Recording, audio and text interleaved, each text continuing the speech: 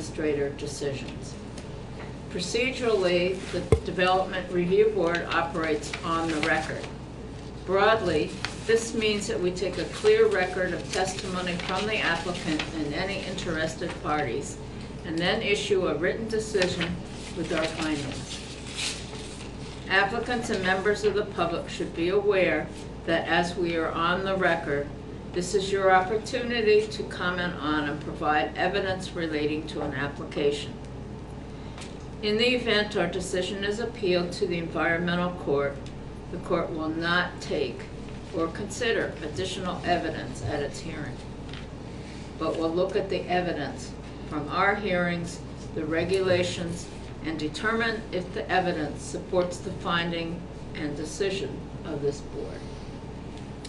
Only interested persons that participate in this proceeding may appeal a decision made by the board, so I strongly encourage all of you to speak up at this hearing. Since we are on the record, we're going to ask that you affirm your testimony be truthful. So would applicants and anyone wishing to speak to an application please stand and affirm the following. If you're going to speak and you want what you say to be counted, I have to swear you in. Okay? So I hereby affirm that the evidence I give in the cause under consideration shall be the whole truth and nothing but the truth under the pains and penalty of perjury. I do. Okay. Applicants require, sit down.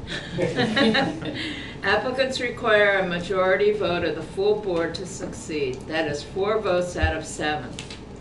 If we do not have a full board present to hear your application, then we will consider a request to continue your application to the next public meeting.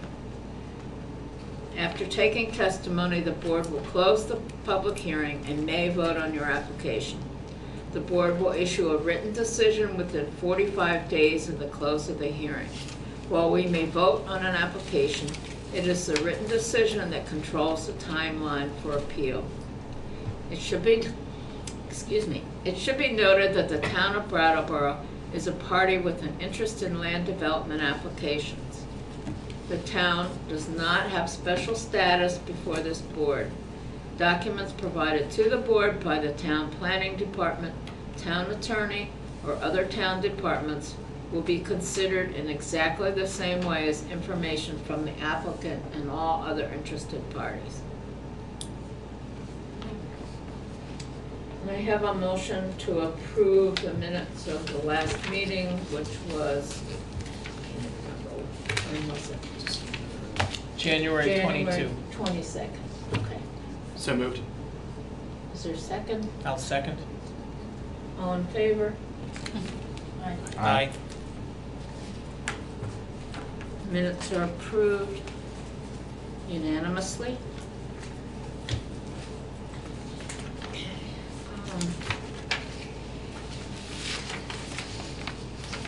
Was the meeting properly warned? Yes, it was. Are there any conflicts of interest or ex parte communications on any of the applications? Yes. And I'll be recusing myself. Okay. Okay. Do you So- want to declare why you're recusing yourself? I don't think it's necessary. Okay. Yeah, it's not. No. Just asking. Okay, we have 2 requests for continuance. 2020-14, Mara Pendlebury for the Natural Child School LLC has requested a continuance until April 15th. Yeah, That's our next scheduled meeting. that's our next scheduled Okay. meeting.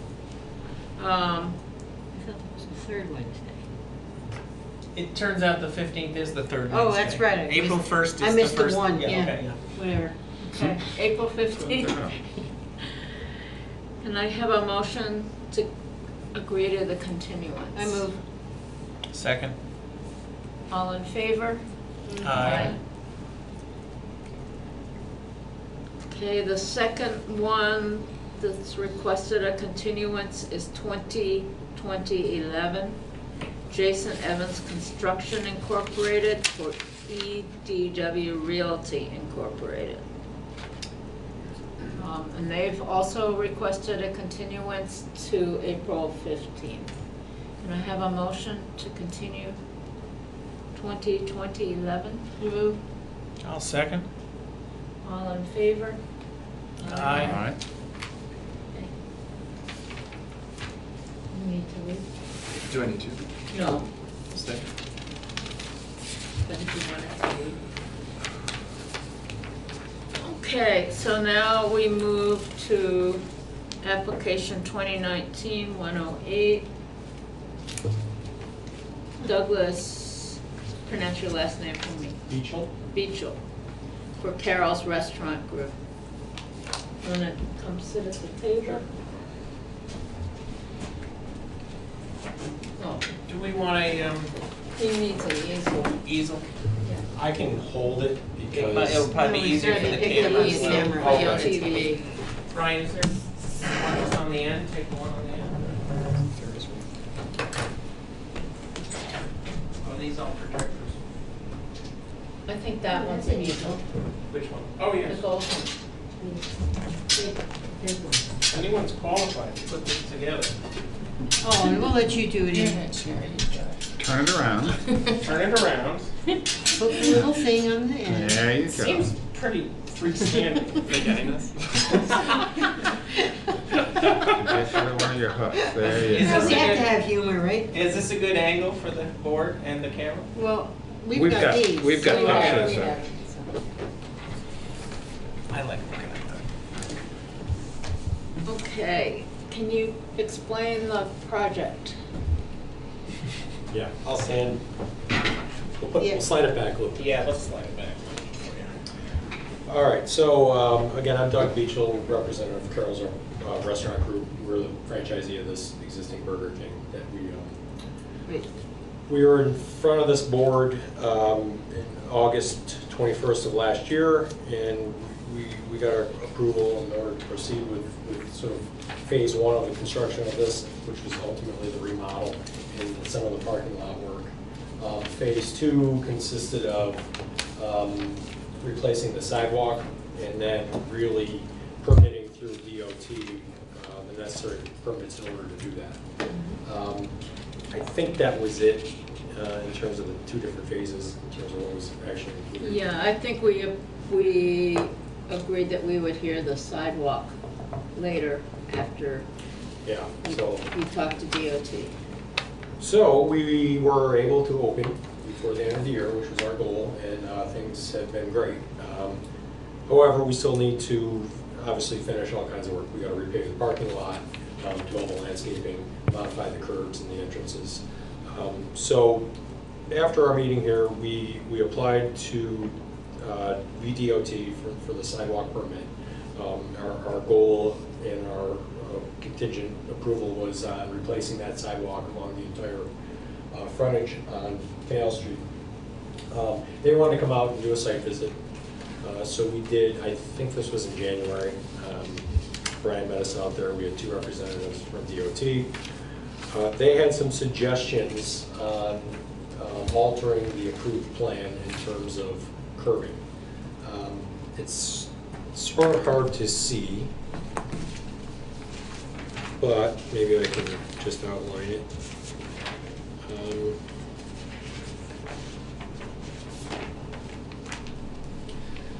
The first entrance coming towards the Burger King past the gas station, the original curbing is sort of a narrow finger that's out to about here. We had proposed widening the island and just bringing it back in and landscaping it. They've asked us to bring it back approximately 8.5 to 9 feet to allow for easier right-hand turns into the site, especially for truck traffic. So that was one of the requests. The other was the center island here where our monument sign is.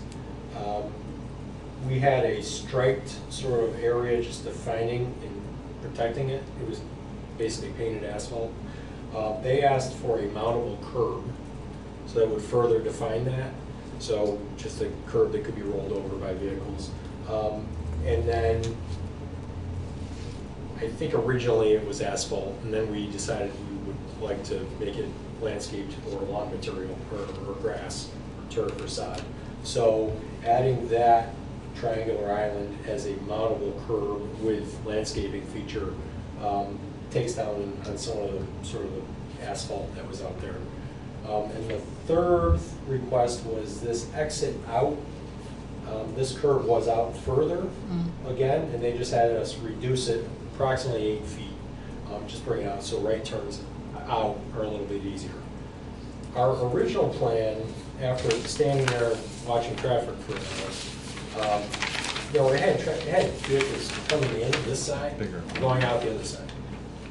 I don't know why we ever did that. I think it was just sort of what was existing. So I frankly don't know why we presented it that way. So this configuration, as far as I'm concerned, by having vehicular traffic coming in this side, going out that side, with a little bit more radius on the curbs, I think allows for a little safer vehicular ingress and egress of the site. Our original plan, I think, had the sidewalk that approaches the front of the store over a couple more feet. I'm not sure on that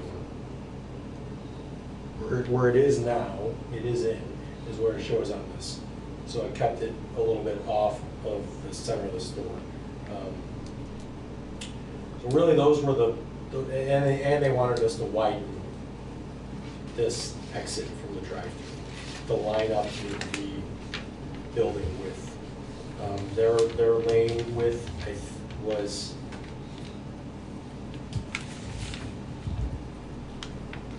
I think the requirement was 18 feet, and we were able to get 16 feet 7 inches by aligning it to the side of the building so it's a straight shot versus it coming out and just tapering in a little bit. That curve is now in where it was originally contemplated. We would move it over if we were able to proceed after discussing it with this board. You know, we modified some of our landscaping plan just to accommodate the islands changing sizes. And that plan, sheet 2, is just reflected here. So we ended up losing a parking space on the front just because we did a wider island than what's currently there. I think all in all, we lost 11 spaces, but that allowed us to put in some of the parking lot features with landscaping and ADA accessible parking spaces. That didn't change. None of the parking changed from the original plan that was approved. So really, the alterations are DOT driven with widening the entrance and exit for easier ingress and egress, right in, right out, basically. And the widening of this exit lane from the drive-through. And you're eliminating that parking space right near the entrance? Yeah, there was one right here. Yeah. And we're eliminating that just because the island that's in there now is probably 1.5 feet wide, and it's just never gonna. Can I clarify? Yes. And Brian, you tell me if I'm wrong. My understanding is there's a memo from Andrew in the planning office. Is that correct? Mm. And the way I'm reading that memo, have they seen this memo? I'm not sure. Or is this an internal memo No, it's a memo for you. for us? We're getting from the planning department, I believe I'll point at this, but the way I'm reading it is, you're saying when you increased that, you lost a parking spot? Yes. It sounds like from our planning department, folks, if I'm reading that memo right, is they're recommending getting rid of that spot. And I think the idea is, the concern is that a person parked here in the, let's say they backed up, that there could be a concern. That's how I'm reading the memo from our It says planning the department. first parking space to the right Mm. when entering from the east on Canal Street. Yeah. And that's the one that you're proposing to eliminate, is that correct? Well, what No, he's they saying already- is they've already eliminated one, and the way I'm reading from Andrew Gruminski, who was here in our planning office,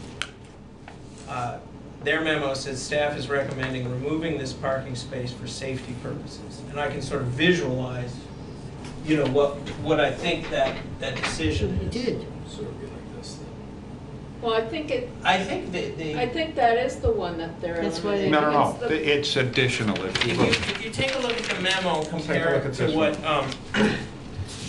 it's Douglas, Yes, yep. Douglas is showing us, it seems that our planning technician is recommending. It's the planning department on behalf of the town that's recommending that. Okay, space be yes, I'm eliminated. sorry, I used the wrong terminology. Yes.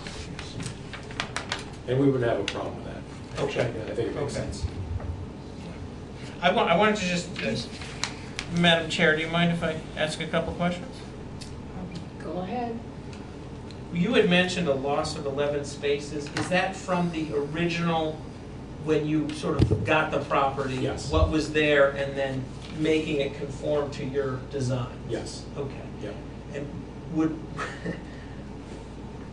were you counting what you had to lose based on the DOT recommendations, or would that added up? No, well, yeah, we did. So based on, the DOT recommendations actually didn't change that parking count. I see. So it's still net Okay. 11 lost spaces by adding, basically the other features, the charging station, and the ADA accessibility. And for example, this board, following the recommendation of the planning department, essentially you would be losing 12 spaces overall. Yeah. But that's within. Yeah, that's fine. Within. Actually, but it's somewhat overparked, Okay. probably at this point. So, And then I just had a quick question, I don't know if you can answer, just so I can visualize what you've got up on there. What is the length of the lot here along the street? How much, do you know? I was looking for it probably, it's probably, did they give us a Scale, scale? there are a lot of dimensions. I was just curious as how much street frontage the lot is total, can sort of help me visualize a little bit.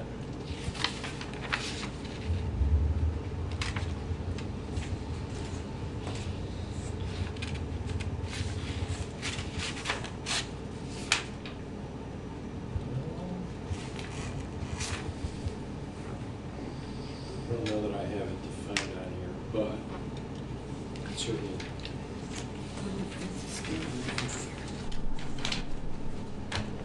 Didn't see a scale. It is on, I think it is on this one, isn't it? I believe it's Just going to as be 206 feet, 206.25 feet, How much roughly? 206. Is that here? I think it's a little short of that, because that, I think, goes to the. That's the back. Oh, yeah. That would be other the side back of that line. wouldn't. Okay, that gives me KG. The one thing that you had mentioned, one of the things that was on the memo was that we, as a group, should consider whether 2 access points to exit of the property would be given to the drive-through lane as a turnaround in front of the building. Is that what you were talking about, the turning around thing? No, actually, I was talking originally just the entrance and exit here. Okay. We're a bit off. We did have this turn lane, or this return lane, Right. to allow people to access back in case the order's wrong. I think it was discussed in the field potentially on whether or not we eliminate this drive-through exit. I don't know on that one. Okay, I mean, this was a recommendation from them, so Yeah. I didn't know. It's just a recommendation. It's nice to Right. get people off Yeah, the site right. that I don't was have to just- come back, and it's also good to give them the option to get back in rather than having to pull out in the street and Right. come back in. Come back, Right. yeah. With that widening of the entrance, it looks to me as if, I've seen parking lots before. People tend to use, when they want to leave, they'll leave whenever they want. And or enter wherever they want, as the case may be. And I can envision somebody trying to take a right out of that out of that entrance to leave, and going right into somebody else's trying to leave, coming out of the middle exit. With that being that wide, it's it seems as if it's 2 lanes. Here Don't or here? here, yeah, your entrance. Your concern is someone would try and exit from there. Well, yeah, it's, how wide is it? It must be, what, about 30, it's I like, think it's 18 feet. no, Am no, no. I reading it 18 incorrectly? 18, this is 16.7, this is 20 It's something. 24. No, here to here is Okay. actually, because these spaces are 18 feet deep, so really, for scale purposes, it's almost 2 spaces in terms of So- width, so it's So- about 18 feet. Well, you've got a dimension on here of 24 feet coming from the edge of that island over to the end of this island. That's interesting. So if you were to go diagonally, you're gonna be up to almost 30 feet wide. Our biggest rationale for that, and that was DOT driven, was for trucks entering. I understand, I mean, but, it's not like you're gonna have something that pops up and keeps people from exiting that. And Well- to me, it looks like it's a two-way street. Yeah, so the new plan basically shows, so once this center island is in and the mountable curb is in, it'll much further define it, and it'll be landscaped in lawn. And then we'll have striping and parking lot arrows, entrance and exit.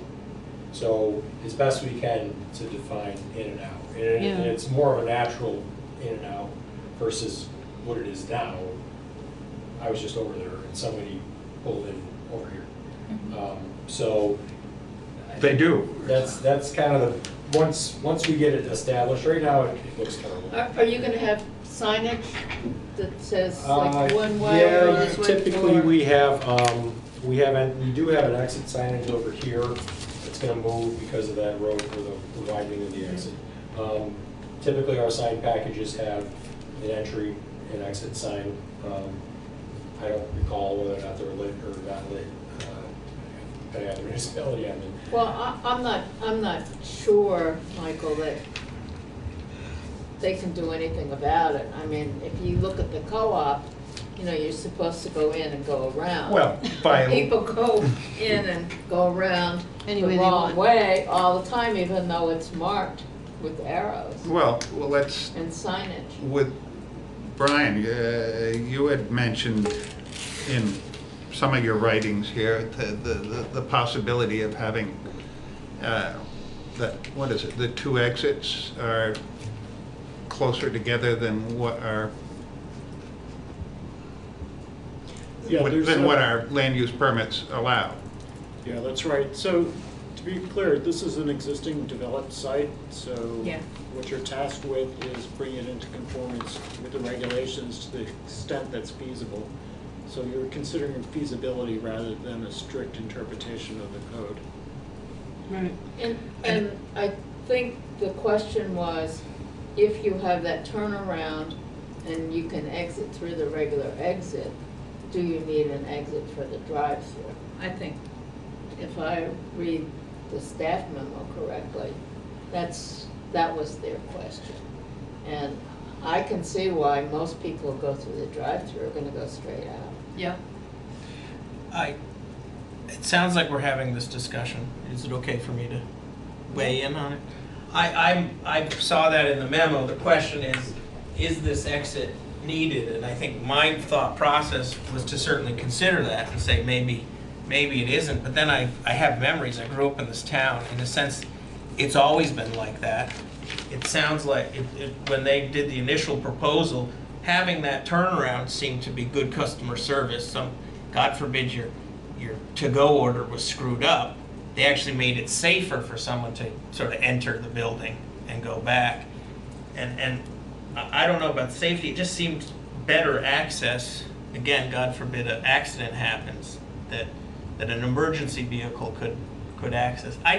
I kind of see, it seems odd that there's 2 exits, but I see it actually as perhaps a little more safe with the 2 exits. That's what I was I would thinking. agree. So I just wanted to bring that up so that we discuss this here, because the memo said we should certainly consider it. And that was my thought process. Like, it may actually, in my mind, be more safe with the 2 exits. Yeah, how many cars do you want driving around the front? Yeah. Is there a way with signage that we can, that you might be able to keep people from exiting the entrance? Other than No. painting on the, other than painting a giant stripe sign on that says, "Don't go an this arrow way"? on the pavement that's not gonna be there or visible in the I, rear? you know, I would love to share an anecdote that happened just last week. no. No. But no, it's very relevant to this. And it was the Preston lot on Flat Street, which clearly says entrance only and exit only. And I had to point out to someone I know who was headed to, I said, do you notice the sign says exit only? And this person said, oh my God, I never realized that. Now I know why people would give me dirty looks. And it was just clear, marked as day. Can we recommend in an approval that they paint a pointed arrow on both sides, the entrance and exit, just yet another visual? I would be curious as how you would respond to that if there was an arrow painted on the asphalt here at the entrance, pointing in, and an arrow pointed there, and if that may help. That's what these arrows are. Those represent the painted Yeah, asphalt. Yeah. So Okay. that's kind of the striping plan. Okay. So there's arrows here, arrows directing to the drive-through. Okay. There'll be a directing Yeah, through, ding, around, ding, and ding, then ding, two-way ding, traffic ding, on this ding. section of it. I believe, I mean, right now, without any landscaping, with temporary concrete barriers that are protecting the sign, it's confusing. I think once you put in the installation of the landscaping, the curbing, just the entire lot repaving and cleaning, I think it'll be much more defined.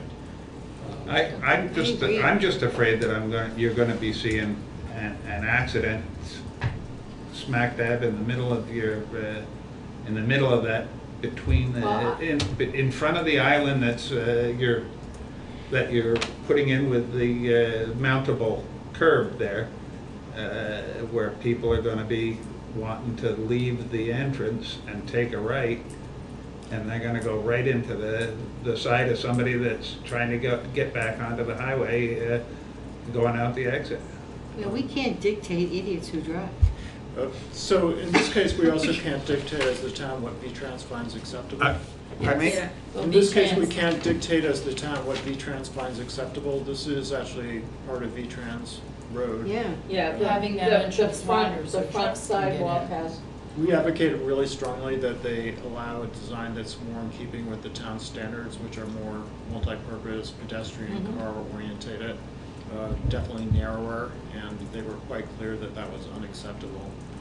Yeah. So Yeah. it's really a matter of balancing what they're gonna require and what's achievable, Yeah. bringing it into conformance what with we the want town. to do. Can I ask a question about the sidewalk, and then I'll ask for comments from the, people who are here? If the sidewalk is gonna extend all the way across the front? Yes. Yeah, parallel, where it currently is, in its deteriorated condition, along the entire frontage of the property. that's nice. Madam Chair, may I ask a question? It's either directed to the applicant or zoning administrator.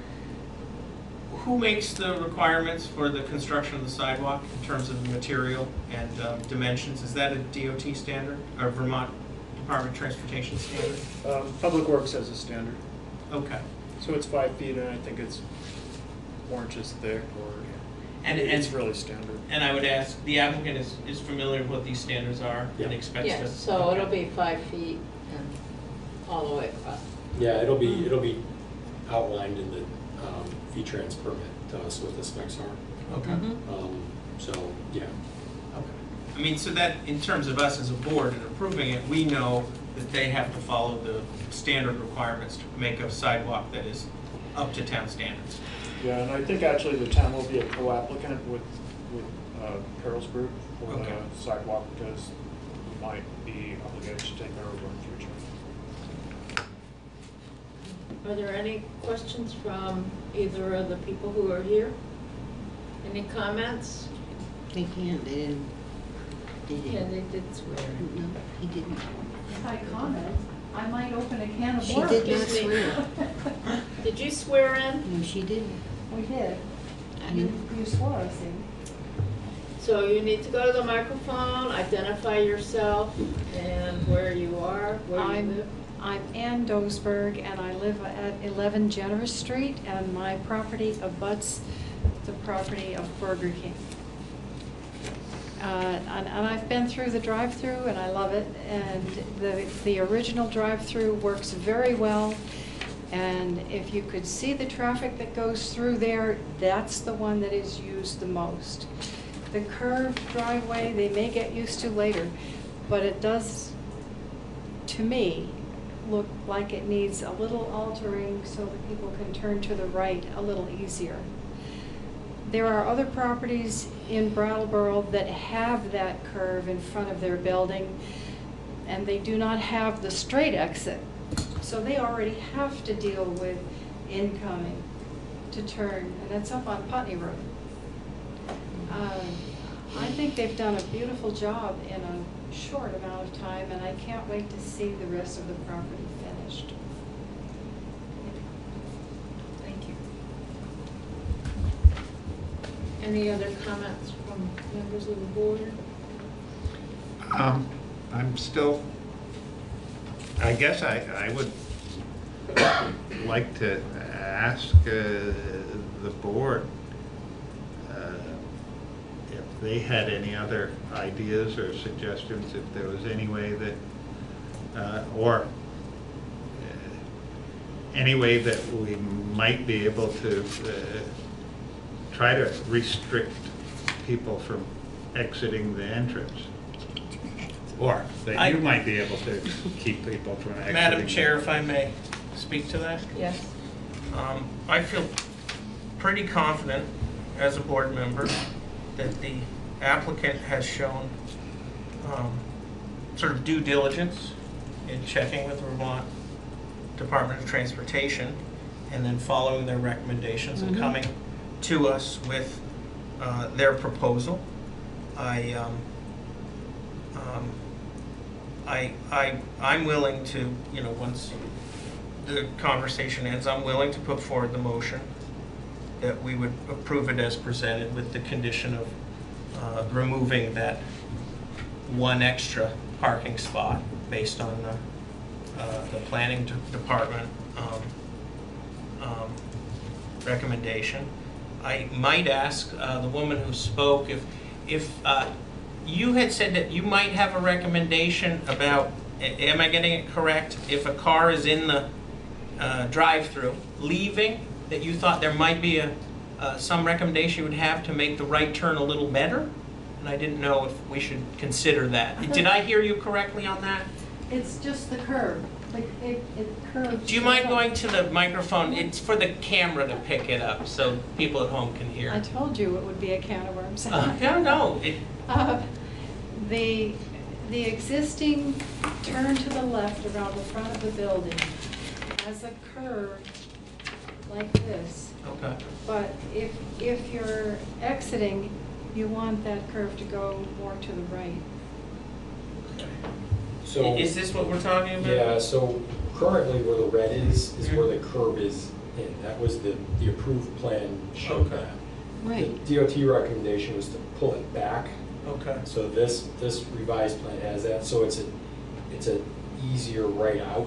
Does this to you, the new recommendation that comes from Bratt, does that seem to address the issue that you brought up? I believe it does. Okay. I looked closely at it. Okay. Well, I just thought you obviously came here to make a comment. I wanted to make sure we listened to it. Thank you. I'm delighted with everything that they've done. Okay. Except that one thing. Yeah. And the people using the drive-through are not familiar with the turn. They're Okay. using the old exit. They're using the original exit. Okay. I haven't seen anyone using it'll happen. Somebody will use it. You mean to turn in front of the building? Turn left in front of Okay. the building. Because if we approve what the applicant has put there, then the old exit to the drive-through will continue to be utilized, and you're fine with that? Yes. Okay, I just wanted to understand it correctly. Thank you. So I, Let me oh, ask yeah. you a question. So you have no trouble with there being an entrance and 2 exits? No. So just to go back to Michael, I feel confident as a board member that the applicant has done, I'm using the term due diligence if it's correct, and I have a certain amount of faith that the arrangement that they've set up, you know, the entrances and the exits, are ideally, as the gentleman said, when the landscaping is completed, will certainly be better than what existed at that location prior. So that's my feeling, and I don't know if if I can convince you of it, but that's where Oh, no, I I'm stand. I'm just envisioning somebody coming up the drive-through, turning in front of the building, using that turnaround, and then deciding, checking their food, whatever, they're gonna be in this parking lot, they're gonna be in the parking lot, Yep. and then they're gonna keep They going go and out go through right the out the yeah, entrance. I think And that's what you're pushing them in that direction by this design. Well, I think, as Katie says, we can't really regulate idiotic drivers, and I would hope that people are paying attention enough and will notice not only the signage, but the painted arrows that appear on the parking lot. Right. So that's why I feel, with what the applicant is presenting, I feel confident enough that they've done the due diligence, checked with the Vermont Department of Transportation, and have a pretty strong belief that it will be very clear with the signage. So I feel like it's met my standard, or I think they've done the best they can based on the existing location. So I'm willing, if you're up for it, I'm willing to put forward the motion. I have one more question. The plantings across the front don't quite meet the requirement for street trees, but I would say that with the plantings they're going to put on the island, I would say that we could substitute those for additional street trees. Does that make sense? Is that within the, in the regs? Can we do that? Now, from what the gentleman has pointed out on that proposal, right, that's the proposed. The island in the center, the new island, The little triangle one? the triangle. Have these been added from the original proposal? Do you feel these mitigate the situation on the street? No, I'm talking about the new island Oh. that's gonna be planted with the mountable curb. Oh, The triangle. And the triangle and the sign. So what they're proposing to do in that island is probably just to put hedges or something like that, or whatever? The island's 2 parts. So Yeah, there's right. the oval around the signage, and Right. that would be landscaped. And Right, that would have 2 street trees and then various other low hedges. right. The triangle portion is just proposed to be lawn, because Right. it's gonna get, Sightlines. whatever's in You there don't is here. wanna put trees there. Keep the That's sightlines fine. open. You don't want to put trees there. No, they're planting trees. No, but they're not. See, they do have a sign here. yeah, what did you refer to the sign that will sit in the There's triangle? an entrance sign. That right there is a monument sign. So Monument, That's our sorry. VK. Right. bird No, sign. but to the left of that, Yeah, there is there is a signage, proposed directional sign location. okay, typical. right there. Yep. That would be the entrance. There'd be an exit 1 here and Mhm. here Mm-hmm. at both exits. Yeah. Madam Chair, may I ask a question of the applicant? Sure. This is where the chair is, so I learned things on this job. My understanding is that as a franchise, Burger King must have its own design standards, and you choose from a sort of recommended menu of how you would put signs up. Yeah. Okay, and so obviously, in the Burger King design standards, they'll have, this would be a good thing that says entrance only or exit only. Okay. I've learned something. Should I put forward the motion? For what? Is there any more discussion? Anybody else have any What are you questions? motioning? I motion that we approve Oh. we approve 2019-108, and then I'll ask the vice chair, make sure I didn't miss anything, but that with the condition that they remove that, immediate parking space beyond the one that they're losing, the sort of extra parking space based on the recommendation from the planning board. And Madam Chair, am I missing any other conditions that we want to put on that? Because then that would be my motion. But am I missing anything? Well, I was gonna say the 5-foot sidewalk, but you're already gonna do that. Well, that's what's presented. Yeah. So, okay, is there a second? I'll say Any more discussion? All in favor? Aye. it. You're approved. Do we want to see if anyone's opposed, Madam Oh, Chair? anybody opposed? And Ian's refused. Is there any abstentions? Did I'll you- abstain. You're abstaining, okay. You're abstaining. Yes. Okay. Well, he hadn't raised his hand for either the, No, I Oh, I for the didn't- A I or the couldn't nay. see- Oh, sorry. I was looking that way, sorry. Okay. Thank you. So Thank you. We do have 4 votes. Mhm. I was going to bring up in open session something before adjournment, which is congratulations to Ian Goodenow for being elected to the select board. Yes. Currently, you're an alternate member of the DRB. And I guess the question, if whether you want to speak to it or not, is whether you can still serve in this role He- after being elected select board. No, Ian, I'm happy you brought it up. Yeah, I don't if think so. Brian, do we want to put it on the record what we discussed beforehand, or? Sure. Yeah. So, if you want to speak to it for a second, who you spoke to, and Yeah, so it's very informal at this point. It was my understanding that Ian had to resign because of a conflict of interest. I didn't get that from the attorney, so I'm not sure how official it is or what that opinion is based on. so I think that the only other thing I want to do is talk to Bob Fisher, the town's Town attorney? Okay. and confirm that. And if that's the case, then I will happily resign from my position as the alternate on the DRB. Yeah, I would say it'd be sad to see you go, I will also be sad to leave. but I would say it only came up because of the boilerplate that comes at the beginning of every meeting that says the town is a party, or a town has the interest. I forget exactly how the boilerplate. But he can recuse himself. Yeah, I just, I mean, if the town presents something and he's on the board, even if he's a select person, he could recuse himself. Well, the town can appeal any decision you folks make. Yeah.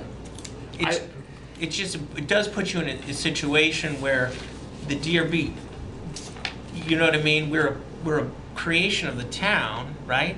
I think to not use up the Okay. board's time, Yeah. I think I've made myself pretty clear. I will just confirm with Bob Fisher, and then we'll happily take the recommendation, whatever that is. I'm not trying to push you off the board. No, I know. But thank you for bringing it up. Thank you. Is there a motion to adjourn? Oh, just one last announcement. The March 25th meeting is going to be canceled because there are no town Right. vacations. So the next one is in April. Is the April 15th. 15th, yep. And we know that those 2 applicants, we presume, Okay, will I not. move that we adjourn. Second. All in favor? Aye. All right.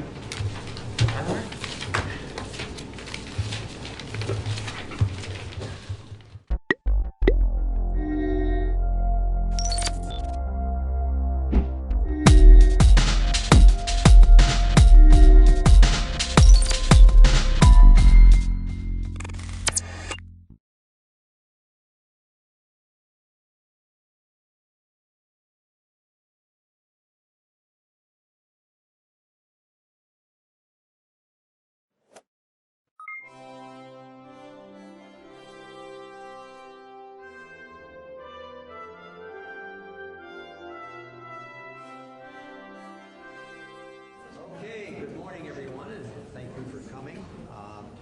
Making a good day, but I understand there's some snow coming. And thank you for all the good work you've been doing in your local town for plowing and keeping it open. I know the state's been busy, and trying to keep our highways open. So did everyone have a chance to sign up if they want to speak?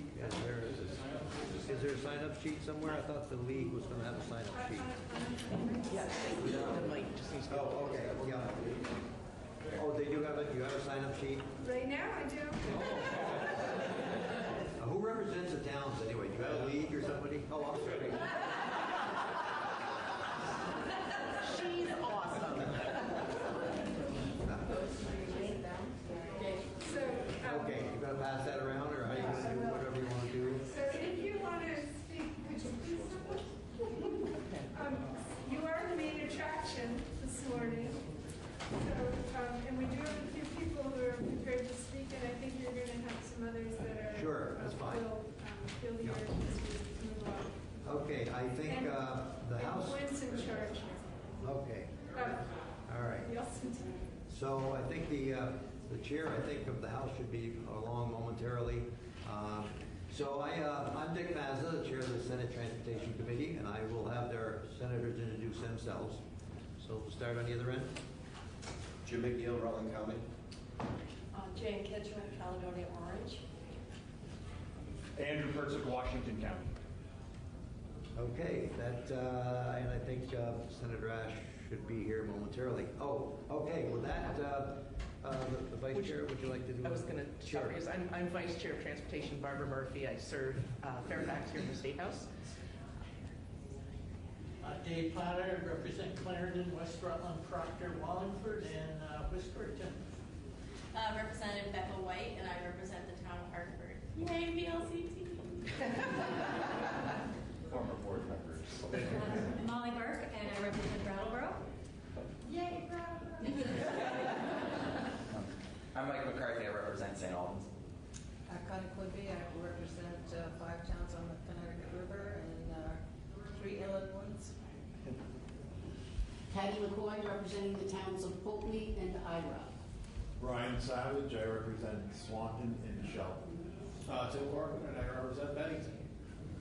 Mary Sullivan, I represent the southern hill section of Burlington. Okay, so do we have a list that would like to get started? And again, thank you for coming and share your thoughts with us. Don't praise us too much for all the wonderful work we're doing, all right? Charles Safford is going to start. Okay. So- Karen recruited me. Good morning. Good to see you, Senator Good to see Mazza. you. Thanks, everyone, for your time. My name is Charles Safford. I'm the Stowe Town Manager. I'm also a VLCT Board of Directors member. I'd like to thank you again for this opportunity to testify and for your continuing efforts to keep Vermont moving. I particularly want to thank the Vermont Legislature for amending 19 VSA 306 to ensure town highway aid formula is adjusted annually.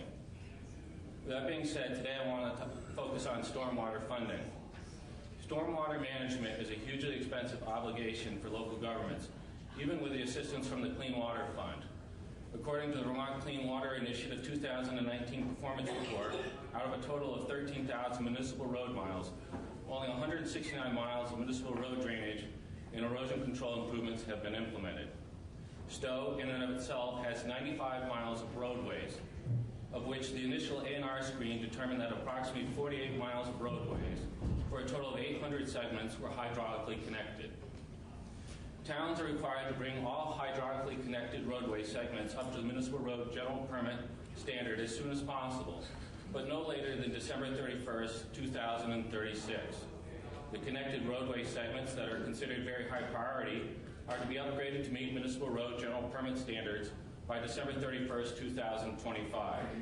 According to a report prepared by engineering consultants, the estimated construction cost for Stowe to bring its very high priority road segments into compliance is $230,000 per year over the next 5 years, and all other road segments $180,000 over the next 16 years.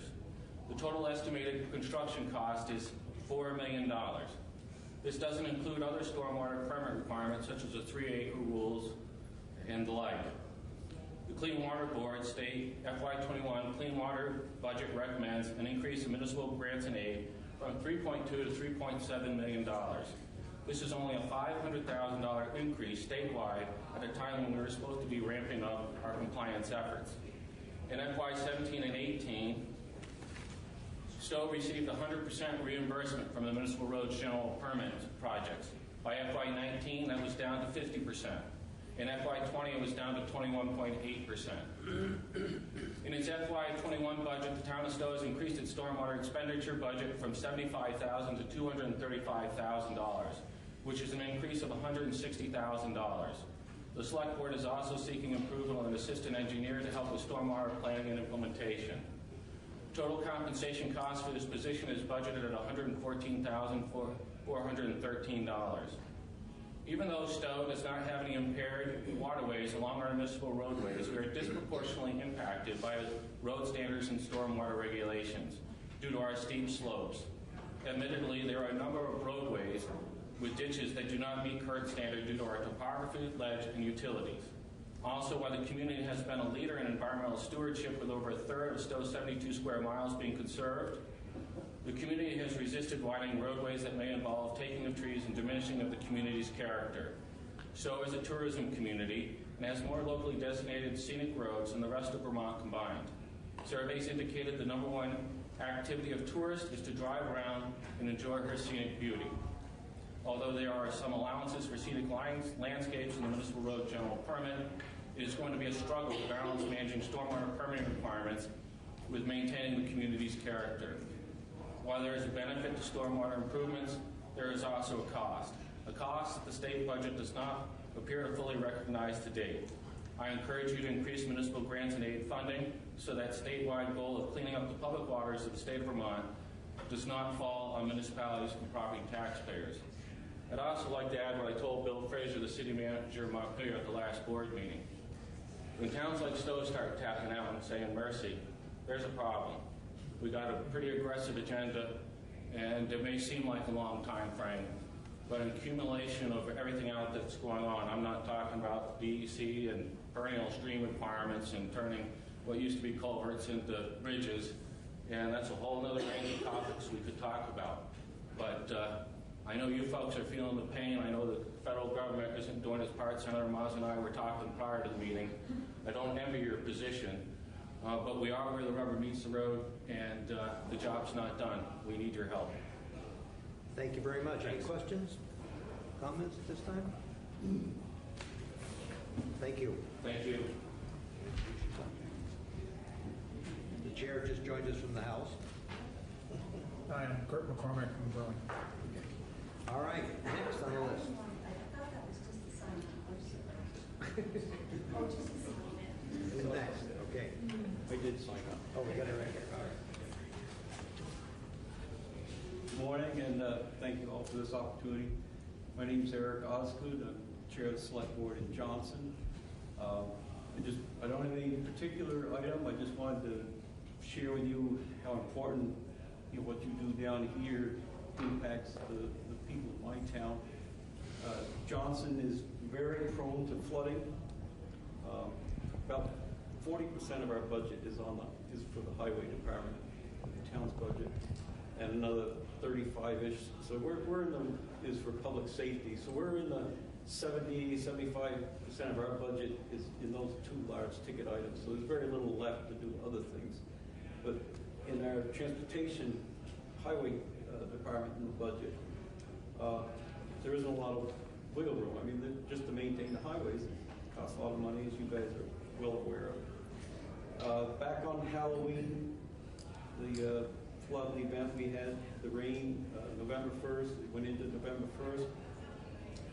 From that event, we're into it right now for just over $40,000. Hopefully, FEMA will reimburse us for most of that. There is another area that we haven't touched yet. It was a complete washout. It would be about $20,000 to repair that. It's an area that quite often washes out every time we have high water. We're not going to probably put it back the way it was. $20,000 is just a waste of our money to do that. We do have some alternatives. We had a consultant come in and did a study for us and basically put in a swale that would allow for when the water comes up, it goes around the bridge and washes right down through, and then when the water goes back down, you'd be able to then go through the area. So it'd be like a low water crossing. basically. And that's right, when the river comes up, the mouth where it goes under the bridge is very narrow. It can't take all of the water, so it does break the banks and then washes out the road around it pretty significantly. It is a loop road, so it isn't like anyone is locked, isolated in there. We're going to look at two options. One is to either have that swale put in to the tune of about $100,000, if FEMA will grant us that, or we're going to remove the bridge. The bridge needs a lot of work. It's going to cost a lot of money. It's an option that we will really have to consider whether we keep the bridge or not. It's a little bit unfortunate because it's one of only 2 covered bridges that we have in our town. But I would hate to see it go, but we got to look for places to cut costs, and it does require a bunch of work. So I just wanted to share with you guys that the money that comes from Montpelier, it is very important to us. We're struggling to keep our budgets in line as you do, and we may lose a covered bridge out of this deal from this latest flood. Be unfortunate, yeah. Yes. Any questions? Comments? Your working relationship with AOT is very good. Okay, it's important. I have never received any complaints. I thought that's good to work with. The only issue we had with them was in that particular storm, trying to get them there for traffic control. Right. We were just impacted all over. Right. We couldn't get Red Cross there because of the storm. It was a lot of flooding. Okay, thank you very much. Appreciate you taking the time to come over. Next, we have Chet from Killington. Okay, good morning. Good morning. Any snow in Killington this morning? Just a little bit. Just a little bit. So I'm Chet Barth, the town manager in Killington. I just briefly wanted to talk to you about funding mechanisms and how we're going about it. The one thing about transportation, the project dictates the funding. It's not a top-down methodology, and that's why we're in what I consider an unsustainable process of how we're funding infrastructure. And to talk to the Stowe's point of view related to the stormwater, it's a very simple math problem. When you know how many lineal feet of hydraulically connected ditch lines you have to maintain in stormwater, and you have 16 years to complete it, you know exactly how much that's going to cost in that 16 years. There's no reason to be modifying numbers, and if the state's going to say we're going to pick up half the cost, then pick up half the cost.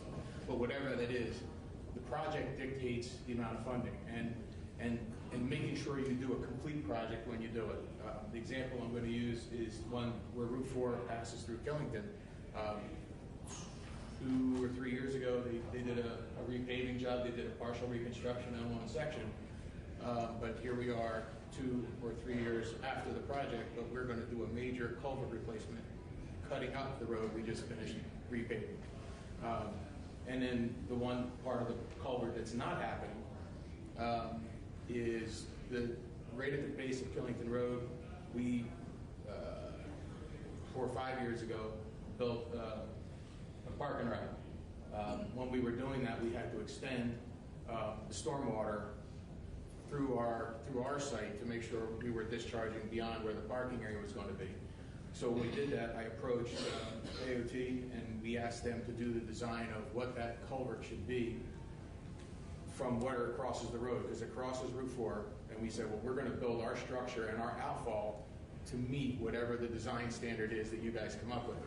And they told us it was a 36-inch pipe. So we proceeded to install a culvert with a 36-inch inlet that had a 15-inch pipe running into it. We have a 36-inch outlet. So the state, well, all they had to do the next time they were going to do a project is replace it to the size that they said it was going to be. And that project still hasn't been completed. And that's also part of the same paving project that took place that was just completely ignored. And we continue to have ice build up and damming and things of that nature overflowing the road onto Route 4 right at that intersection. So the issue is, and that is a perfect example, because when I asked the question, why aren't you doing this, and there was a couple of other culverts, and why aren't you doing, well, we had funding cut. It was originally going to be a complete reconstruction project, turned into a mill and pave, except for one 60-foot section. And that was definitely a product of the case of, we're going to give you X amount of dollars, and you figure out what you can get done with it, versus what does the project actually take to do it right. And we are constantly throwing money away, as far as I'm concerned, and we are still dramatically underfunding. And as Representative McCarthy has seen, I've shown him my sustainable funding model that actually will tell you, if you actually want to do the math, there's a way to do the math over a 40-year cycle of what you should be funding for every mile of road in this state. And we're not looking at it from that perspective. We're looking at it as how much money do we want to give to it, and how we're going to manage the overall budget versus what does it actually need. And we continue to fall further and further behind. That's all I have. Questions? Yes. Thank you. I have two questions. Yeah. One on the culvert. Is your point that the culvert wound up being too small? The one that's being replaced is actually because it was deteriorated. Right, but the new one is going to be too small. Oh, the one that was too small was an existing culvert, and we were building the extension beyond it. And we wanted them to tell us what the size should be, what they were supposed to be building. It's too small is why it's overflowing, and it's not a new culvert. And you're not replacing the 12-inch. Right. Right. So they did not, they came in, did all the work, construction, and did not replace any of that infrastructure. So we have a 36-inch entrance and outlet? No, it's an outlet of 36 and an inlet of 15. And 12 between? Well, 15 total. It's 15 going into the intersection. Okay. On the park and ride, did you say that you built it? Yeah, we had a grant for $80,000, I believe. From ART? From the ART. Yeah. So it was part of that grant project, but it makes my skin crawl if I cut up a road that we've already paved in the last 5 years, and that's why I always ask, what do we have to do underneath the road before we fix the top of the road?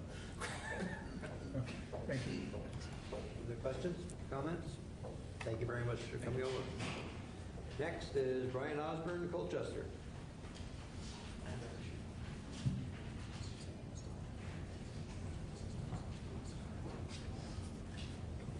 Morning. Good morning. Thank you for providing an opportunity for me to come and speak with you today.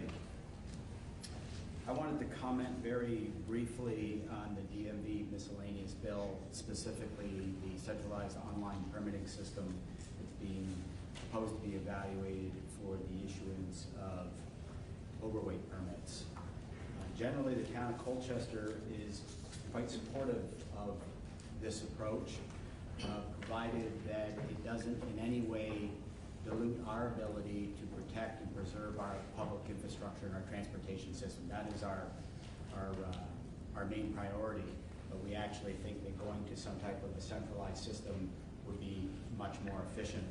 And I just wanted to touch upon a couple of things by way of example of what we want to try to preserve with the possible advancement and development of such a process. The fees that are collected from overweight permits, we would gladly forfeit the $5 and $10 fees if the state were to take the responsibility of issuing overweight permits. We're not at all concerned about losing that revenue. Our administrative time to issue overweight permits far exceeds the revenues that we receive based on the current statutory fee structure, so we gladly forfeit that. There does, however, need to be some recognition and provision for specialized fees that are put in place by municipalities that aren't intended to address administrative costs, but are instead specific to individual roadways where those fees are designed to establish a reserve fund to repair the damage to those roadways caused by overweight loads.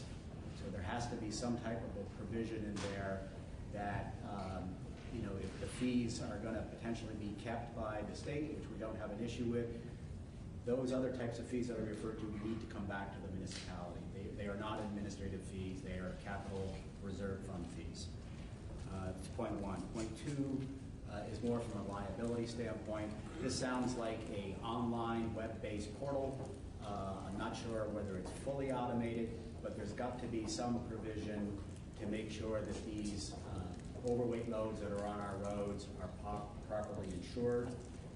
We would normally, in a manual system, require insurance certs and review those and approve those concurrent with the issuance of a permit. There has to be that capability within this system. And I would take that one step further, at least from Colchester's perspective. We actually require permanent overweight loads on their insurance certs to name the town as an additional insured. The underlying insurance protects us from the standpoint that if they do damage to our roadways. It doesn't necessarily help us if we get sued as a result of something that happens on our roadways relating to an overweight load that we permitted. So I would throw that out there. Point 3, any permit that the municipality would ordinarily require must be required of the state system. There can't be any, a process where the state may not permit particular overweight loads that we would have otherwise permitted on our local roadways. So it really needs to mirror anything that the municipalities would have permitted. And then lastly, we need to preserve the flexibility to, in the permitting process, to address conditions that change rapidly throughout the year, as you know they do in Vermont. Sometimes we need to be able to invoke weight restrictions fairly rapidly because of changing conditions on our roadways. Maybe we have an instability issue on a road or a bridge or something like that, and we need to be able to maintain that level of flexibility. So again, we're quite supportive of this. If it's done properly, the devil's in the details. We're happy to work with you and others to see if we can get that. Thank you.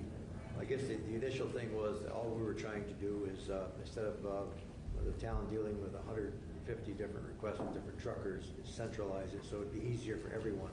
Right. But I take your issues in consideration because we don't want to jeopardize anything else other than the fact that it'd be easier for trucks to have one instead of filling out, like you said, 200 forms or whatever it is. Any other questions or comments? Yes. Yeah, one of the things that we heard from the bus and truck folks was the level of the fines that the towns can issue if they don't have the local permit, which they might not even know about, or the changes and things. How do you feel about a change in the fine levels to be more in line with, the infraction? I don't know that they're necessarily not in line already, to be honest with you. I don't particularly, when I look at this in totality, I don't particularly see that as a problematic area. I think what's in place now makes sense to me. I understand that it may not work for everybody, it may not make sense to everybody, but we don't really take issue with that. So you wouldn't support it changing, or lowering of the fines? Would or would not? No. Any questions? Comments? Thank you very much, Brian, for coming over. Appreciate it. Okay, next, Chelsea Hoyt from West Fairleigh. Okay, good morning. Good morning. Good morning, and thank you for this opportunity. I'm coming to you from the town of West Fairleigh, population 675. All right. Town of West Fairleigh, we don't have a road crew. We contract for all of our services, which means that truly the management of our town highways falls on the select board.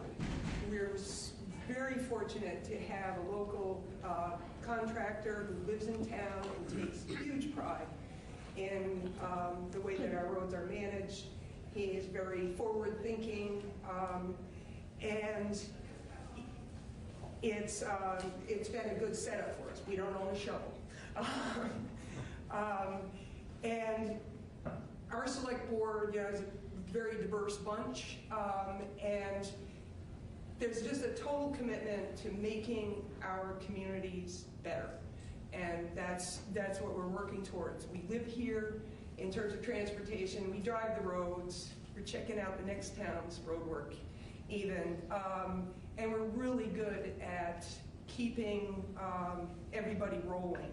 When something goes wrong, we hear about it. When everything goes right, we don't hear from anybody. We know about that. But, exactly, you can relate, but to keep moving forward, you got to count that as a win as well. In terms of some of the recent, the MRGP, the municipal road permitting, it wasn't new to us. Those are practices that were in the codes and standards, working along. It certainly has accelerated that work. It has helped us prioritize that work as well. It's expensive. Our budget is going up, and we don't know how much further it's going to have to go up. Every year is a little adventure, and in that way. One of the things that's really important to us and we appreciate are the resources, the people resources. It's particularly for West Fairleigh, it's essential that we have access to folks who have a practical, working knowledge of highways. How to construct them, how to manage them, and safety.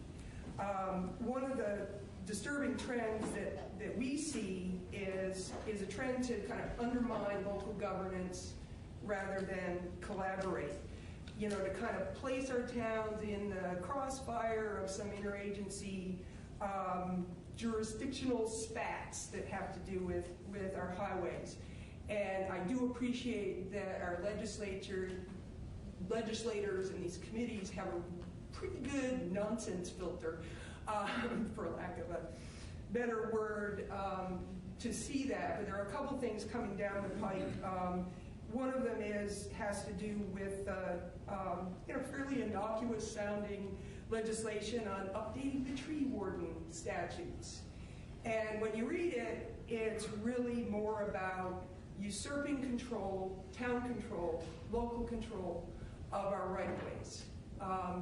And we need to have that, to maintain that control for safety and just for, actually, I think to sort of back up is that, if anything, towns do far too little trimming and cutting in their right-of-ways.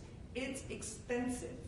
And particularly in terms of everything else that's coming at us, it falls into a really low kind of priority.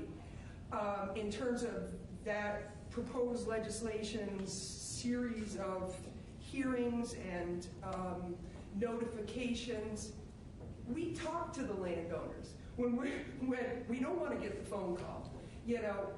When our work is going to affect somebody's lawn in getting rid of a berm, we're talking to those landowners. We like our trees, we leave trees, so this is not an issue.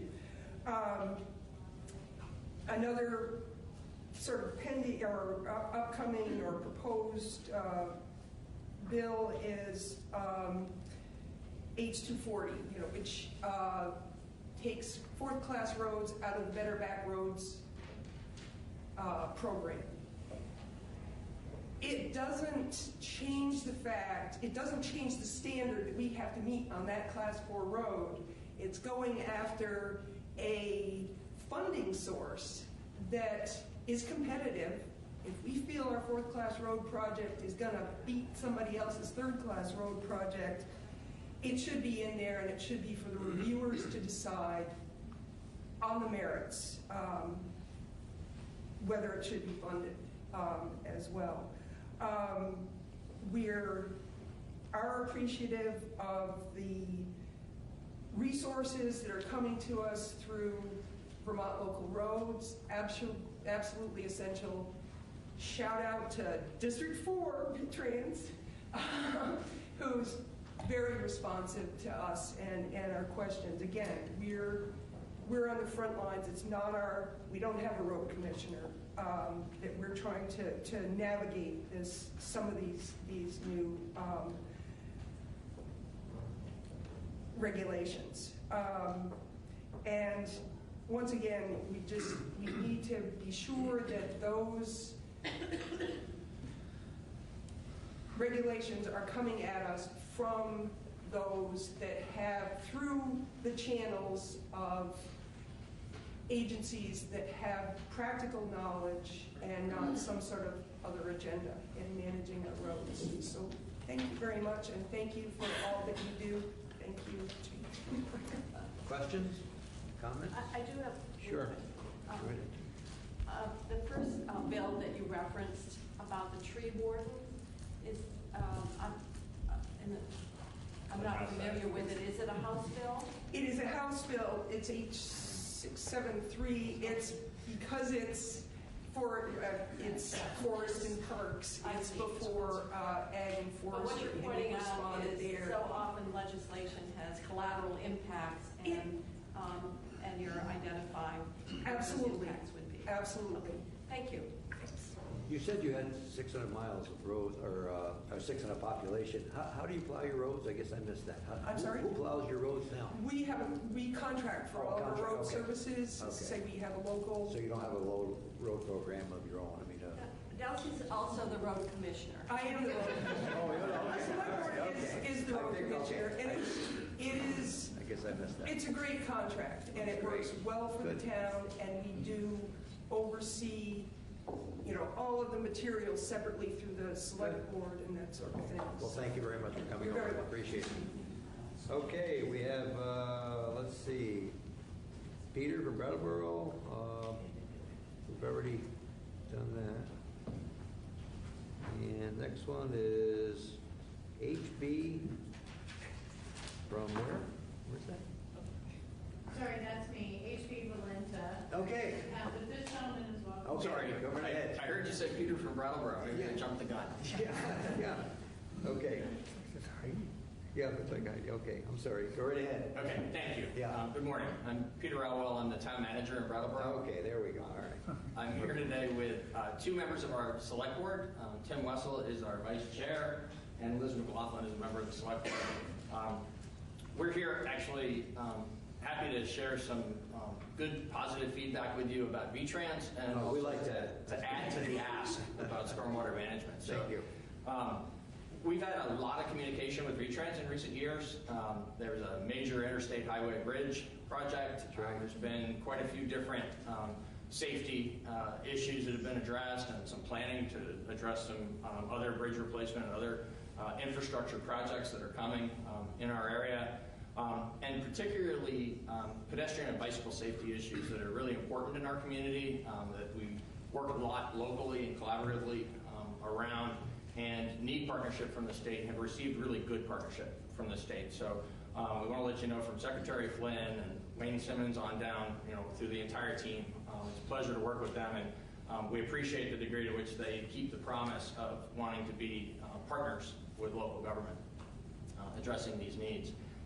And it's in that spirit that we join Colleen Charles and others in asking that that same spirit of partnership extend fully through how we're all working together to improve and protect the waters in the state of Vermont.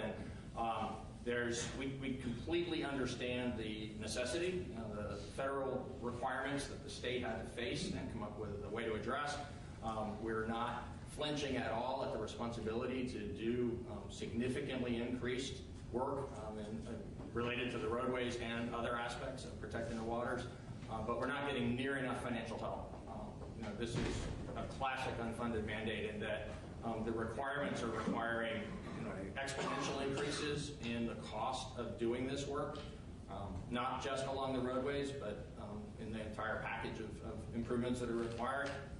But specifically in the roadways, I think each one of us is seeing already doubling and tripling and more, and knowing that it's going to increase even further in the years ahead. While the state aid has increased, it hasn't increased nearly enough, and we would ask you to please, as the transportation advocates, work with all of your colleagues in the legislature to make sure that within the prioritization that has to happen up here, that more state funding is made available to municipalities, since we are indeed at the point of the spear in implementing the improvements. You're right. It's a big issue we're trying to work our way through. It's coming as a surprise to a lot of us because it is becoming a big issue. And one of the factors is we haven't heard much from the federal government at this time of what their plans are for infrastructure over the years, and we need to work together, and that's so we hope something comes along sooner rather than later. Any other questions from this gentleman? Yes. I have one. Thank you for being here, coming over from Belleville. And it's not related to anything that you've mentioned, but I'm interested this winter in snow and ice removed from sidewalks, especially in places where it seems to happen many hours after the adjacent street is cleared. Do you guys have a policy, or what is your practice? So there's a combination of different ways that we address that. In the downtown area, the building owners are responsible, and normally through the merchants who operate downtown businesses, they usually take care of the sidewalks directly in front of their buildings. They're required by ordinance? By ordinance. Really? Yes, sir. And then moving out from the downtown into neighborhoods, and particularly along corridors to schools, we do run sidewalk plows. We have a pair of sidewalk plows that are operated by our Public Works Department. We actually only had one for years and struggled to keep up with that need.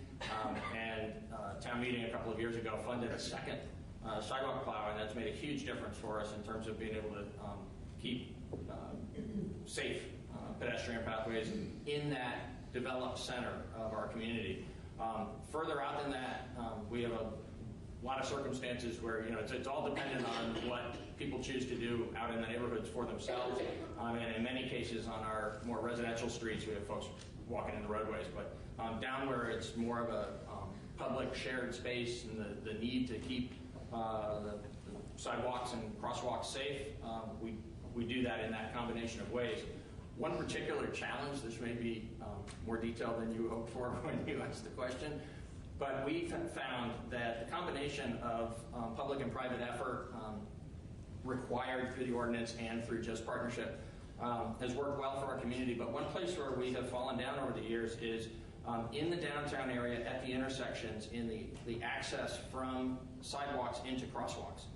Seems like a little thing, but it's no man's land in terms of the shared divvying up of responsibilities that I've described.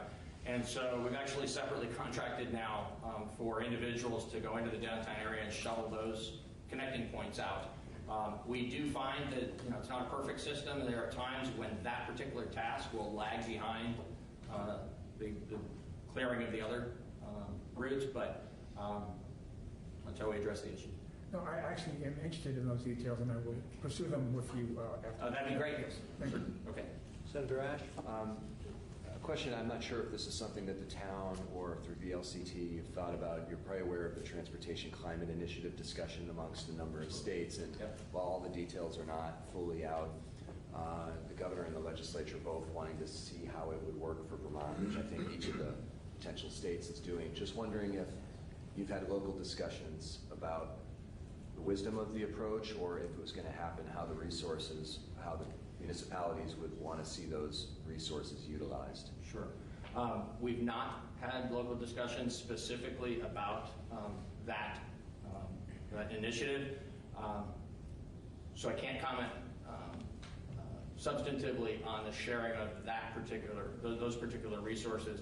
I would ask just in general that, again, in the spirit of the partnership, the fact that your constituents are our constituents, and we're actually in addressing local needs in direct communication all the time around transportation issues and all other issues, that when it comes to looking at new responsibilities and new opportunities, that we do that as collaboratively as we can. We welcome the opportunity to be up here with you as you work through your work. We'd really appreciate continued support for when you identify a way forward that's good for Vermont, that's going to rely on municipalities to be out at the front end of implementation, that come with the resources to help us succeed. Thank you. Other questions? Thank you very much for coming. Thank you. Appreciate it. Yes, okay. What was the name again? I'm sorry. Thank you. Thank you. Good morning. Heidi Birch-Valenta from the town of Highgate, town administrator. And I appreciate this opportunity very much. I had not planned to come, but we did, several municipalities received a notice from VAST yesterday, who manages the Lamoille Valley Rail Trail, that this might be an excellent opportunity to just speak about the completion of the Lamoille Valley Rail Trail to our communities.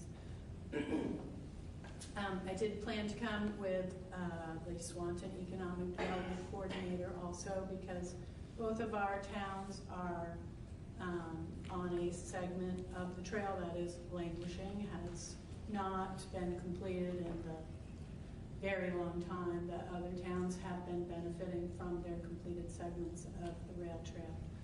And this may not be the ideal spot to speak about this, but it is a great audience. So we just wanted to take the opportunity. Elizabeth wasn't able to join me, but this segment of rail trail is significant to Swanton and Highgate in the significant opportunity that it would open up for us for economic development and tourism, and it is really an opportunity that should not be kicked down the road again.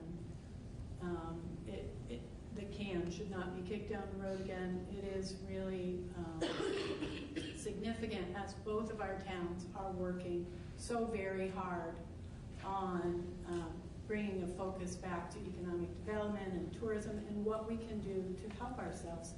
And all of the focus on villages has been a spectacular support for improvements, and the rail trail will make a dramatic difference to us as we attempt to get a leg up and revitalize those communities that have been stagnant for a very long time. So I won't speak long because I wasn't prepared for this, and I don't have a lot of data or facts, but it is an impassioned plea to put that money into a project that will reap great rewards for our towns, our region, and the state in what it can benefit. So that is, in a nutshell, my message. Questions? Senator Munson? Yes. It's more of a statement because I really appreciate you bringing that topic forward. And I just want to reiterate that in-house transportation, it's something we have heard about over the last half dozen years. For me, anyway, I'm sure it's been there longer. And I just want to say that it is, when completed, will be 95-mile trail from east to west of our state. So I think that it really is a broader picture for our state. I appreciate the communities that are still yet to be connected, but the whole picture is really quite exciting. So thank you. Yes. And I want to add to what Barbara said. I think you can be helpful while you're here in the State House to talk to people on the institutions committees, at least in the House, because that's where the capital construction budget begins, and that's what the governor has proposed to pay for 20% of it. The other 80 would come federal dollars, federal highway dollars. And I want to say that I rode on it past October. Wonderful trail, and lobby while you're here. We're convinced. And I'll just say it is one of the more spectacular segments. So the whole thing is. Thank you. It is. It's a very. And you're from Swanton, did you say? No, Highgate. Highgate. Adjacent. Yes. The bridge in Swanton. Right. Is that one of the recycled highway bridges? Yes, that was originally a railroad or a bridge that came from the town of Milton. Yeah, great thing. Yeah. Some of these trusses are no longer worthy for highways, but can be for a bike path. Absolutely, and Highgate does have one over the hydro dam, historic. Hello? Yeah. Trust bridge? Yeah. Yes. Okay. Thank you. Thank you very much. Appreciate it. Jeff Winberg. Oh. Good morning. How are you? Great. Jeff's not a stranger here. No, I deeply appreciate the opportunity that you committees, the two committees, provide to the league members on these local government days, and it's a bit of a tradition, and it's one that is much appreciated, not just by myself, but by, I'm sure, everyone else here. I'm going to change the subject a little bit here and speak to, first of all, express thanks particularly to the House Transportation Committee for taking up the question of the master license agreements that were a source of litigation between the City of Rutland and V-Trans last year. That litigation. Speaking of the railroad contract. The railroad, yeah, the crossings issue. And that litigation has been resolved out of court by settlement, thankfully. And so, Rutland is in a good shape right now, but the legislature required in the transportation bill a study, and the study gave about 4 charges to V-Trans and also required the involvement of the league, which is much appreciated. I have to say, when we received the study, we received it with a significant amount of disappointment. In some critical respects, the study really does not respond to the legislative questions, the questions that were posed. And I don't want to go through the whole thing, and you don't have the time, and I'm sure there are more important things that others would like to bring up, but I'd like to cite a couple of them that are particularly troubling. In the summary of the master license agreement, the terms and conditions, that is a standard agreement that the agency and the railroad require municipalities for doing utility infrastructure, water, sewer, stormwater infrastructure at rail crossings, at roadways. There are several things in there that are not fully addressing the concerns that the municipalities raise. Particularly the very first one, description of the authorized facilities. The state point, the first bullet point on page under 1.3, which is the summary. The state and railroad retain authority to approve or deny approval to the utility for additional facilities. First of all, Rutland, and to my knowledge, nobody else has any objection with the state and the railroad having to approve the installation of new water, sewer, stormwater lines at crossings. It's only appropriate that they have to review the plans and approve them to make sure that they're in compliance with all of the federal and state and other standards that are necessary. What that summary doesn't include is what we were objecting to, which was the fact that in addition to approval, municipalities are required to surrender across all of the crossings within their jurisdiction, and for the life of the MLA, any right to appeal a decision, an adverse decision, a denial with which the municipality might object. So it's not the approval. The approval is perfectly reasonable. It's the requirement that we have to basically take whatever answer we get, and we can't go to another tribunal, a court, or otherwise, and challenge that denial on some reasonable basis. And getting to that point, down at the bottom of the page, under 5, indemnity and public liability, and I'm only going to hit like 3 points, so I won't go through the whole thing, I promise. The very first sentence says, and it's reasonable, the utility, in this case municipality, acknowledges that its uses, meaning the presence of these pipes and so forth, may expose the state and the railroad to additional liability to which they would not otherwise be exposed. That's a statement of fact. It's perfectly reasonable. But that's where it stops. And from the municipality standpoint, the presence of the railroad across the municipal right-of-way or over the utilities exposes the municipality to additional liability to which they would not otherwise be exposed. In other words, there is a balance here. And there's a tension because commerce and public safety are very much at issue with both roads and railroads, and those things need to be harmonized. But critical utility infrastructure, water, wastewater, stormwater, public health, public safety, environmental protection infrastructure is equally critical. And there needs to be some recognition of a balance and an effort to try to harmonize these things. This agreement, the one that is currently required, makes no attempt to do that, and that is our central objection. There's also the irrespective of negligence on the part of the state or the railroad, all the liability for anything bad that happens goes to the municipality. That's still in there. And then there is an opportunity to appeal a decision regarding maintenance of facilities, but all the court routes of appeal are all within the Agency of Transportation. They're all controlled by the Agency of Transportation. There is no independent third party such as the courts.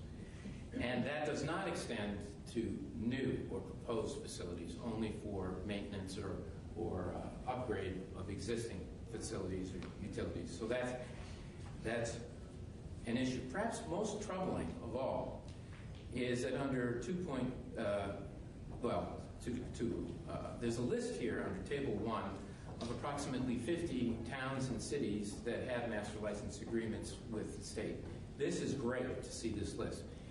We had requested this previously and it was not forthcoming, and we've also requested to actually look at the master license agreements for these 50, and that is not here, nor is there a summary in here of the nature or the date that these master license agreements were signed.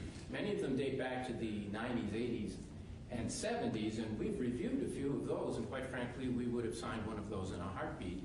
It's the more recent ones, the ones that require this additional language, these new requirements, and we don't know how many of these actually contain that language, which is not fully responsive, I believe, to the request. Finally, 4.0, insurance. The statement here, and again, I'm going to go back and actually read what your request was. Point number 3 in the legislation, whether a municipality, municipally operated utility can secure sufficient insurance coverage to enter into the agency's current iteration of the standard conditions to the master license agreement it uses when a municipality, utility, or other person needs to use the right-of-way for the line of the railroad owned by the state. And the response can be summed up in a sentence midway through. And the existence of MLAs with Vermont municipalities or municipally operated utilities were listed earlier in this report in Table 1, that there are over 50 MLAs suggest it is possible for municipalities or municipally operated utilities to secure sufficient insurance. It is curious that the agency didn't pick up the phone and call any of the 50 that they have on their list to simply ask the question in response to your question, did you get insurance to cover this shifting or imposition of liability? I don't think they did, because I'm quite sure they know the answer to that question, which is not contained in their summary or in their report. And that is that the insurance doesn't exist. You can't get it. We tried. In fact, the railroad, Vermont Railway, tried diligently to find any product out there in the marketplace that the city of Rutland could secure to make it possible for us to sign this agreement. And they couldn't find it, V-Trans couldn't find it, and we couldn't find it. So I think it's much safer to assume not that these 50 municipalities have secured insurance, but that they have gone ahead and executed these agreements. We don't know how many contain this language, but some of them have. They've gone ahead and executed these agreements without insurance and placing all of that burden onto their residents and taxpayers, which is somewhat ironic because in a smaller community in particular, in Vermont, there's no such thing as municipal bankruptcy. Under our Constitution, if a municipality becomes insolvent, that burden goes to all the people of the state of Vermont, essentially to the legislature. So by imposing this requirement on municipalities, and in the event that something very expensive and very horrible were to happen, and the municipality was insolvent in an effort to respond to that or to meet that obligation goes right back to the state. It's almost as though the state is shifting this liability onto itself, which makes no sense at all. So there are a number of other concerns with the report, but I would encourage the committees to question this. Now, one other thing. As I said, Rutland has our issues resolved. We haven't been required to have a master license agreement. We went to mediation, court-ordered mediation with the agency and with the railroad.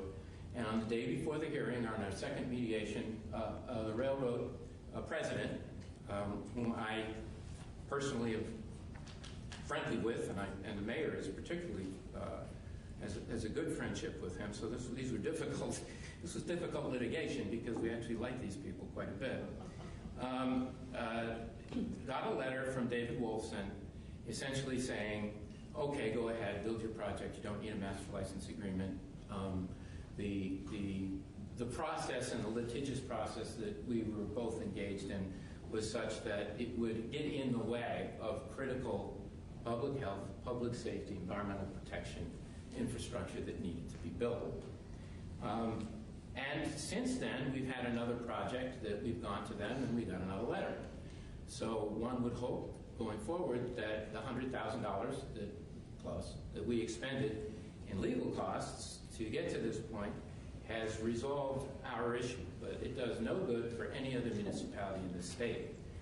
And I would add that it was the funding for that came from the Drinking Water State Revolving Fund because these are eligible project costs, which means that under the 50% subsidy, the state of Vermont paid for at least half of our litigation against the state of Vermont. Those dollars really ought to be spent for drinking water and stormwater and wastewater and CSOs and those things. It shouldn't be spent on lawyers fighting over these things. And other communities may follow our suit, and that would be tragic if there's a way for the legislature to encourage or otherwise find a way to modify some of these requirements in these MLAs so that we can get out of this conflict where we do have potentially conflicting goods and interests, safety, health, etc. But there has to be a way to resolve these things short of litigation. And I would strongly encourage your efforts, whatever you could do, to help bring us together on that. But you've done a lot in getting this information, even though it is disappointing in what it doesn't contain. Thank you. Any other questions or comments? Anybody? I guess I would just add to, let's say the mayor, the commissioners. We only have one mayor. He's not here. To his comments, my disappointment in the report was it seems to rest on the fact that they're common, that these agreements are common around the country. And to me, that doesn't mean that they're okay. They're good, but would you agree that's pretty much what it rests on? This is how it's always done. There's a multi-page table in the report for surrounding states, and it summarizes some of the key provisions in there. If you read that, of course, we've studied these things, obviously, in Rutland.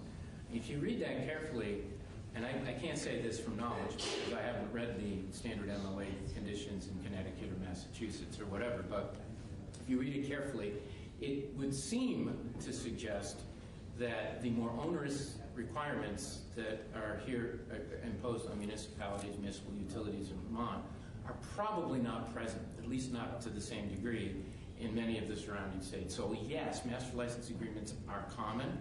Actually, they're a very good thing. The stated purposes of it in the front of the report, we totally agree with. We would love to have one. It simplifies and clarifies relationships and responsibilities. It is a handful of requirements that are being imposed here that we are objecting to. 95% of the content is perfectly reasonable and appropriate. Okay. Yes. I did read the report. I read it, and I had a hard time saying, what do I do with this? And because we were aware that the city of Rutland was really the genesis of the language and the difficulty that you've described, you're saying that the legislature really needs to take further action. I'm just wondering if there is some kind of written document or whatever that could go with your oral testimony to help us determine what action you would like to have considered and what legislative remedy would address it, because I know the league had expressed its displeasure with the report in terms of helping to guide future decision-making and legislative remedy. Well, last year... So is there, maybe you've already done that in the House Transportation? Representative Fagan from Rutland City introduced a bill that went into the House Transportation Committee, and that evolved into the study. But that bill contained language that we believe would have resolved this. Now, there are probably a dozen other ways to do it. It's not the only way to do it, I'm sure, but that would be a good starting point. That legislation? Yeah. Okay, which ended up with the study That now. Yeah. All right, well, thank you. Okay, thank you very much. Appreciate it. Very, very much. George Putnam, Cambridge. Good morning. Thank you for this opportunity to meet with both transportation. Thanks for coming. George Putnam, I'm Select Board Chair in Cambridge. First, I wanted to add my support for the Morrisville Rail Trail. That segment from Cambridge to Morrisville has been a big boom for Cambridge, and when that segment is completed to the north, that will be an even bigger boom to Cambridge and towns along that. So certainly want to encourage that. The main thing I want to talk about is state roads in Cambridge. The main state highway in Cambridge is Route 15, and I want to thank the state for rebuilding that road from the Burlington area out towards Lamoille County. Last couple of years, it reached almost to the edge of Lamoille County, and the next couple of years, it will get into Lamoille County. That's a very important road for us. It sees a lot of commuter traffic. It sees a lot of solid waste. Several trucks a day on that road from Chisholm County out to the landfill in Coventry goes through Cambridge. So that's a very important. Only several? Multiple, yes. So appreciate the resources the state is putting into that road. Much of the economy in Vermont depends on tourism, and I hope the state is also paying attention to all the roads into the ski areas. Earlier you heard from Killington, and you heard from Charles Safford and Stowe. Route 108 through Smuggler's Notch was recently rebuilt on the Stowe side, and my one big ask today is to pay attention to Route 108 on the Cambridge side, from Jeffersonville up to Smuggler's Notch. That road's in tough shape. Anything you can do to speed the rebuilding of that road would be much appreciated. That ski area is very important to the economy in our area, as is Stowe ski area on the other side of the river. Any questions, comments, anybody? I'm being prompted because we did look at a map in our committee room of the intent and asset management of our highways, and I did notice a discrepancy in which side of the mountain 108 happened to be upon. And I mentioned that I didn't think that there should be a discrepancy with those colorations. So, well, I know we'll see if it goes anywhere. The whole road through the Notch is a scenic byway, and so it sees a lot of summer traffic as well as winter traffic. As I said earlier, one of the factors is that we have to hope that the Congress comes up with some new infrastructure plan throughout the whole country, because it's an issue all over, and we're still working with the same amount of money, luckily this year, but I don't know what the future is going to bring, but we certainly would love to give more money out if we have it, and because there's a need all over the state. It's infrastructure improvements all over. So any other questions, comments? Thank you very much for coming over. Appreciate it. Did I hit everybody on the list, or is there anyone else that wanted to speak that didn't sign up? I thought I got everyone on the list, but maybe, yes.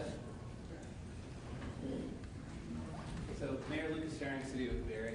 Okay. I wasn't going to speak, but because of everybody else, I thought it was good to make a couple comments.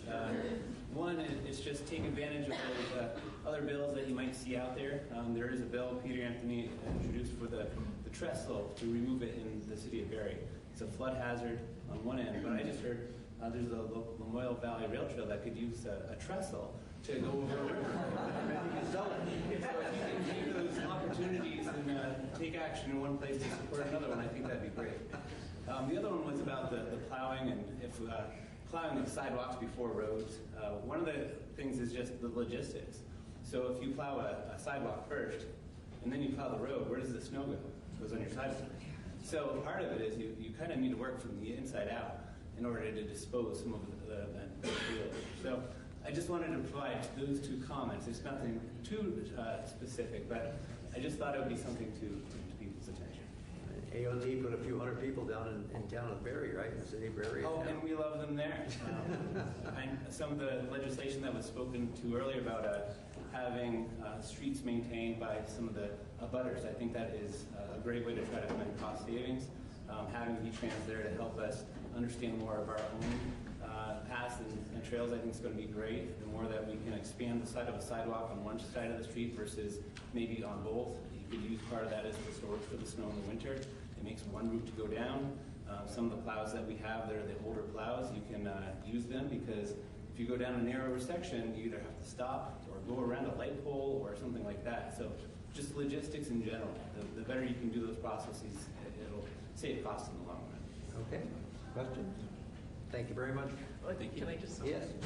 I think we have to ask you to repeat the sidewalks and the streets because our chair just returned it and it's a perennial question. Yeah, just I'll give the quick overview. If you have snow on the sidewalk and in the road, the logistics would be if you plow the sidewalk first, then you plow the road, where does the snow go?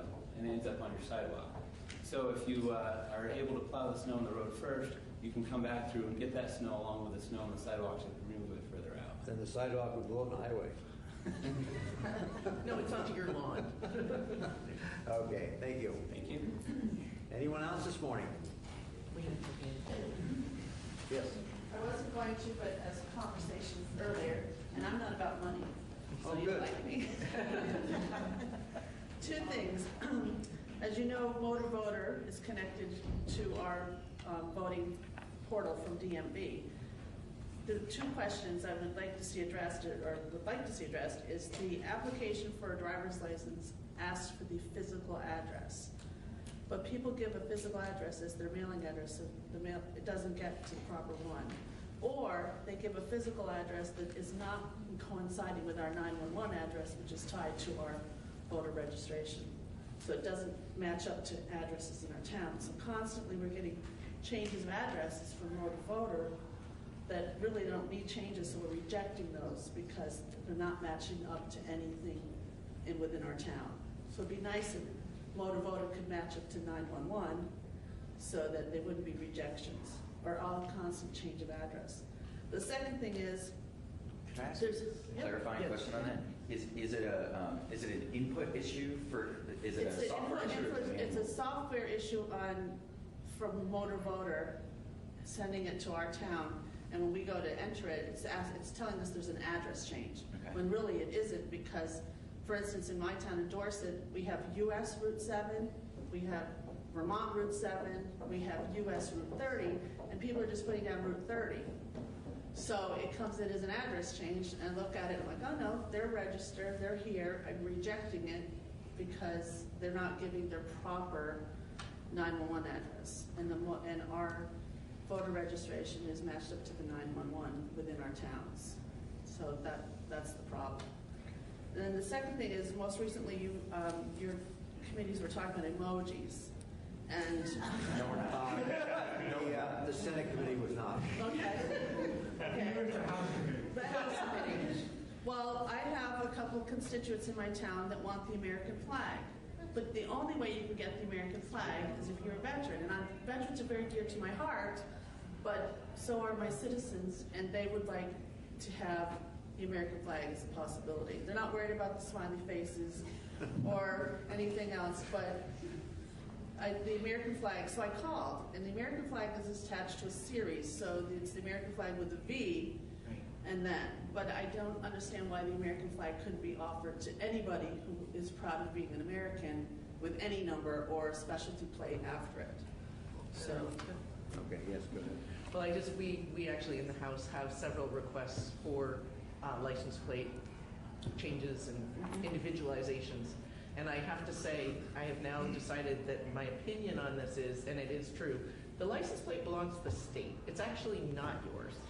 And so I think that we could maybe start redirecting that to some other process where potentially V-Trans can supply 3M bumper stickers that people can put on. I mean, I think that the license plate has a purpose that becomes diluted the more and more different they all become from each other. And so that's just now become my reaction, is that it is actually a state property. It's not ours. Why is it not ours, though? We don't give You have to them- return it. No, you don't. You're supposed to. You actually are supposed to. Well, Once again, there's the House gets People the have message. license plates hanging around their houses, Okay. plugging holes in their barns. Okay, yes. Yeah, I'm wondering, just to throw out as an idea, that we got a lot of news attention about the emoji bill, which was the short form bill, which we have not spent time discussing. There are many bill proposals that are up on the House committee's wall about specialty plates, ideas for specialty plates, ways to modify them, having vanity stuff on specialty plates. I'm starting to become of the opinion, not because of the property issues that Representative Murphy referenced, but that we should just get rid of specialty plates. It would be a lot easier. So I take your point that there's a real public desire around. We're not going to have that discussion here today. But yeah, I just want to throw that out there that I think we may be heading in that direction. Would you identify yourself again? Oh, I'm sorry. Sandy Kinsella, Town Clerk of Dorset, Okay. and also on the League Board. Thank you. Appreciate it. Okay, anyone else today without emoji plates? We're not going there. Or any kind. Any kind of plates. Good way to end that. Are we all set? Thank you very much for taking the time to come over. It's been very informative.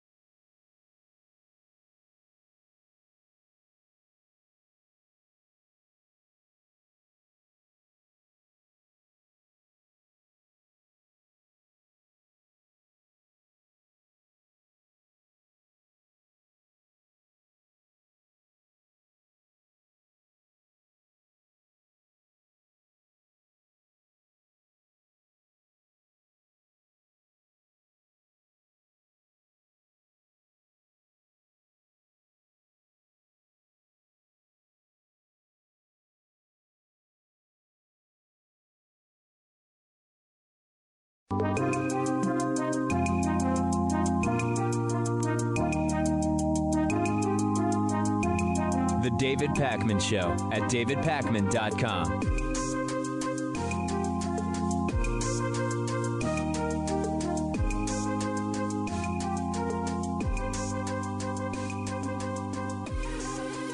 Tomorrow night, there are more 2020 Democratic primaries, and it's do or die for Bernie Sanders now against Joe Biden. This is it, right? I mean, everybody else is out of the race or has no chance. The current delegate counts after Super Tuesday are Joe Biden 664, Bernie Sanders 573. That's a 91 delegate lead for Joe Biden. In tomorrow night's elections, there are a total of 352 delegates available. This includes Idaho, Michigan, Mississippi, Missouri, Washington, and a caucus in North Dakota. And so Bernie Sanders needs to make up that difference of 91, and that would require Bernie getting 222 of the delegates tomorrow night. Biden would get 130. That would tie them. Now, there's a couple things that we have to understand as far as that goes. If Bernie wins roughly 2/3 of the delegates tomorrow, and we'll see whether that's likely in a second, if Bernie does that and ties Biden, then we have what's called the Florida problem. On March 17th, Florida votes. Florida is hundreds of delegates, and Joe Biden is reportedly winning by 50 or more points there. Bernie Sanders did very poorly in Florida in 2016. So we'll take it one day at a time, and I'll tell you what's going on. But let's start with how likely is it that Bernie Sanders could make up the difference tomorrow night? Well, let's look at the state-by-state expectations first with polling. In Idaho, there is very little polling. And most tracker websites say Idaho could end up being a tie. It's very few delegates, so it won't make much of a difference. But let's call Idaho a tie. In Michigan, in the latest polls, Biden is leading by as much as 20. Now, Bernie is putting a lot of his eggs in the Michigan basket, but the latest polls have Biden up 20. In an average of recent polls, Biden's up 9 in Michigan. In Mississippi, Biden is up just a crazy amount. The numbers don't even matter. It's not going to be close in Mississippi. Missouri, Biden is up 13. Washington, Biden is up 2. That's a possibility for Bernie.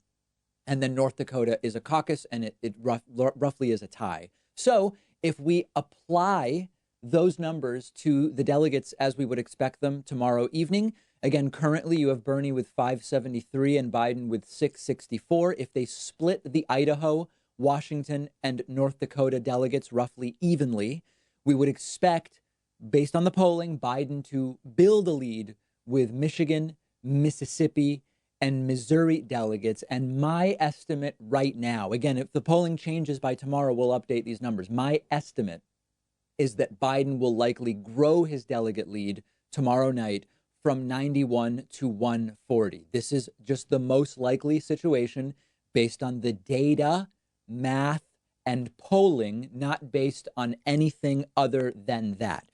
We'll update that tomorrow with the latest poll numbers. We're expecting some polls to come out today that include weekend polling in some of these states that will be voting tomorrow. Bernie Sanders has been spending a lot of time in Michigan, although the latest polls there are actually worse for him. We'll see if that does anything. Tonight, Bernie has a town hall on Fox News, which I will be covering live on YouTube, Twitch, and Facebook, starting about 6 p.m. Eastern time.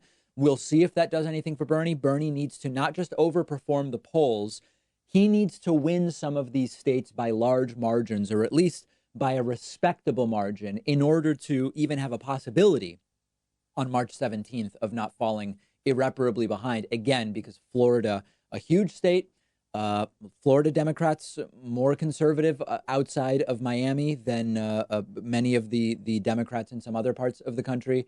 And that is going to be an uphill battle. We will be covering it. I am just the messenger here, remember. Okay, Bernie Sanders is now playing the last card that the progressive movement has been waiting for in the 2020 Democratic primary, and it is the Warren card. Bernie Sanders is now asking Elizabeth Warren and her supporters to support him in the upcoming primaries tomorrow night, next Tuesday night. That will probably basically be it for the primary, but there are also primaries happening after that point. And Bernie needs her support. And more importantly, her supporters are what he needs, or otherwise he is likely going to be done after tomorrow night. And that is just looking at the polls. Now, he could reverse this, right? We've looked at the numbers. The mathematical importance of tomorrow night is now clear to everybody. Yesterday, Bernie Sanders publicly made a pitch to Warren and to her supporters. He did a bunch of talk shows, the Sunday political talk shows. And he said, essentially, I'm progressive. A lot of Elizabeth Warren's policies are progressive, although they're a little different from mine, but there is some consensus there. I am the natural fit for Warren's supporters, is what Bernie said yesterday on CNN.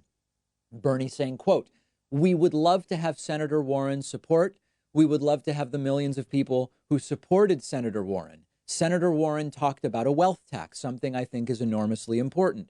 We also have a wealth tax, nuanced, different from hers, but the same principle at a time of massive income and wealth inequality. We've reached out. We're looking and asking for the support of Senator Warren's supporters and hope they come on board." Then on NBC's Meet the Press, Bernie was asked about the so-called nastiness of some of his supporters that Elizabeth Warren talked about in interviews after she dropped out of the race.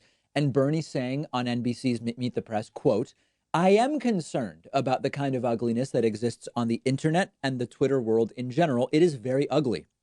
And I will not deny for a second that we have some people who claim to be supporters, although I have a hard time understanding why they think they can support me and make vicious personal attacks against people. That's not what our campaign is about." So Bernie's sort of suggesting that they claim to be his supporters, but maybe they're really not, but that he's against the nastiness no matter what. Again, another instance of extending an olive branch to Warren supporters.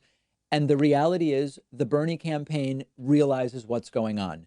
Not only does he need Warren's support and her supporters if he wants a shot at this, there are two issues even if he gets it. Number one is that it's not at all clear that a lot of Warren's supporters are definitely going to go easily to Bernie Sanders. My estimate is that the most optimistic scenario is that even with an endorsement from Elizabeth Warren, Bernie doesn't get more than 2/3 at the absolute most generous calculation.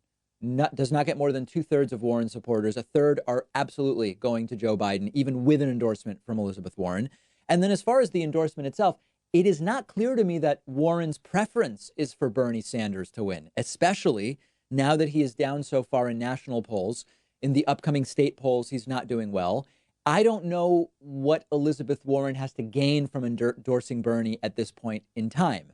Most recently, before dropping out, I also don't know that Warren has the total support to make this reasonable and to go out on a limb from her perspective, even if Warren recognizes that her policies and Bernie's are the closest to. When you look at, she had 12 or 13% support before dropping out.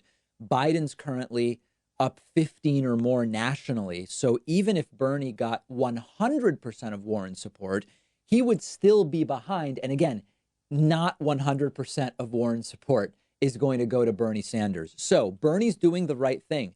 This is the last card left to play. He's going all in, essentially, to use a poker analogy, because he may not get to see too many more hands if he doesn't make something happen tomorrow night. He's spending time in Michigan. The opportunists over at Fox News offered Bernie a town hall tonight in Michigan, and Bernie is right to do it, regardless of Fox News's motives. They want to do it for the money, for the ratings, because the last one did well. Bernie's doing everything he can. So his eggs are in the Michigan basket. The latest Michigan polls are Biden plus 24 and Biden plus 21. But that is Bernie's shot. 125 delegates in Michigan. I believe if Biden wins Michigan, it is over. I believe if Bernie can win Michigan, and by some margin, he justifies at least a hypothetical mathematical path to March 17th. It's down to tomorrow night. It is all but a must win for Bernie Sanders. We will have live coverage tonight of the Fox News town hall, and we will have live coverage tomorrow night as the results come in. All of it live on our YouTube, Twitch, and Facebook channels. In the meantime, let me know your prediction for tomorrow night. I'm on Twitter at dpacman. Follow me there. Let me know what you think. The David Pakman Show at davidpakman.com.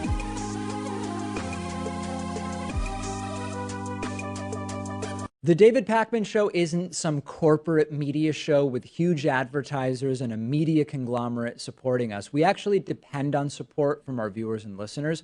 The easiest way, the most rewarding way, the most exciting way to support the show is to get a membership at www.joinpakman.com.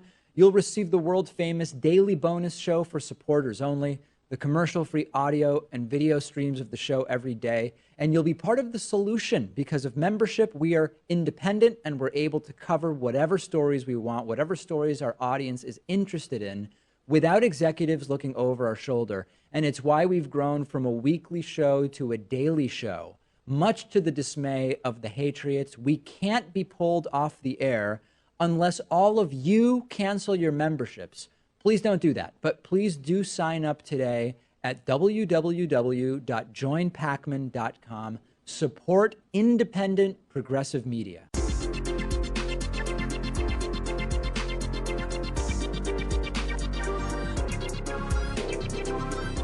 The David Pakman Show at davidpakman.com. Today's new members of the day are Charlotte Abkin and Connor Archibald. Thanks to both of you for supporting the David Pakman Show. Also want to say a very special thank you to today's longtime sustaining member of the day, someone who's been with us for almost 5 years, Virginia Camacho. Virginia, thank you. I so appreciate your support over the last 5 years. Grab a membership. It's cheap. We do an extra show every day just for our members. Sign up at joinpacman.com. We do have a coupon code 2020 now. It's a huge, the discount is so huge if you use that coupon code. I don't even want to say how big it is because it would be embarrassing to a lot of people, myself included. The coupon code, I don't even know what that means, is this 2020 now, I'm sorry, at joinpacman.com. I hate to be saying this, and I really hope that I'm wrong, but we may now be on the precipice of the global recession that we anticipated would eventually come. We didn't know when, but one of the inherent elements of our system is the persistent booms and busts. There's always some downturn, some recession around the corner. We just don't know how many blocks we are from turning the corner, so to speak. Right now, the stock market is open as we are producing today's show. Just 9 minutes in, the stock market dropped by so much in the United States that it triggered some protective measures which shut down trading immediately in the United States.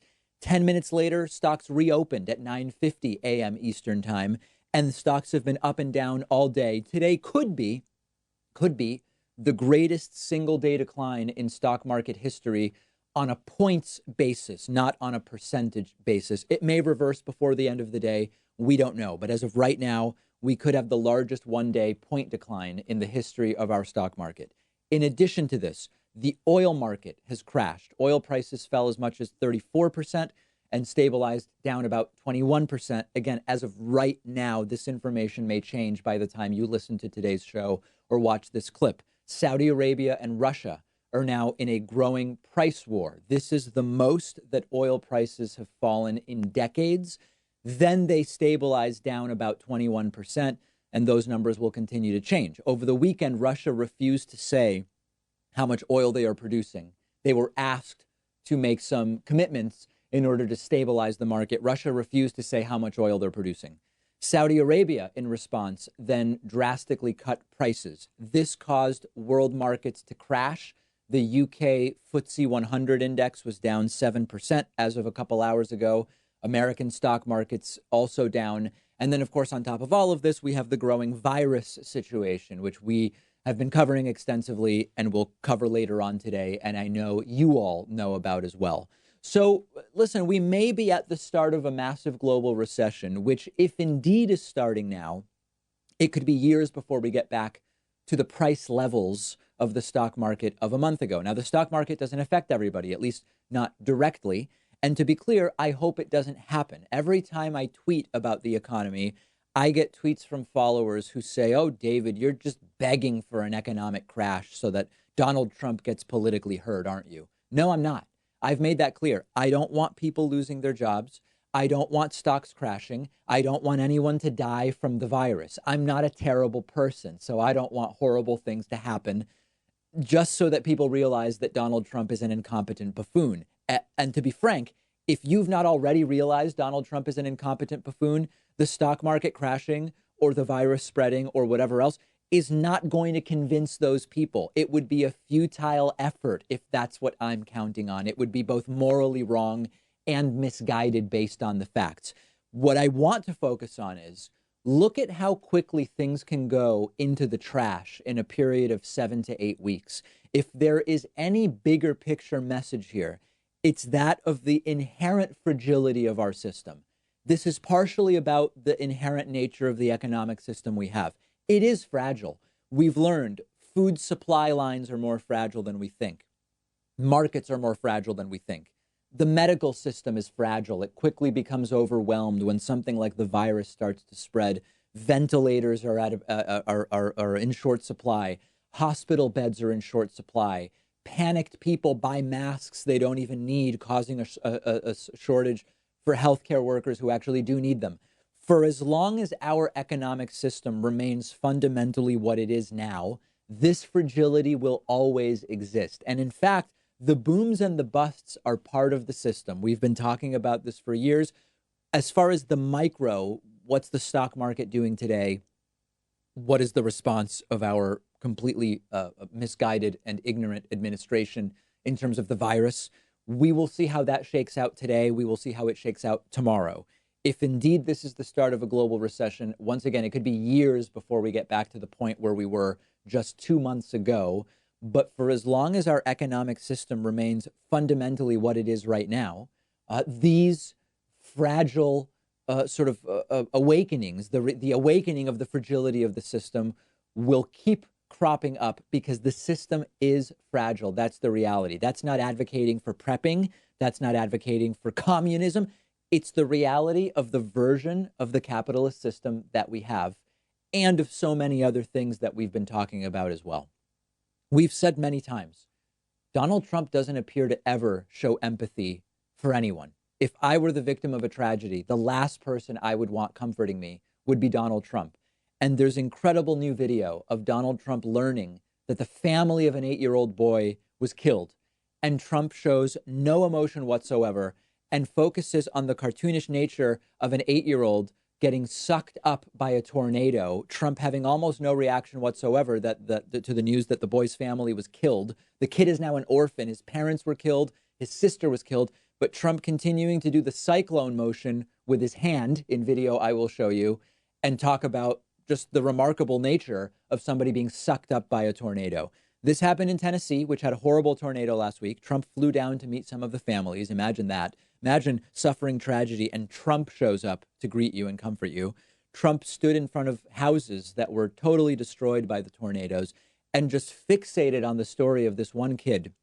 And again, Trump showing no emotion whatsoever. During the video, you'll see Trump fixated on the kid being picked up by the tornado, asks what happened to the parents, is told the parents were killed, the sister was killed. And he says, oh, okay, well, the tornado just sucked the kid up. And it seems almost like the family dying is an irrelevant aside. Oh, the family was killed. The kid was sucked up, and Trump doing this cyclone motion with his hand. Take a look. There was one case, though, I heard a young man an 8-year-old boy was ripped out, flown to a certain area, and dropped off at the street 2 or 3 blocks away. And they found him walking. And he said, I just flew in the air. And he was walking down the street 2 blocks away from his home. And how did his parents do? You know? We're not sure exactly how they turned out. They were found deceased. They were deceased. He was the only surviving member of the household. Lost his sibling as well. So it took him, and he said, I was carried by the air away from my house. He came back. But his house over there and dropped in the neighborhood back behind. He was over there. And his parents were killed. And his sister. And his sister. So we're going to go see some of the folks. Okay, thank you. President, if you would follow me. A kid was sucked into a tornado, flung down the street. His family died, and Trump is obsessed with the tornado itself, sucking the kid up, and seems completely unmoved by the death of the entire family. He's talking about it like some kind of novelty. He keeps making that cyclonic twirling motion with his hands after being told everybody died. The kid's family is dead. And Trump, no condolences. It's not even sure. It's not even clear, if some reaction, even if he doesn't know what to say, that shows some empathy, acknowledge the tragic sadness of a kid who's now an orphan after being thrown around by a tornado. And again, I got emails from people saying, David, this is video that proves Trump's a bad person. Or, David, this is video that proves Trump has dementia. This is cognitive decline. I don't know, guys. I don't know what it is. I can't figure it out. Lack of empathy seems to be clearly a part of it. It's really, really bad, though. And it reminded me of when a baby survived a mass shooting in Texas while Trump was president. The entire baby's family was killed. This was an orphaned baby. And Trump staged a picture with the baby after having the baby brought back to the hospital with Melania holding the baby and Trump grinning ear to ear with a thumbs up. The most fabricated photo op using a baby as a complete and total prop. And again, showing the total lack of empathy. The tornado video shows the exact same thing. It's just a disgusting, terrible person. There's nothing new there. Using an orphaned infant as a prop, later just retelling over and over while doing the cyclone motion with his hand about a kid sucked up by a tornado. And at this point, if you're appalled by Trump's behavior, if you're surprised by Trump's behavior, you're not paying attention. What we should be shocked, disgusted, and appalled by is that 40% of our neighbors here in the United States, statistically, still condone this. They still support this. And probably close to half of the population that plans to vote in November is going to vote for 4 more years of this. That's where we should be focusing our disgust at this point, because it is disgusting. We will likely have the video we played and more coverage of this on the David Pakman Show Instagram page, @DavidPakmanShow. Follow our page there. We will take a quick break and be right back after this. The David Pakman Show at davidpakman.com.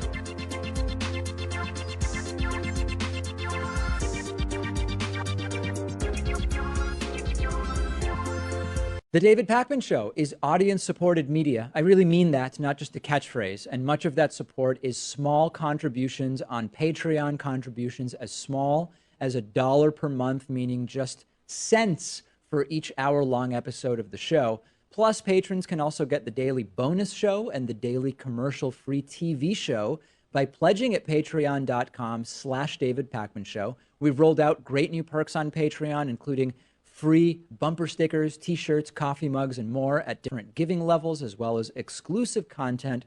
And it all comes with the pleasure of knowing you're supporting independent, progressive media, an alternative to the corporate stuff that is as much a part of the problem as our political system. If you value the show and have as little as $1 to put towards independent media, check out patreon.com/David Pakman Show and make a pledge today. It'll feel good, and I'd really appreciate it. Patreon.com/David Pakman Show.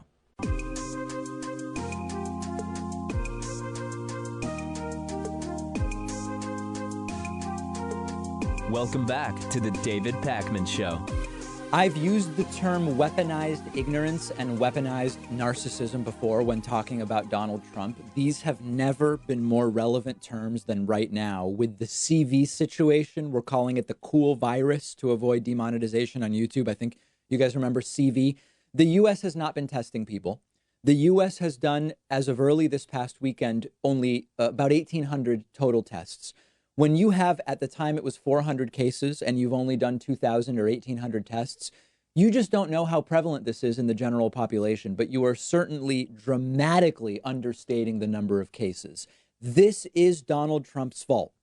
The WHO made a test available, which Trump's CDC rejected. They said, we're trying to make our own test. That failed, and now we are embarrassingly behind on this issue. Trump went to the CDC in Atlanta.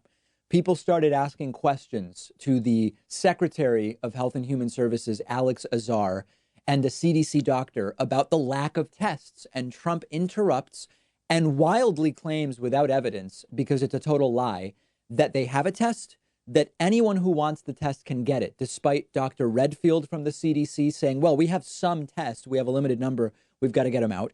Doctors from all over the country saying we have no tests. Notice Trump's attention deficit in full swing as well, looking around the room as the adults talk until he decides to interrupt with his disinformation. How many people do you think will be tested by? Well, you got the CDC director who's doing it. Why don't we have Dr. Redfield talk to you? You may believe him. You won't believe me. Why don't you talk to Dr. Redfield? No. We continue to send. Excuse me. No. I'll stand right here. We continue. Our first responsibility, CDC, as I said, was to develop the eyes, the lab test. Second responsibility is to get that out to the public health community.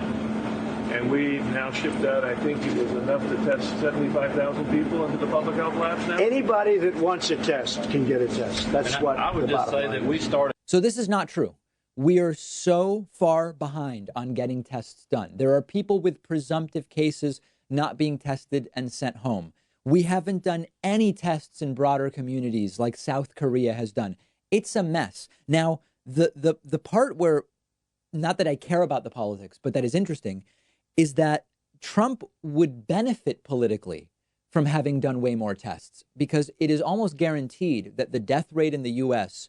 is well below the international death rate, which is very heavily skewed towards China and towards the beginning of this, when it appears, that a more chaotic situation led to inferior treatment. If Donald Trump had done a lot more tests, he would be able to say, listen, we can trust that we know the number of cases and our death rate is really low. That would help him politically. He may not even realize that, but it doesn't even matter. He's lying, and that's what is important here. Now, in this next clip, Trump claims to have some kind of special ability on medicine and medical-related issues, apparently because his uncle, John Trump, taught at MIT. This is weaponized ignorance and weaponized narcissism. John Trump was some super genius, so Trump says doctors are regularly shocked by how much he knows about medicine. Imagine what's going on in this guy's head. I've seen what they've done back there. It's really incredible. And just from a health perspective. And by the way, NIH, what they've done, I spent time over there. And I like this stuff. You know, my uncle, he's a great person. He was at MIT. He taught at MIT for, I think, like a record number of years. He was a great super genius, Dr. John Trump. I like this stuff. I really get it. People are surprised that I understand it. Every one of these doctors said, how do you know so much about this? Maybe I have a natural ability. Maybe I should have done that instead of running for president. But you know what? What they've done is very incredible. I understand that whole world. I love that world. I really do. I love that world. And they should be given tremendous credit. And the whole world is relying on us. Can you imagine Trump praising himself for how much he knows about medicine, claims doctors are impressed with his medical knowledge. Meanwhile, we can't even test people for the cool virus because we have barely any tests. And then here's the icing on the cake of incompetence. When Secretary of Health and Human Services Azar is trying to explain the truth about the tests, Trump interrupts and says the tests are beautiful. The tests are beautiful. A million tests, so they shipped 700,000 already. The remaining lots are actually being tested here. Dr. Monroe's got them as of, I think, 10:30 this morning, and they have to do the quality control, and then if they pass, but I think importantly, anybody right now and yesterday, anybody that needs a test gets a test. They're there. They have the tests, and the tests are beautiful. Anybody that needs a test gets a test. If there's a doctor that wants to test, if there's somebody coming off a ship, like the big monster ship that's out there right now, which, again, that's a big decision. Do I want to bring all those people on? People would like me to do that. I don't like the idea of doing it. So there it is. Trump says it's a beautiful test. Has anyone ever seen a beautiful virus test? What does that even mean? And you just know Trump is lying and clueless and in way over his head when he starts calling tests beautiful. When he starts calling anything beautiful, remember, he said, we're going to replace Obamacare with a beautiful system. Never happened. Turned out the only thing he proposed would have led to 20 or 30 million more people losing their health insurance. We're in trouble. And I want to talk more about the testing thing because it's not just indifference. Trump's refusal to use the World Health Organization test starting a while ago is actually responsible for a more quickly growing outbreak than we'd otherwise have. It's very easy and convenient to just blame whoever is in charge when something bad happens, but it's not always accurate. For example, gas prices. It's very popular to blame a president, particularly one you don't like, when gas prices explode. The reality is presidents only have, particularly American presidents, sort of a glancing blow of influence on gas prices, but it's still very popular to assign blame to the president. With the virus situation, Donald Trump mishandling the tests has directly and demonstrably led to more cases, more preventable death, but also more panic, okay? At the end of February, the WHO had shipped virus tests to almost 60 countries. The genome of the virus had been determined. Virologists in Berlin, Germany had produced a diagnostic test. The WHO started shipping the tests. The United States declined to use the WHO test and was counting on the CDC to develop our own test. We don't know why that decision was made. We don't know who made that decision. Someone did, but the CDC and Mike Pence, who are basically in charge, as crazy as that is, say that won't say who made that decision. But it was either Trump CDC or Pence or someone working for Mike Pence who made this call. Since we aren't testing people, you've got, number one, people who don't know they have the virus spreading it. We don't know what areas are having more spread. People aren't taking precautions. There are more cases, and thus there are more deaths. Then the CDC supposedly was ready to start testing, except it was a total failure. The tests weren't available. Trump claimed travel restrictions were in place, except they sort of weren't, and they came too late, and they were focused only on China for a while when there were other centers of disease. It took way too long for Donald Trump to sign into law money for a virus response and preparation. The administration was saying we are testing people at airports, when in reality, they were screening people for a fever. That was not a test for the virus. It just means you're checking for fever. That's not how you test people. And of course, only a small fraction of passengers were tested anyway when coming in from abroad. So this is not just cartoonish political incompetence. This is a moron with a personality disorder and possible cognitive decline that is leading to real human costs. On February 25, Trump said everything is under control. Remember this? You may ask about the coronavirus, which is, very well under control in our country. On February 28th, Trump said this is Democrats politicizing it to make it seem like we have a bigger problem than we have. Now the Democrats are politicizing the coronavirus. You know that, right? Coronavirus. They're politicizing it. We did one of the great jobs. You say, how's President Trump doing? They go, oh, not good, not good. And then, of course, people started to die. Multiple states have declared states of emergency. And even the term mishandling that's being used doesn't really work. It assumes you are handling it, but incorrectly. Trump pretended there was nothing to handle for week after week after week. He's not mishandling it. He hasn't been handling it. Now, let me say one other thing. I think that the refusal to just do the testing, accept the WHO test, etc., has led to more panic. There's a report in the Washington Post that the death rate may be drastically exaggerated. Early in China, the death rate was quite high. That has now averaged to this 3.4% number that's being thrown around. The reality is that the cases diagnosed after February 1 have a significantly lower death rate. The reality is that the denominator of the number of people who have had this is likely extremely high. I wouldn't even rule out that maybe I had it, in the sense that last week I had a cough for a few days and a headache, and then it went away. It's conceivable that there are people experiencing almost no symptoms, but that are in the universe of the symptoms that are being described. Fever, I didn't have a fever, cough, whatever. And that we don't even know that we have it because the denominator is so large.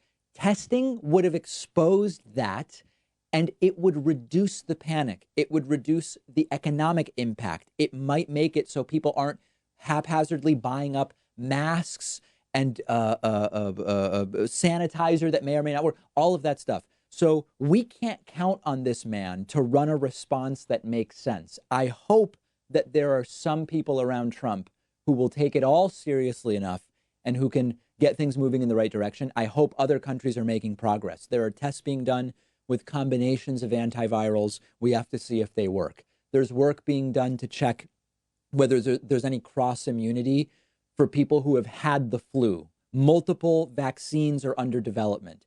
There are things being done, but they take time. And in the meantime, we need to be testing. Trump represents an existential threat due to his incompetence and his narcissism. And I hate to say this, but the one thing that might get Donald Trump moving on this is if he realizes that the more out of control it gets, the more it will hurt his reelection chances. It's sick. It's sick that that's the realization we're counting on to get him moving, but it is very, very bad. Weaponized is certainly a fair term here. Donald Trump has an economic advisor named Larry Kudlow. Larry Kudlow is a right-winger. He occasionally will say something uncontroversial that just kind of makes sense. But very often, Larry Kudlow says outrageous things that don't make any sense. Larry Kudlow also used to have an addiction problem with both cocaine and alcohol. And there have been a number of recent appearances where it has been speculated that Kudlow seems drunk. Kudlow recently appeared on CNBC. He, of course, downplayed virus fears and suggested during the interview that America stay at work. He also sounded completely drunk, as if Donald Trump and Mike Pence being clueless on this issue was not bad enough alone. Here's Larry Kudlow. Listen to him slurring, seems to pause a few times to burp. It's a very strange video. Well, I'm not sure where you're going on that. Look, immediately in January, against the advice of a lot of health professionals, President Trump automatically put on travel bans with respect to China. And then we instituted quarantines for the people, Americans coming back from China and foreign nationals. It continues to get worse. Kudlow, number one, making no sense. But number two, sounding impaired. Here he is saying America should stay at work. If you're healthy, you should go to work. Go about your business. That's our advice. And even regarding transportation, which may be hit, the airlines, they were very calm about it, but they're in trouble in some of their numbers. Look, domestic flight, for the most part, is in good shape. And if you stay away from some of the travel warning countries, international flight, likewise. So I don't want to downplay anything. We worry about the effect on human beings, for heaven's sake. But I'm just saying, let's not overreact. Yeah. In many ways, I hear that, Larry, America but a lot should of the stay at work. We should stay at work. And then as the interview continues, just sounding more and more slurry, although slurry is something else, slur-like maybe is a better term. Health professionals that I speak to, Scott Gottlieb, the former FDA commissioner, would say very different things, in particular about Seattle and about the government response that needs to actually take place and how we need to be a lot more formidable in our response. And statements like the ones you just made are actually encouraging people to do things that they shouldn't and that will actually cause the spread of the virus as opposed to it stopping. Well, that's not what look, Scott Gottlieb's a brilliant guy and he's a friend of mine. With respect to Seattle, all right, that would be a place you would avoid for now. And Governor Newsom, declaring California an emergency state, especially Northern California. I understand that. Avoid it. Listen, Scott Gottlieb's a friend of mine. I respect the guy. This does not sound normal, ladies and gentlemen. It is very strange stuff. And I have to tell you, I'm all in favor of the do not panic type of stuff. Panic on top of whatever the facts are. It never makes the situation better. There's no question about that. And again, I believe the death rate is far lower than what is being reported for the United States for post-February 1 cases.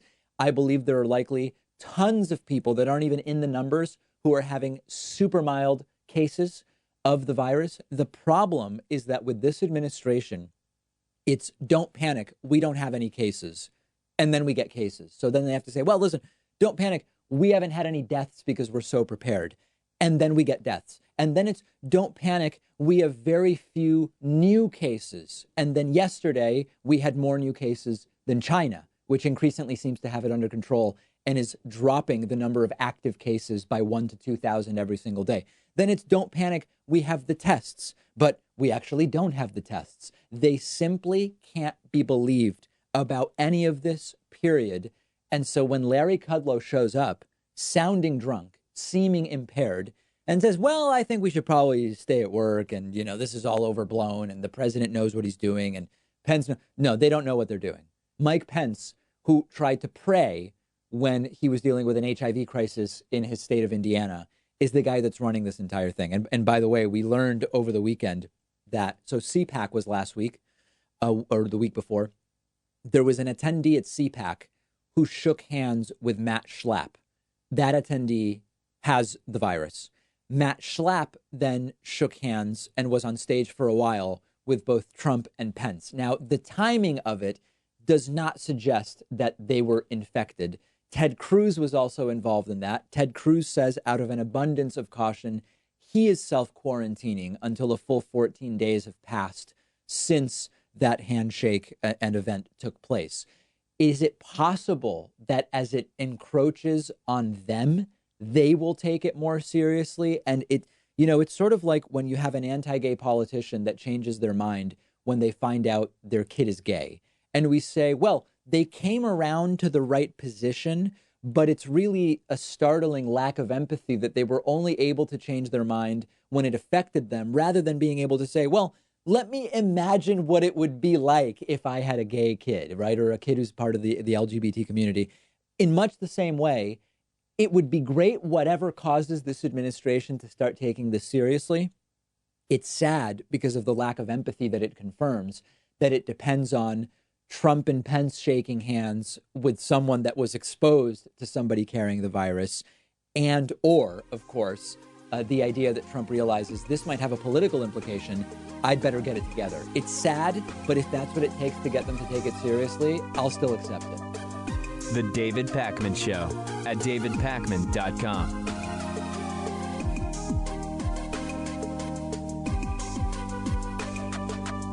Did you know you can get David Pakman Show stuff, whether you're looking for David Pakman Show coffee for your Chemex French press or espresso machine, or a t-shirt? It's all available on our website, shipping to anywhere in the world at davidpakman.com/gear. The Very Stable Genius t-shirt is popular. The If Ivanka Weren't My Daughter t-shirt is actually popular with kids of all ages. We've got sweatshirts and hoodies with Hatriot Mail designs, more than a dozen available colors.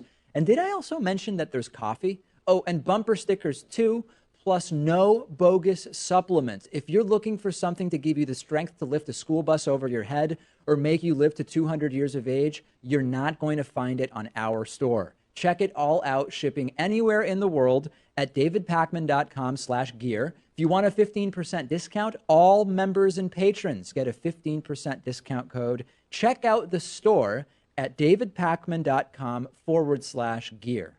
Did you know the David Pakman Show is on all sorts of different platforms? Find us on YouTube at youtube.com/The David Pakman Show, and on Steemit, the blockchain-based publishing platform, at steemit.com/@David Pakman. That's STEEMIT.com/@David Pakman. The David Pakman Show at davidpakman.com. So there's now a movement, an effort to push the Biden dementia storyline, the Biden cognitive decline storyline. And I want to be really careful here because everybody wants a hot take on this. And the truth is the hot takes are falling flat, guys, to people on the left and on the right with the hot takes on this issue. If you're looking for some kind of black and white hot take on this, turn this off right now. I'll give you a second, because you're not going to get that from me. If you're expecting me to say, for example, Joe Biden is obviously suffering from advanced dementia, couldn't be president, and this alone is a reason not to vote for him over Trump if Biden is indeed the nominee, you're not going to find that here. On the other hand, if you're expecting me to say, the entire Joe Biden dementia story is a coordinated effort involving Republicans, Trump, and Russians, you are not going to find that here as well. This is what's going on. I've been covering Joe Biden's concerning cognitive incidents for a long time now, just like I've been covering Donald Trump's. Joe Biden is a 77-year-old man who has clearly slowed down over the last 4 years. Writing it all off to his stutter is wrong. Go back and look at his debate from 2012 with Paul Ryan. Look at all sorts of other stuff. You will see that what is going on right now is not Joe Biden's stutter. I find this concerning, and I find it less concerning than the cognitive decline that we have apparently seen from Donald Trump. And if you give me the option of two guys with possible cognitive decline, Biden and Trump, I pick Biden over Trump every single time. Even in the midst of cognitive decline, Biden would be better than Trump. Biden's VP would be better than Pence. Biden would pick better Supreme Court judges, period. Okay, so there's no question about it. Now, there is no question that in addition to the cognitive decline questions being real and legitimate, There is also no doubt that both Republicans and Bernie supporters have scaled up their social media campaign about Biden's cognitive decline. There are Bernie supporters sharing Trump videos of Joe Biden's cognitive decline. There are Trump supporters sharing videos made by Bernie supporters purporting to show Joe Biden's cognitive decline. The Bernie supporters are sharing the Biden videos because they think it'll help Bernie beat Biden and become the nominee. I see that as incredibly unlikely. Look at the polls. Michigan has Biden up 24 and 21. That's the one state Bernie's counting on tomorrow. I think that they're simply mathematically wrong, but I understand why the Bernie supporters are doing it. The Trump supporters are sharing the Biden dementia clips for two reasons. Number one, they want to just sow chaos within the Democratic primary. They see Biden as gaining. They want to now sow doubt, maybe help Bernie a little, get the thing to last as long as possible. And number two, Trump supporters are sharing the Biden dementia videos because they want to be able to say, you guys have been saying Trump's cognitively declining. So is Biden. Look at these videos. So I'm not going to fall into any black and white nonsense on this. And we are actually unlikely to do as well in terms of our viewership over the next couple of weeks, because I'm not going to do the black-white nonsense that everybody's jumping in on one way or the other. You all know I've been covering Biden for a very long time. We've been covering his political views. We've been covering his possible cognitive decline.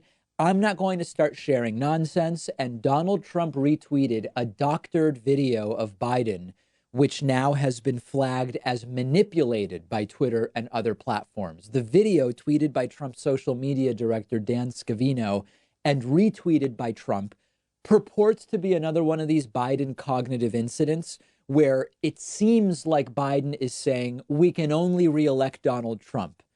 In reality, the video is cut mid-sentence and it's completely deceptive. Here's the video as it's been presented. Turn this primary from a campaign that's about negative attacks into one about what we're for, because we cannot get reelect. We cannot win this reelection. We can only reelect Donald Trump. So this makes it sound like Biden is saying we can only reelect Donald Trump. The actual video has Biden saying, if we engage in a circular firing squad on the left, we will certainly be reelecting Donald Trump. Here's the full clip. We want a nominee who will bring this party together, who will run a progressive, positive campaign and turn this primary from a campaign that's about negative attacks into one about what we're for, because we cannot get reelect. We cannot win this reelection. We can only reelect Donald Trump if, in fact, we get engaged in this circular firing squad here. It's got to be a positive campaign, so join us. Sadly, this is one of the Biden attack videos that was put out by Trump and his team, but it was widely shared by Bernie supporters. And it's just a bad look, guys. It's a really bad look. This is like if I say in a video, the Jews are the enemy of the people, white supremacists have said for years, and someone cuts it and says, what, did you see what David Pakman said? And they show only me saying, the Jews are the enemy of the people. That's essentially what this is. Doesn't matter what side you're on. I get it. I get what's going on in the Democratic primary, and a lot of people are acting out of desperation at this point, and I understand the desperation. Believe me, we should and can have the Biden cognitive decline discussion, but notice that half the people having that discussion never said a word about Trump's cognitive decline, aren't saying a word about Bernie having a heart attack at age 77. Like, if you're going to talk about this stuff, talk about all of it, or otherwise, there's going to be real questions raised about the motives of some of the people participating in this. And again, I share the concern. I'm a progressive. Biden is well to my right. I understand it. But come on, guys, let's get it together. While there's been a ton of focus on the Democratic presidential primary, and rightly so, there have been some really bad new polls for incumbent Republican senators that I want to tell you about today. One involves our favorite, perpetually disappointed Republican senator from Maine, Susan Collins, who, despite her concern and her disappointment over Donald Trump's actions, ultimately always falls in line and supports him, whether it's voting against impeaching Trump, convicting Trump on impeachment, whether it's ultimately voting for Brett Kavanaugh. Well, Susan Collins is now down 4 points in a new poll against her Democratic challenger, Sarah Gideon. Admittedly, that's a Democratic-leaning poll, but she's also down to Sarah Gideon in a recent Colby College poll. It would be a major accomplishment if we were able to remove Susan Collins. She's been in the Senate. She won in 1996, sworn in January of 97. She won her re-elections pretty easily in 2002, in 2008, in 2014. In recent polls, her challenger, Sarah Gideon, is up by 1 in a Colby College poll, 43 to 42, a lot of undecided there. And then in a more recent PPP poll, an admittedly Dem-leaning poll, Gideon is up by 4, 47 to 43. Then we go to Arizona. In Arizona, we've got incumbent Republican Senator Martha McSally facing a challenge from astronaut Mark Kelly, whose twin brother Scott Kelly has been a guest on this program. And there, once again, in a Predictive Insights poll, Kelly was up 3 in December. That's an old poll by now.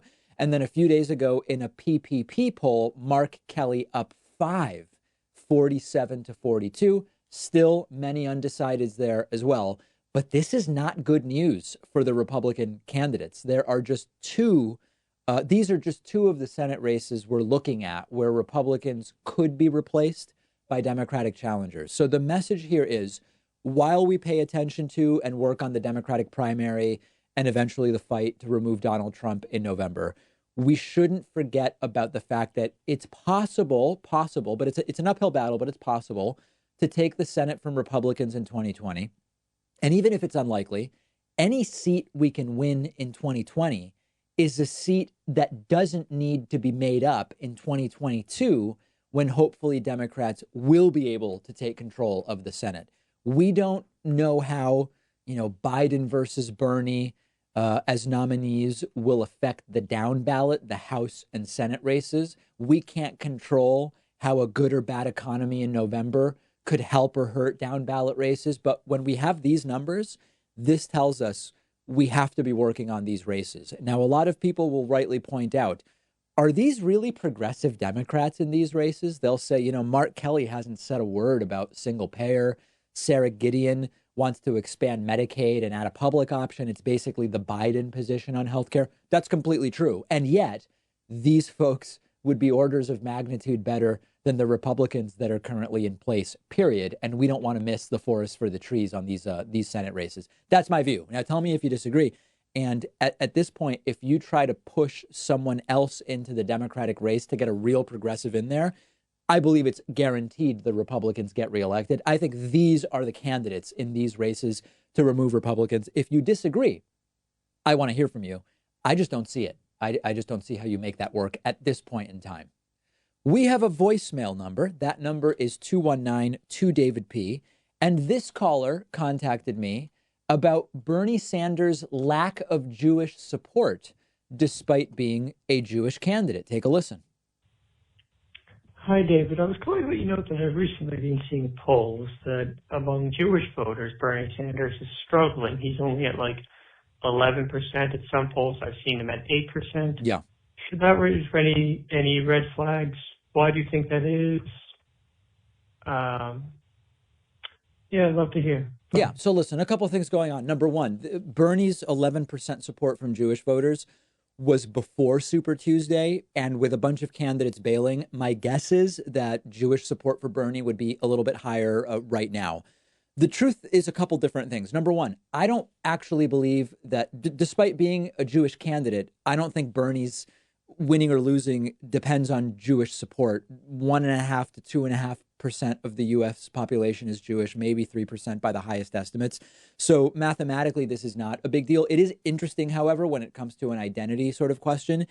I think that the answer is relatively clear, which is that Jewish voters overwhelmingly vote Democratic, but many Jewish voters aren't thrilled with some of the people that Bernie Sanders has around him because of their backgrounds and relationships to the Jewish community. Linda Sarsour comes to mind, the recent endorsement from Jesse Jackson, who, although he's since apologized, was involved in at least a couple of anti-Semitic incidents in the 80s, which is a very long time ago, admittedly, but that image probably has not been sort of fixed, so to speak.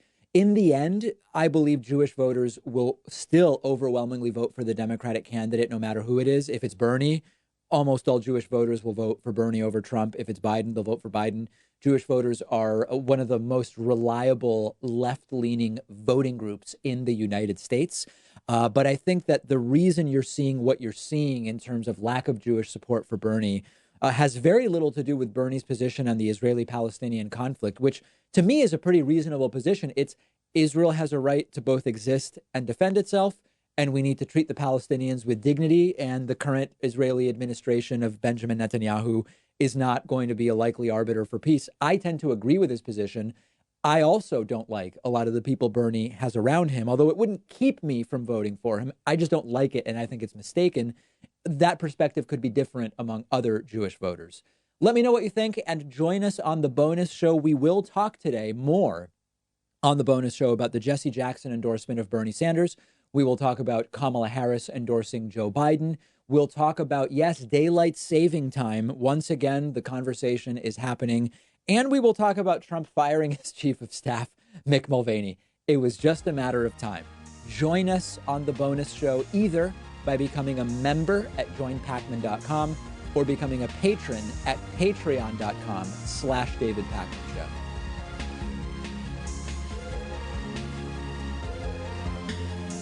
The David Pakman Show at davidpakman.com.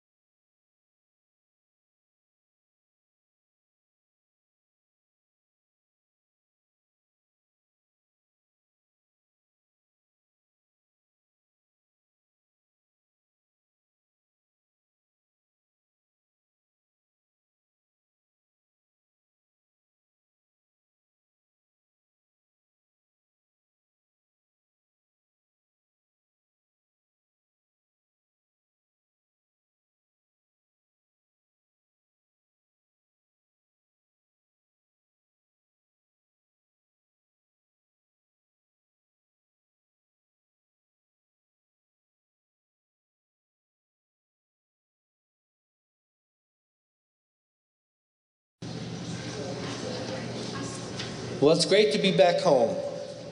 I really appreciate the honor of serving you in Montpelier, and And there's nothing I don't like about that work, except being away from home and being away from my family and all you people. So it's great to be back home right now, see familiar faces.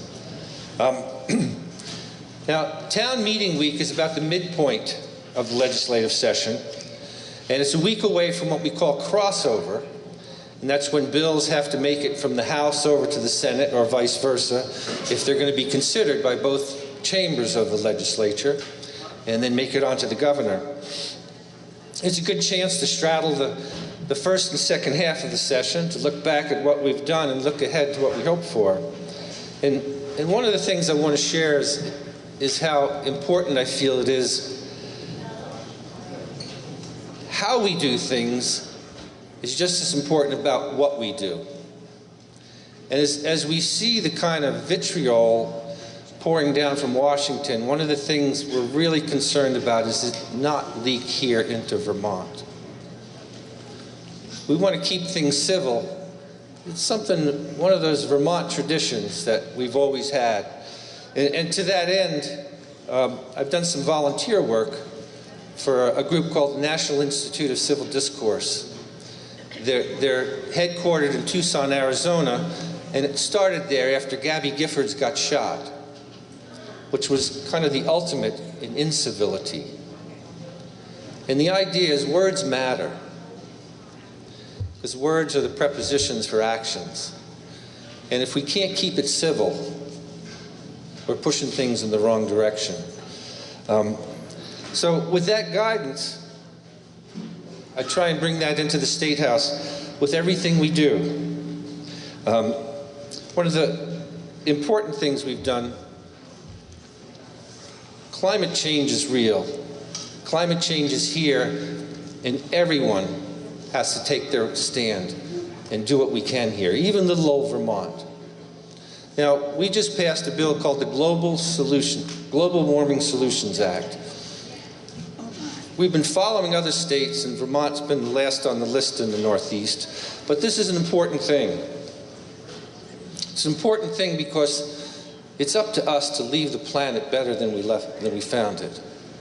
And as someone who just became a grandfather, I'm well aware that it's important to leave a legacy of a cleaner planet. Now, the old saying is the best time to plant a tree is 20 years ago, and the second best time is right now. The same thing with laws like the Global Warming Solutions Act. A lot of this stuff we should have done 20 years ago because people were saying 20, 30 years ago, this is what we're going to be looking to. The second best time then is right now. So that's why we're getting on with this. We're dealing with a lot of other things in the legislature. There's 25 committees between the House and Senate that are working every day. And for a more extensive look at this, we have a website, wyndham4.net, and you could look and get a little sense of what's happening in just about every committee here. One of the things I want to mention also before we leave, though, health care and access to health care is going to be a concern we have, and it's another situation that's right here, right now, something we need to deal with. There isn't a hospital in Vermont that's not being challenged right now. Access to health care is, especially in rural areas, is something we need to be intentional about moving forward on. Maybe some of you have followed that earlier this year, at the start of the year, the Brattleboro retreat made the news in a way you don't want to because they're having some struggles. And what I would say is, what's happening for the retreat is no different than a lot of other rural hospitals. The reality is the cost of services is not being met by what they're getting paid for with providers. And that's one of these things we're going to need to look at in the near future and on ahead. Lastly, I want to say something else about health. Now, is Bob Nassau here yet? Bob called me yesterday, and everybody who's got a young kid here might have seen Bob Nassau when he was a practicing pediatrician, but now he's retired, and he's only practicing a little.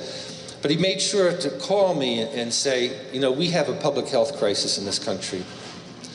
You may have heard of the coronavirus, COVID-19, and the reality is It's a public health issue that we need to face right square and head on. And we are. All hospitals regularly have infectious disease protocols, so they're ready. But on top of that, the governor has appointed a task force to make doubly sure that they're ready. So there's a lot of things we can do as individuals. We're talking about make sure you wash your hands a lot, and if you're feeling poorly, stay home and don't share the joy. But we want you to know this is something we're paying attention to. It's important to us, and together we'll get through this just like we do anything else. I think next on our list is my district mate, Nader Hashim. I just want to say Nader's doing a great job. He's in his second year, and it's been great to work with him. He's a smart guy, he works hard, and he's been a great addition to our delegation. So thank you very much.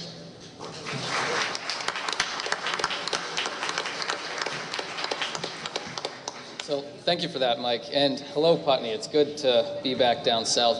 So I wanted to say that the Wyndham delegation right now is down a member. As many of you may know, former Representative Trieber resigned to pursue his career. And I have to say I miss him a whole lot because he has this way of being critical of just about everything that comes in front of him. And, you know, he really taught me a lot in how to analyze a piece of legislation regardless of where it comes from.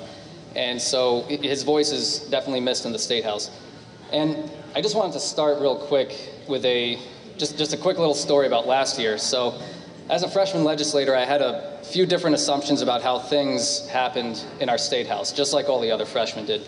And one of those assumptions I had was that in the General Assembly, Democrats sit on one side and Republicans sit on the other side. And that's how it's divided in Congress, and I just kind of assumed that's how it happens up here. And so tradition dictates that new legislators get their seats assigned to them, whereas returning legislators go to their old seats or pick new ones. So on the first day I received my seat, I went and I sat down and I looked all around me and I didn't recognize anybody. And I realized I was sitting right in the middle of the Republican caucus. And so I thought to myself, hold on, did somebody make a mistake, or did I make a mistake? What's going on? And ultimately I found out it was not a mistake. And in our State House, legislators are mixed and interspersed regardless of party affiliation. And I was a little bit nervous at first, but I'm actually really glad it's set up that way. And the reason is that because over the last year and a half, I've had some of the liveliest debates and conversations with my friends from across the aisle. I challenge them and they challenge me, and all of us together are able to think about the variety of perspectives that we bring to the table. And what is additionally important is that all these conversations are carried out with mutual respect and honesty. It's a trait in our State House that makes me especially proud to be a legislator here. And I also think it's reflective of the broader picture in that right here in communities like Putney, we may have a diverse array of opinions on how things should be done, but we generally engage in our conversations with respect and honesty. And I'm fully confident that tradition will continue into the future. Now, moving on from that, I just want to give you a brief rundown of some of the legislation that we've worked on. My district mate touched on it. He talked about the Global Warming Solutions Act. As you know, this passed about 2 weeks ago with a strong showing of tripartisan support. And some of my thoughts related to this are that while there's a sense of immediacy in how urgently we have to act regarding climate change, it's also important to maintain hope that we'll have a clean future for the next generation of Vermonters. And one of the indicators of hope, got to move this around? More into it? Okay, is this better? Sorry about that. So one of the indicators of hope that I saw when this was being voted on was the general tripartisan agreement among folks that climate change is real and that it will first affect our farmers as well as people living in poverty. And this is a bill that will allow Vermonters to hold the government accountable through the judiciary for its climate emission goals, while also creating a plan that includes strategies and programs that will aid in addressing climate change and building resilience. And just a few days ago, the Cannabis Tax and Regulate Bill also passed in the House. The reality that we all know is that cannabis has been legal for years, but there is zero regulation. And the lack of regulation creates a variety of challenges, both as it relates to legality, safety, and consumption. The lack of regulation also ensures that all the money people are spending on cannabis is going into the black market. And I'll support legislation that prevents money from going to people who are also trafficking other drugs in Vermont as well.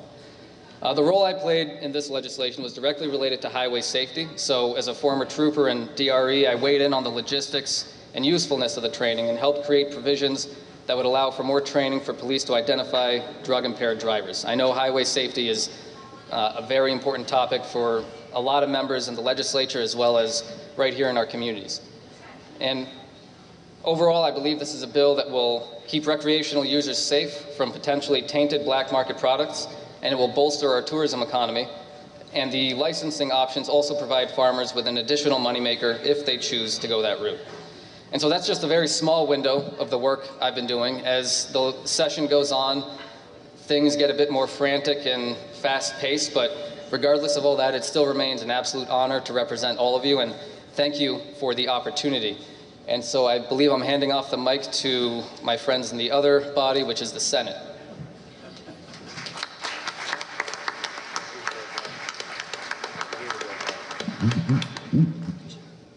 Hello, I'm Becca Ballant. I'm one of your 2 state senators for Windham County. I live in Brattleboro, though I did live for a while on East Cemetery Falls Road, and I have a special place in my heart for Putney. I'm the majority leader in the Senate, and I just want to say, I want to start with talking just generally about democracy. As I've been traveling around to meetings in the last couple days, I do feel this heightened sense of anxiety among all the constituents that I talk to, regardless of political party. There is a sense of anxiety of where are we going in this country and how have we ceased to be able to talk to each other across the aisle. And to echo the sentiments of Mike and Nodder, this morning I was working out at a gym in Brattleboro, and the woman who hopped on next to me used to work in Phil Scott's administration. She was the Commissioner of Housing. And she's one of my favorite people. And we do not agree politically on many things, but we spent a good 40 minutes talking about housing policy in Vermont and how to get it done together. And I just want to assure you that we are working together across the aisle and keeping the best interests of Vermonters in mind. I wanted to start with the health of democracy and now shifting to the health of our people. And Mike touched on coronavirus. I just want to give you one number that I would like you to call if you've been traveling out of the country. The health department put out an alert last night, and the number is 802-863-7240, and they're asking you to call if you have been traveling outside of the country. I know that my own children have been asking me, well, what's our role in this? We don't seem to have coronavirus appearing in Vermont yet, but we have a case in Hanover where all the states surrounding us have had cases. It's just a matter of time. If you've been traveling outside the country, please call the health department and let them know so they can talk you through whether you might be at risk. The health department lab now has tests from the CDC and can do tests here in Vermont. So I just wanted you to know that. Once again, the number is 802-863-7240. So I sit on 2 committees in the Senate. One is the Economic Development and Housing Committee, and we passed a very large housing bond last biennium, and we're seeing the fruits of that bond. We were able to parlay $37 million into over an additional $100 million of investment, which has meant over 800 new housing units for Vermonters. We have an incredible shortage of housing across the geographic spectrum in Vermont, and we know that many of our employers are not able to bring workers here to Vermont because there is no housing.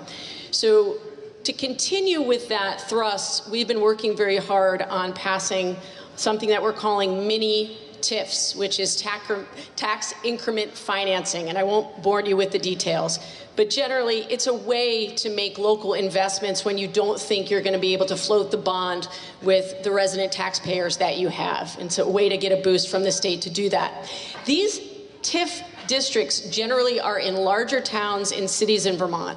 And it has meant like places like Putney and Townsend and Jamaica are not able to take advantage. But we're hoping in this year's omnibus housing bill, there'll be a mini TIF option for towns such as your size to get infrastructure investments in water and sewer to make it more possible to build housing in your designated downtowns. So I wanted to let you know about that.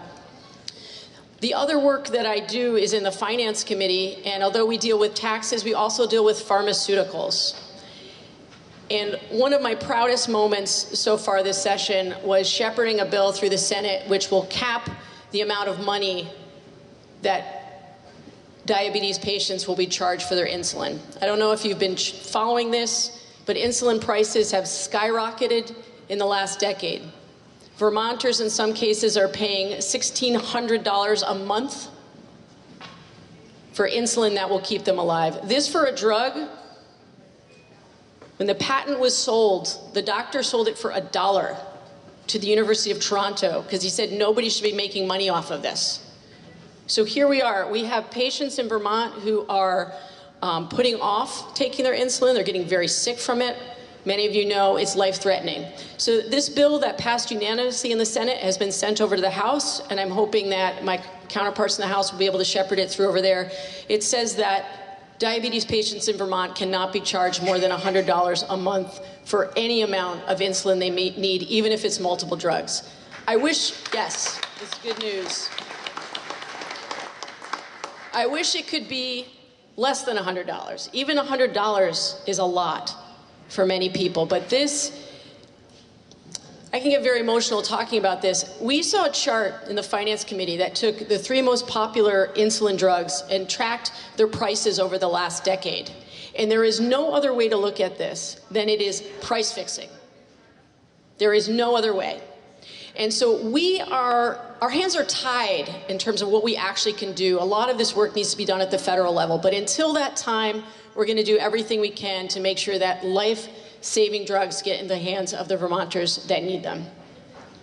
The other thing that I'm very proud of that I also worked on in the Finance Committee was a bill to regulate student loan servicers. So student loan servicers are basically the middlemen between borrowers and the institutions. And what we learned is that a lot of student loan servicers are taking advantage of borrowers to the tune of billions of dollars of additional interest in this country. So again, bipartisan support in the Senate passed unanimously to start regulating these servicers in Vermont.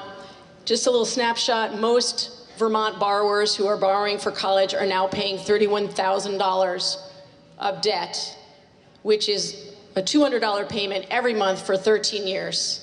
And those folks are not investing in homes, they're not investing in their health, they're not investing in purchasing power, transportation. So we're trying to, again, make the limits that we can within the law, but I hope the House is going to be able to get that over the finish line. The last thing I want to say to you is only 30 people in the state of Vermont get to serve you in the Vermont Senate, and I am so grateful that I get to have that job. Thank you.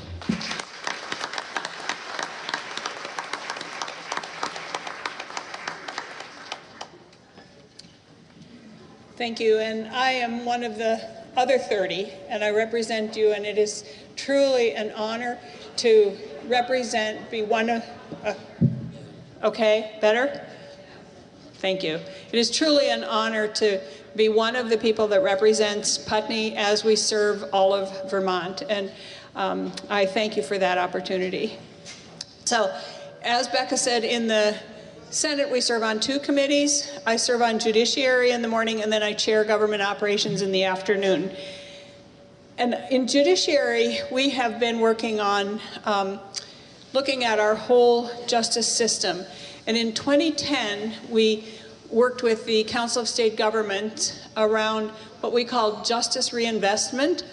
And at that time, our trajectory told us that if we stayed on that, or the projection showed us that if we stayed on that trajectory, we would have 2,700 people in prison by this year. 2,700 people in prison is a lot for a population of 620,000. We were the highest per capita in the nation. So we worked with them and did a lot of innovations, and as a result, we have not completely dropped, but we're at 1,700 now, so we have changed that chart.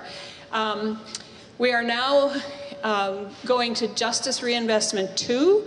We're starting on that, and we're looking at other ways to look at our justice system.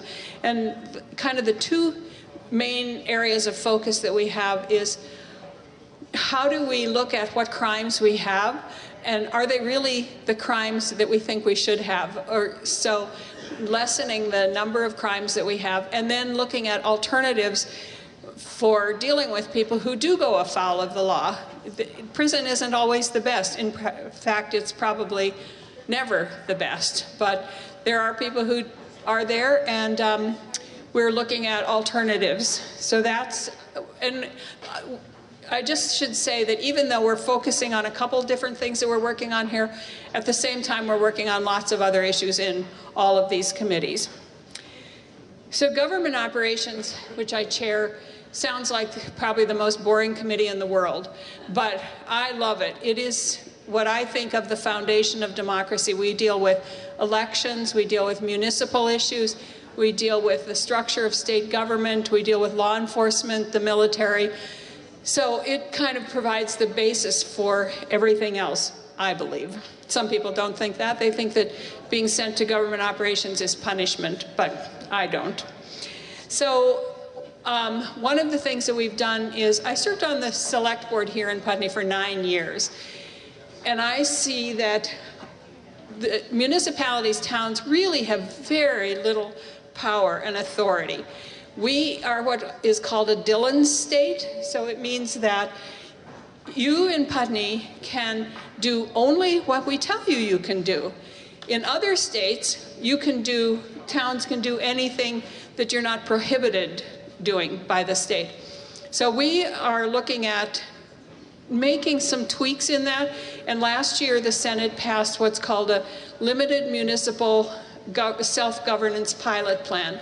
It would allow a certain number of towns to have more authority and more power. You wouldn't have to go to the state for every single thing you needed to do. So we're hoping that the House will take that up this year and that it'll pass, and it'll be limited to 10 towns in this pilot, but they're going to have to be geographically diverse, small towns, large towns, towns with town managers, towns without town managers, so we can get a sense of how this might work.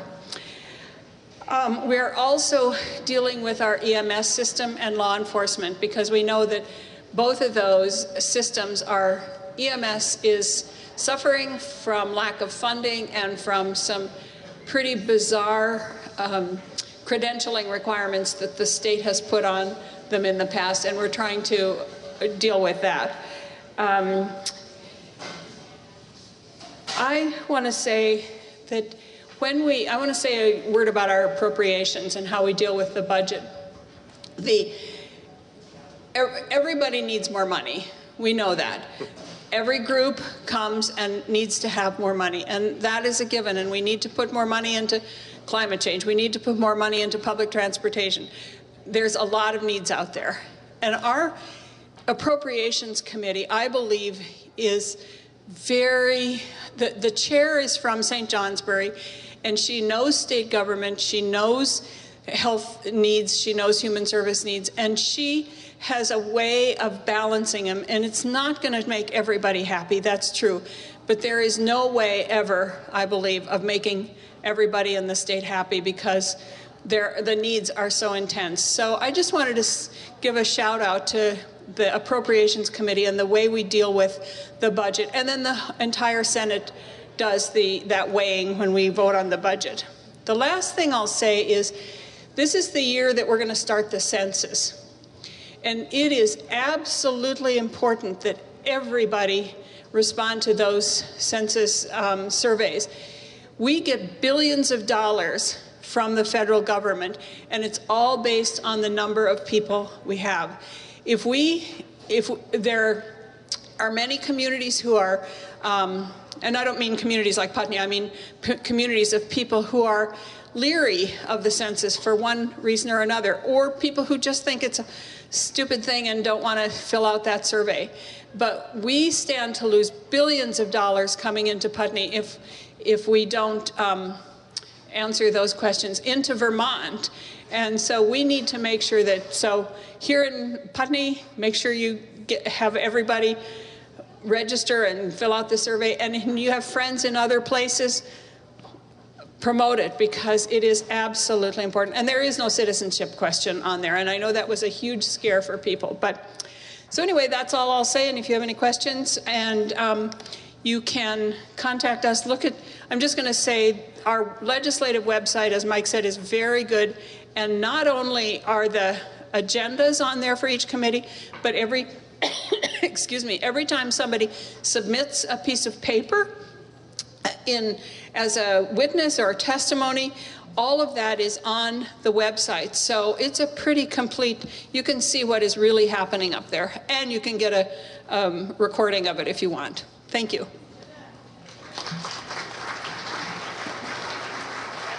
What? Sorry. Elizabeth, just because we do not have any runners today, we don't have a traveling mic. We have set up, Steve has set up a standalone mic right there in the center. So if you want to ask if you want to make a comment, because no one will be able to hear you unless you, and this is a heads up for everybody, there will be no runners. You'll need to use the standalone mic.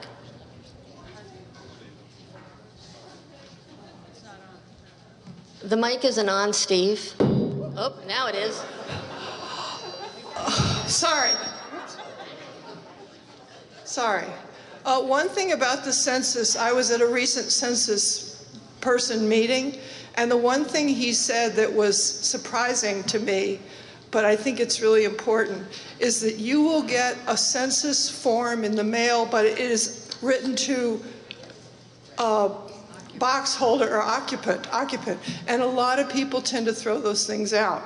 So please notice, if you get anything to occupant and it's in the post office, please check, but it's very likely mid-March to be your census form. And we really need you to fill it out. And you can fill it out by phone or online. Easy. Thank you. Thank you, Elizabeth, and thanks to our elected officials. Thank you very much.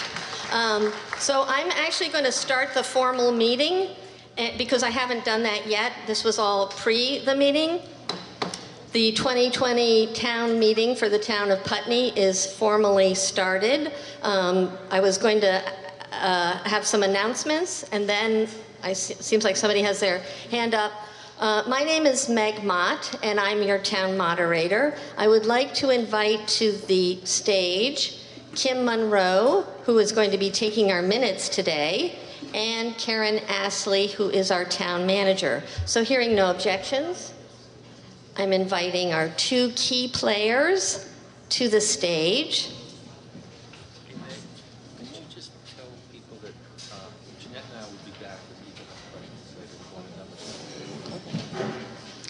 Just so you're clear, Meg, Kim is our assistant town clerk also. And Kim is the assistant town clerk, sorry about that, Kim. And select board, would you be willing to introduce yourselves?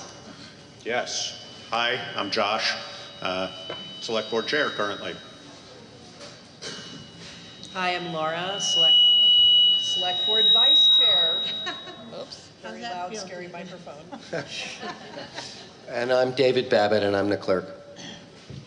Great. I have a couple of announcements, and that is, if anybody has parked in the horseshoe, would you please move your car so that if you're staying here for the meeting, the parking is over there behind the school. If you're just coming in to vote, you may park in the horseshoe. So that's what the horseshoe is all about, that drive in front of the school. I am assuming that everybody who is sitting here is a Putney resident. The chain that is sitting right there is for people who are not Putney residents to observe the town meeting. We're asking everybody to please check in the back. That way we'll know who's here and that you're a town resident. So if you haven't already done so, please check in behind. Great. We will be taking a recess around noon for lunch. I will try and make that happen around an article. It's always inconvenient to stop deliberating in the middle of an article, but I'll be keeping track of the clock, and we'll probably take a 45-minute break around noon. The town meeting is run by Robert's Rules of Order and also by Vermont state statute. You can change Robert's Rules of Order, however, that will take a 2/3 majority to do so. You cannot change the state law that has to do with the town meeting. There's information about Robert's Rules. I've been working with Howard Fairman this year, Laura Chapman, and I think it was Laura Casey. Putney Huddle started a great initiative a few years ago, and that was to make sure that the voters of Putney understood how Robert's Rules work. And so every year we've tried to give you more information. This year I was working with Howard Fairman, who is very good at chapter and verse for Robert's Rules, so you will find that on pages 70 to 71 in your town report. And I'm just going to go over a few really key provisions. Every article that we discuss must be moved and seconded. I will state it in its entirety, and then it is under your consideration. You all control the conversation. Articles may be amended, and we may consider one amendment and then an amendment of an amendment, but at that point, we have to stop. After you've spoken on a particular article, I would ask that you don't speak a second time until others who are waiting to speak have a chance to do so. We're going to be using voice vote. If, when I call for the ayes and then I call for the nays, if it seems as if it's too close to call and you want a division, then somebody just needs to say division and we'll get a hand count. It takes 7 people to call for a paper ballot. And the order would be first voice, then division, and then paper ballot. Debate can be cut off by a call the question. It's going to be my job to try and get the debate moving. We'll hear people in favor, people against. And if I start to feel that there aren't new arguments being made, I will start to let you know that I'm going to be moving to a vote. The reason I'm doing that is so that we can avoid calling the question. Anybody at any time can call the question, but it's a move to stop debate.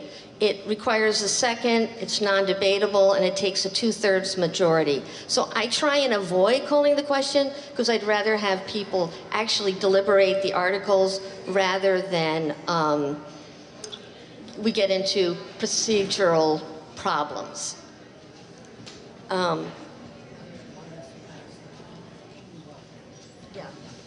Right.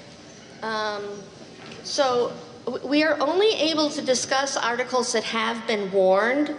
Any amendment that starts to move an article in a direction that the original language didn't warn will be considered non-germane.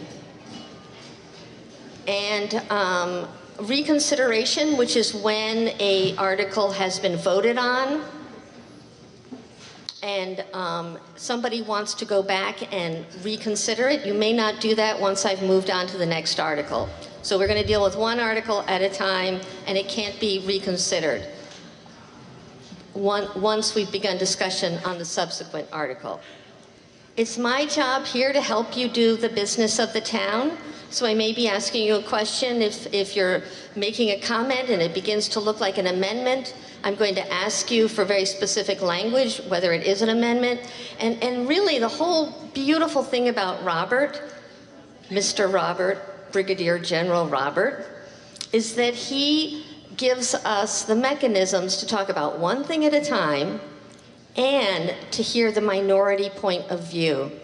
There are other ways of reaching decisions, and some of you may participate in groups in which consensus is the way to reach a decision. I don't want to say that Robert is anti-consensus, but he's very interested in giving us an opportunity to hear dissent. So unlike a consensus model where we're trying to reach the same opinion, in this procedure, I'm going to be saying, is there somebody who wants to speak against the amendment? And that's important for us to actually deliberate. I'm assuming, as I said, that everybody who's sitting here is Putney residents, and great, and that you've all been marked off, because when I call for a vote, it is only Putney residents who are allowed to do that. So before we get started with the articles, was there any questions or concerns? Yes, and we're going to have to use that standalone mic. Thank you. Ruby McAdoo. I wanted to ask this question of our legislators, and so I don't know if they're going to be around at the end of the day, but essentially I am the clerk of the Putney Central School Leadership Council, and the co-chairs, Liz Adams. This is so annoying. I'm so sorry. I'm just going to lift this up. So Liz Adams and Jamie Contois are the co-chairs. They're also here. We have a table in the back. The reason I'm standing up and what I'd like to hear from the legislators, if they can speak to it, is that there's a lot going on both in our local school board. I've been attending the merged school board meetings, and it seems like there's a lot of special ed funding decisions that are coming down the pike, and I would like to hear what's going on in the legislature. I'd also like to just urge everyone to stick around after lunch in the other business portion, because I do think the Leadership Council would like to engage with everyone and let everyone know what's going on in the school and in the district. But anyway, so that's what I would have liked to have asked the legislators. Two things, and one is Mike Mrowicki will be returning, and I believe Jeanette White will as well, so they will be around later. I'm not going to be able to allow for other sort of announcements and that sort of thing. We'll do that towards the end. But if there were any questions about Robert's rules at this point, otherwise, I think we're going to get started.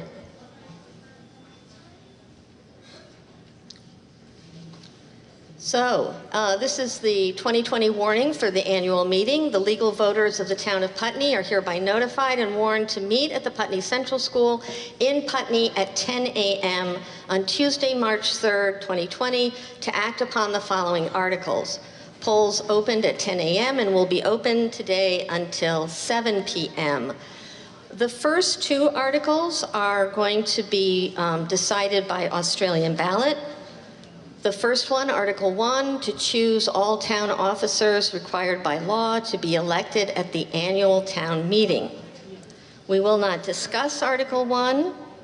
It will be decided by Australian ballot.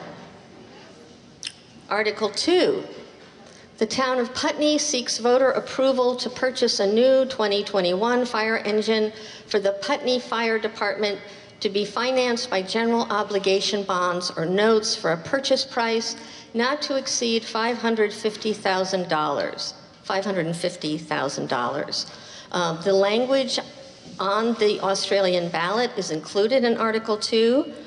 Although we will not be deliberating Article 2, we may ask questions, and the Select Board is here to answer any questions that you may have about Article 2. Are there any questions for the Select Board? Yes. And when you come to the mic, if you would just state your name. Thank you. Alan Blood. I'm sorry I haven't been paying as much attention as I should. I assume that this is to replace a truck that we have that's falling apart, but maybe somebody could give a sentence or two on that. Select Board. Tom was here a moment ago. Do you want to speak to this article, Tom, or? Yeah, why don't you? I don't know if I need a microphone or if everybody can just... Yes? Okay. Yeah, and you can always pull it out, and Steve has provided handy wipes in case for concerns about, and are we going to worry about feedback, Steve? Okay. Will we good? Yep, we are. Okay. To give a little bit of history with this, the truck that we're looking to replace is a 2006, one of our two primary engines. Excuse me. And we're actually looking to replace this engine early, 4 years early. The truck's not due for replacement for another 4 years, which means in reality we wouldn't see a new truck for 5 years because there's a 9 to 12 month build time. The reason that we're bringing this forward now, early, is simply because of the cost savings associated with this project. Unfortunately, given the situations that we're in with different tariffs, just the general costs associated with fire trucks and emergency services apparatus today, we're looking at costs that we haven't seen before. Typically, we've been very used to cost ranges of $230,000 to $280,000, and now, like you're aware, we're at $550,000. We have no control over that. The truck that we're speccing is nothing more than we've ever had, than we're used to. There's nothing extravagant about this truck at all whatsoever. It's built to work. It's not built to look pretty. So that's where we're at with that. So again, the truck that we've got that we're going to be replacing is a 2006. We're starting to see some issues with it, some electrical problems. We just had to replace a computer in it to the tune of about $3,200. There will be more of that coming. I'm certain. We're looking at some mechanical things that are going to be creeping up on us. So again, all of it put together, that's why we're coming early. When I mentioned the cost savings associated with buying this truck now versus waiting 4 years, the cost that we're looking at, the money that we're looking to save, in reality is just over $200,000. So that's why we felt it was appropriate, as well as the select board, the town manager, felt it was appropriate to bring it forward now, knowing that we're going to be actually saving that kind of money over the next 4 years. If we wait 4 years, then we're going to be looking for $200,000 plus more. So that's where we stand. So just a couple of the drivers behind that, not the wrong term, but mincing my words. Sorry, Meg, is it all right if I comment also? Sure. Thank you. The cost for the truck itself increases on an average of 3 to 4% per year. So that's just a projected cost. So when you take the truck value before trade-in of $650,000 and increase that by 3 to 4% per year, that ends up being over $100,000 there. The other savings that we think we would realize is that the truck that we currently own has a trade-in value probably in the ballpark of $80,000 to $100,000, and in 4 years it's projected that its trade-in value will be more like 20 or less. So those are two of the components. And then also interest rates right now. One of the reasons that we are asking folks to do this, to vote on a bond issue, is because the interest rates for bonds are incredibly favorable. Right now, they are projected as 1.45%. Can we guarantee that that would be the price we would get if this is approved and we go forward? No, because bonds are issued twice annually by the state of Vermont, and that shifts day by day as they go. But, we all are aware that interest rates could be dramatically higher in 4 years, and that's something we can't predict. But it's some of the thinking behind why we're looking at this now instead of 4 years down the road. Do we have any other questions about Article 2? Yes.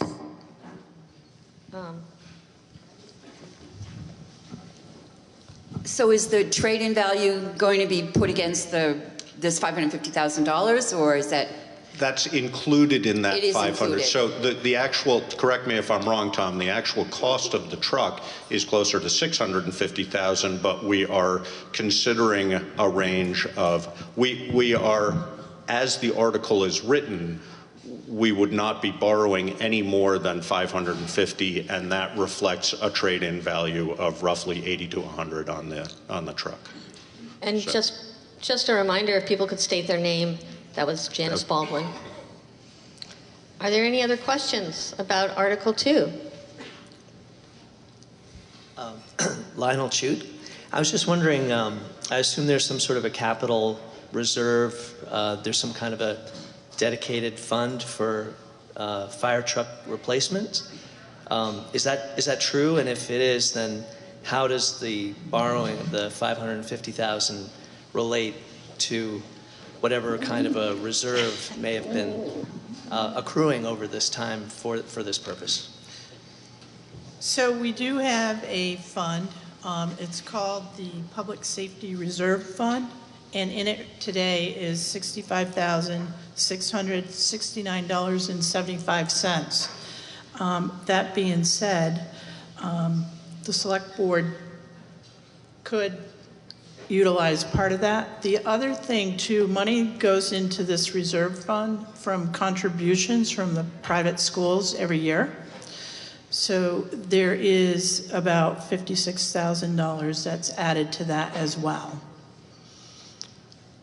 So the answer to your question, I guess, Lionel, would be that there is not a large reserve fund, obviously. No. It hasn't been our practice in recent years, and we've been having recent discussions about whether we should be looking. We have a capital plan that lays out the time frame for how we would purchase, et cetera.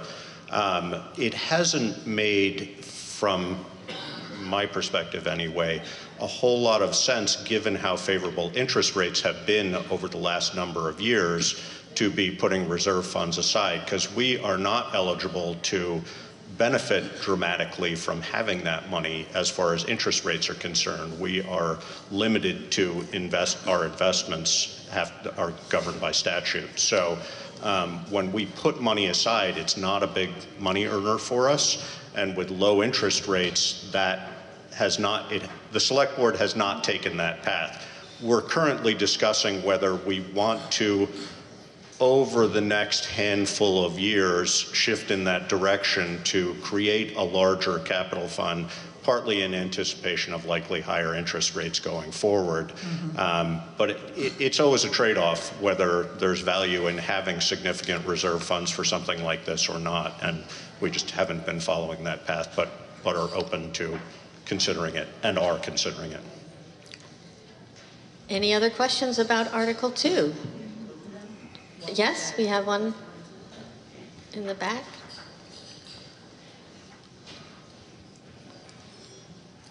Hi, Craig Goldberg.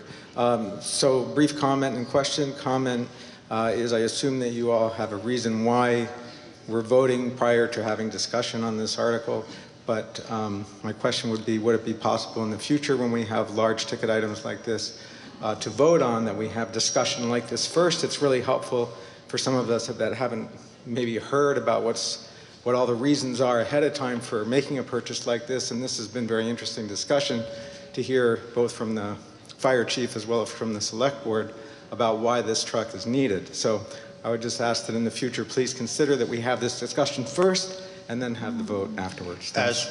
As per statute, all right, if I respond, Mike? Sure. As per statute, we had 2 public meetings related to this article. One 10 days ago.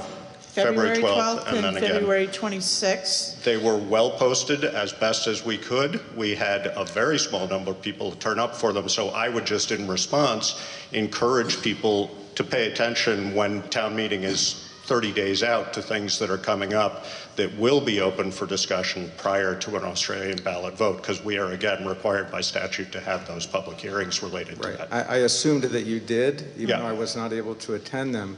And as you mentioned yourself, those meetings were poorly attended, whereas this meeting is usually better attended. So that's why I would make the comment. I'm not saying to not have your public meetings and those, but just at least consider that this is the place where more people will attend and more of us can hear the issues. Okay. Thank you. Do we have any other questions about Article 2? Yes. We have a couple more questions. Hi, my name. Hang on one sec. Respond to, I think there was a little bit of a misunderstanding. We're required by state statute to do this vote through Australian ballot because we're going out for a bond.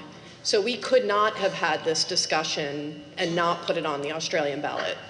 Is that helpful? Okay. Thank you. Hi, my name is Michaela Marmion. I was just wondering about the specific vehicle you chose. For me, fuel emissions and looking at alternative energies is really important, and especially because we're buying it early or looking into that. I'm really curious about how you made the choice and how climate impact has been considered in choosing this specific vehicle. Do we have an answer from the select board? Yes. This came up, you may or may not remember, from last year's town meeting, this came up as a question related to highway trucks. We have had that conversation both in those public meetings and also in regular select board meetings. We are not yet at a point where that technology is, for our size and needs of a town, appropriately applicable. The first hybrid electric fire truck was just introduced recently in LA. First one introduced in this country. They're becoming more common in European countries, but are not yet widespread here. The nature of a fire truck is such that it has to be able to go out and work for many, many, many hours at a time. So that is not conducive to a fully electric, but it is conducive to hybrid. We had that discussion. The one that was purchased by LA County, my understanding, and this is strictly anecdotal, was $1.2 million. We are definitely cognizant and watching as that technology, I mean, my guess is that in the next 5-ish years, there will be, for fire trucks, they fit into a category that's a little tricky because of that specific need. So a hybrid might make sense. A full electric, not so likely, I wouldn't think, in the near future. But with highway trucks, a higher likelihood of that. And it definitely is a topic of discussion that we have regularly. And actually, Doug Grant has been taking us to task on that and making sure that discussion continues. So we've considered it not yet a financial reality, and in fact, I think not really a reality, just practicality-wise yet for us. But thank you for the question, though. Any other questions on Article 2? We have one in the front and then one in the back. Yep, if you could state your name. Patricia Blum. I'm just wondering, I assume you broke this down per capita, how much it's going to affect the tax of each household. Do you know the cost annually per household? Give us a few minutes. We'll try and work through that. We have presentation as the total annual cost, but we haven't broken it down as far as effect on tax rate. So why don't we take some other questions and we'll try and get back to you. So there was in the back, yeah, Elizabeth. Morning, Elizabeth Fox. Wondering about the longevity of fire trucks. This one seems about 14, 15 years currently. Is that the same for the upcoming one? And also you mentioned that this is one of 2 primary trucks, so when might we expect the second one to go? So I'll actually start with the second question first. We've got a total of 8 fire apparatus. Wait a minute, 4, 5, 6, 7, 8, including the car that's assigned to me. 3 of those vehicles, my car, the squad, and our brush truck, those overall are at the time they would ever need to be replaced, are very low cost vehicles, especially when we purchase off state bid, which we've started doing. We started doing that 4 or 5 years ago now. Our ladder truck, we bought secondhand however many years ago, a few years ago now. 10 years ago, Chris, thank you. And that truck will last us a very, very long time. We were fortunate to find that truck at the cost that we did. We take care of it. We keep up on the maintenance for it. And again, that truck will last us a very long time. None of us at the department ever foresee the town of Putney or the Putney Fire Department having a brand new aerial ladder unless something dramatic happens with ours and insurance pays for it. That will never be our intent, and I certainly don't foresee, again, unless something catastrophic occurs with our existing ladder, I don't foresee us even needing to talk about buying another ladder for 15, 20 years at least. The next truck in line is the tanker. We've actually changed over the last 10 years the way that truck operates. That truck now simply shuttles water. That's all it does for us, and it does it well. That truck was built, and you'll hear this term come up again shortly, that truck was built heavy, which means it's got a large motor, large transmission, large front end, large rear end, so on and so forth, and the truck was built right for us, and that truck will last us a long time. We have absolutely no plans, again, assuming nothing catastrophic occurs, we have no plans on replacing that in the near future. The two workhorses of the department, those are the two engines. Very similar, people will remember about 5 years ago, our engine 2 was due for replacement.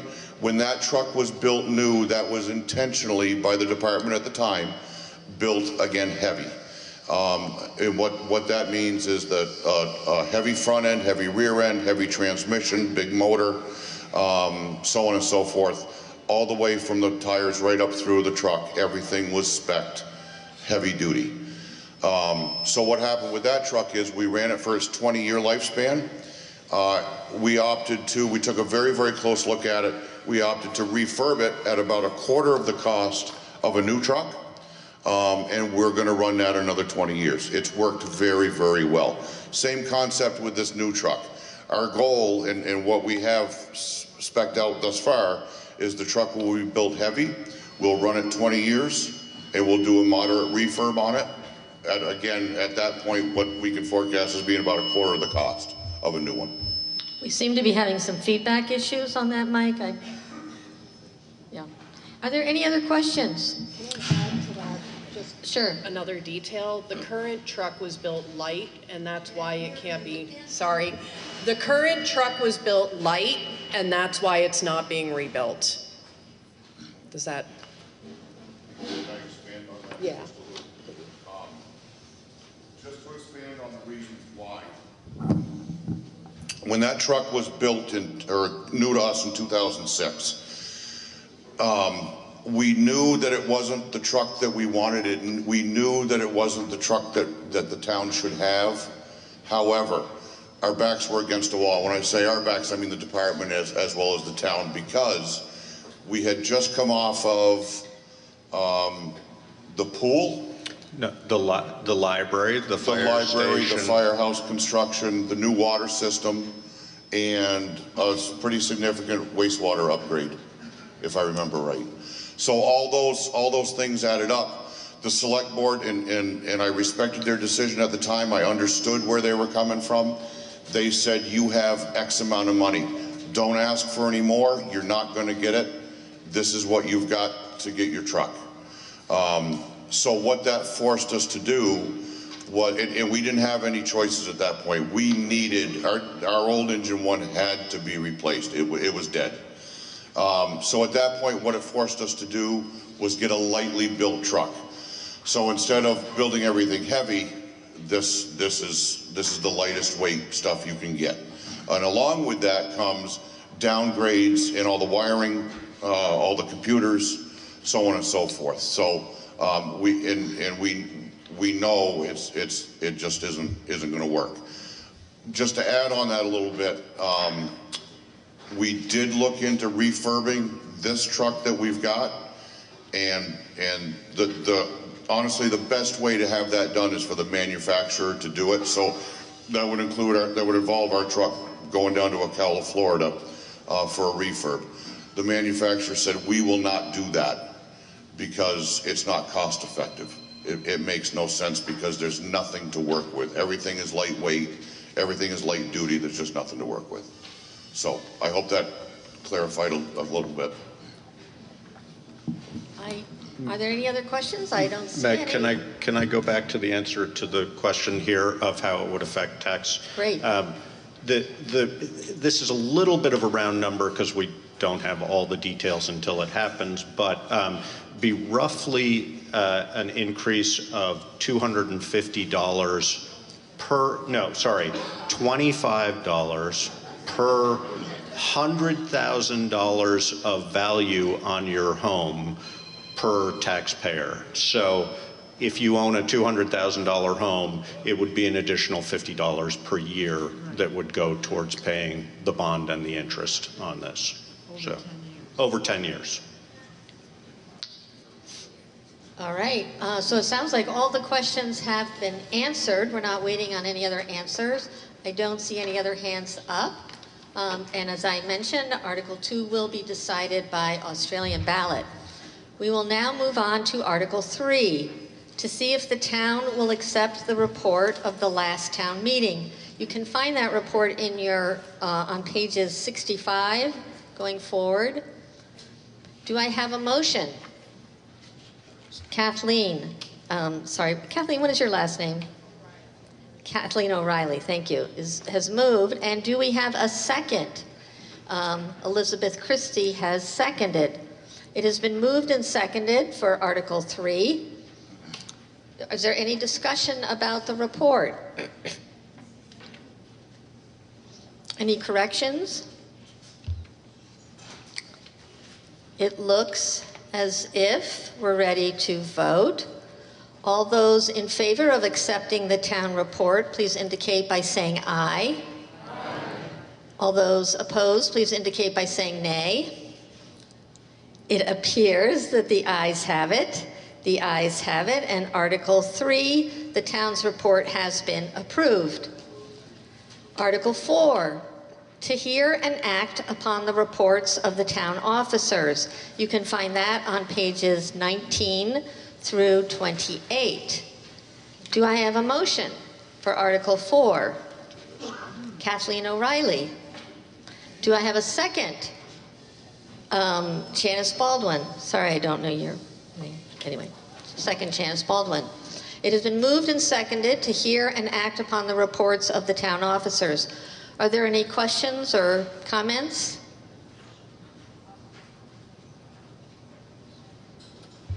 It appears that we're ready to vote, right? We've had a motion and seconded. All those in favor of the reports of the town officers, please indicate by saying aye. Aye. All those opposed, please indicate by saying nay. It appears that the ayes have it. And we have heard and acted upon the reports of the town officers. If you notice, I'm looking down at the front row here periodically. That's Howard Fairman, who has agreed to be the parliamentarian for this meeting. Meg? Yes. Could I maybe quickly do Community Service Award? Oh, I'm so sorry that I forgot that. That's absolutely. Okay. Thank you very much. My apologies. Before we move on to larger, greater town business, wanted to make a statement about Community Service Award. This year's nominee was brought forward by Jonathan Johnson, who's our town clerk. And statement reads, the town of Putney provides a location where residents may drop off their Vermont returnable bottles and cans. The proceeds are designated for the Putney Pool. Before the bottles and cans can be picked up by the Redemption Center, they must be sorted to separate bottles and cans and to remove non-returnable items and trash that people drop in the bins. It is important that the work be performed on a regular schedule so that the bins don't overflow. The sorting work has always been done by volunteers. In the past, when the volunteers didn't show, town hall staff performed the sorting and cleanup as needed. Since last spring, our volunteer has been Julian Lavoie. Where previous volunteers would wait weeks before coming to sort, Julian comes every week. Moreover, I frequently have an email from Julian when I arrive at work on Monday morning informing of how full the bins are, he checks them on Sunday, and when he will be in to sort. Recently, Julian has taken over the responsibility of scheduling the pickup from the Redemption Center. Julian has done a great job in keeping the drop-off area clean and safe. So far this year, Julian has sorted well over 30,000 bottles and cans to the tune of $1,500 at at 5 cents apiece for 30,000 in a cheerful and capable manner. Julian's hard work and dedication makes Putney a better place to live, and the Select Board wants to say thank you by awarding Julian Lavoie the 2020 Community Service Award. So, thank you so much.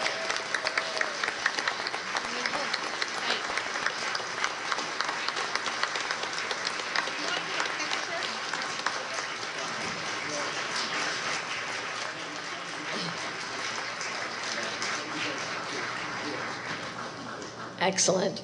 That makes me so happy to know you're doing that work every week. Thank you. We will now move to Article 5. To elect 3 trustees. Sorry, Meg, Yeah. sorry. Okay. Julian just notified me that only his mother calls him Julian.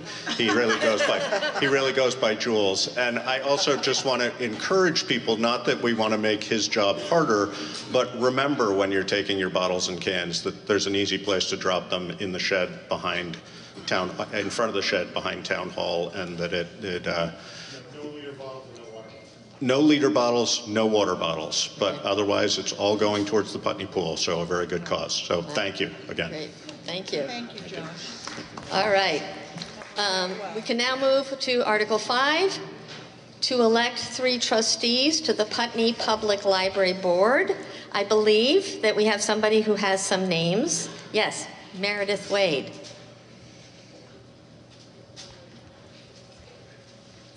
Good morning, everybody. I'm Meredith Wade. I feel like I should face this way and not see you all. Yeah. I'm Meredith Wade. I'm the current chair of the library board, and I want to first say thank you to our very dedicated director and staff of the library for all they do all the time. Thank you.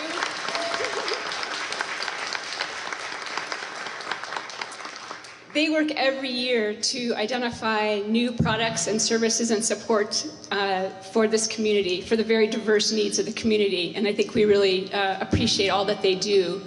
And I also want to say thank you to the community, because it's because of all of you and to serve all of you that we exist. And feel like we're an important part of the community because of that.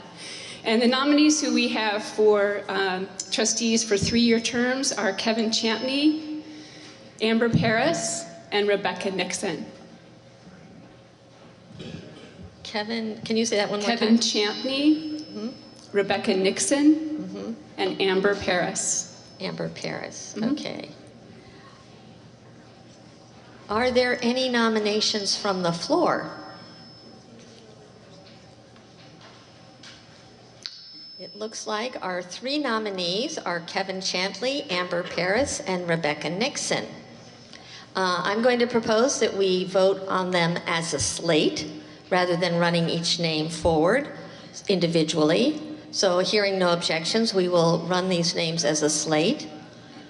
All those in favor of Kevin Chantley, Amber Paris, and Rebecca Nixon to be the library trustees, please indicate by saying aye. Aye. All those opposed, please say nay. It appears that the ayes have it, and those 3 members are now part of the trustees. Thank you very much for doing this. We will now move to Article 6. To see if the town will vote to exempt the Putney Gun Club from municipal and educational taxation on the improvements, appurtenances, and land off of Sand Hill Road, lot 070339, for a period of 5 years, beginning April 1st, 2020, as authorized by 32 VSA Section 3832.7. You can find the lots that are exempted in the town report and other information on pages 63 to 64. Is there somebody who wishes to move Article 6? Kathleen O'Reilly. Do we have a second for Article 6? Alice Mays. It has been moved and seconded for Article 6. Is there somebody here who wishes to speak on behalf? Yes, and are you not a Putney resident? Could you just tell me your name? James Olmsted. Hearing no objections, I would like to invite James Olmsted to speak on Article 6.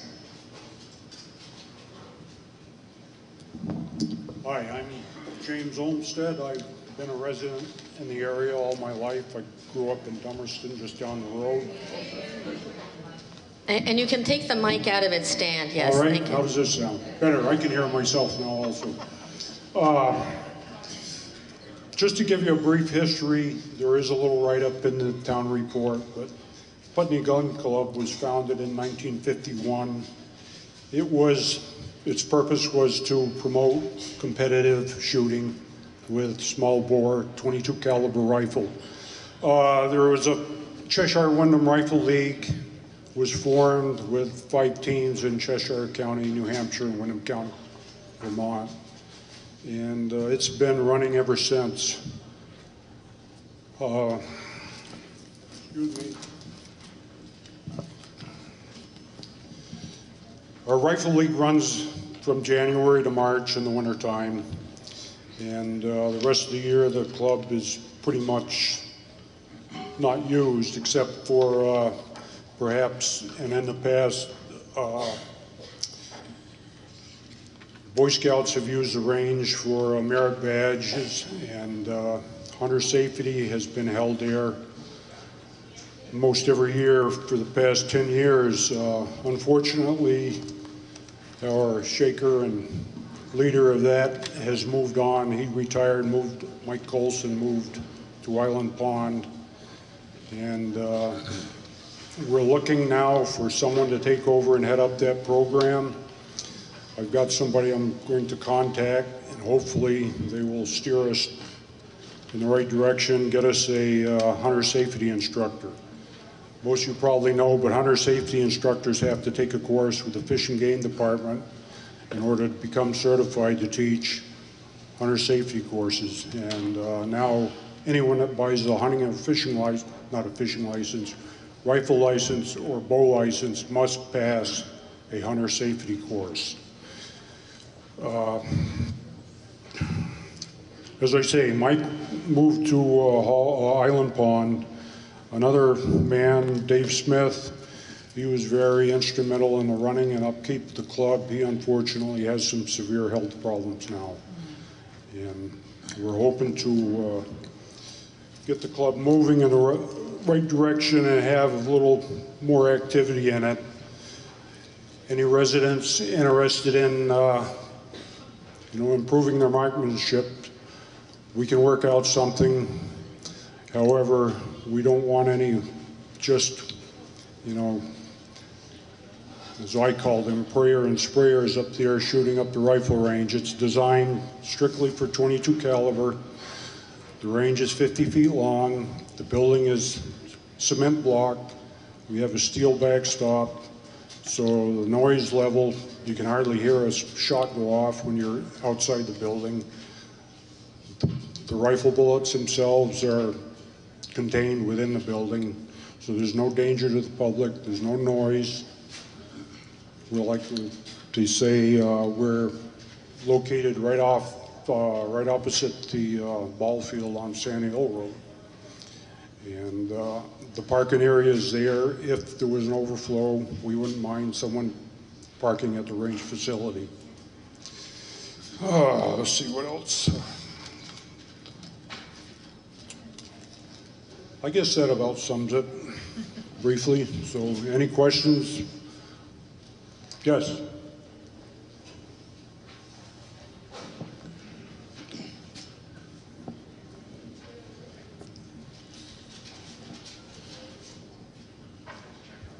I've supported this over the years. In fact, I brought 5 years ago up for tax exemption, and now I don't support it. And the reason I don't is, we're talking about January to March. Not many people, it's not used that much. You're not giving us any statistics on how often it's used. You haven't said how many people use it. And I know the last time I heard from you all, it was that all the towns around use it. So I would like to see them chip in and pay the taxes on that, and not go ahead and be tax exempt. So I'm going to jump into this. What we heard was an argument in favor of Article 6. We've now, and then Eva Mondin gave us an argument against Article 6. I'd like to hear from other people, so if you don't mind putting the mic back into No, I don't. the... I just have one thing. We are a IRS 501(c) nonprofit organization. Great, okay, thank you. Is there somebody else who wishes to speak in favor of Article 6?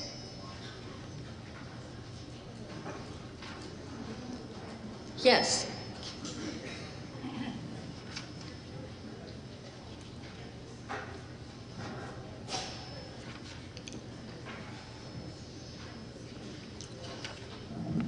Hi, I'm Kathleen O'Reilly, and I do want to speak in favor of it because of the hunter safety and bow certification that they offer.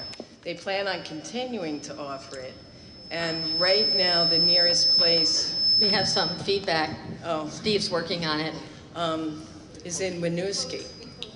Closer? How's this? Okay, feel like Goldilocks. So let's see. Yeah, I want to speak in favor of it because it does provide hunter safety. It also gives people a place to come and ask questions. I know that Dave Smith was very instrumental and very warm in opening to people. He's not from Putney. Many of the people who have been involved in it are not from Putney, but the goal moving forward is to get more people involved. I spoke to Jim prior to coming here today, and I encouraged there being a board, there being open house nights, and there being an opportunity for people to just come ask questions. I mean, it's not about firearms, good or bad, it's about safety. And I am a great believer in that. So I'm in favor of it. Great, thank you. Okay. Is there somebody who wishes to speak against who has not spoken? Alan Blood.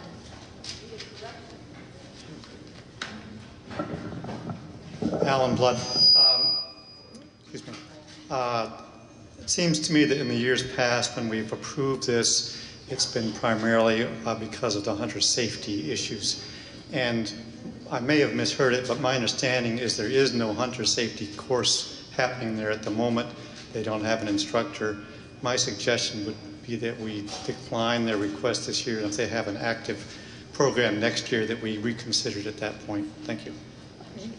Is there somebody who wishes to speak in favor of Article 6? In favor, yes. A question?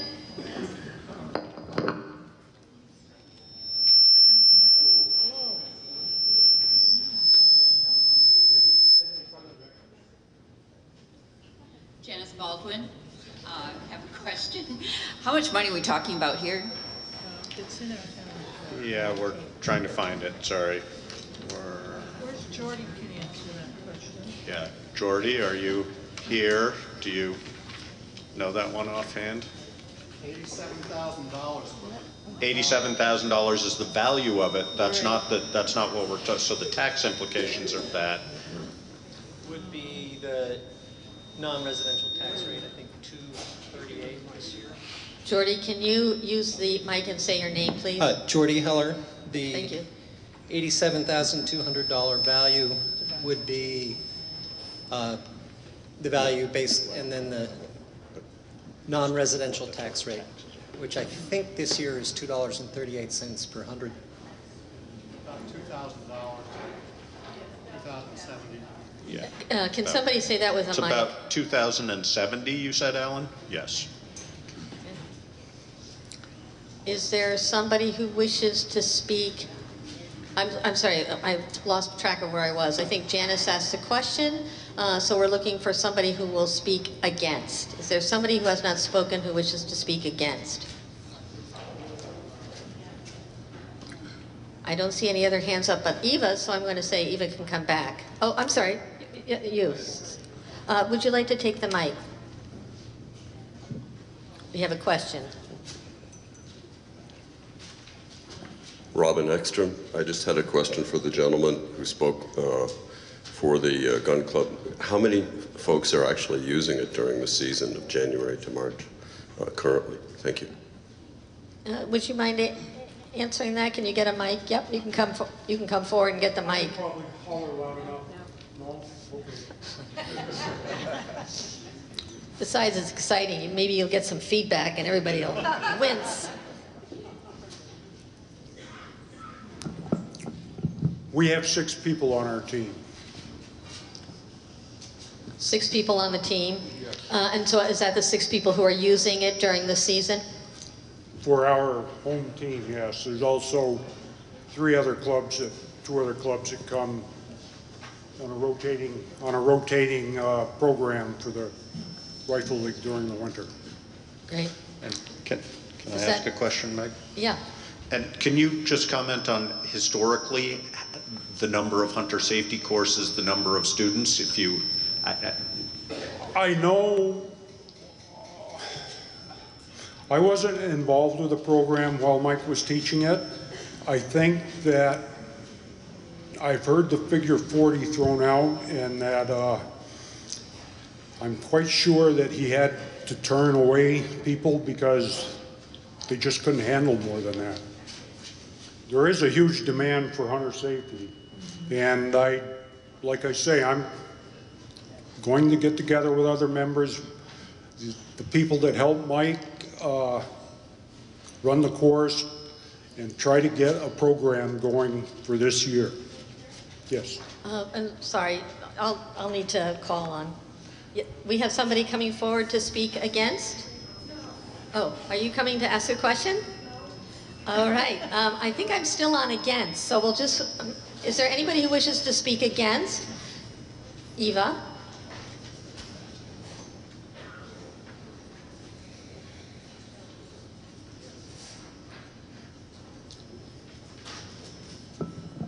I think it's time that this organization,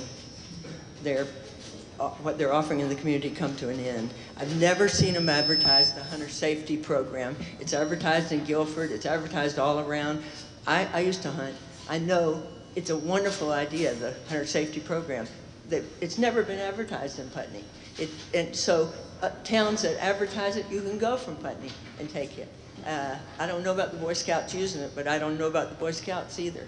And so I really think that it's time to lay it down. Really do. I'm the one that proposed and harassed. In fact, the guy who used to run it, he was a friend of mine. And I stood up for this whole process and harassed y'all to get nonprofit status. But it's over. I think it's over. Thank you. And we have somebody who wants to speak in favor. Is that all right? I'm going to go to the first. Sorry.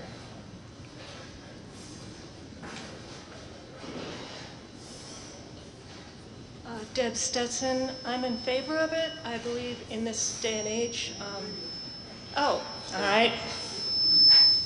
I think we should be supporting the gun club and the hunting program, and I think if you build it, they will come. I think we need to give them a chance to try to get it active again. It's recently been very active. There have been 40 people that have come even without advertising, as you might say. I don't know, maybe they did, but yeah, I think we should support it. And it's only $1 more in your taxes, something like that, if it's $2,000 a year. So I think it's worth it, especially in this day and age where people are going out and needing to get their own food. Great. So I have a question from the floor. I'm sorry, from the select board. I'm curious if we can amend, can everybody hear me? I'm afraid to use this. I'm curious if we can amend this for a period of 1 year in order to give them time to kind of get it together through these transitions and come back to us and show us a new plan. So Laura, are you amending? So the amendment, if I'm hearing you correctly, Laura, is for a period of 1 year, beginning April 1st, 2020, as authorized by 32 VSA section. Is that correct? That's correct. So I have an amendment, but I need to get a second. Sorry. While we have the amendment on the floor, I need to get a second. And the second is Lionel? No.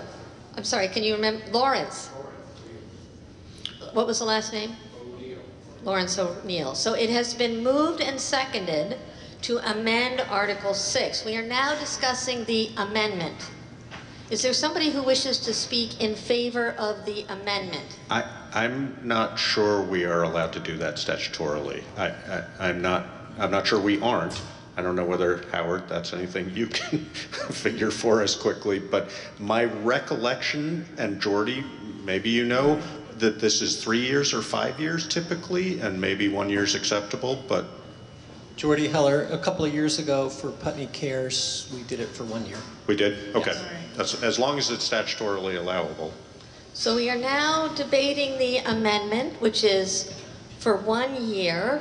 Is there somebody who wishes to speak in favor of the amendment? A question?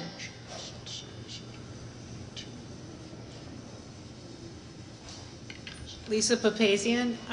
I guess I would like to know what voting no, or what the $2,000 would mean to the Gum Club in terms of its budget.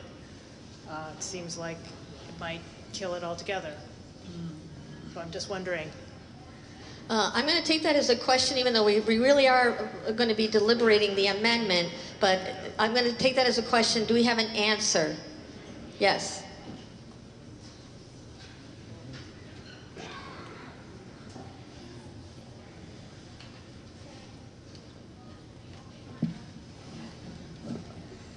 You can take it off, but important not to point it out. Okay. One thing I'd like to clarify that it was unclear on before, with the figure 40 I threw out, that was for 1 year's training, not total. And right now, our treasury has about $1,500 in it. We have limited members. If you tax us, someone else is going to own the building, probably the town, so. $75 for membership. That's for anyone. So we're not hearing these questions, so I'm going to have to ask you, either use the mic. Okay, but just the question was what a membership cost. Okay, and the answer was? $75. $75. And just to remind us all, we are still deliberating the amendment. So is there somebody who wishes to speak against the amendment? Is there somebody who wishes to speak for the amendment? Robin?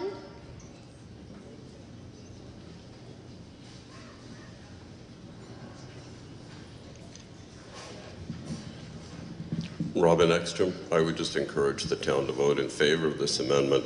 It gives the gun club a year, which seems like a reasonable time to find somebody who's willing to take on the responsibility of teaching a course in gun safety, which I definitely feel strongly is a very good thing, hiking the woods and around here.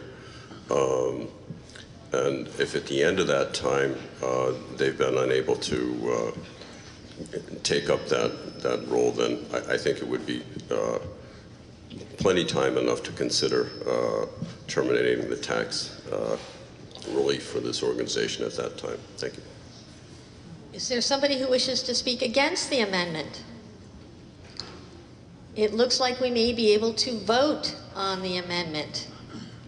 All right, we are voting on Article 6 as amended to see if the town will vote to exempt the Putney Gun Club from municipal and educational taxation on the improvements, appurtenances, and land off of Sand Hill Road.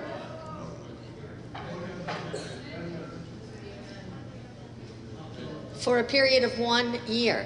See, I was just the amendment. So but I was reading it as amended so people at least knew what it was that we were voting on for a period of 1 year beginning April 1st, 2020. So we're just voting on the amendment. All those in favor of the amendment, please indicate by saying aye. Aye. All those opposed to the amendment, please indicate by saying nay. Nay. It appears that the ayes have it. The ayes have it, and the amendment passes. We are now discussing the article as amended. Are there any questions? Is there anybody who wishes to speak in favor of the article as amended? Anybody who wishes to speak against the article as amended? It looks like we're ready to vote. We are now voting on Article 6 as amended to see if the town will vote to exempt the Putney Gun Club from municipal and educational taxation on the improvements, appurtenances, and land off of Sand Hill Road, Lot 070339 for a period of 1 year, beginning April 1st, 2020, as authorized by 32 VSA Section 3832(7). All those in favor of the article as amended, please indicate by saying aye. Aye. All those opposed, please indicate by saying nay. It appears the ayes have it. Article 6 passes as amended. We are now moving to Article 7.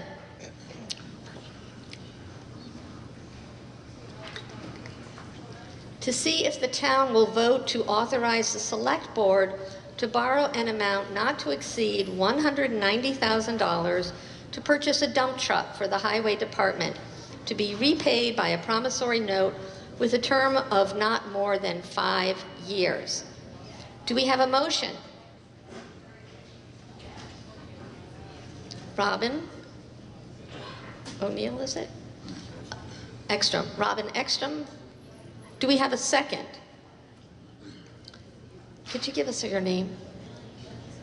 Melanie Fletcher has seconded. Article 7 has been moved and seconded. Is there somebody here who wishes to speak on behalf of Article 7? Is Brian here? People are looking for Brian. Brian?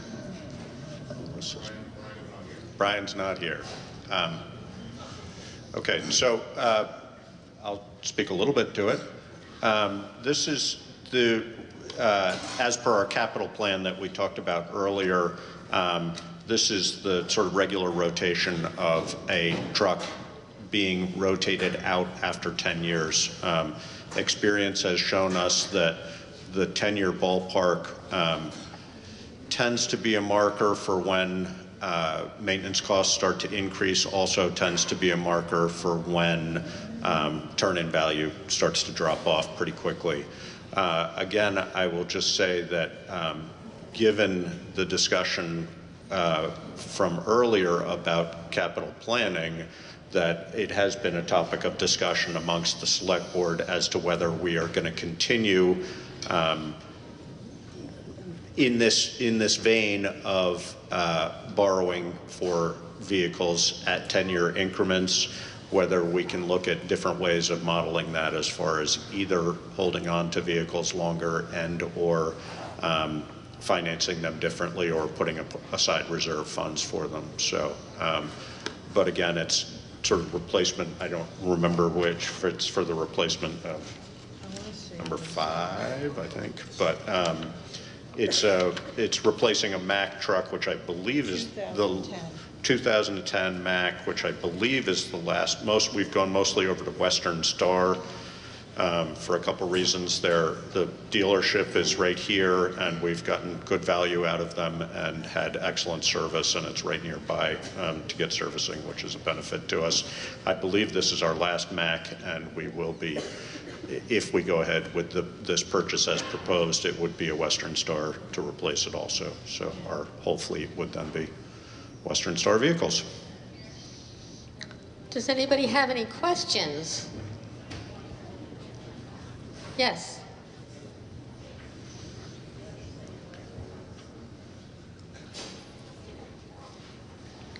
Gail Haynes, and my question would be the one that was raised earlier about, you spoke of trying to think about energy efficiency and things, and I consider energy efficiency both the use of the energy, but also this question that you said you're thinking about of how to keep things alive longer in this motorized world.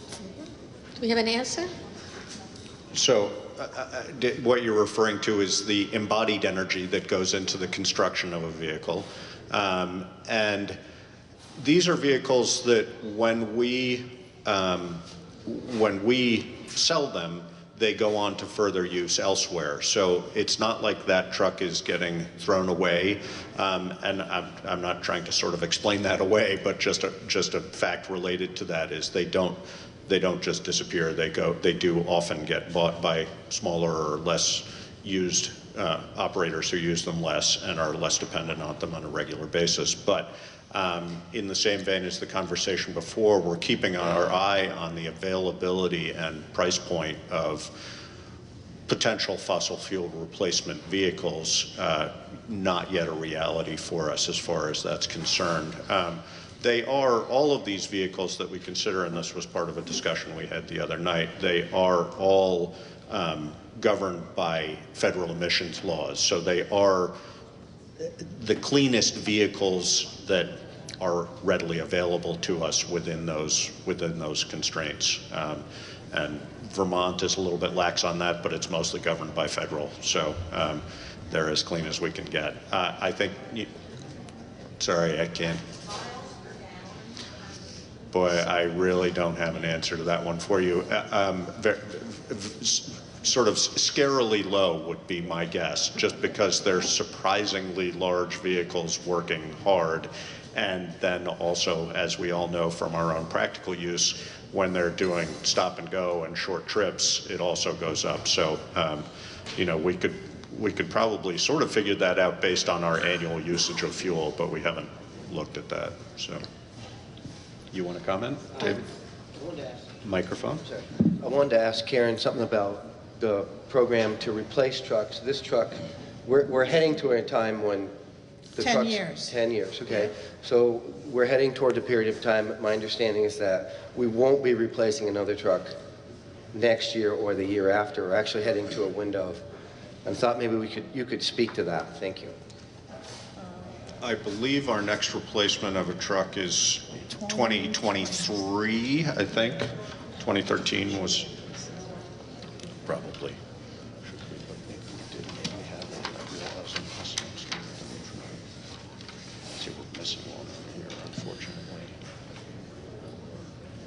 It is 2023, right? Is when another one would come back up Yes. for replacement. Yeah. Yeah, because the grader and the backhoe, our final payments will be in fiscal year '21. So those are going to go off in '22. And then, yeah, we're going to need another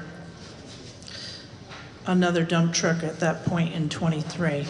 So the way the cycle is, because of debt service, because we're borrowing, we're trying to look ahead to see if it makes more sense to possibly buy it outright.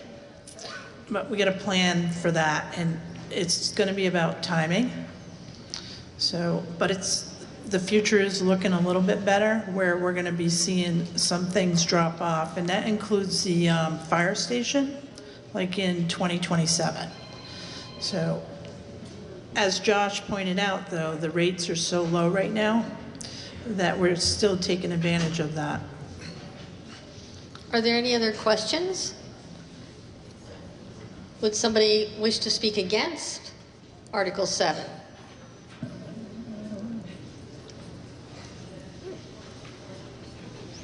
It looks like we may be ready to move to a vote. We've heard some we've heard somebody speak in favor, we've had questions answered. I think that yes? It's Alan Blood again. We're doing the fire truck by Australian ballot and this one by a vote here. Is that just because of the size of the amount? It's partly the size. It's also we're going to bond for the fire truck, so it's a requirement that it's bought by Australian ballot. That's partly because the rates were so favorable on that. So bond means it goes through the state system, municipal and otherwise bond we're just system. borrowing from a bank? Exactly. Right. And it's less expensive. We explored that for the fire truck, and it's less expensive for us to do it through the bond system, but it's a cumbersome process for one, and also I believe they don't offer 5-year bonds. Is that correct? So it would draw. I might be wrong about that, but this is a 10-year bond that we're looking at. I think that's the shortest bond they offer, isn't it? For the fire truck? I don't think they offer bonds for less than 10 years. No, they can do a 5-year Oh, they can. bond too, but the process is tedious, and you would have to have Australian vote, 2 public meetings. So for the 190,000, we can go to a bank and get a pretty good rate. Are there any other questions about Article 7? It looks like, oh, we have one right here.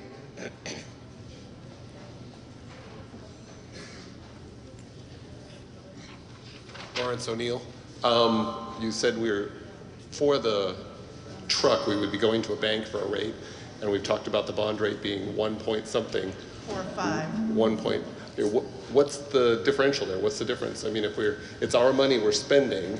Yeah. If it's cheaper to go to a bond, how much more expensive is it to go to a bank? Banks usually we can get between 2.5 to 3. It depends. It depends on who we look at, but we do go out to like 4 or 5 different banks. So we'll go with the lowest rate. But at 1.45 also, let me just check one thing, Larry, okay?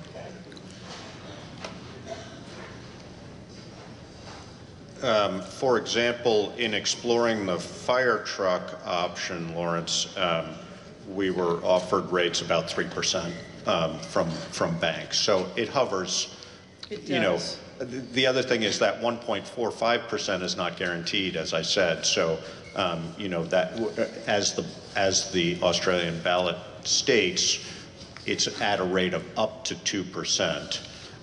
We sort of basically figured that was kind of the cutoff where we felt we were likely to get a bond issued, and or where the cumbersome aspects of financing through the bond bank, and it entails expenses too. We have to have legal counsel when we go to the bond bank, et cetera. So I don't have the math on that as far as this truck is concerned, but the thinking was that we were likely to just not realize a whole lot of savings for a short-term low-interest bond or a short-term low-interest bank loan on a borrowing of this size.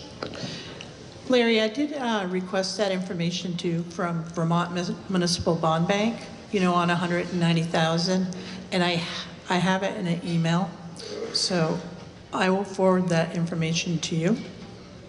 And I don't remember what the rate was, but I think it was higher than the 1.45%. As it would be for a shorter term bond. Yes. Yeah. Yep. Does that answer your questions for now? Right. Are there any other questions? Is there anybody who wishes to speak against Article 7? It appears that we may be able to move towards a vote. We are now, yes? A question?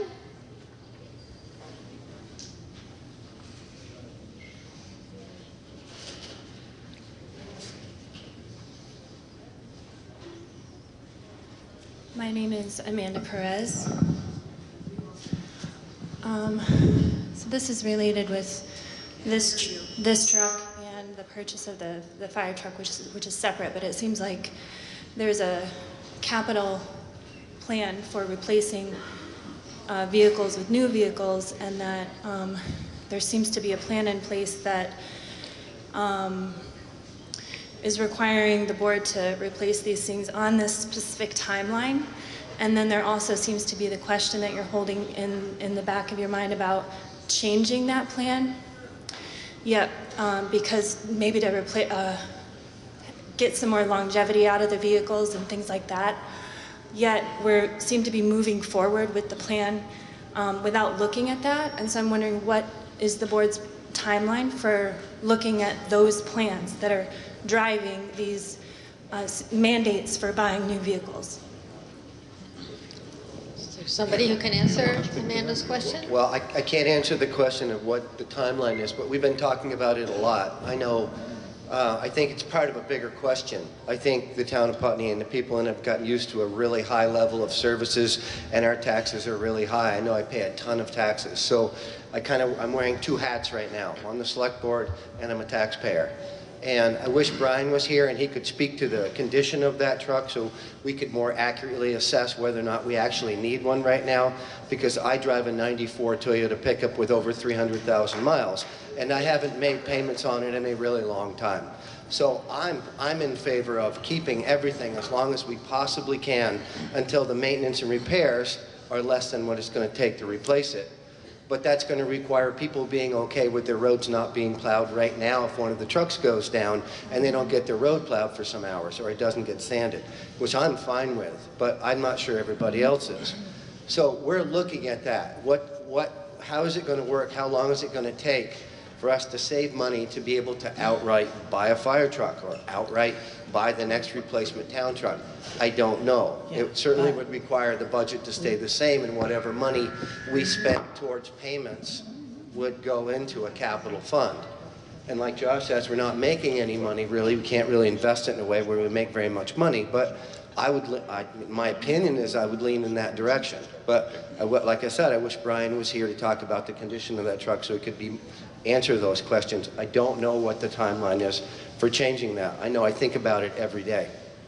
I would say the timeline from my perspective would be, as we just mentioned, the next truck coming up in line for replacement is 2023. So that gives us a 3-year window to look at, and that's also probably a reasonable window, as we were talking before about interest rates. You know, just looking at sort of the financial picture right now, it doesn't appear they're going to jump right away, and in fact may decrease for a period of time in the short run, but in a 3-year window they might well start climbing back up. So I guess I would propose that as a timeline, that within the next 3 years we're looking at this. You know, as David pointed out, and I've said this in the past too, we can make that choice to have potentially less services for less money. That's a voter choice, and I don't think anybody opposes that on this board, or probably anybody in town, but it's also a reality that we've come to be used to. I mean, you know, as soon as a road isn't sanded, we start getting phone calls. So, you know, that there's a balance there for us as to what we do. The other reality, I mean, there's two components in my view of the thinking behind why we replace trucks on the timeline that we do. One is their trade-in value, and two is their dependability. You know, could we extend that to 12 or 15 years and not suffer dramatically in that realm?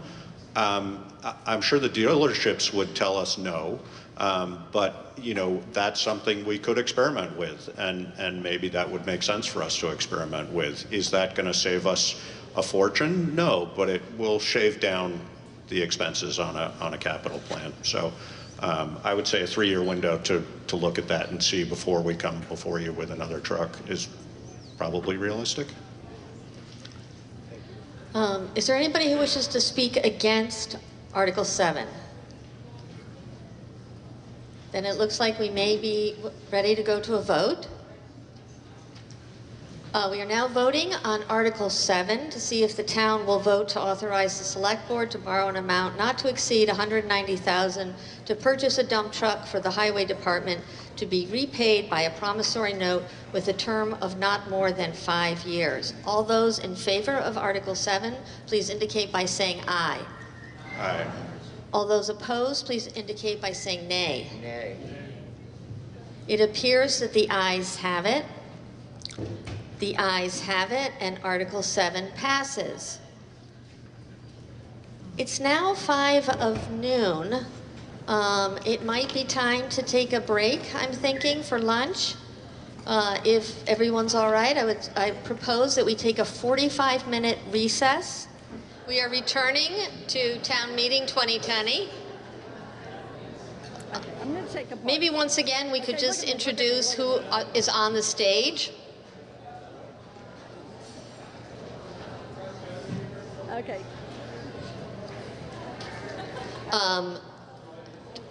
just because if they start to hear official voices, they may return. Karen, would you mind introducing yourself once again? I was just going to go down and ask people to reintroduce themselves. Oh, yes. Karen Astley, Town Manager. Josh Laughlin, Select Board Chair. Laura Chapman, Select Board Vice Chair. David Babbitt, Select Board Clerk. And to my left, we have Kim Monroe, who is Assistant Town Clerk. I'm Meg Mott. I'm the moderator. We're going to need to get them to shut up right there.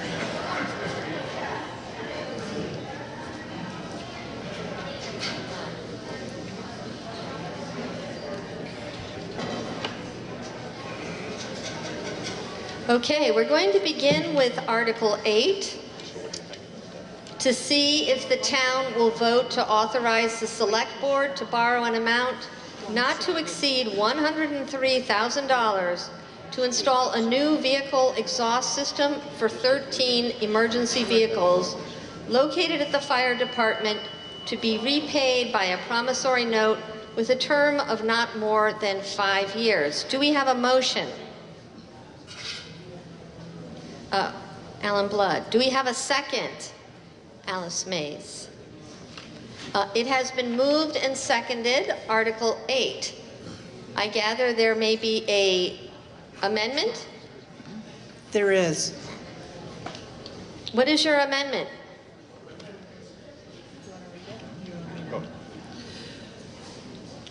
Actually, can you maybe you can't because you're not a resident. Right.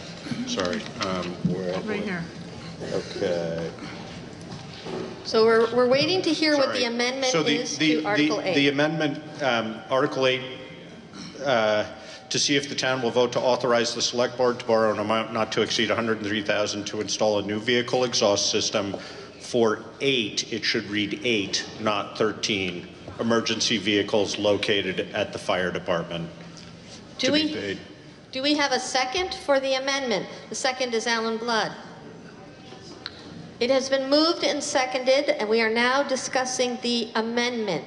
Would somebody like to speak on behalf of the amendment? It's Tom? Well, it was just a mistake. We had it as 13. I mean, the way these systems work is that there's basically a central exhaust fan unit, and then they have what are called drop downs, which are pipes that come down and plug onto the exhaust systems of the vehicles. And we don't need 13, so that might be excessive. That was my error. But we do need 8, and that will improve safety in the fire department dramatically for all of the folks who work there, spend time there. Does anyone wish to speak against the amendment? It looks like we may be, yes? We have a question or a speaking against? I don't know where our microphone went. The stand, Here. do we know where it is? Right here. Thank you, Steve. Thank you to Steve Voorhees for providing sound year after year after year. Thank you very much. And for coming up with a solution now that we don't have runners. Yeah. Things have changed, people. It's 2020. It's not on, but Steve seems to be working at the back.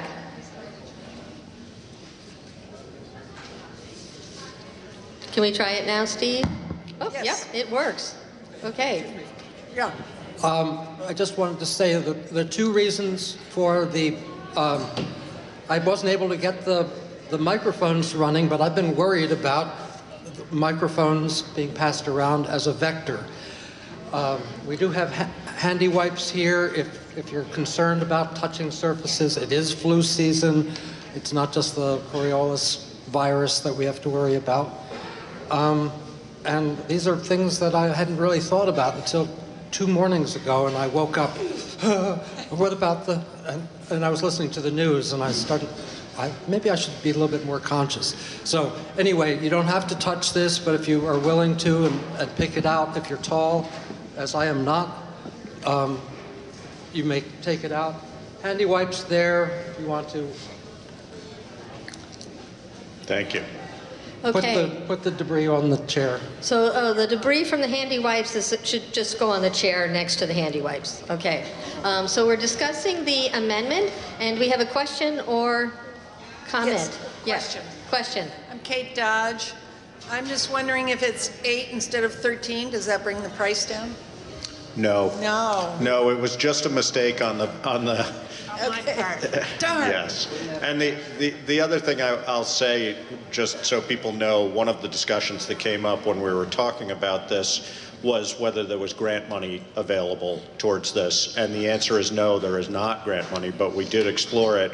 But Tom is fairly confident that because the state of Vermont houses a hazmat response vehicle in our department, that the state is likely to contribute the cost of one of those drops for us as we go forward.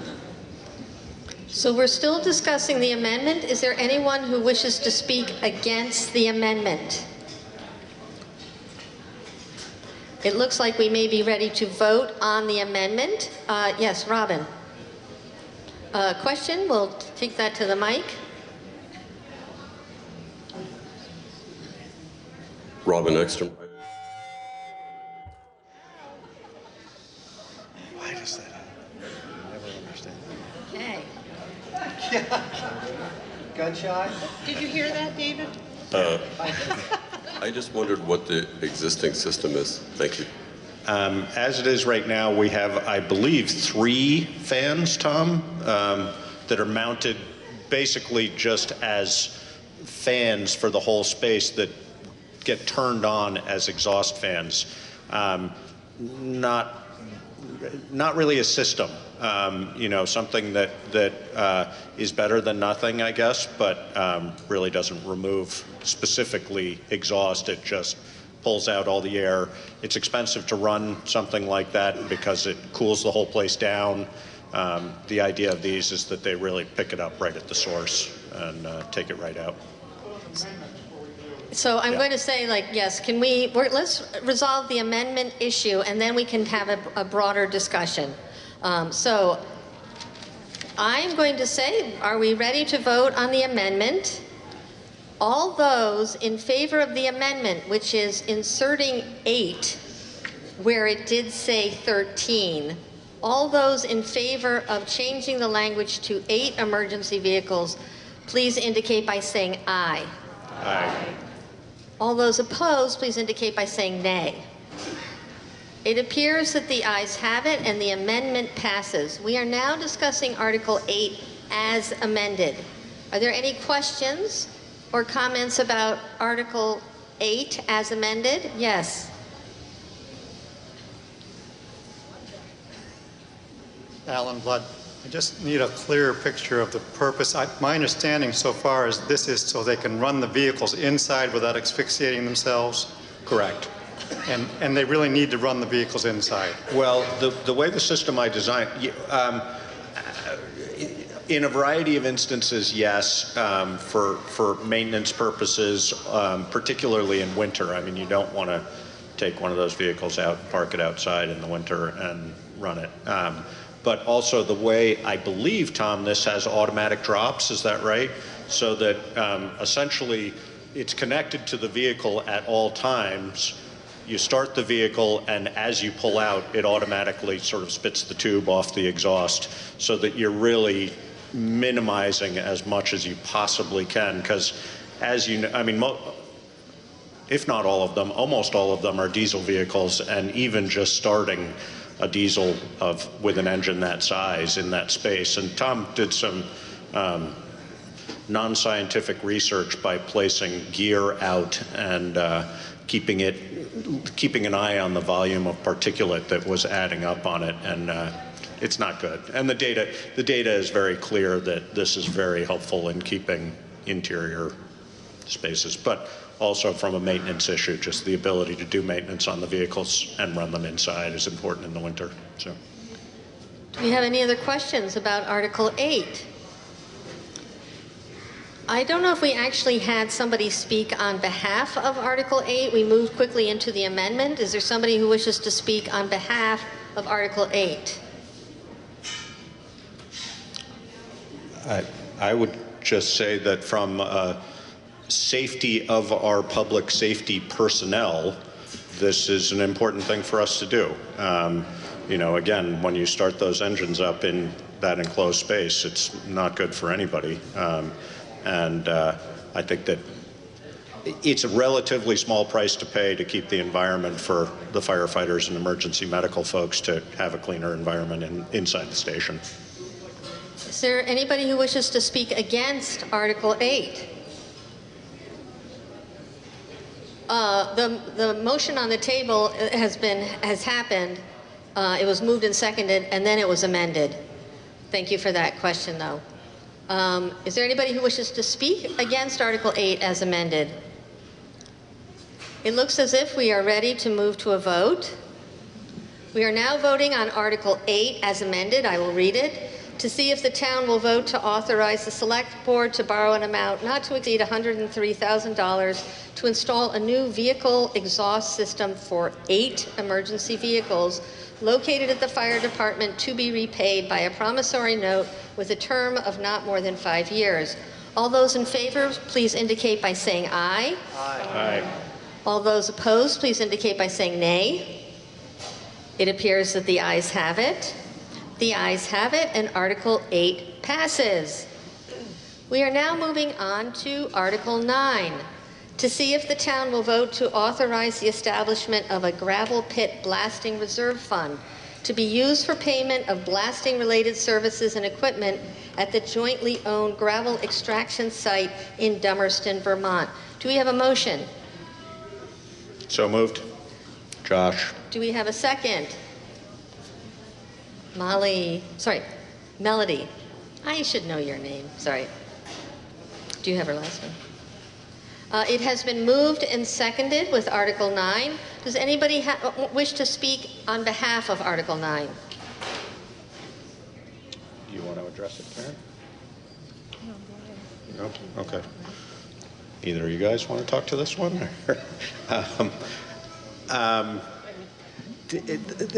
Basically, it's going to cost us in the realm of $60,000 every 3 years. Is that right?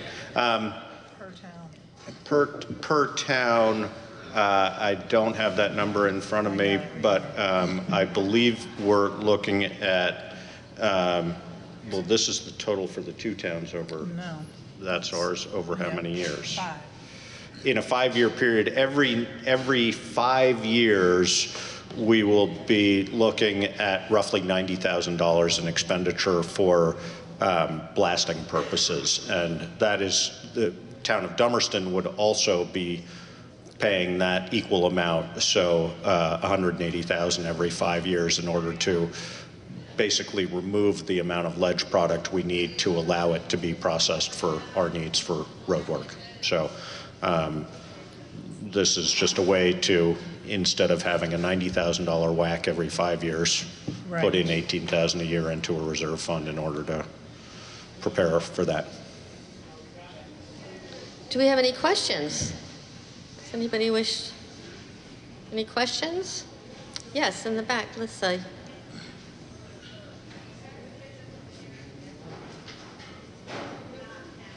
Hi, Lisa Papazian. I'm just wondering how many years we expect to have in the gravel pit with the blasting schedule. Yeah, a lot. 30 plus years. I mean, the break where we start to come out ahead is where we currently get our sand from, which is the Carpenter Pit. When we retire the Carpenter Pit, then we will stop paying out as much money for gravel-related product. I mean, that's sand, not gravel. But at that point, our payment decreases because it doesn't decrease, but we're paying, instead of paying it for sand to an independent private owner, we're paying it into our own system. But we anticipate at least 30 years. That's a conservative estimate. Depending on how we use ledge product and availability of other sand, it's very hard to define exactly the parameters of the stone within the gravel pit.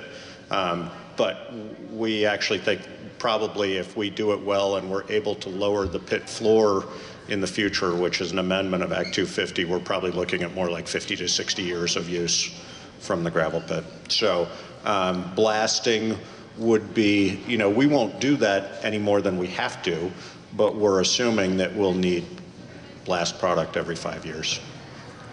Are there other questions? I think Lawrence, did you have your hand? You're fine. Eva. Yes.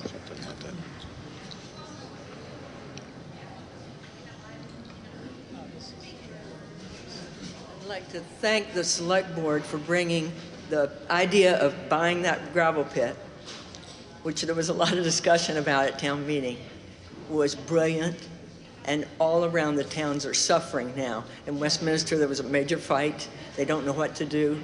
So I want to thank you all for the good work you put and the way you educated us about getting that gravel pit from Renos with Dummerston. So thank you all. We hope that it will be a wise investment. It will be. Are there any other questions about Article 9 on the gravel pit? Is there anybody who wishes to speak against Article 9? It looks like we may be heading towards a vote. We are now voting. Oh, Elizabeth, did you have a question or no? All right, so we are going to vote on Article 9 to see if the town will vote to authorize the establishment of a gravel pit blasting reserve fund to be used for payment of blasting-related services and equipment at the jointly owned gravel extraction site in Dummerston, Vermont. All those in favor, please indicate by saying aye. Aye. All those opposed, please indicate by saying nay. It appears that the ayes have it. The ayes have it, and Article 9 passes. We are now moving on to Article 10. To see if the town will vote to transfer $18,000 from the highway capital budget to the gravel pit blasting reserve fund, if established by Article 9. It appears that that language is true. Do I have a motion? Lawrence. Do we have a second? Melody. Article 10 has been moved and seconded. We are now discussing Article 10. Does somebody wish to speak in favor of it? I will just comment that, as is sort of implied, but just so it's completely clear, the establishment of a reserve fund means that that money can only be used for the purpose that it's designated for. So that was the reason we have two articles, is one, to establish that we are going to have that fund. Two is to put some money into it so it actually has money to be spent on that purpose. Okay, do we have any questions? Yes. Alan Blood, can you just explain why this is a good source of the money from the capital fund rather than raising new money or taking it from somewhere else, taking it from the highway capital budget? Does anybody have an answer for Alan? Very basically, we had somewhat of a highway surplus last year, so it's money that's available to us without taking it from elsewhere where it would add to taxes. So that's about it. Does that answer your question? Yeah. Do we have any other questions with respect to Article 10? Does anybody wish to speak against Article 10? It looks as if we're about to vote on Article 10. We are now voting on Article 10 to see if the town will vote to transfer $18,000 from the highway capital budget to the gravel pit blasting reserve fund, if established by Article 9. All those in favor, please indicate by saying aye. Aye. All those opposed, please indicate by saying nay. It appears that the ayes have it. The ayes have it, and Article 10 passes. We are now moving to Article 11. to see if the town will vote to raise and appropriate the sum of $1,415,587 to defray its expenses and liabilities for the town general fund, ensuing fiscal year July 1st, 2020 through June 30th, 2021. You can find that information on pages 46 to 47 in your town report. Do we have a motion? Do we have a motion? Melody's motion. Do we have a second? Janice Baldwin, second. It has been moved and seconded on Article 11. Would somebody now speak on behalf of Article 11?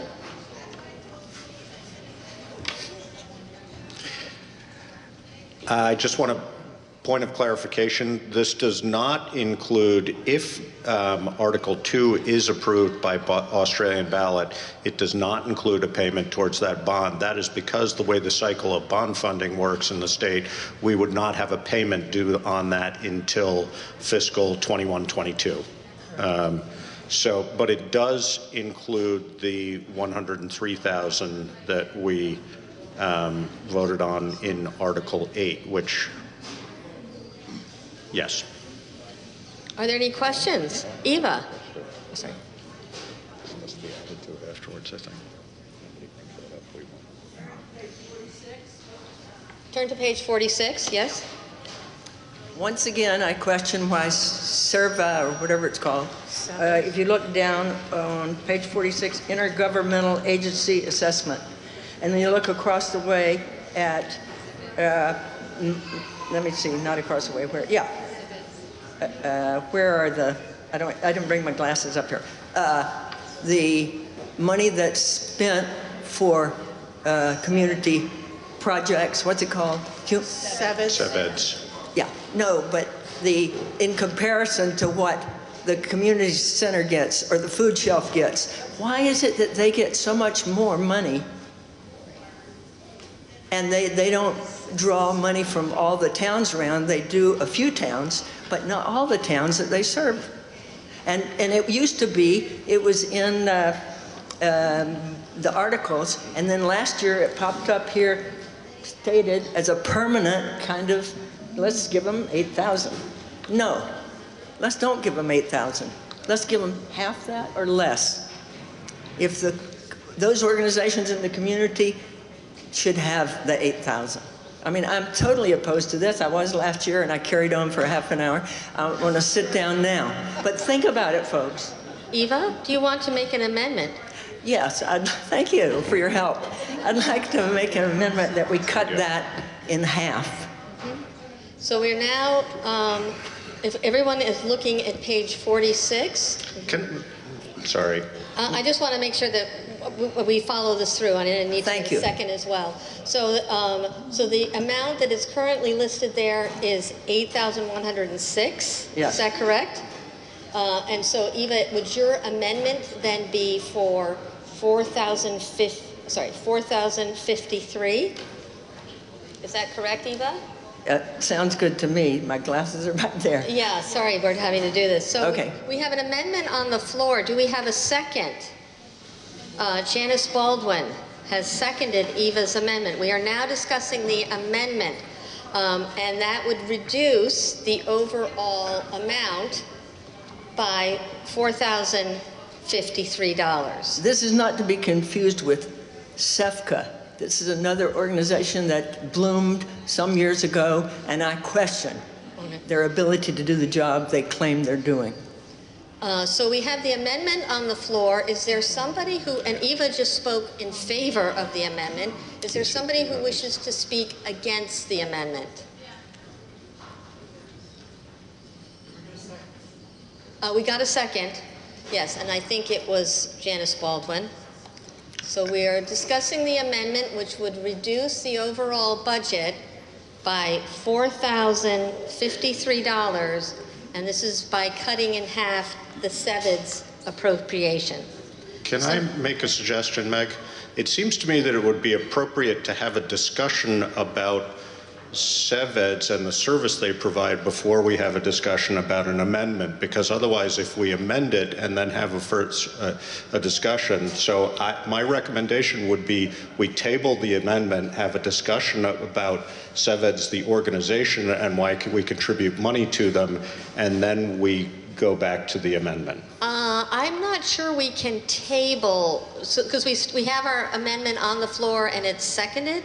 I'm going to refer to the parliamentarian Howard Fairman. Do you need to go to the mic, Howard? Probably not. Discussion is in order. The discussion we proposed is in order as part of the discussion of the amendment. Okay, that's the other way we can do it. I just think it would not do service to the greater discussion of the article if we amend it without there being discussion about the article itself. So as long as the moderator applies that. Yeah, so what I'm suggesting is we are now deliberating on the amendment. As part of the deliberation against the amendment, a person could argue in favor of the full amount for CEVEDS. So I think that the amending process will allow for the kind of conversation we want to have. I have a hand from the select board. I would like to hear from Karen Astley, our town manager, on what services CEVEDS does provide to us and how useful she has or has not found them over her tenure with us. Well, I can answer. They're a great resource for our office. I thought there was going to be somebody There is, from RT. Would you like to? And RT, am I saying your name correctly? Yes. RT, and you're not a Putney resident? Correct. Well, hearing no objections, I am going to allow RT to answer that question about what are the services that CEVEDS applies.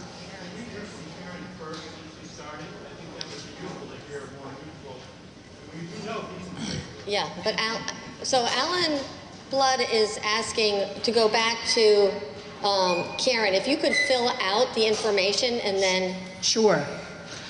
So again, I reach out to CEVEDS along with BDCC, and they're very instrumental with economic development and also placing kids into work programs. Being up here for my second year, I've heard from folks in town where both organizations have helped them tremendously. So new businesses, small businesses, this is the type of resource that we can tap into. And any $100, it is, a lot of money, but the payback's going to be even greater. So whenever I have a question or I need something, I pick up the phone and they're right there. And I also recommend property owners with businesses, vacant buildings, to contact them directly and work with them, because they can support them with grant money and other businesses to possibly come into Putney. So they are a good resource. Because I had asked hearing no objections to inviting RT in, I want to make sure, Alan, was that an objection to inviting him in, or are you? Timing-wise, okay. So if I hear no objections, then Artie, if you wish to come forward to the mic to describe your work.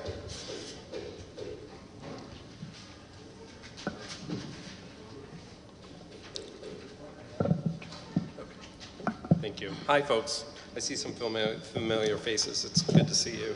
I want to start by thanking the Select Board for the good work they do throughout the year, for the moderator and the town manager.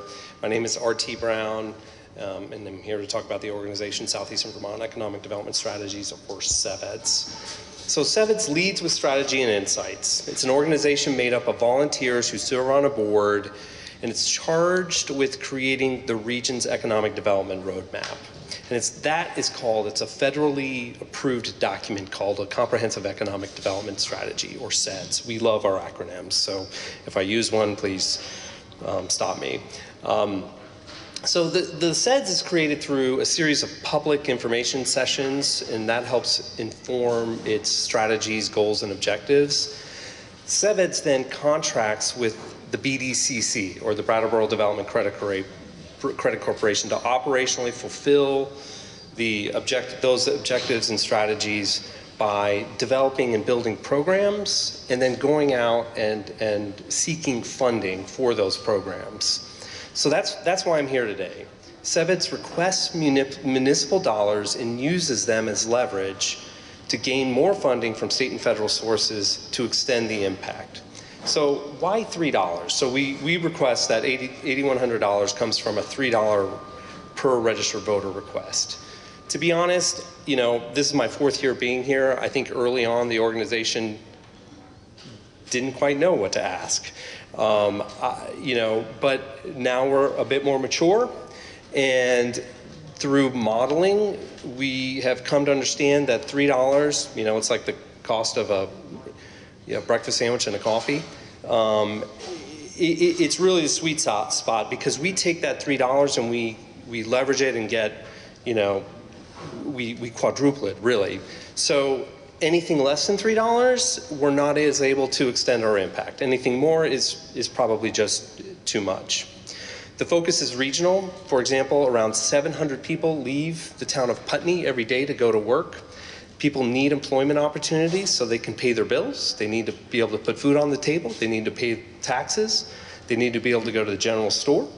They need to be able to patron anecdote books, and to support the other dearly regarded human service organizations that support the town. Meaningful work in the region is paramount. We have programs in the high schools that help kids understand what opportunities are here. We help them with resume writing, mock interviews, and help them understand the skills that are needed to work at some of the region's employers. Since September, there have been 10 field trips, dozens of classes, and work with 300 individual students.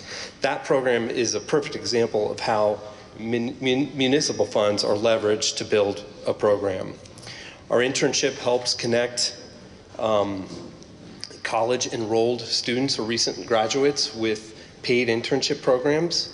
My area of focus happens to be entrepreneurship and small business development services. And we have a program that helps bring training and professional development to town leaders and nonprofits. On Saturday, I was in Westminster. They elected to reduce the funding. I'm a little bolder. I'm a little older. I'll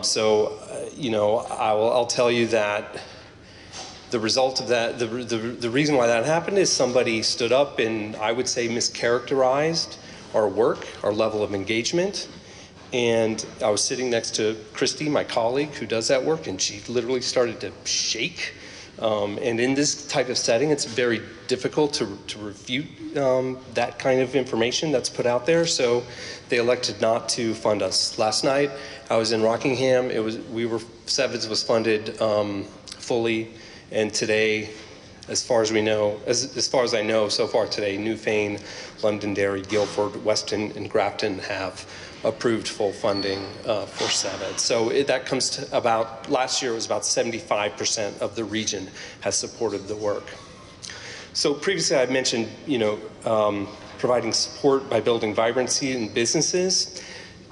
Oftentimes people need sort of a dollar for dollar understanding of what's the impact for Putney. So this year alone, our projects have provided grants to businesses. It's associated with a revolving loan program. One of them is the Putney General Store. So Mike is here. Not to put him on the spot, but he'd be happy to talk about what we've done to support that transition. But total in grant technical assistance dollars was $6,500. So we're asking for $8,100. We put $6,500 back to area businesses. And then that doesn't even include my time with business advising or the tools that I provide to businesses. So if I look at that, we're probably easily at the ask that we're making today. Towns can't do this alone. The good people behind me have a bunch of things to do and to think about. Economic development may come up from time to time, but that's not their primary job, and that's the role of CEVEDS. It's similar to the Wyndham Regional Commission. It's been funded by municipalities for decades. So I want to wrap up by quoting somebody at the Westminster Town Meeting. And the quote is, "There's only one county in the state, Chittenden County, where births exceed deaths. We are losing population. We must do work to at least maintain where we are now. We must attract millennials who are looking to move out of cities.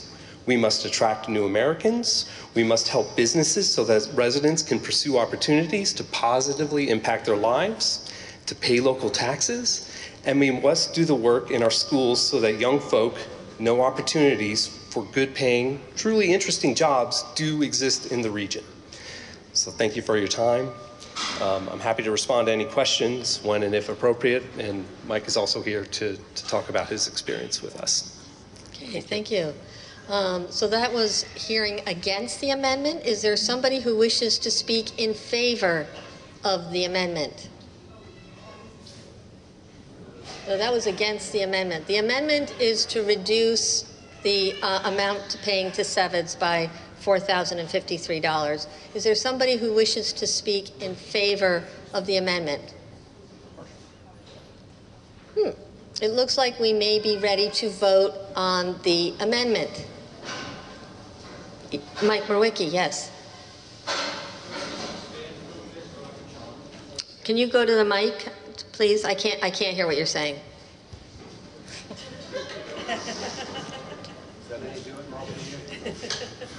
Mike, you still live in Putney? Do you need to be invited into this part? Do you still live in? I did. Okay, sorry. This is called like after lunch, everybody's being the You were sitting over there, so I wondered why. Okay, Mike, we're focusing on you. So, you live in Montpelier now, don't you, Mike? Just to, Sorry. I'm not going to argue how much we should give them or not, but I do want to share that there's a lot of work that they do that's valid. And one of the things that was brought up was the idea of economic development. We're one of the few small villages now that still has a village center. And it's some of the work of CEVEDS and BDCC is why it's happening. The other piece that I want to add is looking ahead to what they're trying to do. Now, many of you are aware of the Community Asylum Seeker Project. This is a group started by Steve and Laurel Green to help people get out of the detention centers on the border. And they need sponsors. And what CASP does is it brings people, finds sponsors, and raises the money. Why this is getting to be an involvement of CEVEDS is we need workers in Vermont. We need population. And we're looking to try and create a collaboration so we can bring people, new Americans, skilled people, people ready to work to Vermont and get them out of the detention centers, what they call the refrigerators. This is a project that's happening now that CEVEDS is putting themselves into, first of all, because it's the right thing and there's some economic benefits that can accrue out of it. So that's just another thing. They do some good work here. I'm not going to argue one way or another how much you want to fund them, but I think it's a good idea for us to fund them. Okay, so that was another against the amendment. Is there somebody who wishes to speak for the amendment, or yes, or has a question? Yes, a question.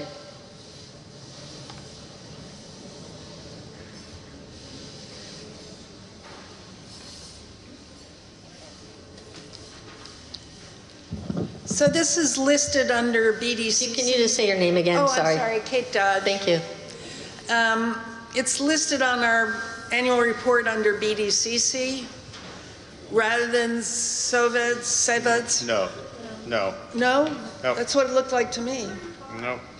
Page 46. What about 54? It's a line item. 54 is probably the social services budget, I would guess. Yeah, but if you look at their annual, report, I get it.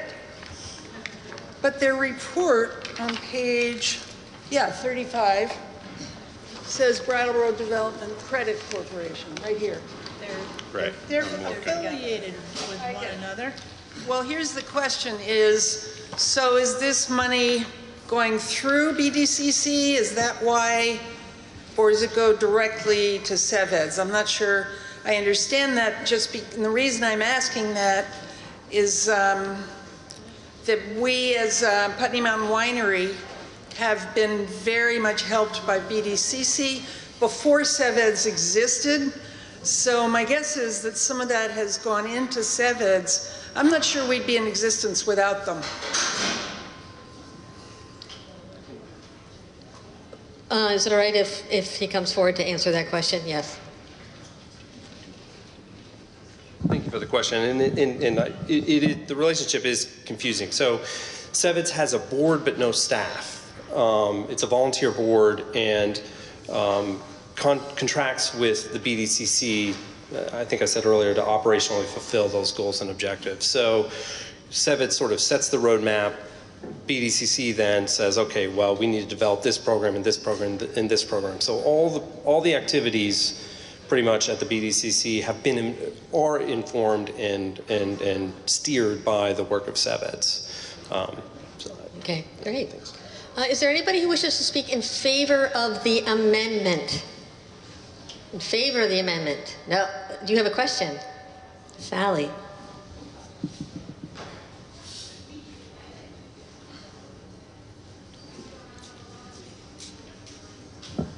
Hi, my name's Sally Fletcher.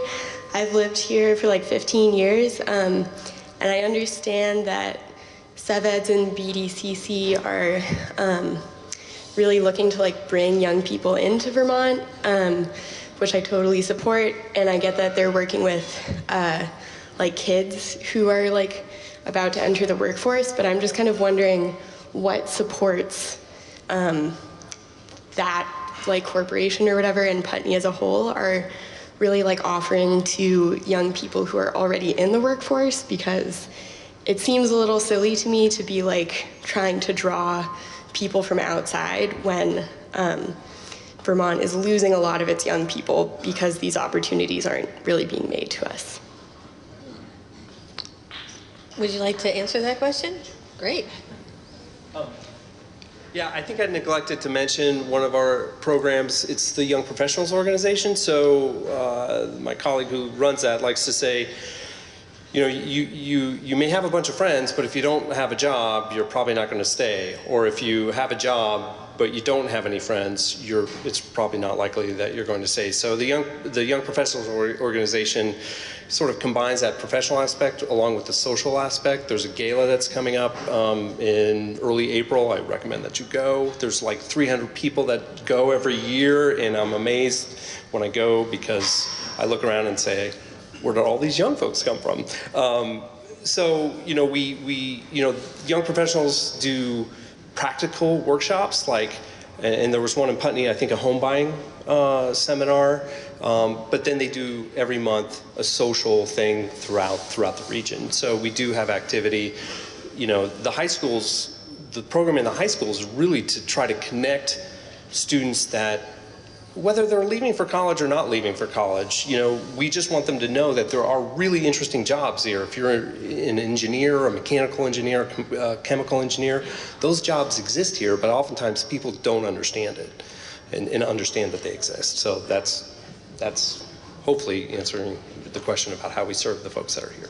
RT, can I ask you to just clarify, if somebody who was in Sally's position was looking for assistance from you, did she contact you directly? How would that work? She could contact me, and I would connect her with my colleague Sarah Lang, who runs the Young Professionals Organization. So young individuals are able to contact SEVEDS directly if they need individual help. Thank you. Okay, we're discussing the amendment. Is there anybody who wants to speak in favor of the amendment? Maybe we're ready to vote on the amendment. This is just going to take a little bit of math on my part. The amendment would reduce the amount to be raised and appropriated from what's stated right now, 1,415,587, and we would need to subtract 4,053. My math tells me that the amendment would drop the number to 1,411,534. Does that math correct? Okay. So we're going to vote on the amendment now, which would now, I'm going to read it as the amended article. So I'm going to read the article with the change. To see if the town will vote to raise and appropriate the sum of $1,411,534 to defray its expenses and liabilities for the town general fund ensuing fiscal year July 1st, 2020 through June 30th, 2021. All those in favor of the amendment, please indicate by saying aye. All those opposed, please indicate by saying nay. Nay. It appears that the nays have it. The nays have it, and the amendment does not pass. We are now going back to Article 11 to see if the town will vote to raise and appropriate the sum of $1,415,587 to defray its expenses and liabilities for the town general fund ensuing fiscal year July 1st, 2020 through June 30th, 2021. We have moved and seconded that, so we're fine on that score. Do we have anybody who wishes to speak to this motion? Article 11. Lawrence.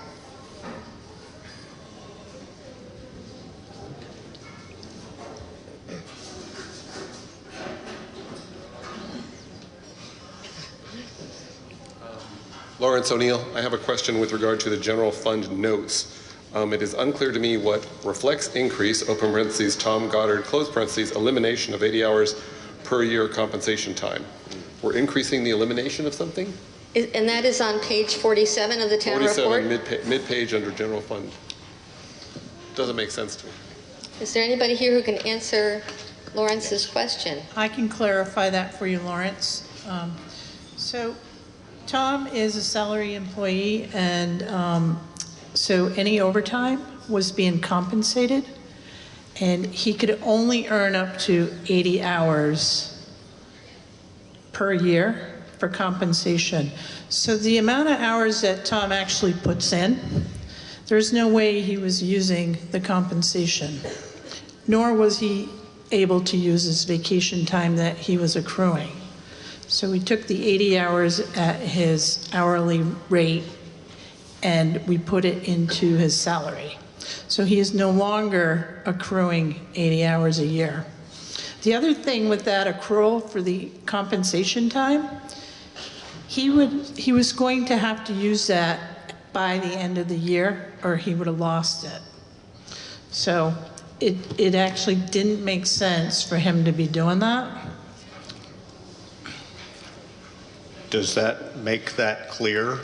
So essentially what we had was a budget item that allowed us to pay Tom for 80 hours of comp time. Correct. We eliminated that part of the budget and just added that number to his salary line item.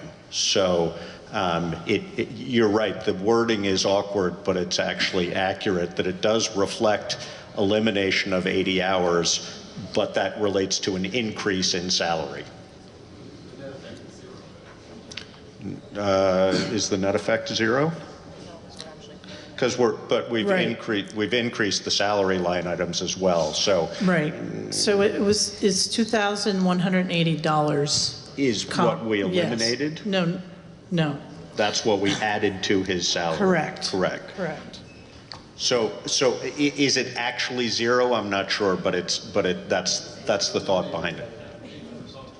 Yes. Correct. Can you just could somebody restate Lawrence's last question?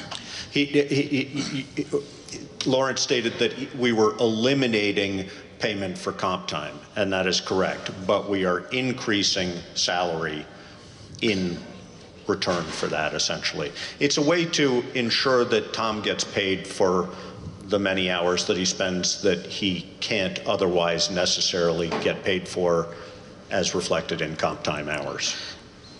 And it also gives him the opportunity to take his vacation time, which I encourage very much. Are there any other questions about the general fund budget? Janice? This is just Janice Baldwin, a general question, and maybe if I studied the budget more carefully, I could answer it myself. But I noticed that some town budgets, some departments have a surplus, or they didn't use all the money that was allocated to them. I'm wondering what happens to that extra money that the taxpayers have been taxed on. Does that just go into a general fund, or does it go back to that department, or whatever? Thank you. Do you want to answer that? Does anybody have an answer for Janice? I do. Yeah. So surplus funds, and we're talking about general fund right now. So rule of thumb is to hold between 8% and 12% of your operating budget, okay? So from the audit from this past year, we do have a surplus of $80,000, which we added to a previous surplus for the general fund. So right now we have a surplus of about $125,000. Now, if we had an emergency, you know, we could use that money. So if we start putting it into reserve and something happens, we may not have it. So that money it's there for emergency, but again, rule of thumb is between 8 and 12%. So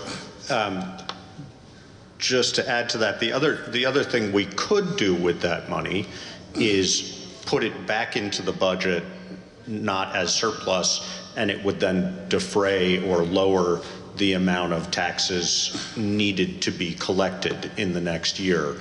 It's essentially a small savings account.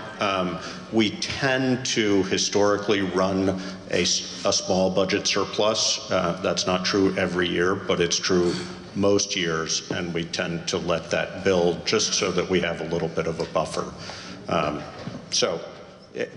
But we could choose also, it's at the select board's discretion to choose how we spend that money in any given year. This year we chose to keep it as a reserve fund, essentially.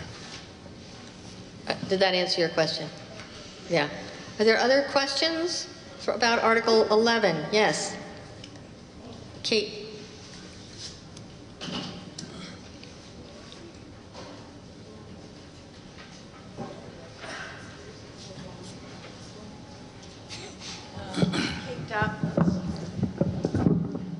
Kate Dodge.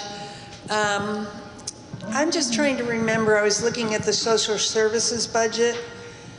How do we determine B and C? Is that evidence-based, or is that just we think some are more important in Putney than others?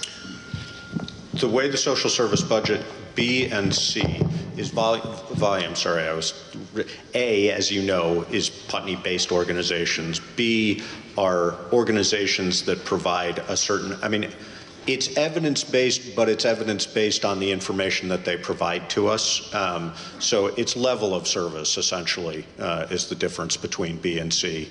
And, you know, we certainly have access to information that would allow for accountability if we needed it. But basically, they provide us every year with a report on the volume of service, and that determines level B or level C. Can I add that? Yeah. Can I add that the select board has been talking a lot about this formula this past year, and going into the future, we're going to continue revisiting it and possibly revamp it. And one of the things we've been talking about, as you all may recall from last year, was the fact that Putney Community Cares was formed, and they used to be two different entities that got two allocations, which is why they have two allocations in Section A this year, because the level of services that they provide. Our policy on social services distribution does not allow for that. So that's something we've been discussing, trying to figure out how to change that. So we will probably move to some form of volume of services provided allocation within Section A or something. We're not quite clear on that, but it's in discussion. Any other questions on Article 11? In the back, Ruby. And then Lawrence.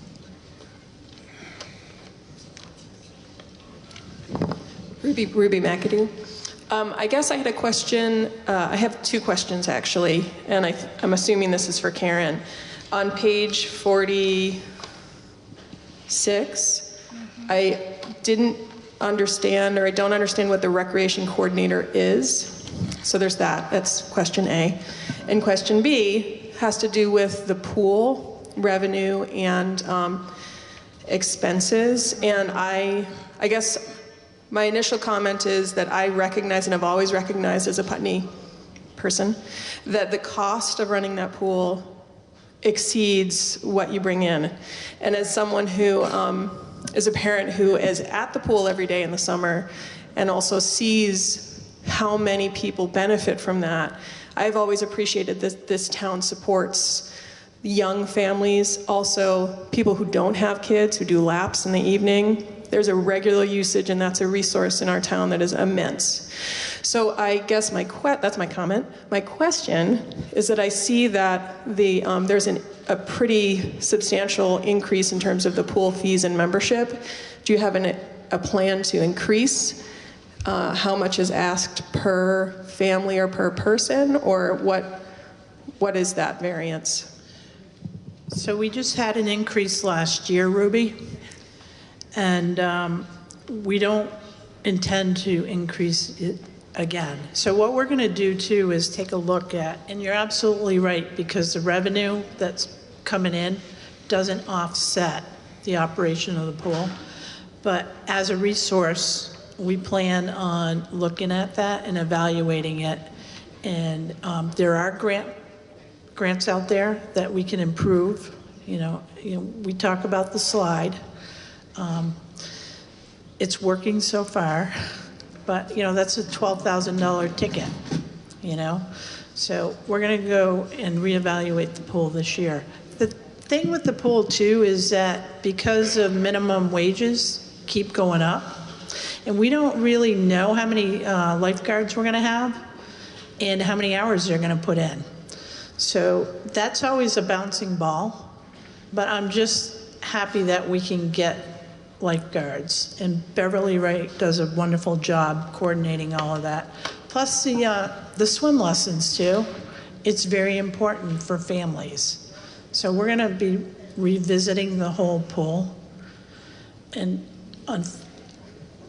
give me a year, okay? Because yeah, it does need some TLC. And the recreation coordinator, what's that one? So the recreation coordinator right now is a vacant position. There is a rec league committee, and so they coordinate like soccer tournaments and the baseball, and the snack shack out here at the school. So so that's the Putney Rec League. That's correct. What that represents. Okay. And they get a stipend too to coordinate all that. So it's just basically for recreation for the community, so families can have a place for their kids to be active. So Great. You're welcome. Any other questions? We had Lawrence had his hand up, and then Jamie Quantra, or Jamie, do you want to come up front? Yep. I'll also just put in a plug again for your returnable 5-cent bottles and cans to go to work for the town for the pool budget down at Town Hall. Jamie Comtois, Putney. I just wanted to say Karen has seen me, I think, when did you first come on staff? I've been here 2.5 years, 2 years in the front office. So I think your predecessor and now you every year have had me visiting you because I knew my 6-year-old was going to want to use that slide at the pool. It was unsafe. And at the time, He was 3 when I started asking because I knew this day was coming. Yeah. And so Karen knows that I'm ready. I know Ruby's ready. And so all of you in town should be ready for a GoFundMe to go out because $12,000 plus, I think Karen said last time we chatted, there's other updates that need to happen. There are other improvements. Other improvements. So the price tag will be over $12,000. So for those of you who don't want to wait till next town meeting, expect to get a GoFundMe request so that we can get our pool up to date, so the kids can go hog wild all summer, and you have happy local Vermont kids who want to stay in Vermont. And so anyways, we're ready. Thank you. Thank you. Lawrence, did you have your hand up? Just a reminder that we're discussing Article 11. Lawrence O'Neill again. Karen, I guess this question is for you. The surplus you talked about running between 8 and 12% is the thumb. It seems we're running at about 8.5%, somewhere between 8 and 9. And you made a differentiation of the difference between the surplus and a reserve fund. Are they accessible differently? Are they earning different money? If that reserve fund, is it sitting somewhere earning differently than our surplus is earning if it's sitting in an account somewhere? It's basically still in the general fund, Lawrence. So we do have a sweep account too. So we only hold so much in our actual checking account, and then the rest is up in the sweep account where it's making interest. So that money it's there. It's just kind of free floating. But the reserve fund though, that's designated monies. And as we just voted on the article, that's specific for some purpose.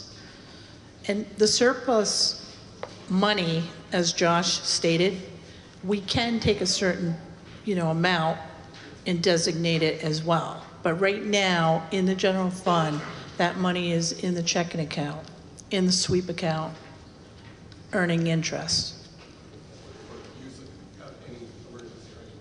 It could be, but it would have to be discussed by the select board and approved. And can you just restate Lawrence's last question? The question was whether that money could be used for any purpose. So yes, it's not a designated fund, which is, as far as sort of emergency uses is concerned, is desirable to us. Correct. But we do keep it in the account. I mean,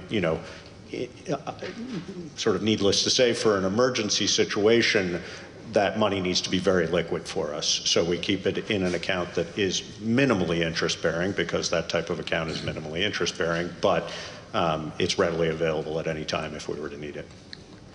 Are there any other questions or comments about Article 11? It looks like we may be ready to move to a vote. We are now voting on Article 11 to see if the town will vote to raise and appropriate the sum of $1,415,587 to defray its expenses and liabilities for the town general fund ensuing fiscal year July 1st, 2020 through June 30th, 2021. All those in favor of Article 1, please indicate by saying aye. Aye.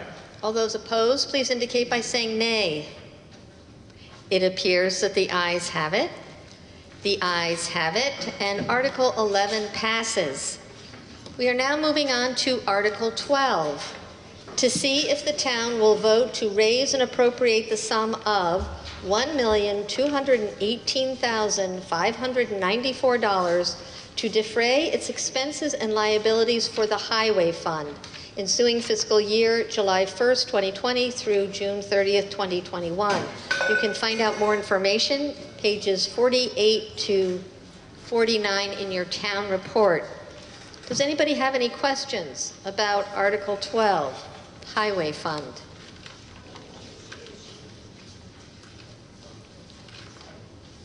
Yes, Lawrence. Can everybody hear me if I stand up here? That it actually, if you could come forward, is because the television cameras. There's plenty of empty seats in the front. And I'm so sorry. I was just reminded. Do we have a motion for Article 12? So moved. Lawrence moves it. Do we have a second for Article 12? We have Alan Blood, second. Thank you very much. Sorry about that. Elizabeth, apologies for climbing over you again.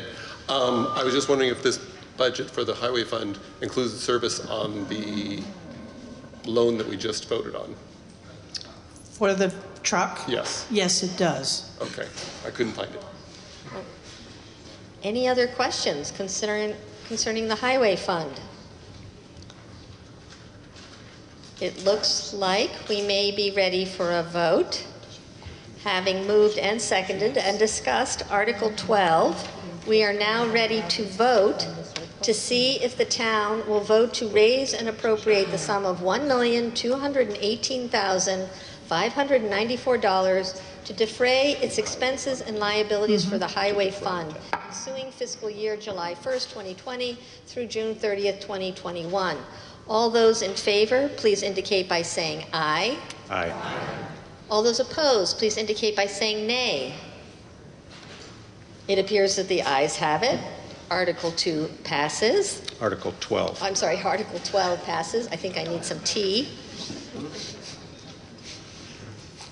We are now moving on to Article 13, to transact any other town business that may legally come before the annual town meeting. These are non-binding resolutions that appear at this point, and I have a stack of resolutions that have arrived. So I was going to deal with these in the order that people have brought them to me. So the first resolution that I have is from the Select Board. Sorry. Do we have copies of the different resolutions available for people? Not this one, no. Not this one. And I know you gave it to me just a little bit ago. Do you want me to read it, Meg? Here we have it. So the first resolution, I have a hand up first, yes.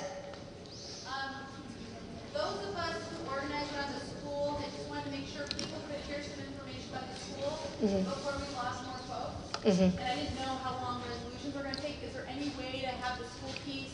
Because there's just a couple pieces of the school piece. So this is a great question. Jamie is asking about what we're going to do about the school information session. My inclination was to go through town meeting because right now we are on a specific article, and an article that was warned.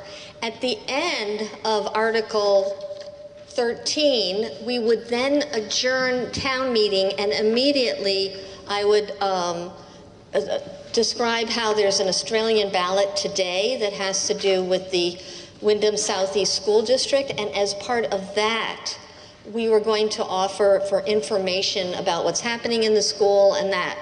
So that is why, because I'm still needing to move with the articles that were warned, I was going to postpone until after I adjourned town meeting to talk about the school. Yes, Jamie. I was told there could just be announcements and other business, which I thought was Article 13. Oh, okay. So, Meg, I did tell her that, but as the moderator, I do believe you're...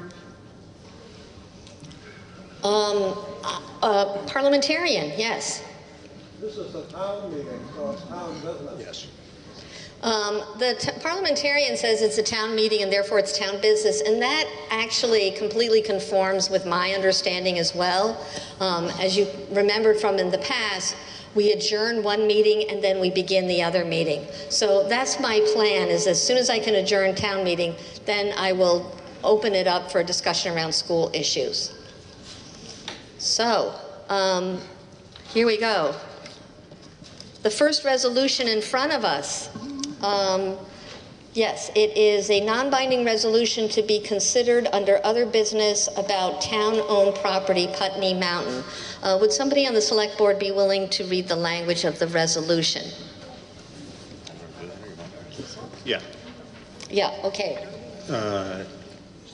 Yes, that's it. Yep. Go ahead.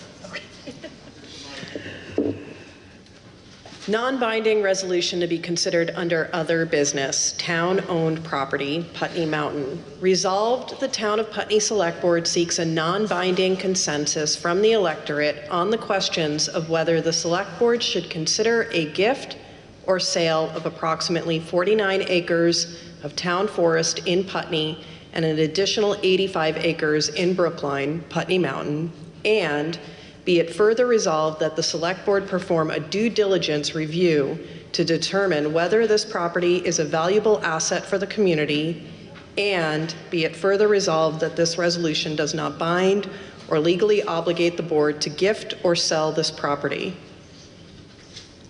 So I believe I need a motion. Is there somebody who wishes to move this resolution? What is your name of the? Oh, Jordy Heller, of course, sorry. And do we have a second? Nancy Storrow.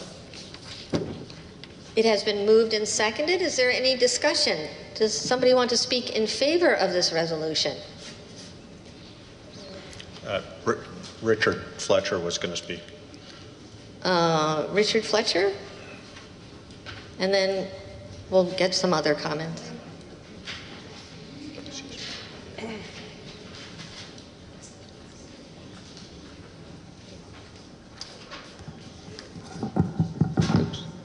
Richard Fletcher, and I'm a board member of the Putney Mountain Association. And the reason I'm also one of the committees I'm on is acquisition. So we've been approached by the Select Board several months ago about the possibility of us acquiring this acreage up on top of Putney Mountain and down into the Brookline area. So that's what I'm going to speak, and hopefully that we are very interested in this. This article is to investigate the worth of this property, and hopefully they feel that our organization is worthy of receiving this property.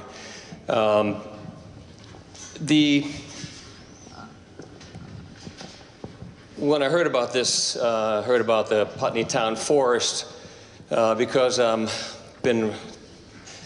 have not been here that long, only 34 years, and did not know what the Putney Town Forest was. A lot of people thought it was the school forest, and I think I did too, so I decided to do some research on this. And in 2005, there was a history about Putney Mountain Association, and it includes, talks about the Putney Town Forest. And so I'm going to give you a little brief history of that. And at the turn of the century, somebody owned this property, and it was bequeathed to the two daughters, and the two daughters split this 134 acres in the top of Putney Mountain, split between Brookline and Putney. And in 1930, one of the daughters gave half of the property to the town of Putney to do whatever they want with it. That was 1930. World War II came, and after World War II, 1946, the Putney Mountain Association was formed. And in 1947, the Putney Mountain Association purchased Flagpole Pasture, which is now the summit of Putney Mountain, and we call it Putney Mountain Summit. But that was purchased. There used to be a flagpole up there many years ago. It was purchased by the Putney Mountain Association in 1947 for $500 with $22.50 in taxes. And there's 40 acres, and we own that property. In 1949, because of failure to pay Putney taxes, the second daughter relinquished her property to the town, most likely in lieu of those taxes. And so now the town of Putney has owned 134 acres on top of the mountain. Putney Mountain owned the top of the mountain, and to get to the top of the mountain, we had to travel through the town forest. Now, the town forest includes the whole parking area on top of the Putney Mountain parking area, now the area where the kiosk is, the beginning of the trail, and some part up going up the trail is all owned by the town forest. So shortly after, in 1949, the Putney Mountain Association started taking care of and managing, building trails, putting up kiosks, maintaining the driveway and the parking lot. And so we started, right when it was the same year that it was the whole parcel was owned by the town of Putney. Putney Mountain Association was involved. There's a couple of quotes. One quote from 1949 by the town. It says, "The town forest, including the parking area and trails, have been maintained by the Putney Mountain Association with occasional assistance from the Highway Department." And that was from a town quote that was in this historical. So we have continued to do that all these years. There's been fundraisers. There was some reports in this history that there were 200 people up on top of the mountain and having picnic. There were barbecue pits and all sorts of things up there, all for the enjoyment of the people of the town of Putney. And Putney Mountain Association was involved with that. Years went by, and we continued to maintain that and be stewards of that property without any costs to the town at all. Later on in 1984, there was another quote that said the town was happily accepting the Putney Mountain Association's role as manager of the Putney Town Forest. So we're dedicated. Many years we've been doing that, and hopefully that this will go through. We'll find out what the due diligence means. I guess I have one question of what the select board hopes to identify from this due diligence examination of the property, and what do you want to do with that information? So, yeah, because this is an article for you to research. It's this is not a transfer of property or anything like that. Yes, I think that a couple things came up that drove us to. I mean, there has been a movement by the Putney Mountain Association we first raised it. I know Richard and I had a conversation out of a meeting about it at some point. I think that was after it had already come up. I didn't know how much I wanted to say, supposed to say about that. Yeah, that's okay. Richard, do you mind putting the mic back just because it's much easier. We just have one person at a time. Yeah. Thank you.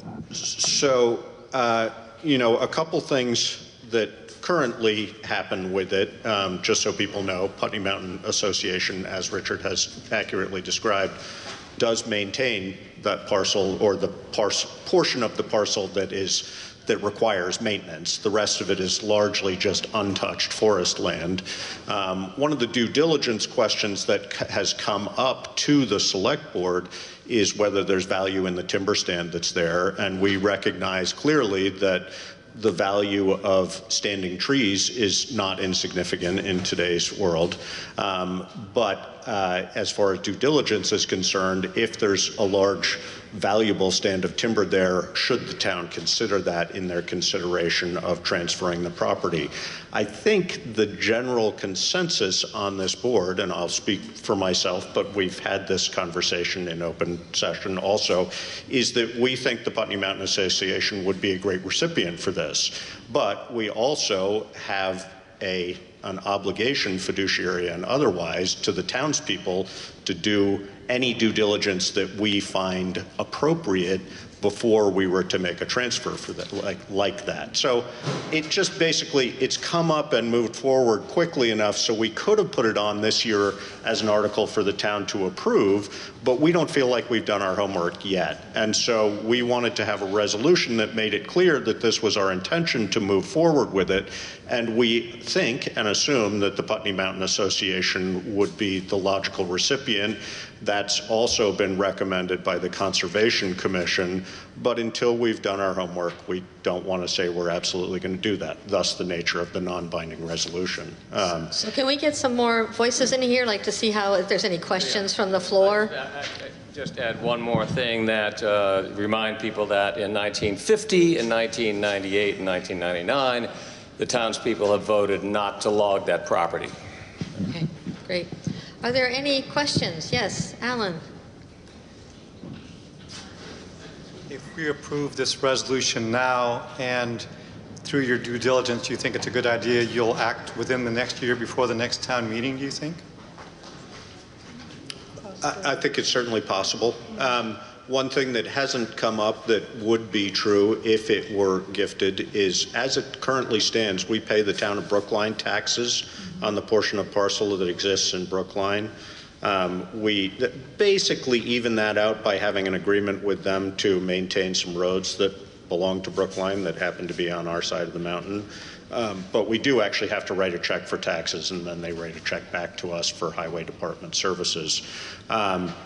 If Putney Mountain Association were to purchase it, it would go back on the tax rolls, which it hasn't been since it was originally taken over by the town, so it hasn't been on the tax rolls for 70 years. They would pay that. That would all be in current use, so it's a fairly small chunk of money, but it's a little bit of money that would be coming into the town in lieu of the fact that as it is now, we actually pay some money out from the town. So that would be a clear benefit of Putney Mountain Association as far as the fiscal responsibility of the town is concerned. Any other questions? Yes, Anne?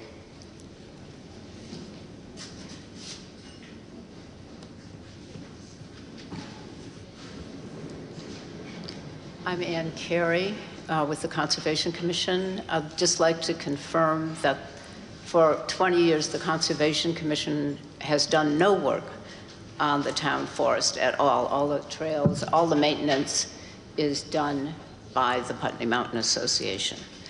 And no money, no nothing. You're a ballgame.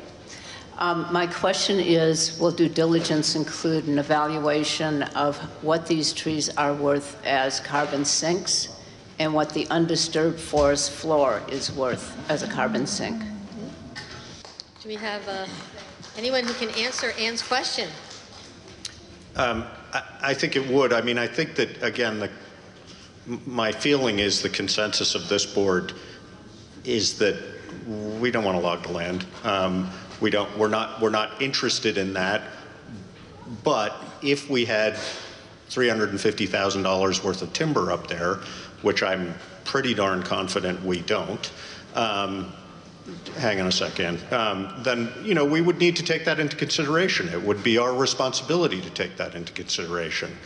My anecdotal experience with logging is that if you're a private landowner and you do the logging yourself, there's some pretty good money in it. If you are contracting out to somebody for what more than likely is moderate to low quality timber in that location, just given the nature of the topography, et cetera, its value from my perspective is much higher as standing trees than it is as timber, but until we know that for sure. So I think that, you know, could we put a value on that in? I'm not sure we actually could, but it's definitely in our thinking. And we don't, you know, we certainly aren't looking to scrape $2,000 out of it for the town by scratching the trees off of it and then handing it over to somebody. But again, we need to know what the answers to the questions are. So we have a bunch of hands up. Lisa in the back. Lisa.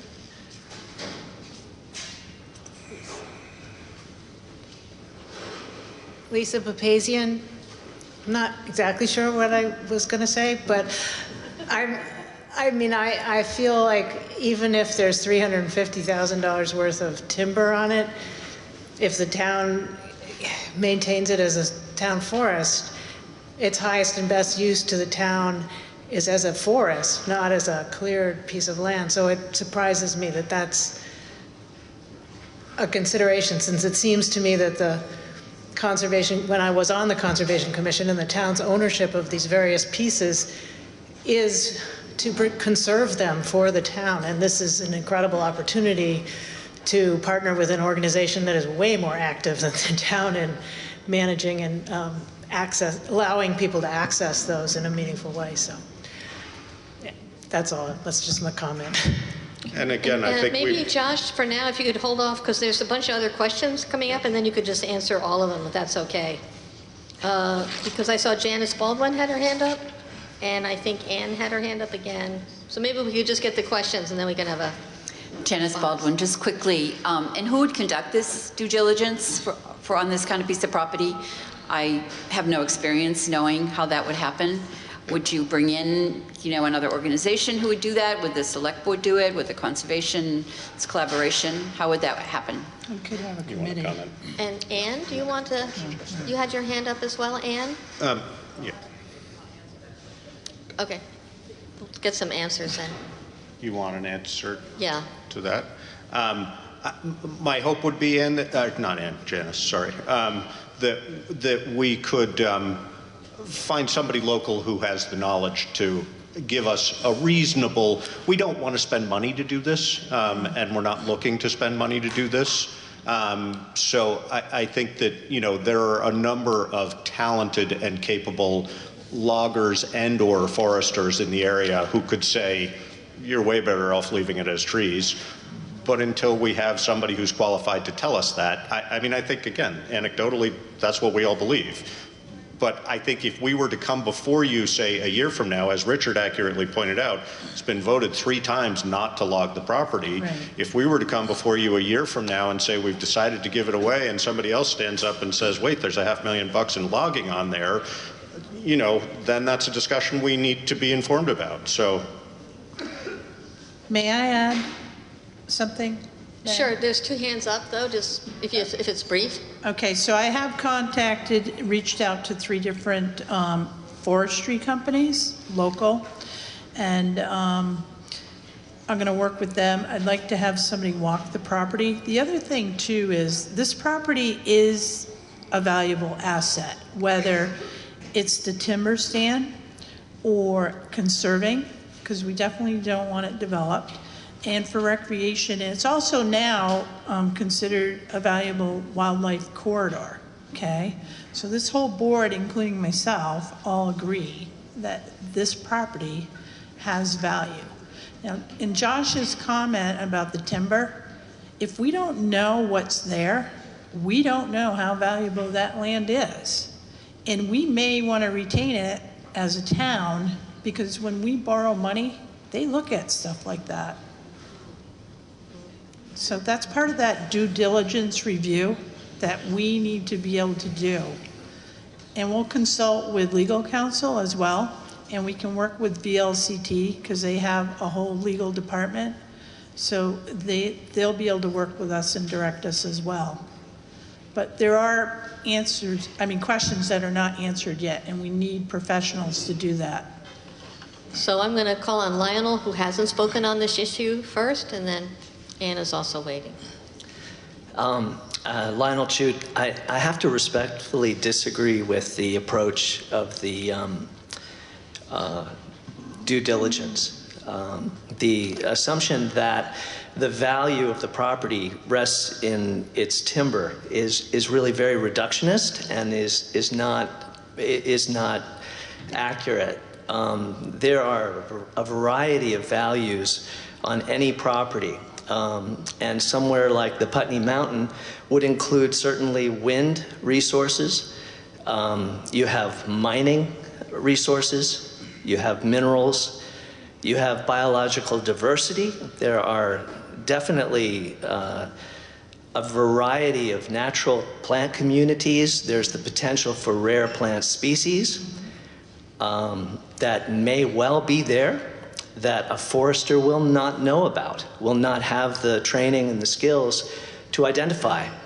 And to have a forester come in and evaluate the timber resource without having these skills, other resources that come up are water resources, hydrological resources, wetland impacts from harvesting, siltation and erosion. There are many considerations when you're looking at a forest, and simply to hire a forester to come in and do an old school timber cruise, spin the prism, tell you, oh yeah, this is how much you got. Well, that's not taking into account the deleterious effects of the management, which frankly a forester's not going to be as thoughtful about. And so I have concerns about the approach that's been described so far as how to do due diligence. If you want to do real due diligence, then you do have to take into account what Ann was talking about. There are carbon effects as well. We know that more carbon is emitted into the atmosphere from disturbing the soil than from taking the trees away. That there's a tremendous amount of carbon in the organic layer of the soil that once you drive tractive machinery over, it goes up into the atmosphere. And so I just want to share those thoughts. Okay, thank you. A response, and then to Ann. So, thank you, Lionel. I appreciate that perspective. I think we all appreciate that perspective. And I think that this was just one example of due diligence. Right. And we would definitely consult folks like you that have these expertise that can bring us more ways that we can explore this and suss it all out before making any decisions. And I don't think anybody on the select board discounts the importance of carbon sequestration. So it would definitely be a major part of our consideration, I'm sure.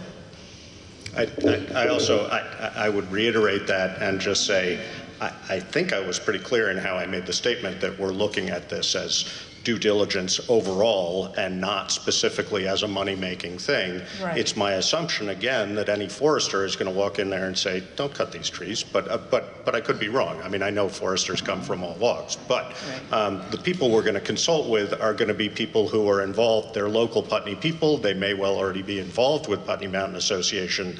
You know, we're looking at this also from a very nuanced perspective. So I want to make it perfectly clear that sort of generalization of as what I was referring to as due diligence is not complete for what we're thinking of doing. So Ann has her hand up and it's been waiting, and then we'll go to Lisa.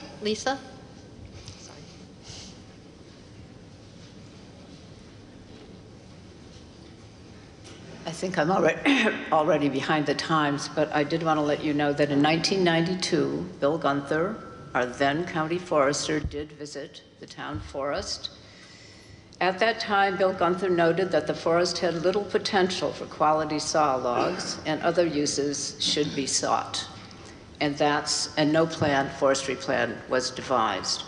And I would also like to say that even though they're wonderful people, our local foresters will probably want some money for doing any kind of in-depth evaluation, and that Sam Shinesky, as the current county forester, could just give you a quick sense, probably for free, of what the land is like up there. And he may be very sensitive to things other than just saw logs. Not as well as Lionel would do it, but I just wanted to give that piece of information. Great, thank you. Lisa. Lisa Papazian, I finally figured out what my question was. So this is a question for the Select Board and for the Putney Mountain Association. Could you, something Karen said about that it might be valuable to have it in the town's asset column for the other purposes.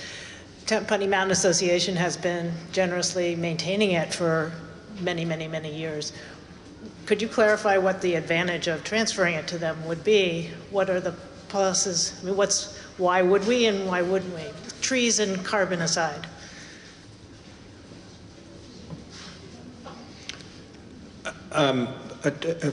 I guess I have two answers to that. One is the answer, which I think I said already, is the tax purposes, which are obviously very limited. Yeah. But still, taxes coming in are better than taxes going out. The other thing I would say about it is that it would, not that I think Putney Mountain Association is going anywhere, but it's assurance of a good steward. And I think that that's on any land that's conserved. stewardship is very, very important. And we as a town don't take that on, as you sort of implied. Putney Mountain Association does take that on. I guess from my perspective, I don't see any downside of Putney Mountain Association holding that land for all practical purposes as a town forest for the town of Putney, but in their name. I mean, I think that if anything, it gives us almost more security than the town itself holding it, because the townspeople could choose to do things differently in the future, and the Putney Mountain Association has a very clear mission, well laid out, and a very proven track record of stewardship. So that would be my feeling. So I don't see any hands up at this point. I'm wondering if we might be getting, oh, Jamie. Jamie Comtois Putney. I just wonder if there's a way to bring Lionel's point of a comprehensive analysis in addition to the timber mention into the resolution. Is there a way you could just Do you have add an that amendment? in? Yeah, but I don't know.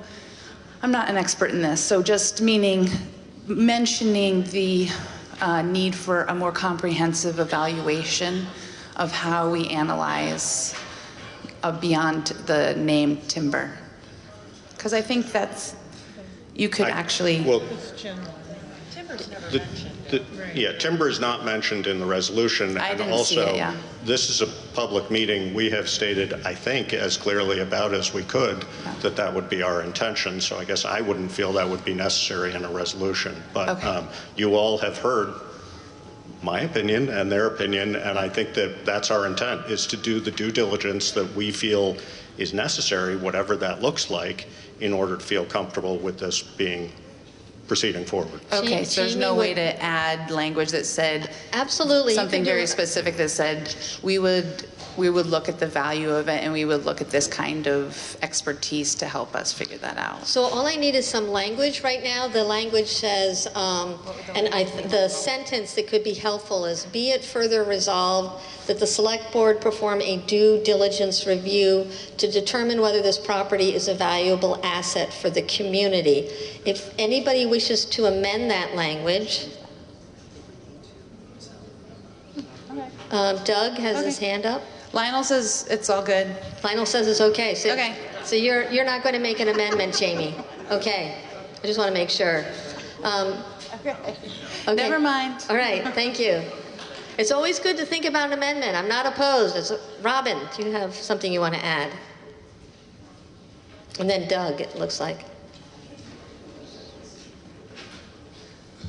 Robin Ekstrom.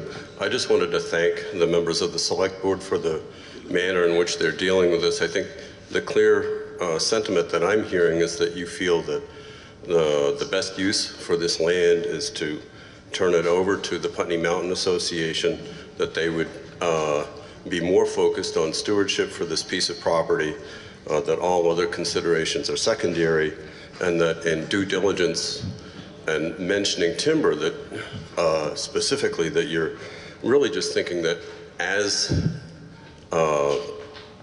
people who are responsible for the finances of the town, you owe a certain responsibility to the taxpayers to say, before we give this away, it does have a certain value. We think it's a good idea to give it to these people, but we have to report this to you. So just to clarify that and to thank you for the fact that you are being proactive and looking for the best use for this very valuable resource. Thank you.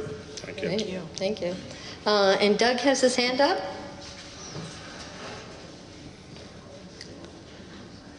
Doug Grant. So this last summer I spent every Sunday hiking up there to tend the rams. And it was a great experience, but I had one incident that raises a question, and that is who carries the insurance and would cover an accident. I happened to catch my foot on a root, and in catching my balance, I started to stumble against a rock, and I could see myself coming down and cracking my skull open. So I had a near casualty experience. So my question is, who covers the insurance? And would that, is there insurance now to cover an accident like that? Yes, currently our general liability policy covers it. Okay. Now, so in your consideration, you're doing your due diligence, maybe that would be a consideration on the positive side of transferring it to somebody else who would cover that liability? Yes, our policy is set up in such a way so that I'm always amazed by the very, very limited difference. You know, we pay sort of a big package to the Vermont League of Cities and Towns that covers virtually everything. And more often than not, when we look to add or subtract something like this, they say, yeah, you know, that'll knock off $22. So, okay. You know, it's not something we haven't considered, but it's a very, very limited. Small portions of our policy seem to have very little effect. So then maybe my suggestion is maybe there should be a sign that says if you get hurt, talk to them. Risk. Yeah, there you go. Okay. Are we getting to move so we can consider voting? I'm seeing some interest in moving towards a vote. We have one hand up though from Anne. And then I'm going to suggest we move to a vote. My suggestion is, do we want to amend this to include perhaps not a big committee, but a small committee that would look into the due diligence issue and the items that we might want to cover in that? And maybe do you have some language? Oh, I was thinking Lionel on the Conservation Commission could help. Be on that committee. No. Okay, then Lionel doesn't volunteer for that role. Okay. But that's, you know, we would love it if you would stay in touch with the Conservation Commission going forward. Okay, great, thanks. So it looks like we're ready to move to a vote. I'm going to read the resolution so that people know what they're voting on. Resolve, the Town of Putney Select Board seeks a non-binding consensus from the electorate on the questions of whether the Select Board should consider a gift or sale of approximately 49 acres of town forest in Putney and an additional 85 acres in Brookline, Putney Mountain. And be it further resolved that the Select Board perform a due diligence review to determine whether this property is a valuable asset for the community, and be it further resolved that this resolution does not bind or legally obligate the board to gift or sell this property. All those in favor of this resolution, please indicate by saying aye. Aye. All those opposed, please indicate by saying nay. It appears that the ayes have it. The ayes have it, and the resolution passes. We do have a number of other items on other town business. One, I have in front of me, and this does not include the school portion, which we'll get to as soon as I adjourn, just to let people know what's on the list here. Animal control ordinance, Janet Goldstein. Are you here, Janet, to do that? Excellent. So you will be next. Then we have a broadband communications union districts information on the floor. Then we have a solar exemptions discussion. And finally, there's any other business, and I know Alice has something under that. So that's what we're looking at. And if your moderator needs to take a quick recess, depending on how long this all takes, I'll let you know before we have an emergency. All right, so now we will turn to Janet Goldstein. Thank you. I'll try to talk fast. Hi, I am on the Animal Advisory Board with Abby Jacobson, Bill Grant, Kathy Rounds, and Janet Langdon. We've spent the last 2 years revamping the animal control ordinance and looking at how we would like to conduct our business in the future with dealing with animal complaints, domestic animal complaints. I'd like to thank Josh Edmond for his work this year as our animal control officer. It didn't last long. It's a very, very, very involved job. You get calls all day, all night from people, barking dogs, stray cats, dogs at large. And as many of you know, we've had a lot of problems. We've had some problems, not a lot, with animal attacks. And we have to figure out a way to deal with this. And we decided that revamping the ordinance was our first thing that we were going to do. One of the things that I would like you all to know is that we have no animal control officer. So don't call Josh anymore. He's not doing this. If there's a problem, it's the Putney health officer, the Putney deputy health officer, the Putney town manager, the Windham County sheriff, the deputy Windham County sheriff, or it could be anybody elected by the select board, but we don't have anybody elected by the select board. So if there's a problem, you need to call one of these other people. A couple of the biggest points that we changed in our ordinance is that we added, the way the ordinance used to read was that there was only liability if an animal hurt a person, and now we are having the ordinance say that if an animal while running at large causes reasonable fear of bodily injury by attacking or threatening to attack a person, a domestic pet, domestic animal, or wolf hybrid, or deemed dangerous by the ACO. So that's a big deal for us, because as we know, we've had 2 dogs die in other dogs attacking them in our community, and there was no recourse for these people really, because the dogs didn't attack a person, they attacked an animal. And so that's a big change that we are making in our ordinance. We've defined our control area, animal control area. All dogs need to be on leash on all public roads, with the exception of legal trails. So if you're walking your dog on a dirt road you've always walked your dog on, and the dog has been off leash all these years, and now somebody comes by and makes a complaint, you'll have to leash your dog. Having them under voice control isn't going to be good enough. It's leash law. In the past, there were only certain roads in the village that were required to have leashes. Now it's everywhere in the village and in the town, except on these trails. And there are only like a few trails that are pretty far out in the woods. But you will also be liable if your dog does any damage. Janet, can you stop for one quick second? Yeah. Do you think we could get the people in the back of the room to quiet down? It's a little hard to hear Janet describe our animal control situation.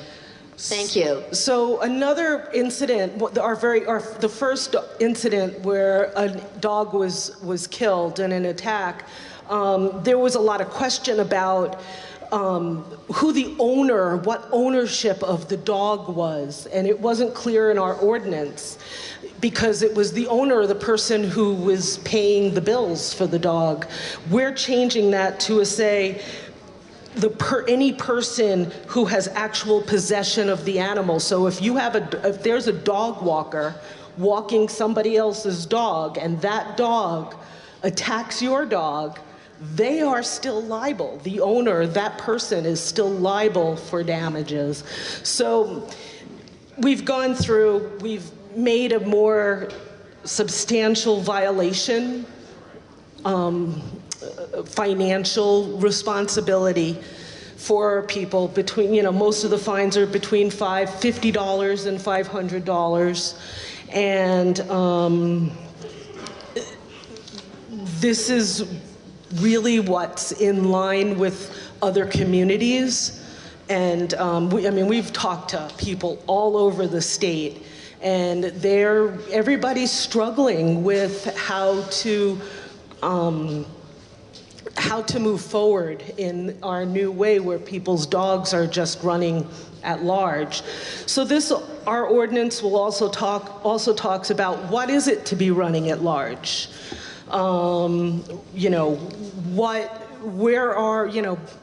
If your dog is running beyond the control of your own property lines, your dog is running at large, or your cat is running at large.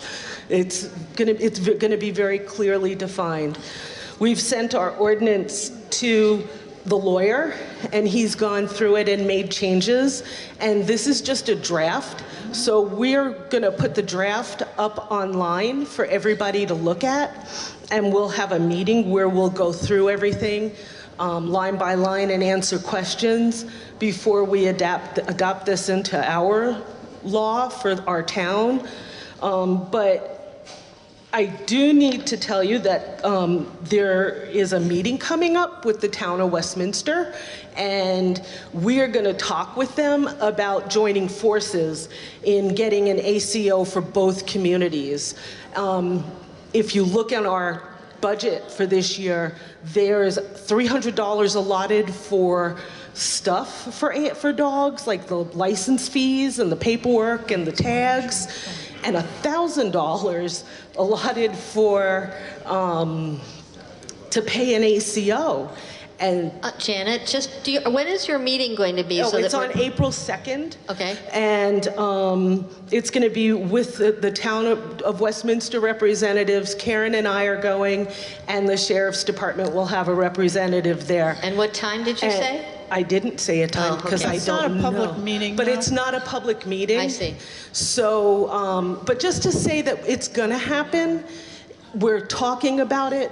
If that happens, this is all going to have to get changed because we're going to have to adopt something that'll be easier for an ACO to look at. But please, I urge everybody to go online, look at the ordinance, make comments, for yourself, make your notes, and when we advertise when the meeting's going to be, to please show up and give your input. Great, thank you. Thank you. Yeah, thank you very much for all the work you're doing. Thank you, Janet. Important issue.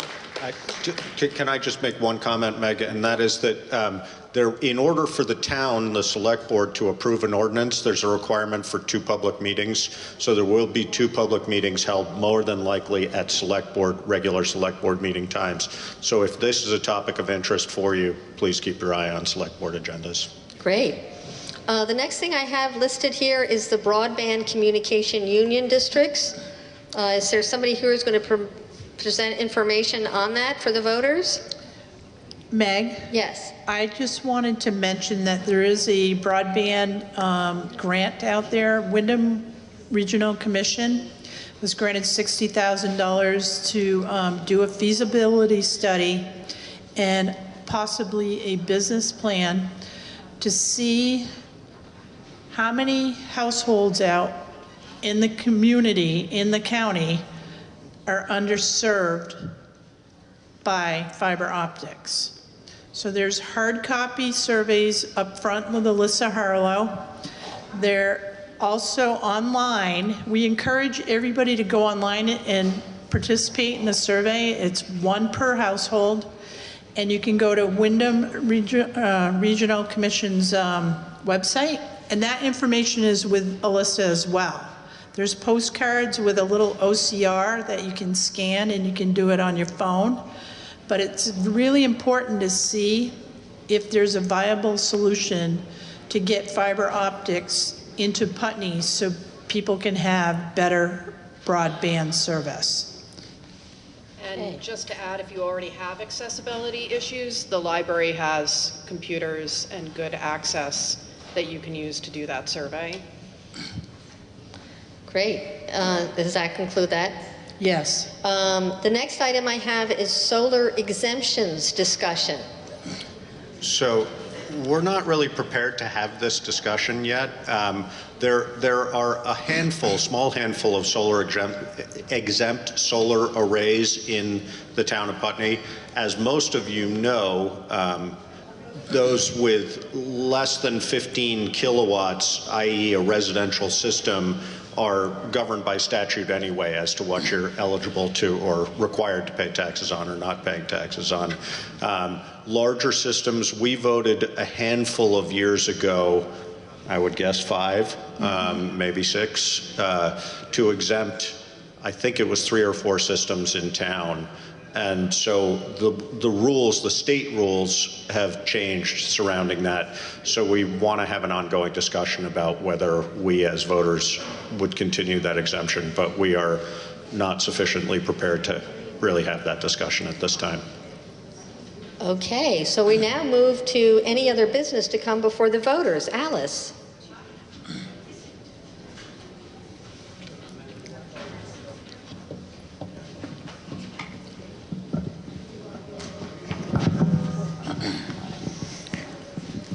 I'd like to have this resolution passed by the town of Putney. Be it resolved that the town of Putney requests of the state of Vermont that a state-owned bank be established following the model of the Bank of North Dakota. My reasons. When we had the recession of 2008, North Dakota was able to weather that recession better than any other state because it had its own state bank.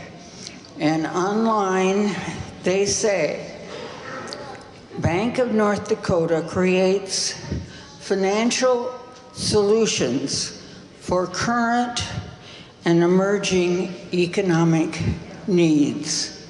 We may or may not be there may or may not be a recession soon. There always is one in the future. Today, we have talked a great deal about funding various items for the town of Putney. Wouldn't it be nice to be able to know that we will always be able to get funding at a reasonable rate? Thank you. So we have a resolution on the floor. Do we have a second? Janice Baldwin is second. Any discussion? Janice, could we have the language? I'm sorry, not Janice, Alice, thank you. The top part. Are there any questions?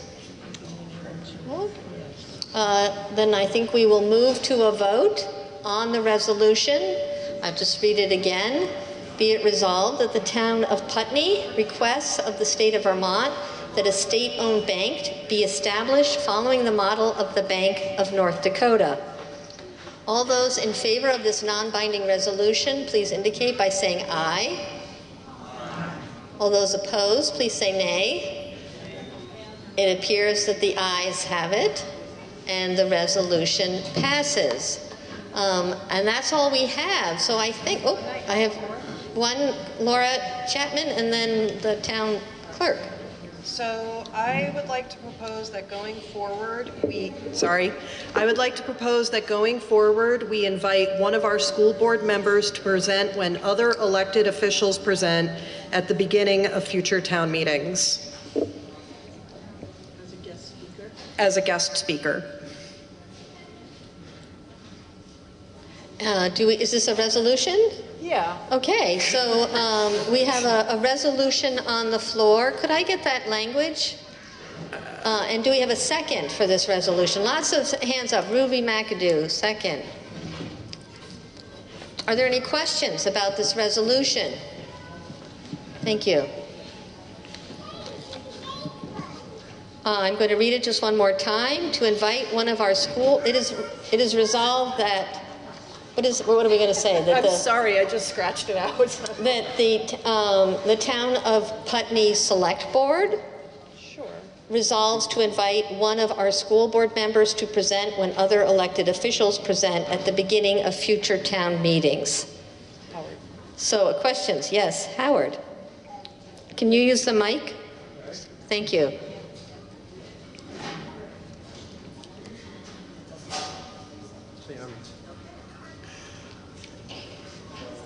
Ms. Moderator, it appears that the resolution on the floor is a binding resolution, but at this point, state law restricts us to non-binding resolutions.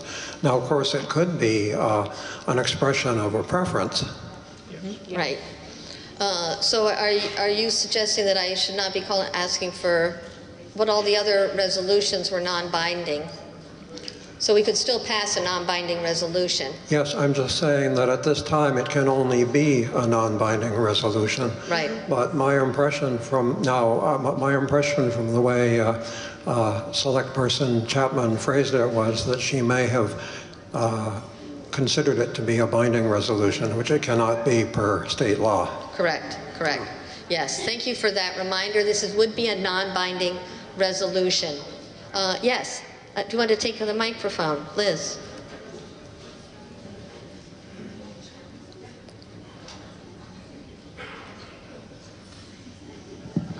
It came up at the WSESD meeting that a school board member cannot do that because they would need a quorum. You might want to consider, I don't know if they're going to be able to straighten that issue out in the future, but that's why there's no school board here. And they handed it over to the leadership councils. Okay, so I'm willing to change the language to a representative from the Leadership Council. Okay, so we now have an amendment to the non-binding resolution, which is to change, to invite one of our, could you give me the language again? I don't know what the language is. One of the members of our leadership council. Thank you. To invite one of the members of our, is that? Putney's. Of Putney Central Schools Leadership Council. Leadership Council. Do we have a second on that amendment? Gail. Did you get that? So we are now working on an amendment, which is now it's going to say that the select board resolves to invite one of the members of the Putney Central School leadership to present when other elected officials present at the beginning of future town meetings. Is there any questions about the amendment? We're just talking about the amendment now. It looks like we may be ready to vote on the amendment. So we're now voting on the amendment, which is to remove school board members and insert members of Putney Central School Leadership Council. Thank you. All those in favor of this amendment, please indicate by saying aye. All those opposed, please indicate by saying nay. It appears that the ayes have it. The ayes have it, and the amendment passes. So now we're back to the resolution. Ruby? No? Does anybody have any questions about the resolution as amended? It looks like we're ready to vote. Be it resolved that the Putney Select Board will invite members of the Putney Central School Leadership Council to present when other elected officials present at the beginning of future town meetings. Are all those in favor with that amended resolution, please indicate by saying aye. Aye. All those opposed, please indicate by saying nay. It appears the ayes have it, and the resolution passes. Any other town business? Yes, Ruby. Did you get that? Ruby McAdoo. I wanted to thank the Putney Central School, the Putney PTO, and the town office for coordinating childcare. And I wanted to just report to everyone who doesn't have a child here that it was very well received. There were a lot of kids there coming in and out. And I think we can improve it every year, but if it really means a lot to families who are working and who need that support. And I wanted to thank all of those parties. Great, thank you. Thank you, Ruby. All right. So I'm going to ask for a motion to adjourn, knowing that once we adjourn, we're going to then jump into the school section. But first we have comments, an announcement from our town clerk. I just wanted to publicize the town of Putney now has an equity and inclusion committee. We meet the first Tuesday of the month, 6:30. First Thursday of the month, 6:30 at Town Hall. And the mission of the Equity and Inclusion Committee is to identify and advise the Select Board on addressing inequities and encouraging inclusive practices in town services, programs, human resource practices, and decision-making processes. So we welcome public attendance at those meetings. They're always posted online and posted in the normal spots around town. See you Thursdays. Okay, so, all right. Do I have a motion to adjourn? Yes. Ellen, I knew your name. And do we have a second? Elizabeth Christie. So it has been moved in second to adjourn. All those in favor of adjourning 2020 town meeting, please indicate by saying aye. Aye. All those opposed, please indicate by saying nay.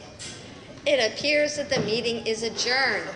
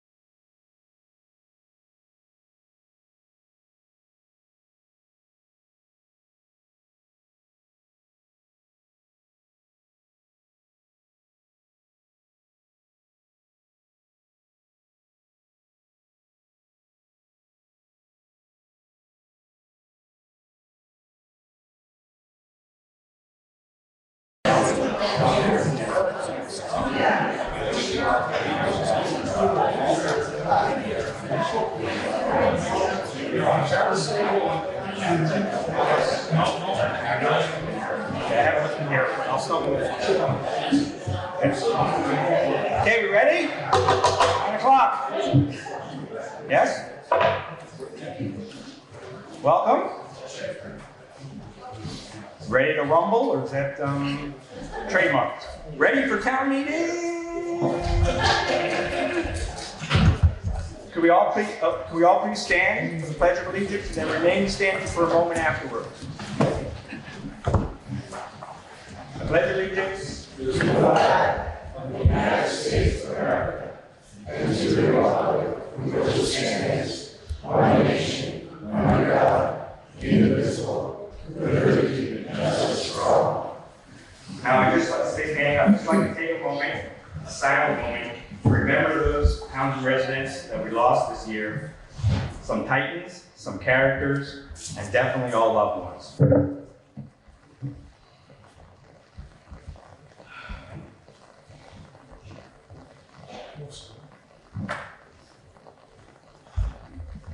Thank you. Please be seated.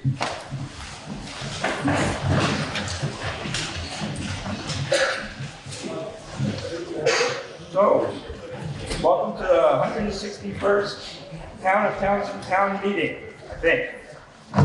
Warning, for the Town of Townsend 2020 Annual Meeting, the legal voters of Townsend are hereby notified, that's better, and warned to meet at the Town Hall, Townsend, Vermont on Tuesday, March 3rd, 2020 at 9 a.m. to act on the following articles. If there's no objections, I will refrain from reading the entire warning to you. Seeing no objection, good morning and welcome to the Townsend Town Meeting. I hope the past year was good to you and I'm glad you can make it today. A special welcome to those who have never attended, that are new to Townsend and have never attended a town meeting. My name is David Lebo. It's my pleasure to serve you as the town moderator for the past year and up until Article 1. The role of the moderator is to explain procedural questions and please ask any clarifying questions before a vote. You have the right to challenge any decision I make if you feel my ruling is improper. Robert's Rules is the basic order of rules for this meeting. Voters should check in at the entrance and have a ribbon. This ribbon must be worn to vote. It identifies you as a registered voter in town. Non-residents are not allowed to vote. They may speak from the floor if there's a 2/3 vote of approval. Please stand and state your name before speaking. Please speak loud and clear. We have a microphone that will be passed around. Please use it so we can hear you. All motions and remarks should be addressed to the moderator. There will be no discussion between residents. There should be no discussion between residents. Articles must be moved and seconded and restated by the moderator before discussion may begin. Articles can be amended and the amendments can be amended once. We'll get to that if we need to. Debate can be cut off with a 2/3 majority. However, calling the question when you do not have the floor will be ruled out of order. You may speak once per motion until all have had a chance to speak unless a direct question has been asked. You are only allowed to speak twice per article, kind of, unless the rules are suspended. There'll be no personal attacks, and I'll rule you out of order and ask the constable to remove you from the meeting if you are disruptive. During elections, I will only allow the person nominated to give a brief introduction. When voting by paper ballot, please come up through the center aisle and exit through the sides. If you need the ballot box brought to you, please ask and we'll bring it to you. Please turn off your cell phones and pagers. I think cell phones are starting to work here in Townsend.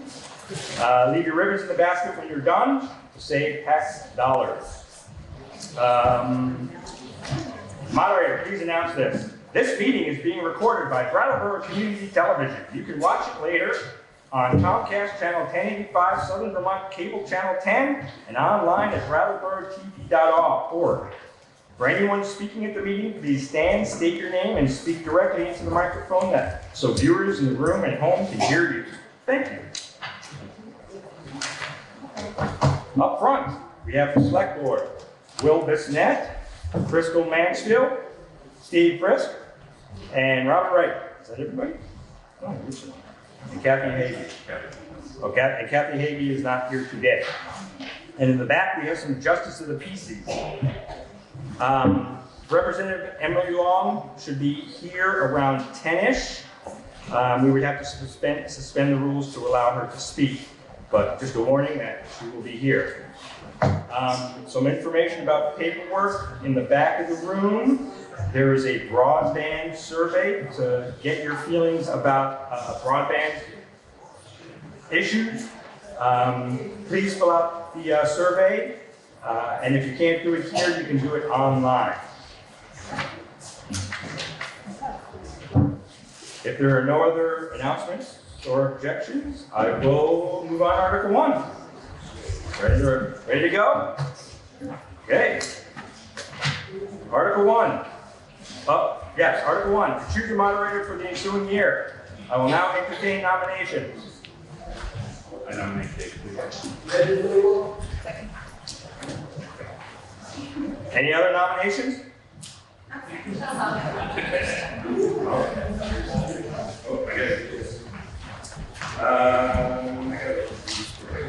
If there are no objections and hearing no more nominations, I declare the nominations closed and instruct. Do I do that first? Bratt?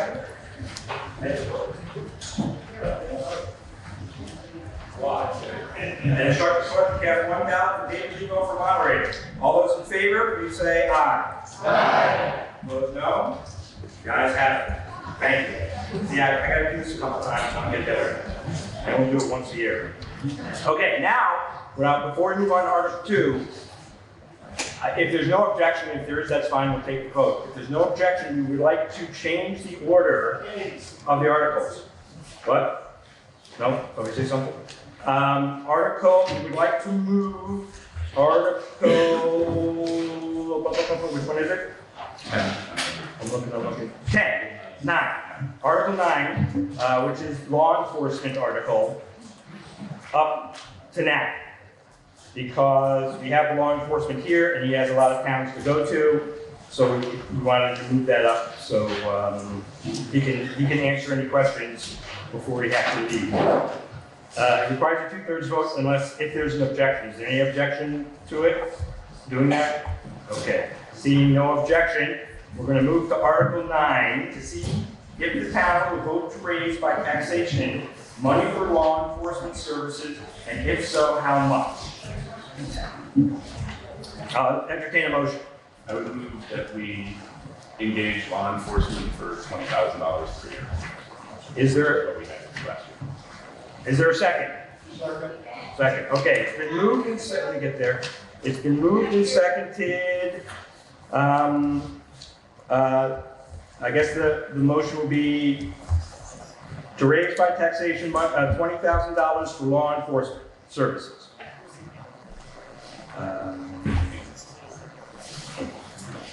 Okay, it's moved and seconded. Now we can discuss. Any discussion? Yes. Wait, you gotta do this. I don't know how we're gonna do this, but. That's all right. No, take it back.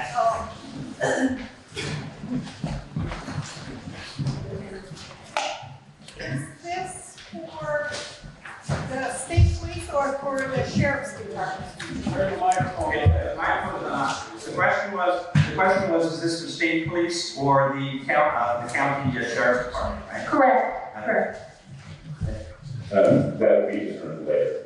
So what we're voting on now is just to decide if we want to engage law enforcement, and the select board actually makes the decision as to which is chosen. Okay, thank you. That's the answer. Okay. Elizabeth Martin, I'd like to know what the current budget is. Right now it's 20,000 has been for the last several years. You have a question? Wait, is microphone right there? Good, thank you. I just wonder, is this mandated that we actually do have to have this and find it it's mandated by the state? Or is it because it's doing it in meetings, or what is the reason we're doing it? You just speak. She asked what the reason we're doing this is mandated by the state. I honestly don't know if it's mandated. We have in the past engaged for police protection, investigation, speeding enforcement. That kind of thing. On page 15, just so you know, on page 15, I wrote it down, I don't know why, but on page 15, law enforcement, on page 15, it's about 2/3 of the way down the page. The past 2 years, we have budgeted, right, $20,000 for law enforcement.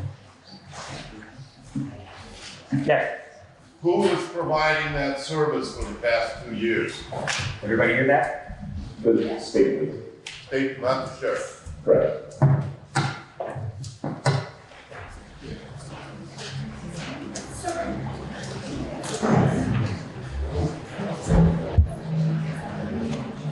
So where does the $20,000 that was saved last year, where does that go to?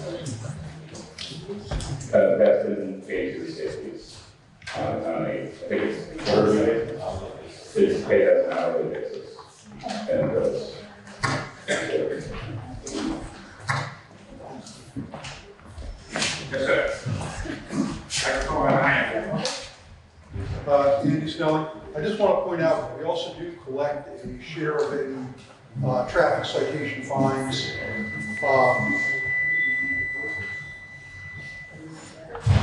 Which amounted to a little under $8,000 last year, which we go to offset the amount we pay for law enforcement.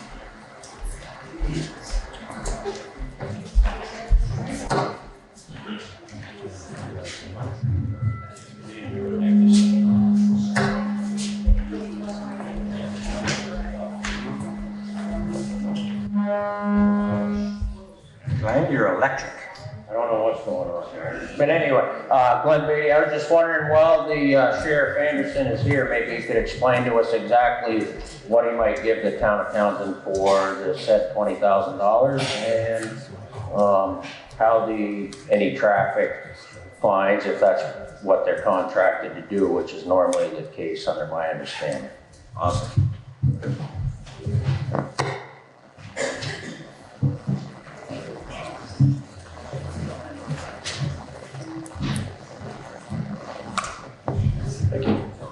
Do you need to do a vote? Huh? Do you need to do a vote? Another. Well, yes, I guess you're right. The 2/3. So he's not a Townsend resident. Again, we'll do it by no objection. If there's no objection, we have to allow a non-resident to speak. 2/3, any objection? If not, we'll take the vote. Seeing no objection, your floor, sir. Good morning. I don't think I'm new to this body, but I am new in this role. So I'm Mark Anderson. I'm the new Windham County Sheriff. I was appointed back in July. What can we do for you, I think is the question. That's a good question, and it's one that we leave to a negotiation with the select board. The sheriff's departments are enabled to provide services, I believe the statutory phrase is, in a manner that's conducive with their responsibilities. It's a broad brush. So, some towns, but let me back up and talk about what the state police do and what we do. By statutory enabling, the state police are the de facto law enforcement agency in the state of Vermont. Somebody breaks into your house, you're sleeping in your bed, you call 911, they're the responding agency. If they're at full staff, the Westminster Barracks provides about 6 troopers per shift. Their coverage area right now is all of Windham County, all of Windsor County, parts of Bennington County, and parts of Rutland County. So there's 6 troopers to do that. It's a lot of area. I don't offer this as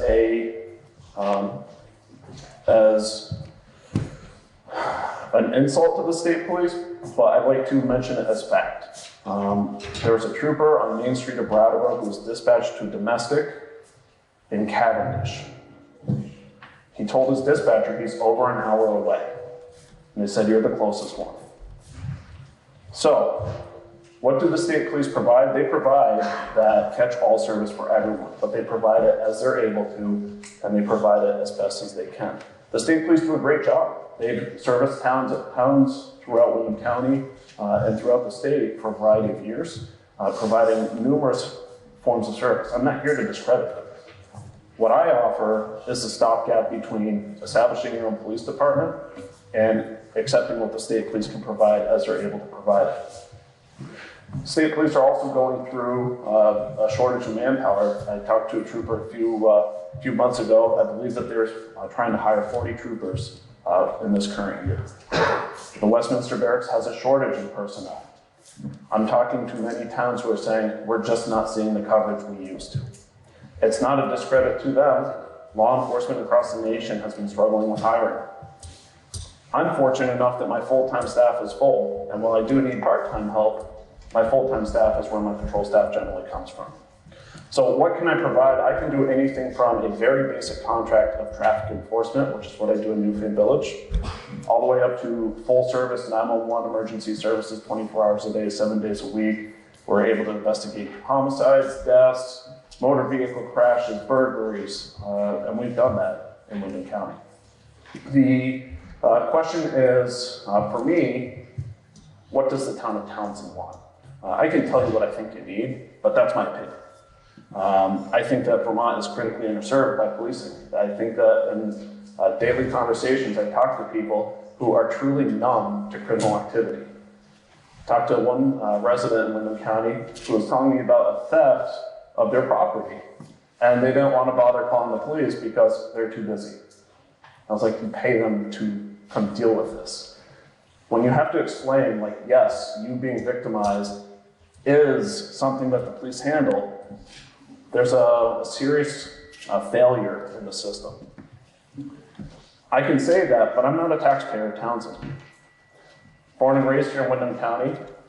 I told the governor before he appointed me that I wasn't smart enough to get out, but I truly love it here. The unique nature of finding ways to do things more cost efficient has always struck a chord with me.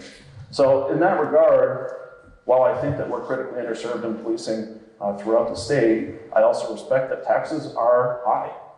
This is not a cheap place to live. So what do you need? You need more. How much more? That's really a question for you. Now, the other question that I believe was asked was regarding tickets. I try not to be a revenue generator for the town when it comes to tickets. I do joke that we write the speed tax. If you want to go 20 miles an hour over the speed limit, you'll pay the speed tax to do that. It's a speeding ticket. The way that speeding tickets in Vermont work, if the town adopts a local ordinance, there's a variety of statutes actually, speed, stop sign violations, one-way street violations, and many more, overweight truck limits. The town can collect a percentage of that fine amount.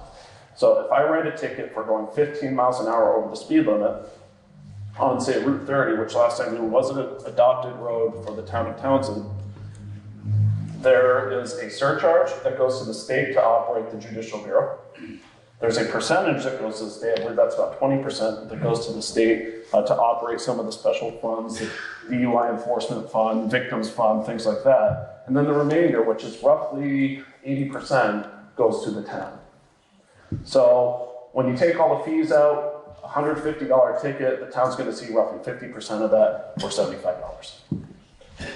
My agency doesn't see a nickel of it.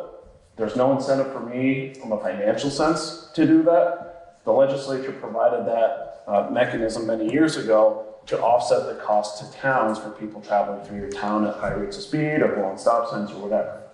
I don't say to fund the town off of tickets because eventually one of two things happens. We solve the problem and then you're funding it out of your tax base and it's unexpected. Or the second thing, people become enraged because they're only writing for the purpose of money. It doesn't jive well with people. It doesn't work. So our reasons for writing tickets, we want to stop motor vehicle fatalities and injuries on our roads. We don't want to get caught up in the bend down here waiting for the bus with electrical cables lying across it to get cleared.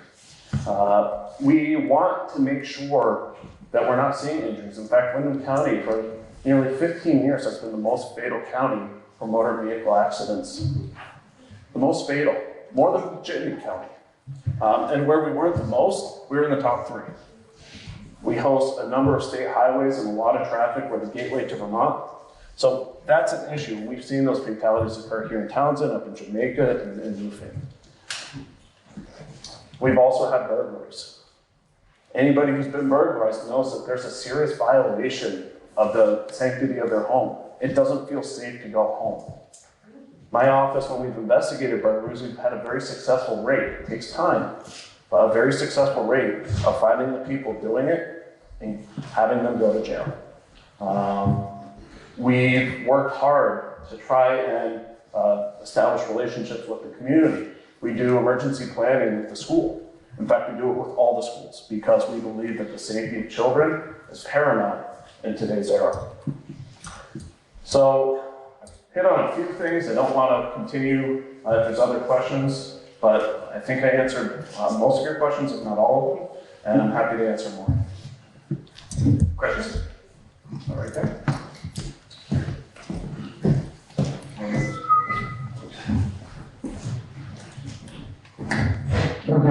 My name is Ken Hoffman. This $20,000, what does that equate to as far as number of hours?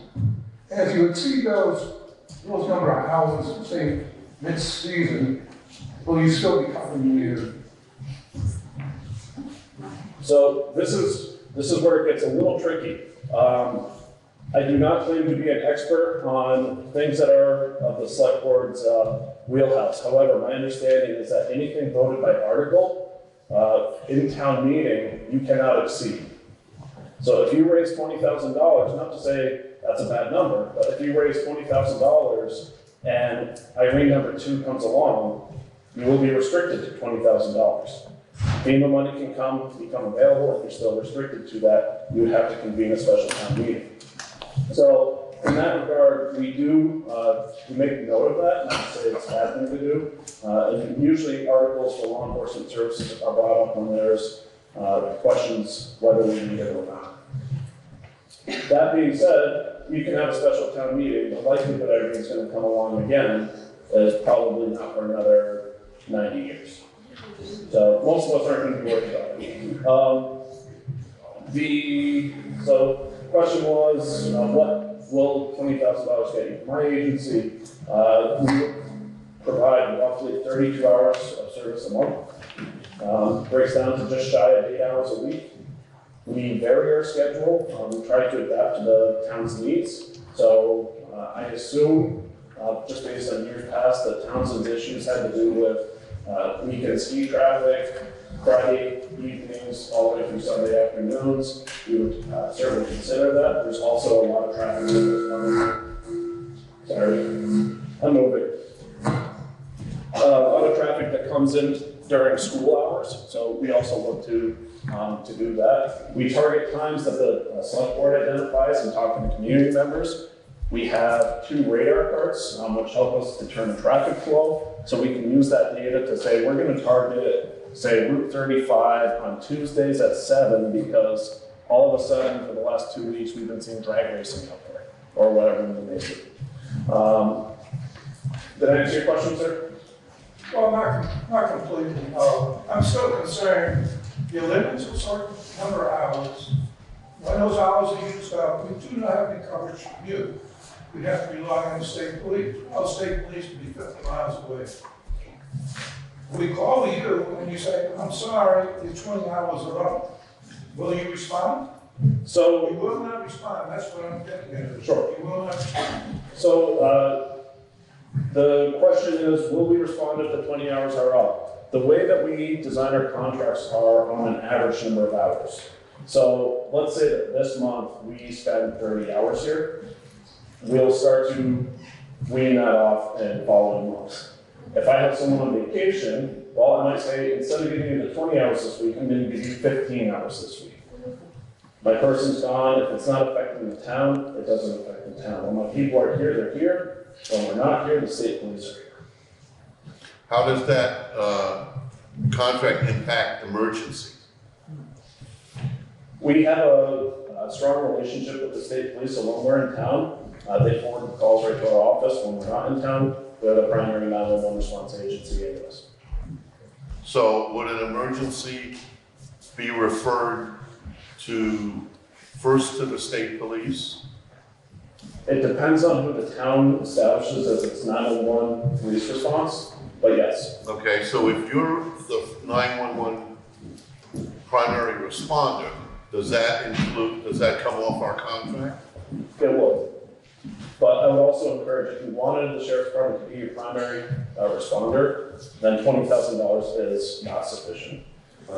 We contract with 3 towns for a 40-hour-a-week position, and none of them have identified us as their 911 responder because, again, the relationship we have with the state police will make it work in a way that's affordable.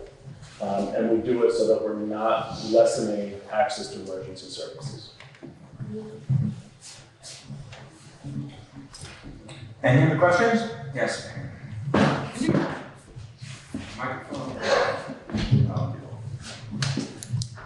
Can you explain to us, number one, we do pay a county charge fee that I believe partially pays for the sheriff's department. And can you tell us where we might find the county sheriff's budget and what the source of revenue is for the county sheriff's budget other than this $20,000? This is a very fun and or confusing topic to discuss. So there are 3 sources of what I'm going to call revenue for the sheriff's department. We receive a state budget. The state budget pays for my salary. It pays for, well, I'm going to back up even one step further. There are 2 statutory obligations of each county sheriff. The first one is to transport prisoners from jail to court, or from court back to jail. The second is to serve civil papers. It can be divorce papers, it can be eviction papers, detail to pay the credit card, all of those things issued out of our civil court. That's our statutory responsibility. That's all we're required to do in the state of Vermont. Then we are established, or we're able to engage in providing additional services under contract for the purposes of, going back to what I was saying before, whatever's within the general responsibilities that make sense to us.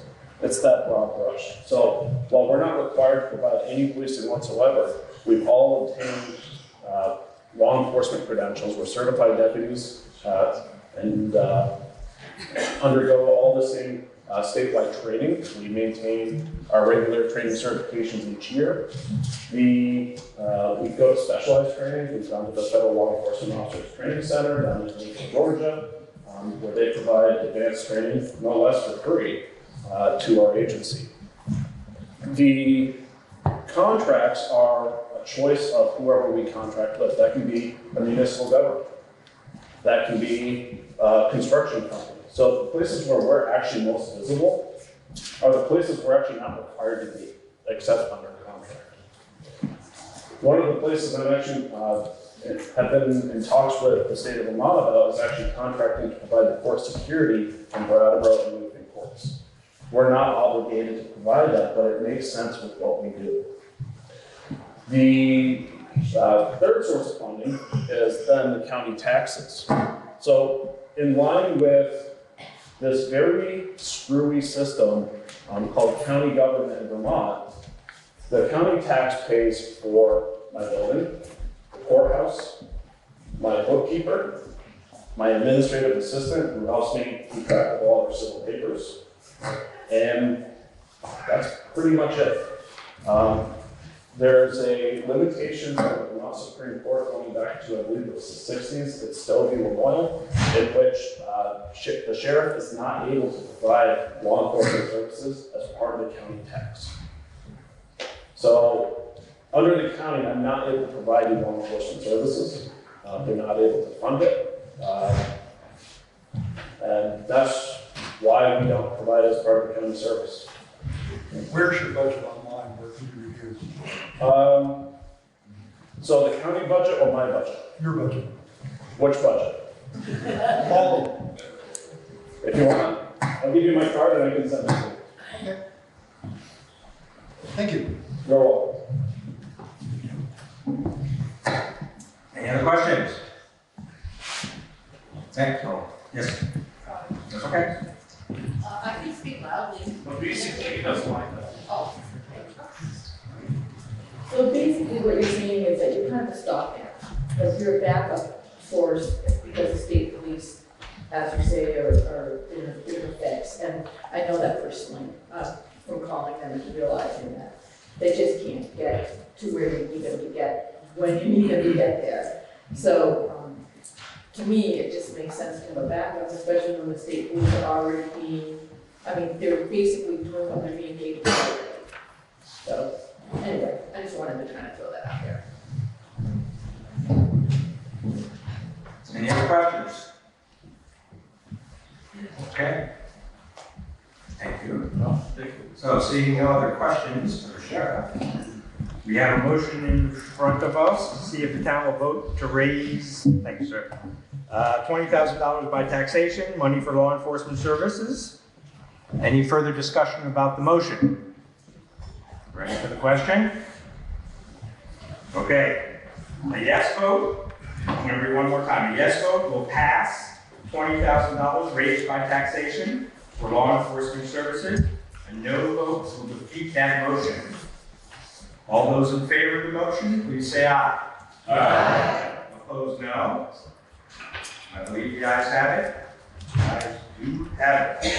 Motion passes. Can you guys hear me? This that far away? Yeah. Okay. Moving along. Not here. Okay. Going back to Article 2. Article 2, to act upon the July 1st, 2018 to June 30th, 2019 Independent Auditor's Report. That's on page 7 through 10, and the full auditor's report is available for inspection at the town clerk's office. I'll entertain a motion. So moved. Move to what? Approve it? Yeah. Okay. To approve it. Move to approve it. Okay. Second? Second. Okay, it's been moved and seconded to approve the auditor's report, July 1st, 2018 to June 30th. Discussion. Yes, sir. Question? Yes. Yeah. Okay. Fourth paragraph in the report. It says that the report on financial statements is adverse because of the omission of the government-wide financial statements and the fire department fund. So my question is, that paragraph to me is negative. So I would like an explanation,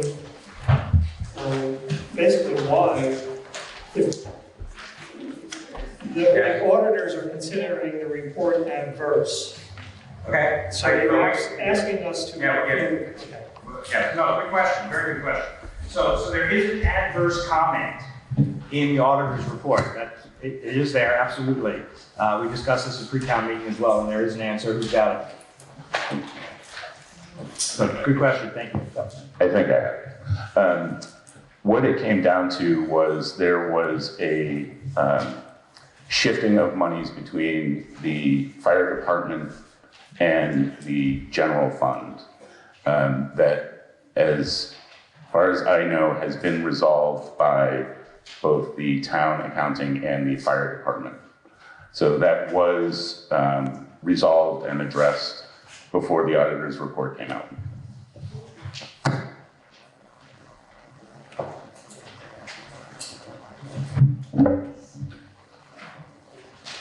Good. Any other questions? Seeing no other questions, there's a motion before us to approve the independent auditor's report July 1st, 2018 to June 30th, 2019. A yes vote approves the auditor's report, a no vote defeats it. All those in favor, please say aye.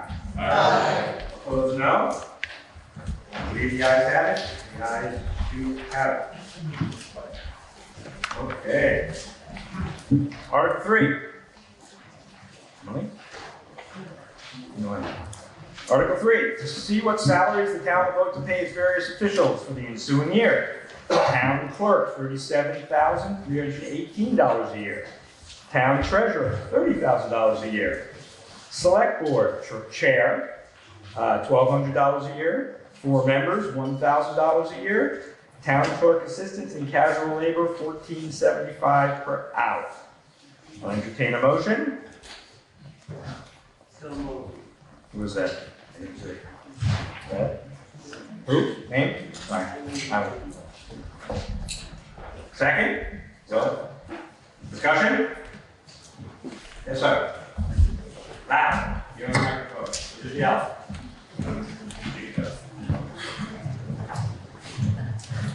Thank you. On the one that is the most significant is the increase of the treasurer's salary, which was $2,324, I believe, last year, to $30,000. In addition, we had paid for a bookkeeper approximately $14,500.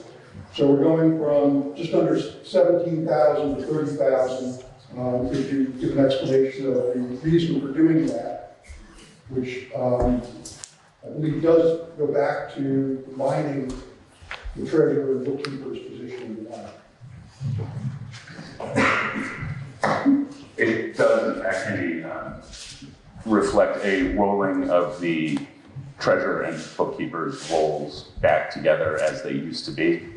And the reason for the increase above that is to make it a job that is attractive for someone to want to have.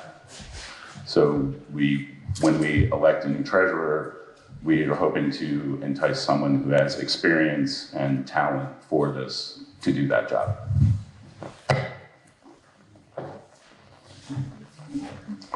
Any other questions? Discussion? Seeing none? There's a motion before us to see what salaries the town will vote to pay its various officials. Town clerk, $37,318. Town treasurer, $30,000. Town board, select board, one chair, $1,200. Four members, $1,000. And town clerk assistant calculator, $1,475. A yes vote will pass that motion. A no vote will defeat that motion. All those, any questions? All those in favor, please say aye. Aye. Opposed, no. The ayes have it.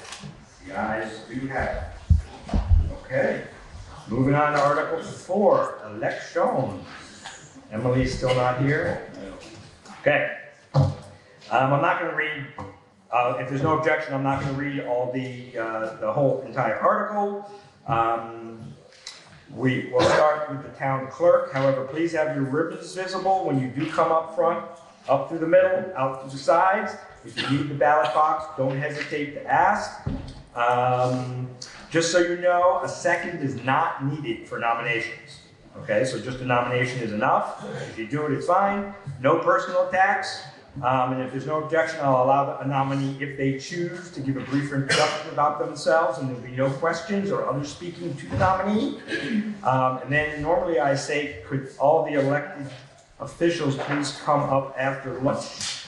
But I don't know about after the meeting, right? Because we don't know how long it's going to be without the school portion. Okay? Any other questions? Okay. I will now entertain nominations for town clerk one-year term currently held by Anita Bean. Anita Bean has been nominated. Any other nominations? If there's no objections and hearing no other nominations, I declare the nominations closed and instruct the clerk to cast one ballot for Anita Bean for town clerk. All those in favor, please say aye. Aye. Opposed, no. The ayes have it. Congratulations. I will now entertain nominations for town treasurer one-year term, currently held by Joe Dano. I nominate Elaine Hill. Elaine Hill has been nominated.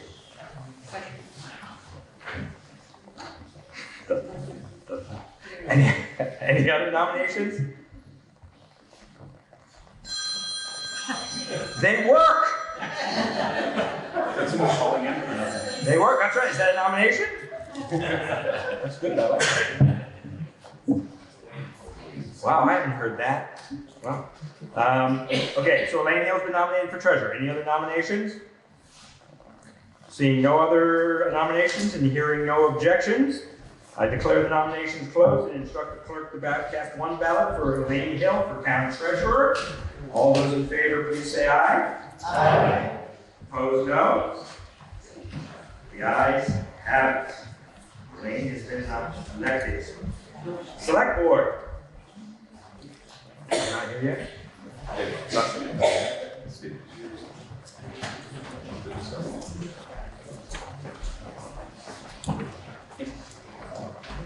Do we need to? Wait. Let's, okay.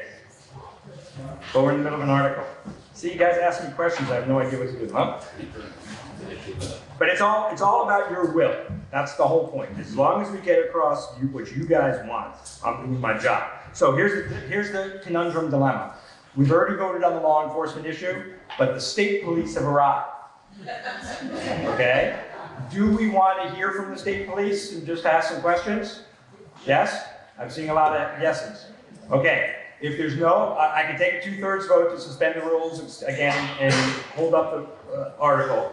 Or any objection to having the state police come up and you guys can grill him a little bit? Okay. He is not a Townsend resident. Any objection to having him speak?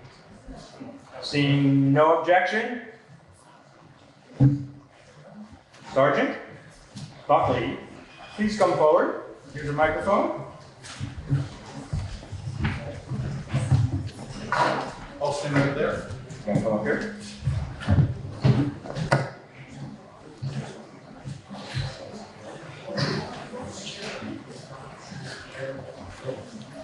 So we're discussing. We moved it up because the sheriff came early. He was told to be here at 10. But the sheriff needed to leave, so we obliged the sheriff, but not the state police, which is worse. Right. This is Sergeant Buckley. Hi, good morning, ladies and gentlemen. For those of you who don't know me, my name is Chris Buckley. I've been Sergeant with the Vermont State Police and have been with the Vermont State Police since November of 1994. I've actively been patrolling this area since around 2005. I was asked to come today to talk about the town contract that we have and the results that we've had. And instead of going fiscal year, what I did was I did the last 12 months because it's closest to the time that we're here. At the conclusion of that, I'd be happy to take any questions from anyone who has a question about what we do while we're here on the contract.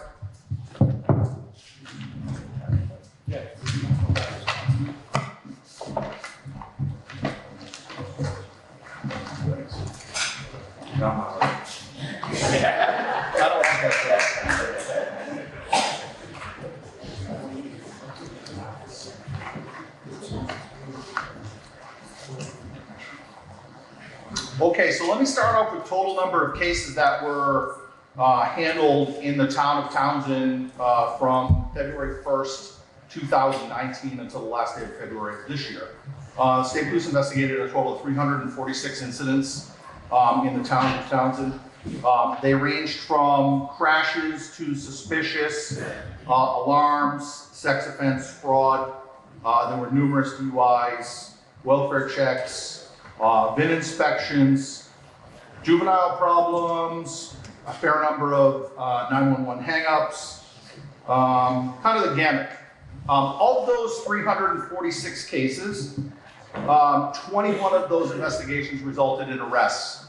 And just to give you an idea of the type of arrests that have occurred, there was one aggravated assault, 3 simple assaults, 1 burglary, force, 1 larceny, all other.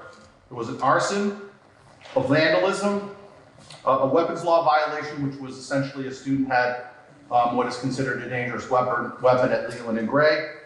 There were 3 driving under the influence, 1 condition of release, 1 arrest on a warrant, 6 folks driving with a suspended license. Part of the reason I think that I've been asked to come is because we have a town contract. During that 12-month period of time, there were a total of 202.75 hours of additional patrols that were conducted within the town. The patrols have varied. Sometimes it's targeted speed enforcement, say in the village out in West Townsend. Some of it may be on Grafton Road, some of it may be here on Route 30, or other areas where we receive calls from citizens in town requesting special patrols for speed enforcement. There were a total of 57 speeding tickets, 7 for a civil suspension license, and 48 miscellaneous traffic violations for a total of 112, totaling fines of $13,979. There were 174 written warnings issued during that time. And while on the town contract, there were 4 assists, 4 citizen assists, 2 bins, 3 suspicious complaints, 4 motor vehicle complaints. Now, let me explain what those are. So what the state police does while we're on the town contract is if you're here on the contract and a complaint comes in, the expectation is that you're going to investigate it. If that investigation spills over beyond the time that they work, the state police do not backbill.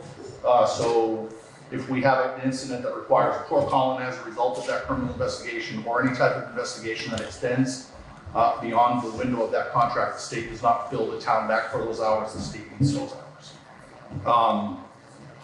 I work this detail. I know we've received numerous complaints about out in West Townsend. For those of you who live out there, you've probably seen me out there with either laser or stationary radar. Bill, we have made some impact, but there's more work to be done. Does anybody have any questions about the town contract and the violations and anything like that?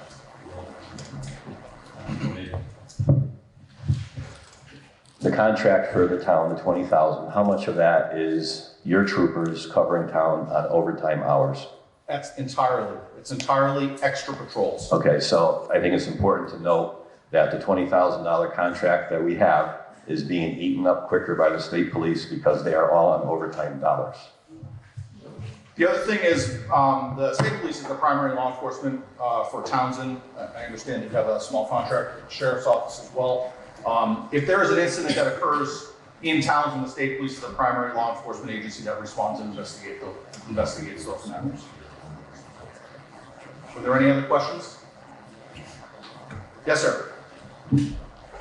I noticed early there, the local police, when they stop a speeder, half of the fine goes back to the town. Yes. And you talked about your speeding tickets. Do we collect half of that fee as well? Correct. So any of the violations that we issue on Route 30, the town of Townsend has adopted the state speed zone, so those tickets are issued under a local ordinance, and yes, that money does come back to the town.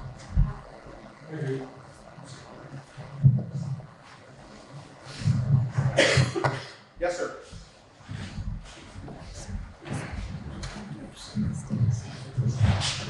Before your arrival, we heard from the sheriff as well, who made mention that you have 6 state troopers available per shift for, I believe it was Windham, Windsor, part of Bennington, and part of Rutland County. And that led to a slow response. You mentioned one incident where there was a domestic dispute. It took over an hour for the state policeman to arrive. Would you speak to those matters, please? Certainly. With consolidation and the closing of the Roxborough and Rockingham barracks, and us all moving under one roof, it has posed some problems. I have not heard specifically of that incident that we had a response time delay. Normally our shift ranges from 4 to 6 troopers and a supervisor. And yes, we do patrol a large area, but I don't feel that there have been any changes in the level of service that we've provided to the town of Townsend. We do have troopers that travel through here frequently. For those of you who don't know what our area is, so we essentially do cover Windham County, we cover the towns of Halifax and Guilford, and then we travel all the way up through here, Townsend, Jamaica, Dummerston, Putney, when the sheriffs are not on their part-time contract in Putney, and then we travel all the way up through Wardsboro, down into Whitingham, and then we travel up into Windham County, Londonderry, and then up through. So it is a large area. As one of the shift supervisors, what we do is we decipher patrol areas depending on the number of troopers that are working, and so troopers are assigned to the southern part of the patrol area or considered part of the west or part of the north. And so traditionally, if there's a trooper that's in the south and there's an incident, say on the interstate in Guilford, the trooper would be in the west, say Londonderry, or Jamaica would be the one who would respond down towards Townsend. As a whole, I have not heard that many complaints about response times. Traditionally, Whitingham is one of the furthest outlying towns, so we do occasionally have some lengthy response times there. I'm not familiar about that incident that the sheriff spoke to, but I will reach out to him and make sure that I find the details on Thank you. Yes, sir. Do you, in the case of real emergencies, do you ever, if you don't have a trooper nearby, within a certain distance, you refer that sometimes to the local sheriff? Well, just so you're aware, the sheriffs, they only have patrols in town when they're being paid. They don't have patrols that are just running through the town. So in an incident, say there was an incident at the school, and we had an incident that required numerous law enforcement officers to respond. So we would solicit assistance from Fish and Game. There are the wardens that live close by. Department of Motor Vehicles occasionally has officers that are out this way. I mean, everybody responds if there's an incident that requires that. Thank you. Other questions? Yes, sir. So you roughly serve tickets for 14,000 through your patrolling, and then the cost overruns that weren't billed to the town. Is there any way to put a rough number to that so people kind of get a feel for your investigating cases ran over your contracted time, so the state police so-called, you eat it, so to speak? Is there a way you could put a value to those hours so the townspeople understand that maybe you ate $20,000 or $10,000, and then the revenue generated from the tickets also is kickback to the town to help compensate that $20,000? So here's part of the thing. We don't track the hours that we go beyond the town contract that's spent investigating an incident. But for example, say someone was here in town, and this actually is a case that I had. I was in Townsend town contract, and a gentleman crashed out in West Townsend into a guardrail, and he was impaired. And in that situation, it was a DUI arrest, which resulted in numerous hours of processing. The town was not billed for all of those hours of the processing. Processings can range from 2.5 to 5 to 6 hours, depending on the level of cooperation and whether they refuse or provide a sample of their breath, or we have to go for blood. And so, if I was here for 2 hours on the contract, however much of that is used towards that, and then I go over and that gets billed to the state.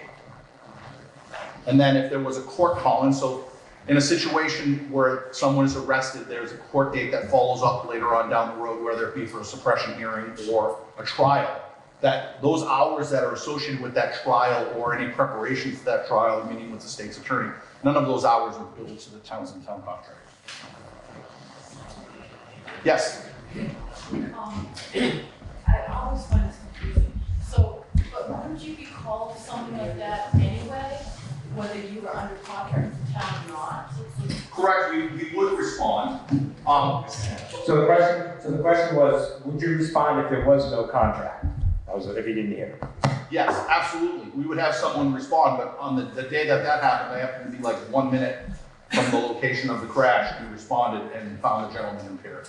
But we would normally respond. In that situation, if there wasn't a trooper on duty, the sheriffs aren't going to send a deputy to that. The state police are going to respond to that incident. Any other questions? Thank you, Sergeant Buckley. Yes, ma'am. Oh, one more, sorry, I didn't see your hand.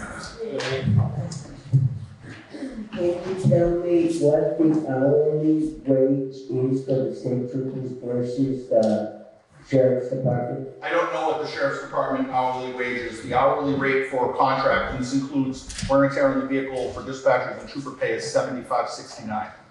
One of the things that I would like to preface in saying that all the state troopers that are responding out to these incidents are full-time certified law enforcement officers. All of them have a ton of training. They've all come through the full-time academy, and all of them are level 3 certified. A lot of the deputy sheriffs that are on patrol in these towns are level 1 or level 2 certified. They haven't been to the full police academy.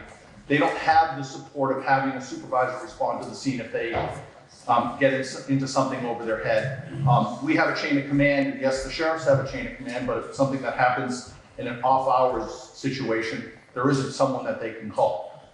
And so all I can say to you is, yes, there is a difference between the hourly rate.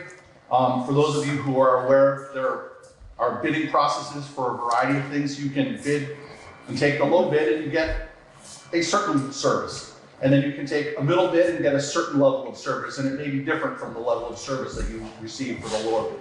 And then you receive the higher bid, and there's a certain level of service that goes with each one of those bids. And all I can tell you is that in the time that I'm here, and that the other troopers are here, you're getting qualified people to investigate your incidents. And I'm not saying that the sheriffs aren't qualified, I'm just saying that there are varying levels of experience in the people. I've been a trooper for 25 years. I have a lot of experience. Some of the part-timers that they have there have only been to the part-time law enforcement school and may have 1 to 3 years of experience. So you make the decision about who you would want to investigate your matter.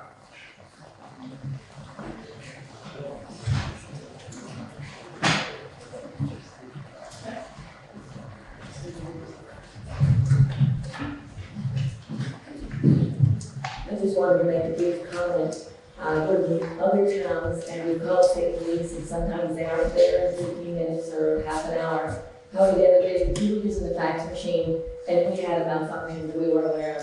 And it was less than 5 minutes later when Sergeant Buckley showed up at the front door saying that they got a report of an interrupted 911 call, and they came to see that we were all right. So we're most grateful, and we're glad that they're out there, and they can respond in a timely fashion.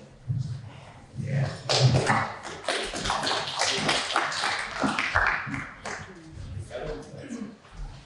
One more? One more?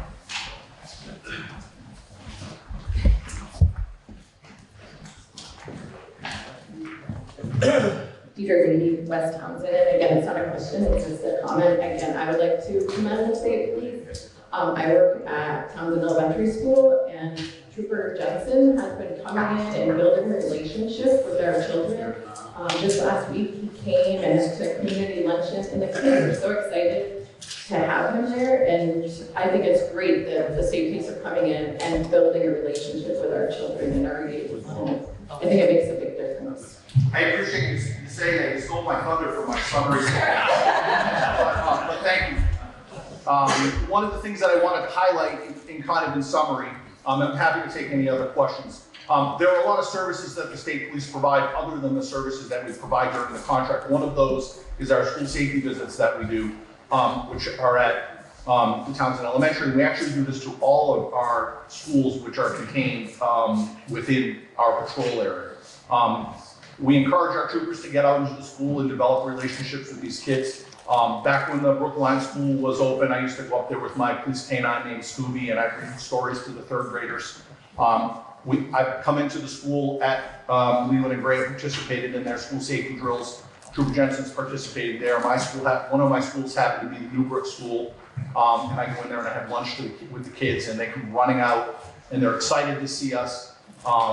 And what we're trying to do in this school safety, one, we're trying to highlight the importance of the school safety drills and not make it something that is scary for the kids. And so by having us go into the schools and us have FaceTime with them in a non-threatening environment, sitting down having lunch with them, in the incident that we have to have a school safety drill, or God forbid we have an incident that requires a lockdown and a large state police response, that they're used to it and they've practiced. In Newbrook, the kids see me pull up and they look out the window and they're like, are we having lunch or are we having a lockdown drill? And so it's kind of become this running joke with them. And I'm like, no, I'm just here to visit today. And they're like, oh, shucks. And so we are working to build those relationships with the school so that in the incident something happens, we have FaceTime with people so that when we walk in, it's not a stranger walking in off the street. It's like, okay, who is that guy? That's one thing that we're doing. We are actively too, when we do have an incident that occurs in town, so say there is a burglary or there's some sort of other property crime that's occurring, we do send a variety of troopers into an area to saturate the area to try to develop suspects, to try to develop leads. I don't know if you've seen a couple of times where we've had numerous troopers scattered throughout town. We're trying to gather information to solve crimes that are occurring either in this town or in other towns because people have to pass through. That's one of the other tools that we do. Additionally, I pop in at the fire station, hey, how can we work better? What can we do to try to improve our relationships? And so it goes beyond just showing up in town and writing a few speeding tickets. There are a few people in this room that I have stopped, and I'm confident have been stopped by other people in town. It's not all about writing tickets. Yeah, we could come into town and we could give everybody a ticket, but everybody doesn't deserve a ticket all the time. And so, what's that? Well, there certainly are times when people do deserve tickets, but I think we're doing a good job striking that balance between enforcement and giving people warnings and educating them on things that need to change. If there are no other, yes, sir. Just one more question, maybe not in the mic. Paul Davis, I live on Route 35. On the topic of gathering information, on the topic of gathering information, have you found in your experience that the radar machines that flash you speed limits and then give you the speed limits of that road, are they effective or not? Because 35, I found the traffic has increased, and it seems that most people, or many people, are violating the speed limit. What section of the road do you live in, sir? Just past Valley Terrace. Okay, so in the third. In the third, right. Okay. I can tell you that I spend a fair amount of time patrolling, namely because I've been into the hospital and I know that a lot of people walk on that stretch of the road. Recently, when I am here, I do dedicate time on that stretch of the roadway. I personally have seen a decrease. There may be a specific time of the day where you're seeing an increase, and I encourage you to speak to me when I'm heading out, or anyone in this room can call at any time and request an additional patrol and provide a time frame of day when you'd like us to be there, and we make every effort to accommodate that. But I guess part of the question was about those machines. Do you find that they're effective in reducing? I've heard both sides of it. Some people who travel through the area and just need that reminder, oh yeah, that's right, it's 30 here or it's 35. It's very effective for those, but for the person who's traveling through town and is not from here and isn't familiar with it, who doesn't travel through frequently, you may not have as much impact with them as the person who drives the road every day and has a lot of things going on in their mind as they're heading to work or headed home and loses focus. Was there one more question? Yes, ma'am. Last one.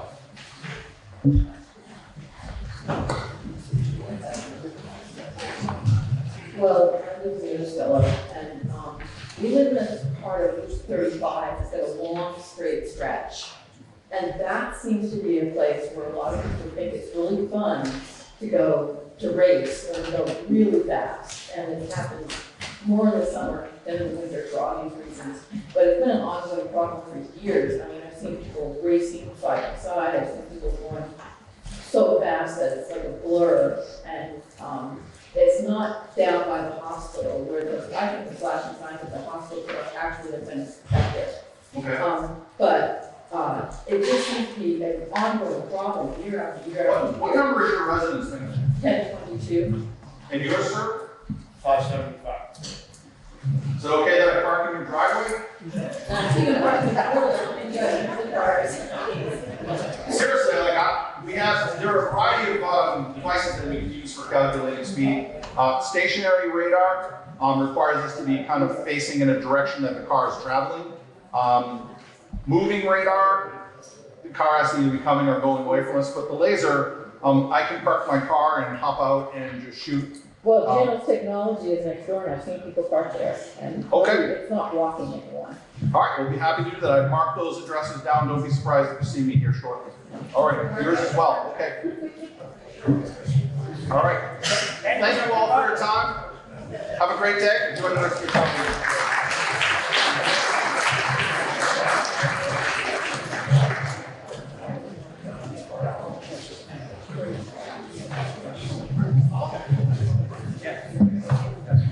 I certainly go slower on that stretch of 35 now that he's there.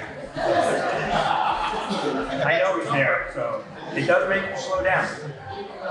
Okay, we're in the middle of elections. Emily Long is going to show up at 10 o'clock. She's not here yet, okay? So, we're moving along. Select Board. We're in the middle of elections. Select Board. We have 3 positions on the Select Board up for re-election or election. A 3-year term, a 1-year term, and a 1-year term. We'll take the 3-year term first. That's held by Kathy Hagee. I will now entertain nominations for a 3-year term on the Select Board. Nomination of Stephen Frisk. Any other nominations? Hearing no other nominations, and if there are no objections, I declare the nominations closed and instruct the clerk to cast 1 ballot for Stephen Frisk for a 3-year term on the Select Board. All those in favor, please say aye. Aye. Opposed, no. The ayes have it. Congratulations. I will now entertain nominations for a 1-year term on the Select Board, which was held by Steve Frisk. So don't nominate him. Yes, sir. Crystal Mansfield. Crystal Mansfield has been nominated. Any other nominations for a 1-year term? Hearing no other nominations, and if there are no objections, I declare the nominations closed and instruct the clerk to cast 1 ballot for Crystal Mansfield for a 1-year term on the Select Board. All those in favor, please say aye. Aye. Opposed, no. I believe the ayes have it. Congratulations. I will now entertain another nomination for a 1-year Select Board term that was held by Crystal Mansfield. Don't nominate her. Any other nominations? Yes, ma'am. Rob Wright. Rob Wright. I don't think he's coming off. He's not. That's okay. He's already on and he's stuck. So. Herb Stoll. Herb Stoll. You up for it?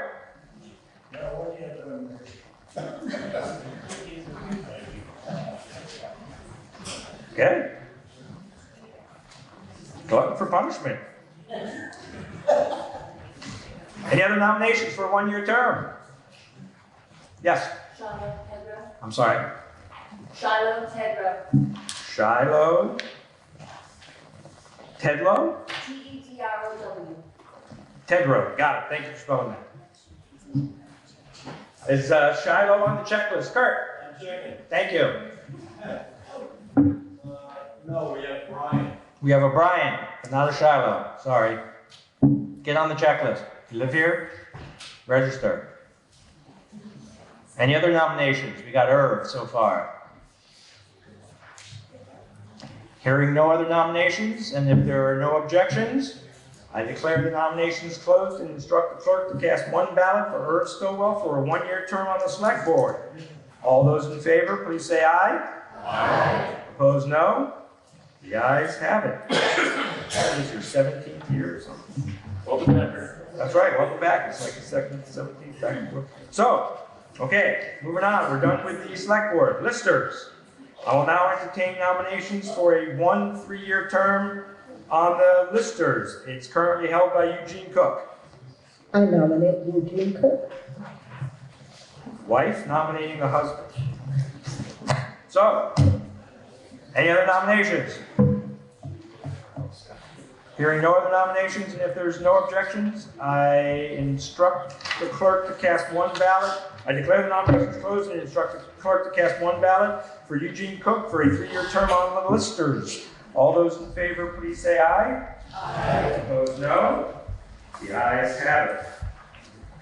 Delinquent tax collector. Anybody notice the error in the town report? She did. Huh? It wasn't there initially. So, delinquent tax collector, a 1-year term. I'll entertain nominations. Right now, according to the book, it says Becky Nystrom, but she's no longer Nystrom. It's Becky Riley. So, nominations? I got Becky Riley back here. I got Becky Riley out there. Yes. Any other nominations? Nominations. We have a nomination for Becky Riley. Nobody else? Hearing no other nominations, and if there's no objection, I declare the nominations closed and instruct the clerk to cast one ballot for Becky Riley for the delinquent tax collector for 1-year term. All those in favor, please say aye. Aye. Opposed, no. The ayes have it. Becky's in. Moving along. West River Modified Education District. Isn't there a unified in there? West River Modified? When's the unified? West River Unified Modified? West River Modified Unified Education. There's a U in there somewhere. What? Union District. Whatever. The new Education District Director.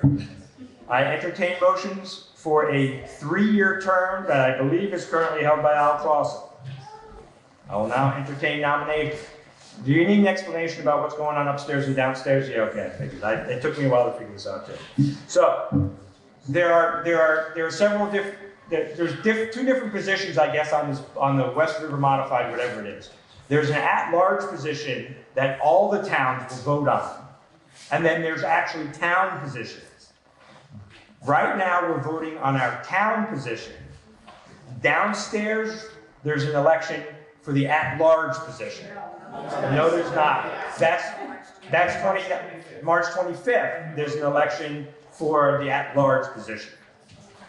Okay, does that make sense? So there's just 2 different things. The at-large can come from any town and be put on the board, and then we also have our own two. Joe Brinrick holds one, and Al Clausen holds the other for our town. Then at the at-large position on March 26th, you can also vote. There is a Townsend resident running, I'll just say that, and you could vote there or not, okay? So we're voting for a 3-year position from the town to go on this muddy board that I don't know what it means, okay? I will entertain does that make sense? Better? Okay, I'll now entertain nominations for that 3-year position. Al Clausen? Does anybody, Al's not here, is he? No. Does anybody talk to Al? Yeah. You have? He's okay? He's okay. Okay. If not, that's okay. We can vote him in if he says no. But still, it's better to have it. So Al Clausen's been nominated. Any other nominations? Hearing no other nominations, and if there are no objections, I declare the nominations closed and instruct the clerk to cast one ballot for Al Clausen for a 3-year term on the West River Modified District Director. All those in favor, please say aye. Aye. Opposed, no. I believe the ayes have it. Ayes do have it. Moving on. First Constable. I will entertain nominations for a 1-year term as First Constable, currently held by Warren Beatty. Warren Beatty. Any other nominations? Hearing no other nominations, and if there are no objections, I declare the nominations closed and instruct the clerk to cast one ballot for Warren Beatty for a 1-year term as First Constable. All those in favor, please say aye. Aye. Opposed, no. The ayes have it. Second Constable 1-year term, currently held by Michael Cutts. I will entertain nominations. Got Mike Cutts. I know he's not here. I'll see him this weekend. He'll have to do it. Any other nominations? Hearing no other nominations, and if there's no objections, I declare the nominations closed and instruct the clerk to cast one ballot for Michael Cutts for a 1-year term as Second Constable. All those in favor, please say aye. Aye. Opposed, no. Michael, you're back. I'll now entertain nominations for Town Grand Juror 1-year term. It's currently held by Margaret Bills. Margaret Bills has been nominated. Tough job, but you'll do it? Okay.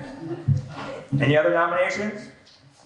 Hearing no other nominations, and if there are no objections, I declare the nominations closed and instruct the clerk to cast one ballot for Margaret Bills for a 1-year term as Town Grand Juror. All those in favor, please say aye.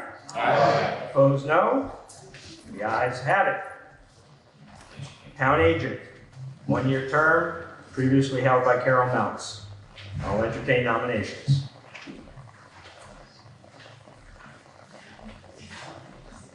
If there are no nominations, the Select Board appoints, which is fine. I just want to point that out. Okay, no nominations? No, I can't. Carol, can you explain what you doing? Not much really. I mean, the clerk says not much really. Do you have to be a lawyer? No, you don't have to be a lawyer. Yes, sir. I believe the town agent is the person to whom papers are served if there's any kind of illegal action involved in the town. Did you guys know that? I didn't know that. I didn't know that. It could be. Good point. I'm pretty sure don't. Okay, there's a whole bunch of jobs where it's roles, things like that. There's jobs that I don't know what they do. So, okay. Because you decide if you want to sue the town, right? That's who. Makes sense. Makes sense. Who wants to get the subpoena?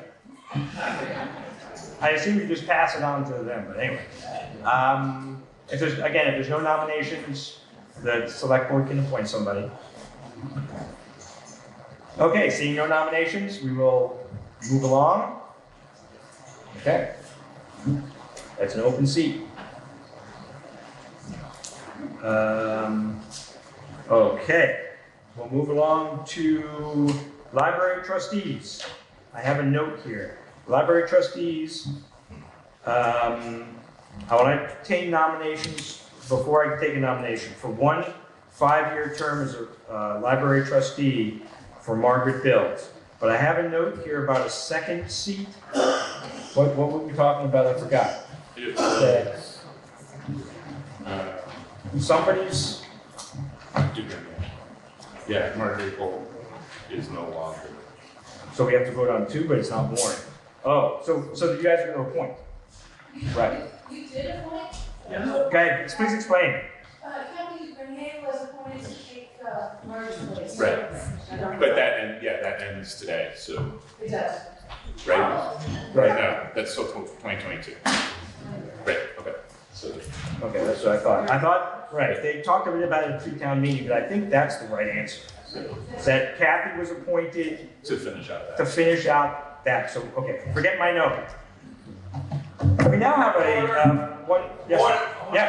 I want to verify, because I believe that appointment only goes to the next town meeting. Okay. It could be done at a special town meeting or another. We're getting conflicting reports here. You got it? I don't think so over here. That's what was brought up. I studied that in high school, so I really want to take that one. Okay, so because it wasn't warned, discussion to me? Because if you have some information, no? No? I don't have it with me, but I believe you have to appoint them. Well, because it's not warned. It's carried over to the next town meeting, whenever the town is warned. Okay, right. The problem is that it's not warned. And because it's not warned, they're either going to appoint somebody for the next year again, or we'll have a special town meeting to appoint a library director. Okay? Just verify. Yeah, no, I agree. I think that's what, you are correct. Okay, so we have 1 3-year seat on the library trustee, and then another one that's going to have to be dealt with later. I'll now entertain, that's held by Margaret Bills. I'll entertain a nomination for that 1 5-year term. Margaret Bills? I decline, but I nominate Jean McIntyre. Jean? Is he here? Who's Jean? She's not here, but she said she would love you. I just spoke to you. Okay. Jean McIntyre has been nominated. Margaret Bills declined. Any other nominations? Hearing no other nominations, and if there's no objections, I declare the nominations closed and instruct the town clerk to cast 1 ballot for Jean McIntyre for a 5-year term as a library trustee. All those in favor, please say aye. Aye. Opposed, no. The ayes have it. And then the select board will have to deal with that other 1-year term remaining. Okay, cemetery commissioner. 1 5-year term available. Currently held by Ricky Snow. Paul Newton. Paul Newton? Ricky Snow has declined. Oh, Paul Newton. Paul. Pete. Paul. Township resident, right? Okay, any other nominations? Paul Law. Oh, Paul Law. Sorry, I can't hear either. I know. I'm really bad with names. I'm great with faces, but when somebody's second and she goes, who was it? I'm always like, I know him, but I have no idea who. Paula Newton. I know who Paula Newton is. Okay. Any other nominations?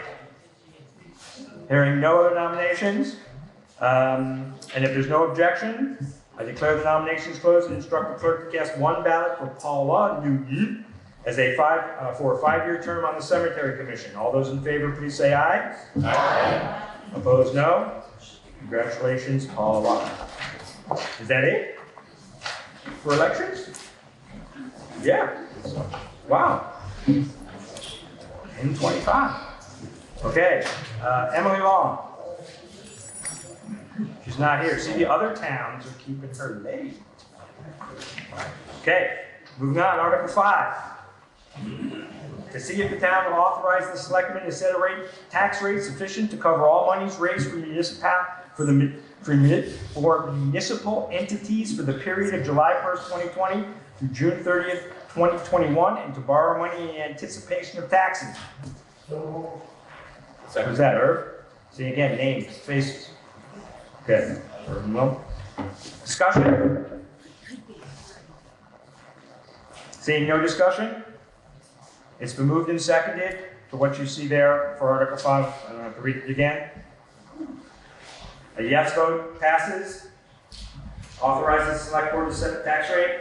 A no vote defeats that. Those in favor, please say aye. Aye. Opposed, no. The ayes have it. The ayes have it. The ayes do have it. Article 6. To see if the town will authorize the property tax collector to receive its real property taxes quarterly, August 28, 2020, November 24, 2020, February 26, 2021, and May 28, 2021. Monthly interest will be charged at the rate of 0.5% or fraction thereof. Interest of 1% or fraction thereof plus penalties will commence on May 30th, 2021. Motion? So got Will and Charlie. See, I got those names. Discussion? Just remember, it's not Thursday in November, it's Tuesday because it's on Thanksgiving. Okay, no discussion? Hearing no discussion? There's a motion in front of us to see if the town will authorize its property tax collector to receive its real property taxes quarterly. Blah, blah, blah. A yes vote passes the motion, a no vote defeats it. All those in favor, please say aye. Aye. Opposed, no. The ayes have it. The ayes do have it. Article 7. To see if the town, you ready to start this one? Emily is not here. To see if the town will vote to appropriate, oh, she just walked in. If there's no objection, I'd like to suspend the rules and have Emily Long come up and speak. Is there any objection? If there is, we vote, but. Okay, hearing no objection, Ms. Long, and there's no objection to her being non-resident and speaking. Hearing no objection, please step right forward.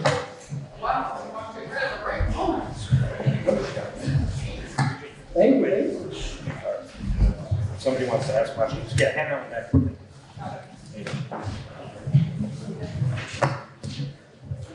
Thank you, thank you. Boy, that was quick. Usually I end up waiting in the back and listening. So for those of you who don't know me, Representative Emily Long, I live in Newfane. And if you'd hold on 1 second, I'm taking my coat off. Your town hall is so much warmer than Newfane's. Okay. So, it's been a crazy, crazy busy year up in the legislature, especially the last 2 weeks.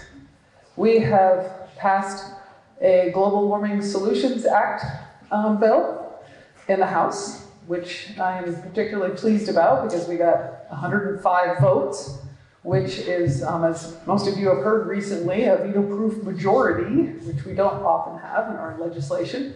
I think this is a piece of legislation that's going to get some strong support in the Senate. We'll see. They're working on their own climate change legislation, but this is our take in the House on what we can do to start the first steps to make sure that we're focused and ready to act for climate change that we're all dealing with all the time. We also had a override this past week. We had, for the first time since 2009, and only the 11th time in the history of Vermont, we overrode a veto from the governor on minimum wage. And we feel really confident that this is the right thing for Vermonters, our hardworking Vermonters, families who really need a little boost. This is going to be a 2-year, not a $15 minimum wage increase, which you heard me talk about in years past, but this is a 2-year boost in minimum wage that will actually, after the 2 years, go back to the legislation that's in place today, which is increasing once every year by CPI. So this will take us to, kind of forget the number for next year, but in the final year, it takes us to $11.75 in 2021 and $12.55 in 2022. So happy about that. We were all really pleased that we were able to override that both in the House and the Senate. We think it's the right thing to do for Vermonters. We also passed a tax and regulate for cannabis piece of legislation this week. It was a Senate bill. We had been working on it for quite some time. We made some changes to it. I'm not totally confident that it's going to just be accepted by the Senate, so I think it'll probably go to a committee of conference. But it did pass fairly strongly in the House. We made some changes that I think the Senate is going to take issue with. One of them, which was a local options tax that was in the bill. We removed it and made communities, towns who have cannabis either retail or growing facilities in their community get the revenue from a licensing fee. So there are 5 different licensing fees. So for anybody who applies for a license to either grow or test or sell in retail marijuana, cannabis, then they would have to pay a licensing fee. So that's a little help for communities who are hosting those. That may end up going back to local options tax if the Senate isn't happy with what we've done with it. But I think we've made some good improvements, and I'm looking forward to seeing that. You all will remember that we actually legalized marijuana and allowed home grow. So this bill is really just to set up a system to regulate what is already legal marijuana, which is really an important thing, because if you are ever going to make a dent in the black market, one of the ways to do that is to make sure that people who are purchasing cannabis, they know the potency. Right now they don't. They don't know how much pesticide or how many things like fentanyl are mixed in with cannabis products that they get on the black market. So this is a regulating system. We have a doctor who, who's a member of the House of Representatives, who stood up on the floor during debate and said, I voted against legalization, but I am here to say that this is a really important bill that we need to pass, because now that we've legalized, we need to regulate. And if we're ever going to have money for prevention, we need to tax it. So that's what we're doing. We're focusing money on prevention.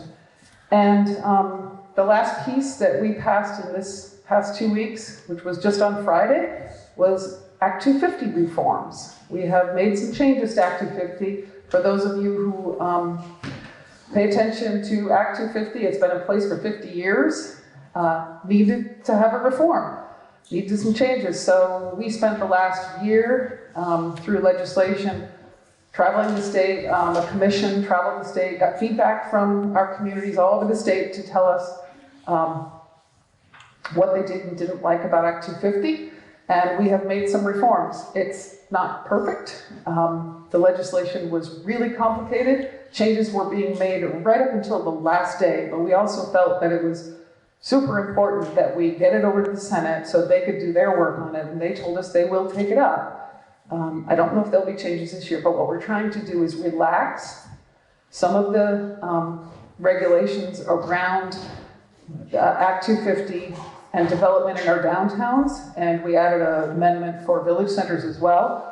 to relax and change some of the regulations around our trail systems in the state, and to make sure that we are still preserving our environment and our communities and our culture in the state. So take a look at that legislation. It's probably not going to stay what it is today, because we just passed it on Friday. We'll see what the Senate does with it. But anyway, that's the main thrust of what we've been doing. The big bills, we have others coming.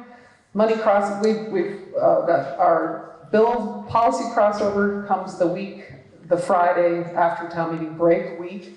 So, and then bills for the budget, money bills, are the week after that. And then it's just, you won't see anything new coming hardly after that. So anyway, happy to answer any questions if anyone has any. Perfect.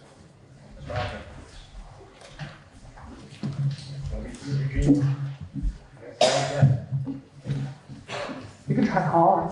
I might hear you. I can repeat it. Got it.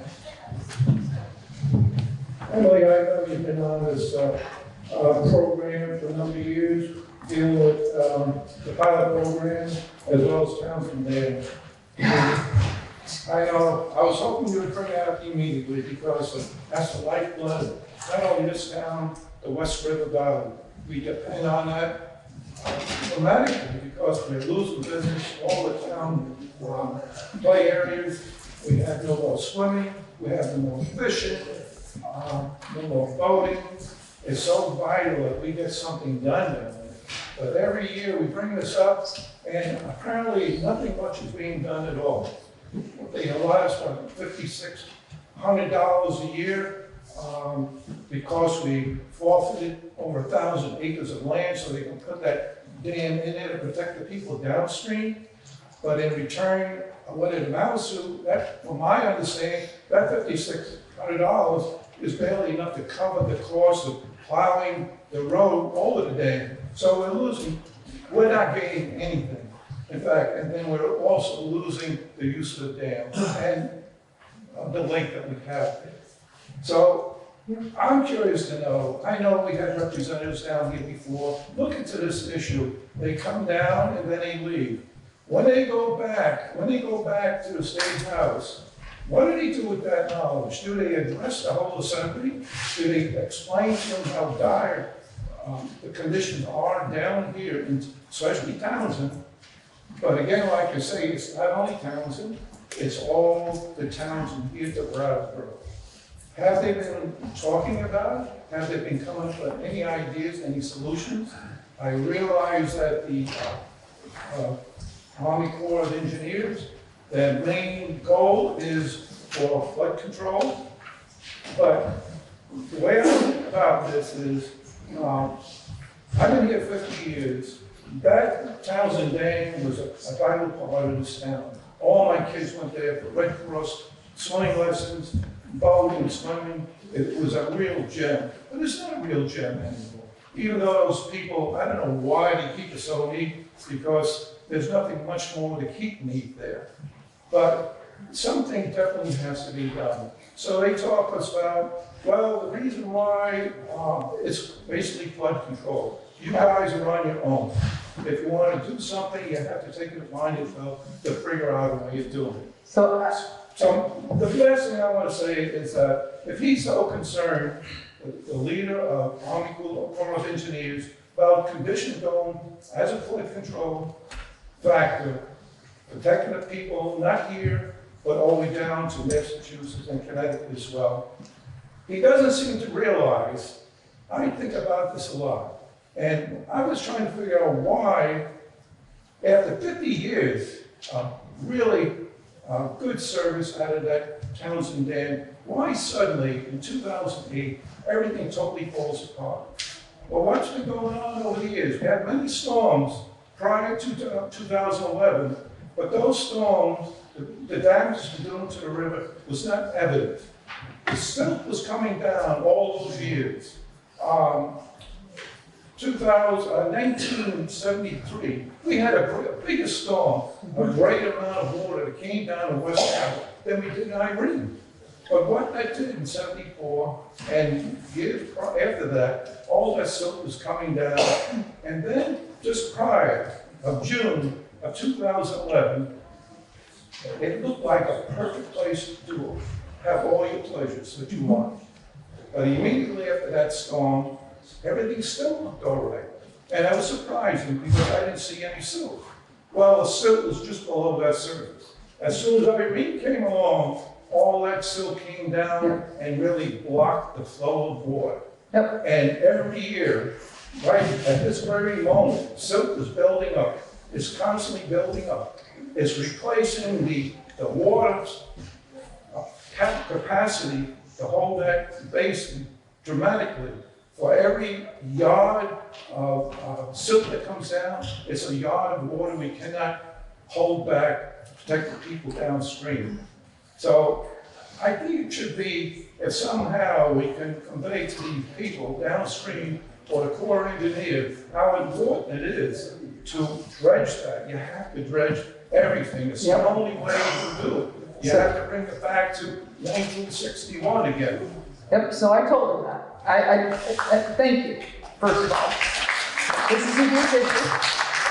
I have been working on it for a number of years. Ever since I've been elected to the legislature, I have had communications. It's not, you mentioned two things, the pilot and all that. Yes, there is plenty of property in the town of Newfane, the town of Townsend, where they get payment in lieu of taxes because of the types of, Townsend State Forest, all that. That is an issue for sure. But the specific to the Townsend Dam, that is Army Corps of Engineers. That is not us in the House or the Senate. That's not our state. It is our congressional delegation. I have been working really closely with Peter Welch's office, as often as I can. He's been pretty good about it. We lost he lost his person who was the point person on that, so it had to change recently. I had a meeting at the Army Corps of Engineers last fall. I know I let the select board know about it, and I don't remember if anybody from the select board was there or not. I can't remember, but I did make sure that we invited select board members and planning commission members so that they could hear the same things I was hearing from them. There is a definite change in recognition coming from the Army Corps of Engineers in that meeting at least. And that was in the fall. I have not followed up recently with it, where they are recognizing that this is a serious issue finally, that I don't think that they didn't know it, but they really are looking at, they've got to do something. So they were applying for a grant in the fall to do a study, an engineering study to find out exactly how much silt there really is in there and what the cost would be to take it all out. It's probably going to be a heck of a lot. It is going to be a real lot of money, millions of dollars, I think, to clean it out. But they're doing that. They're applying for the grant to get the study to make sure that we know what we're dealing with, first of all. I grew up here. I swam in Townsend Dam all the time. I thought it was the most wonderful thing. We used to leave school at Leland and Gray and go over there and swim. That's not possible anymore. And the dredging, it's temporary. It's a small piece and it's temporary. And when I sat in there listening to them, and Welch's office was asking really tough questions. But one of the things, I was talking to a member of our communities who used to work there a long time ago, and that person explained to me the design of the dam. I thought the Townsend Dam, was a different design than Ball Mountain. So it isn't, actually. And I found out it isn't, and here's why. Because I asked the Army Corps of Engineers this. Because the silt should be building up in, if they're the same design, silt should be building up in Ball Mountain too. There is no question that silt has, on those storms, 73, those different storms of the year, silt has been building up. There's no question it's been building up in Townsend Dam. But Irene was different. Irene washed the shores of our rivers, our banks of our rivers, to the point where growth isn't coming back. And so it continues. Every time we have a big storm, it continues to wash more. That's why it's gotten worse. These are the things that were explained to me. Irene really shifted things immensely. So that's why it's gotten a lot worse and much more rapidly. The difference in design between the two dams is only simply a bunker, a concrete bunker that was placed across the flood control gates so that they don't need to control them going up and down, and they don't need to deal with what happens I used to serve on a school board with, a state school board, with a member who was a diver. He spent most of his time diving to flood control dams all over New England to fix flood control gates. Most of the work that needs to be done on them is underground. That's a lot of expense, and they're not always reliable, is what I was told. They put a concrete bunker up there, so the water comes off the top of that bunker in the Townsend Dam, and it comes off through the floodgates at the bottom in the Ball Mountain Dam. But the design is the same except for this added bunker. That's what I wasn't told that by the Army Corps of Engineers. I asked that question because I had been told that by a member of our public, and they acknowledged that that's the truth.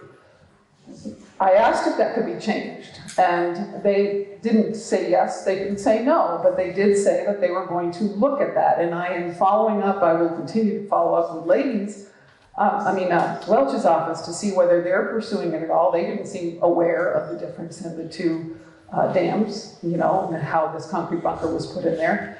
So, I don't think it's a simple answer, but it's one that they seem to be aware of, and I'm going to continue. And I think if all of you wrote to Peter Welch's office, you should do it to the senators as well. They should hear from all of us.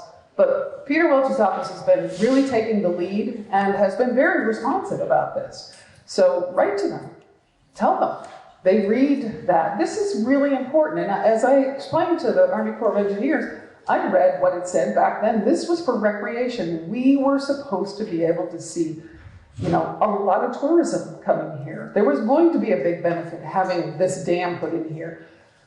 The last thing I'll say about it is the flood control dam is the flood control dams throughout the 4 states. It's New Hampshire, Vermont, Massachusetts, and Connecticut. And it's basically around the flood control. It's controlled by the Connecticut River Flood Control Commission. We used to have a person from our area on there, the former Speaker of the House, Tim O'Connor.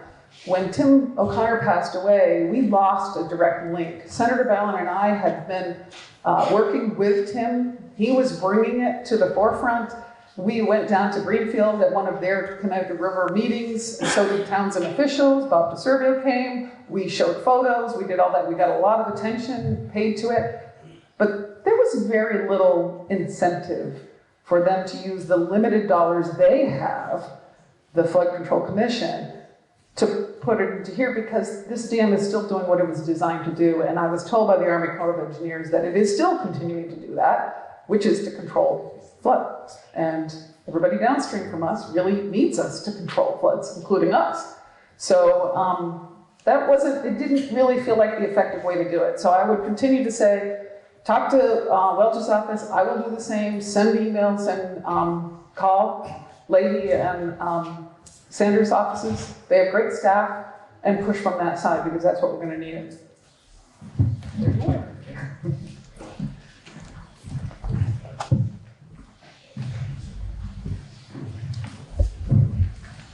Emily, thank you, Bob DeServo. What you said is true, but I'd like to ask you to talk to Chris Campany and get the report from the Wyndham Regional Commission on the Corps of Engineer silt releases. That's key, because the Corps of Engineers, on 2 separate occasions, and probably a third, accidentally released huge volumes of silt from the Ball Mountain Dam. What that did was it got into the West River, and when you have a heavy rain event or an Irene, it comes down and it fills up Townsend. So, having talked to the Corps of Engineers people, they ignore the fact that they are the ones who are responsible for all of that silt in Townsend. It needs to be pointed out, the Wyndham Regional Commission did this study, it exists, but the Corps of Engineers never acknowledges that. And lastly, the current head of the Corps of Engineers happens to be a local boy. Grew up in Springfield, and the employee I think you were talking about, who had once worked at the Townsend Dam, she claims he used to swim there as a kid. So that is news to me. I was not aware about that thing with Bob Mountain, so thank you, Bob, for sharing that. And I will talk to Chris Campany. I was just talking to him a few minutes ago down in Newfane. I'll find out about that study and pursue that with Welch's office. It's really important. I was unaware. And please, if anybody else knows things that I don't know, you need to tell me. Thank you, Emily.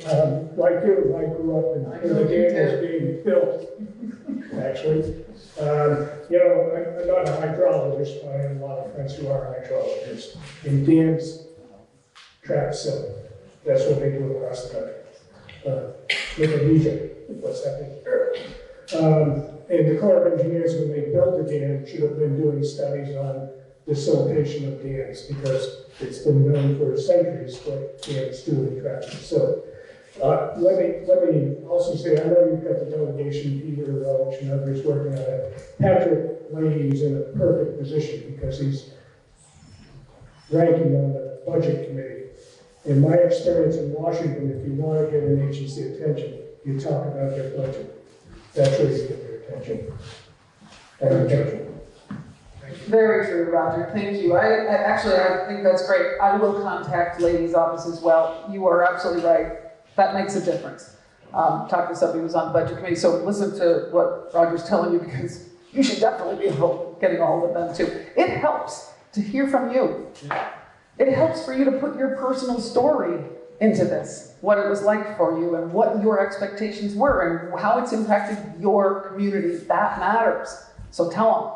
And I'll continue to do it as well. Thank you. Just as an aside, that is true. I've contacted the senators and Welch, and they are very responsive. When they hear from, that really perks their ears up, because most people don't. So when somebody does, they do listen. Any over here? No. Right here? I'm gonna go around here.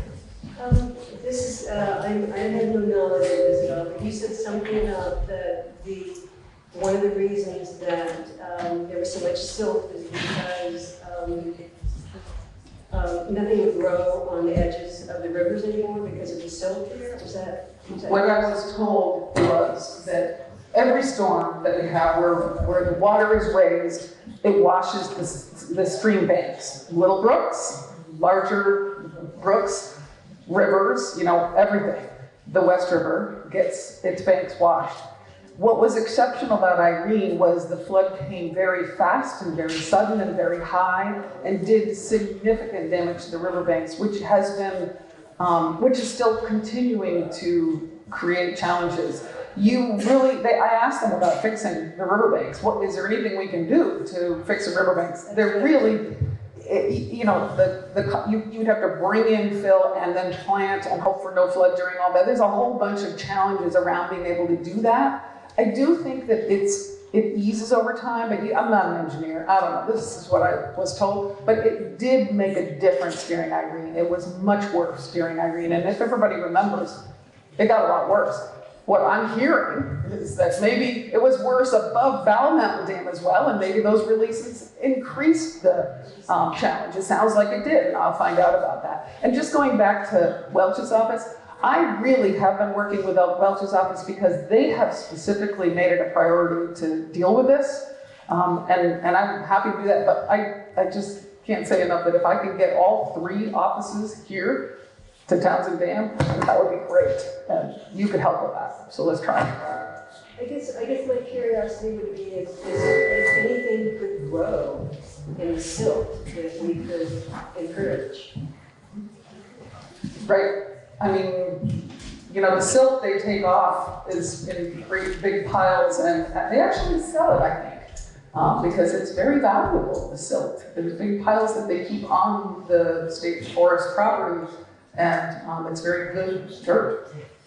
That's what I understand. So, but I don't think you can just put it back in the riverbanks. It doesn't work that way. Hey there, how are you doing? Early Stoll.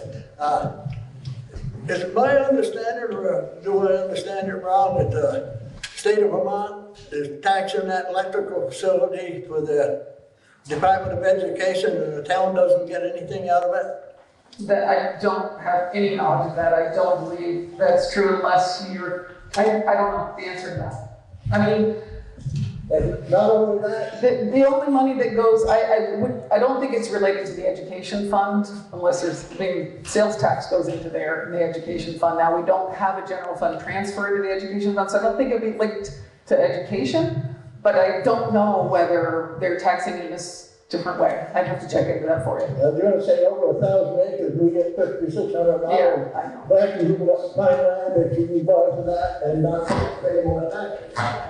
And due to that, Sylvan, until they open the old channel back up and let the water come down for the tower and settle back in there, they're gonna keep getting that Sylvan because it comes right down and goes right in by the bathing beaches. Sure. So I'm hearing a lot of individual concern here, but has the town of Townsend ever made an official declaration of concern concerning this at any time in the past? I'm going to say that I have been working myself with members of the Town of Townsend Select Board and Planning Commission. I don't know, you'd have to ask locally what steps they have taken on their own, but I do know that the Town of Townsend has, over many years, taken this very seriously. So I'll let you guys answer. I don't know if anything has been, Steve thinks there was something a few years ago, but maybe it's time I to. just know there was a petition several years ago prior to the dredging that was done several years back. There was a petition before that. Yeah, there have been 2 dredgings, actually. And part of the reason why we got the second dredging is because of Welch's office working with me and bringing people in and saying how important this was, and Timmy O'Connor, who said, we got to take this seriously. And they did put some money in that year to help out. Hi, Eddie. We live downstream of the dam. Years ago, storms and whatnot was a lifeline to the dam, that we could see all the levels at the, in the pond, and how much water is coming through the dam, the height of the gates and all that. Since the storm, or actually since they put the generators in, they've taken that site down and eliminated Townsend Dam's serial number. It's off the books and out in the state of Vermont under the Army Corps' webpage. I don't know why, but nobody's up at the dam. Have you asked them? I have, and they've never gotten back to me. So ask them again and copy me on our email. I would love an answer to that question. I know this has changed recently. When were the power generators put in there? I guess 3 years. About 5 years. 5? Time flies. And they have them up at, I believe they have one up at Ball Mountain too. Yes, they did. But I have no idea, but that's the first time I've ever heard that. Yeah, And I'd love an answer. If you look at the Army Corps' site for Vermont, Yep. All the dams are listed there, but not Townsend. And you put their serial number in, that used to be, it's out of service. So if you ask that question again and you copy me, then I'll know what you asked and I should get a response. And sometimes it helps to copy the senators and Peter Welch too. Yeah, do it. Okay, thank you. Thank you. How many other hands are there? Okay. Hi, Emily. How are you? Thank you for coming. My pleasure. So I just wanted to ask you about S54.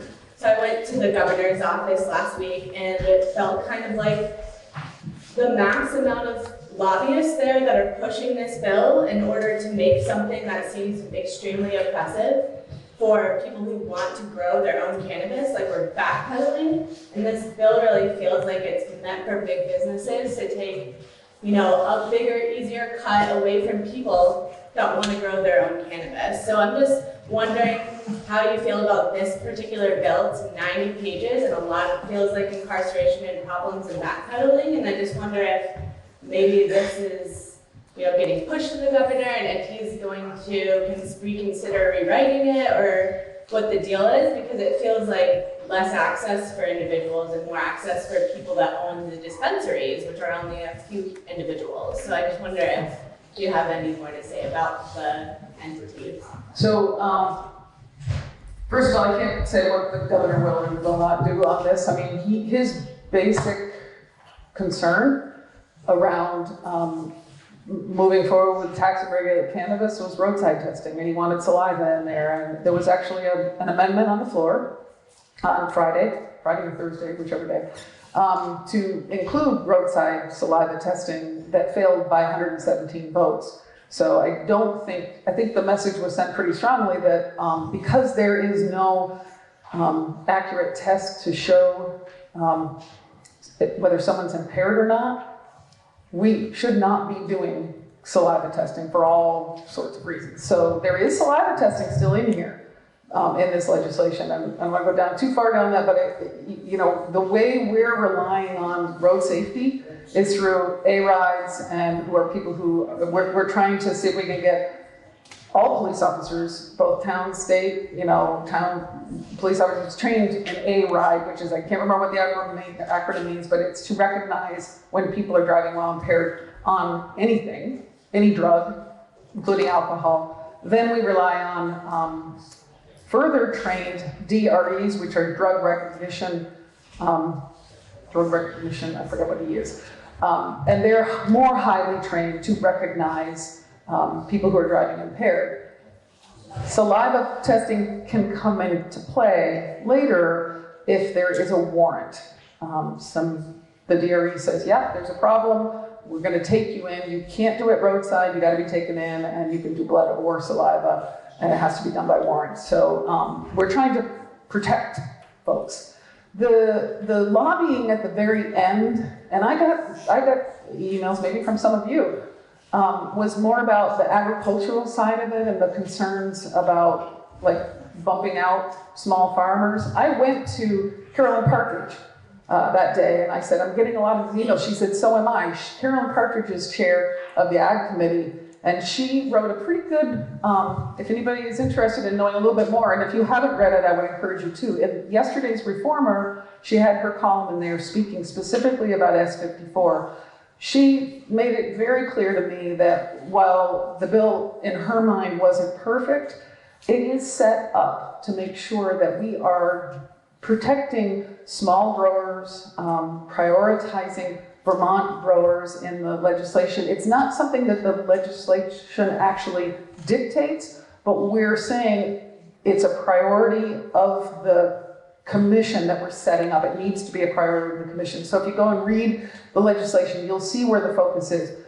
Keeping corporations out, it's been a challenge. Anyone who's tax and regulated, it's been a challenge keeping corporations out. The way we've addressed it is saying that you are only allowed to own one license. So you can own there's 5 licenses in there, and I don't have in the top of my head every one of the licenses, but if you want to be a testing facility, if you want to be a grow, if you want to be a retail, those are all separate licenses.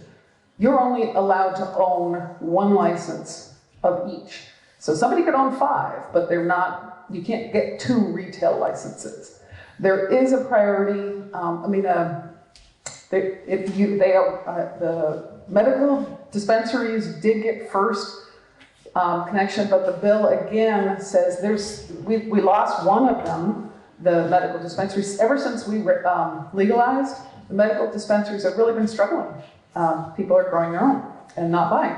So one closed, I believe, and the others are, feeling the pain a little bit. And so I think there's only 3 or 4 left in the state of medical dispensaries. So, I think we've done the best we could to try to control that. I don't know as we'll keep out every bit of corporate, but I think we tried to tailor this bill to make it Vermont. And if you have specific feedback on that you want to see change, please let us know. I mean, the bill has still got to go to committee of conference. I don't make that decision, but my strong belief is that the Senate's not going to accept this bill as it is today. So the next step on this bill will be a committee of conference, and that means conferees from both the House and the Senate will be discussing the proposal and trying to come to a compromise. So if you have specific language that you want to see in there, let me know, or just look to see who's on there and email who's on the committee of conference, both in the House and the Senate, to give feedback, because there's still time to do that. But we really did try to make it work for farmers and work for Vermont.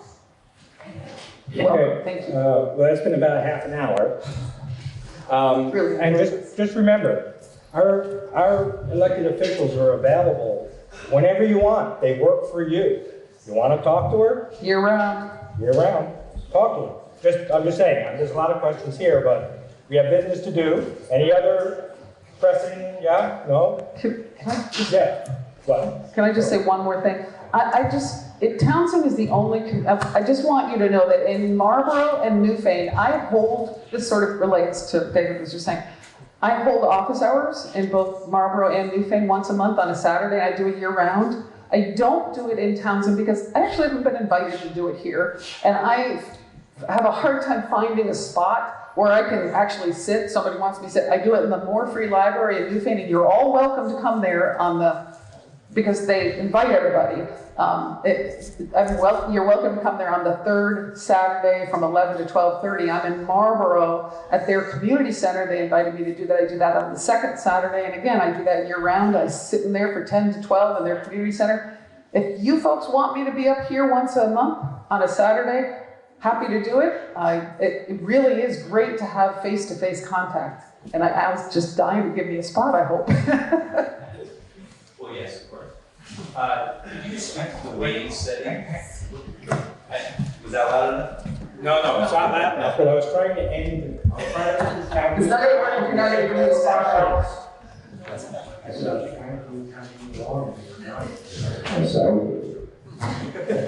And I can't sure go after you. I'll be brief on this one. I know he's going to ask. Right now, we're tired. Yeah. You're asking about the weighting study. Exactly. And the weighting study, I don't want to go into too much detail because clearly we were already cut off, but the weighting study was part of Act 173. A weighting study came out in December basically saying our education funding system, including the weights, is not working appropriately for all of our communities, especially our small rural communities. We want to make sure that our education funding system works well. Right now, very briefly, and anybody wants to talk to me about it, I'm happy to talk to you at length about it, but right now that work is starting in the Senate. The Senate's holding a hearing on March 11th from 4 to 6. I don't know whether you're going up or whether anyone's going up for testimony on that. We're trying to figure out how to move it forward.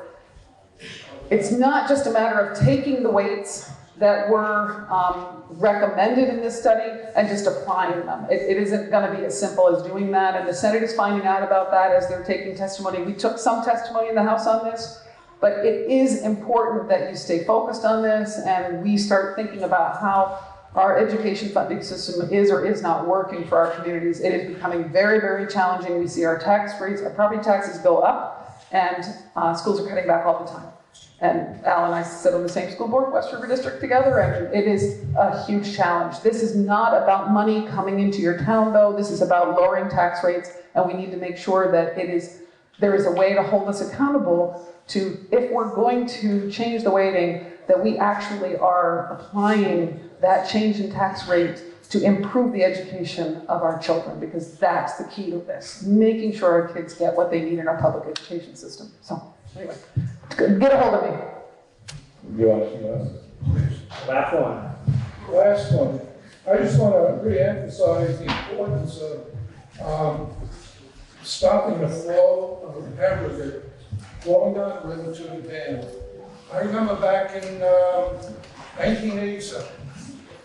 1987 was an extremely frightening time in our lives anyway. We lived right down the river from here, right at the basin. In 1987, we had so much water that was going over the spillway.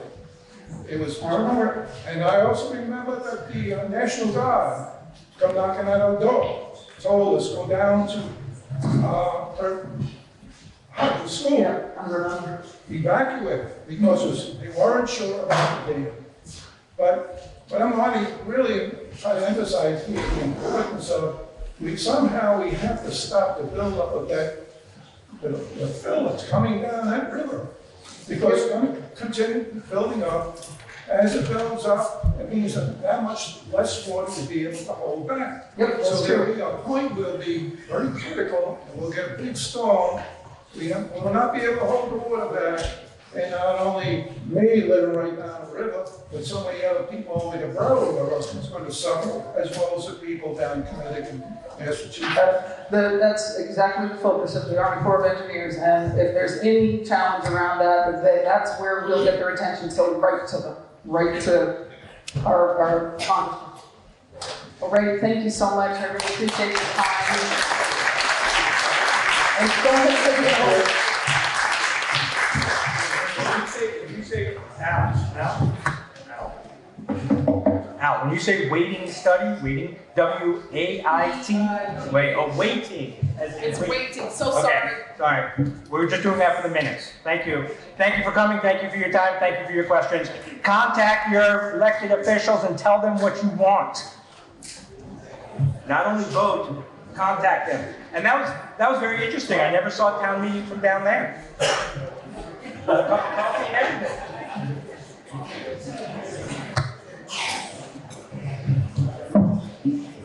Okay, ready to move on? Where are we? We're on Article 8. No, 7. Sorry, glasses. And Roman numerals. Article 7. To see if the town will vote to appropriate $552,047 to pay for the running expenses and liabilities of the town, of which $325,741 is to be raised by taxes. I'll entertain a motion. So moved. Second. Okay, it's been moved and seconded to appropriate $552,047 to pay for the running expenses and liabilities of the town, of which $325,741 will be raised in taxes. Page 12-ish, 13 to 17 generally. I saw those numbers on page 12, I think, and then the budget is 13 to 17. Discussion. Herb, wait, yes. Yeah. Yeah, on page 22 on the reserve funds. Page 22 reserve fund, yes, sir. There's money gone out of the reserve fund like the fog line, the reappraisal, and the distance education, but it doesn't show anywhere in this book where it went to.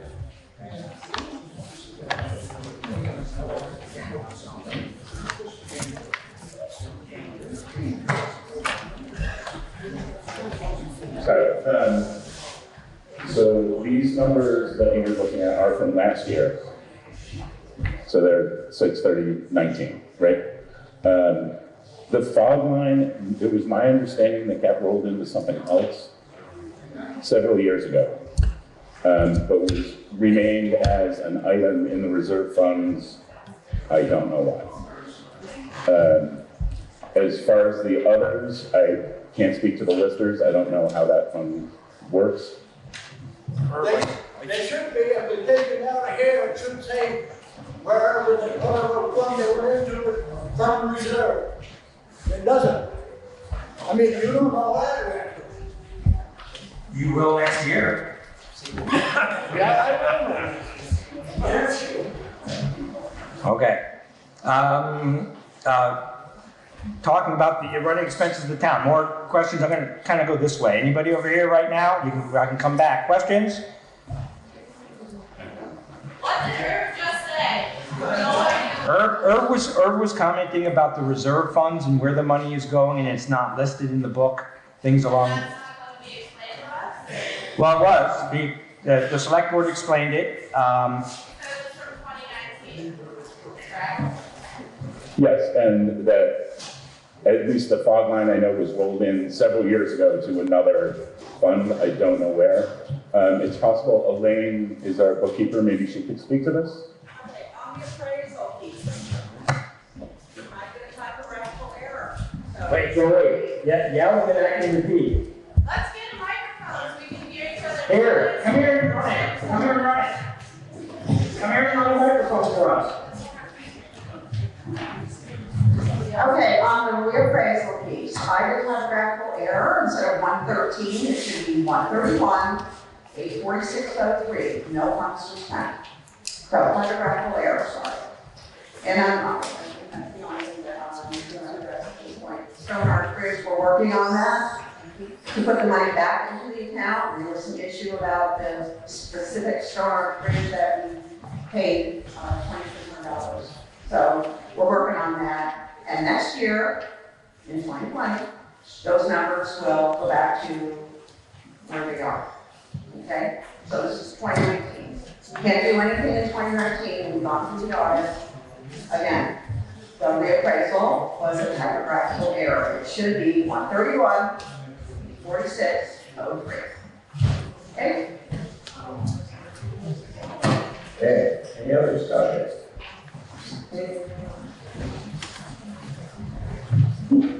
Seeing no other discussion? Hearing no other discussion? It's been moved and seconded to appropriate $552,047 to pay for the running expenses and liabilities of the town, of which $325,741 is to be raised by taxes. You ready for the question? All those in favor, a yes vote will pass this motion, a no vote will defeat the motion. All those in favor, please say aye. Aye. Opposed, no. I believe you guys have it. You guys do have it. Article 8, to see if the town will vote to appropriate $720,220 for the running expenses and liabilities of maintaining the town's roads, of which $407,220 is to be raised in taxes. I'll entertain a motion. So moved. Second. Page 21, 18 to 20 in general. Questions, discussion, motion on the floor. Yes, sir. Thank you for running. Appreciate it. Yes, I want to ask on the page 18 on the retreatment. We've gone from 25,000 to 100,000. Do you have a specific project in mind? Yes, for retreatment? Yes, I do. Last year was library parking lot. This year will be a section of Route 35. Okay. And then under all special projects, there's an additional 34,000. Can you enlighten us as to what that special project is? $11,000 is our grant match for Bridge 43. $5,000 was our grant match for our Better Roads program. $5,000 was our grant match for our grant from Wyndham Regional. $6,000 is for the purchase of culverts. And $7,000 is for the purchase of ditch stone.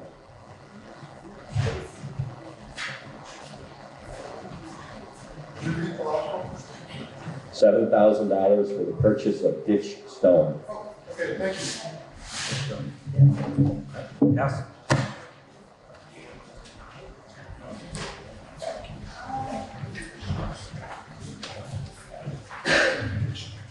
Hi, L.S. Townsend. I have a question.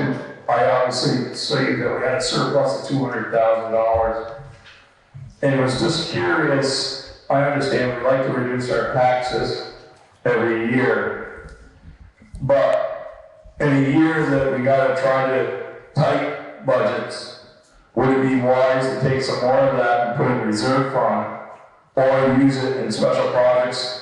Because I understand that we got to do the better roads, and we got to meet a target date. And obviously, Steve, you know where all those listed projects are, and if it would be wiser as a community to take some of that money and do some of those projects this year, in that budget year, or do the engineerings for projects. Obviously, when I was on the board 5 or 6 years ago, there's still some projects out there that have not even been touched or looked at that were going to be costing us hundreds of thousands, like the Deer Ridge Road culvert that I see every day. I drive over it. That's going to need to be replaced hopefully soon, but I know it's probably not on this year's project. Just asking if it would be wiser to put a few dollars towards a reserve fund.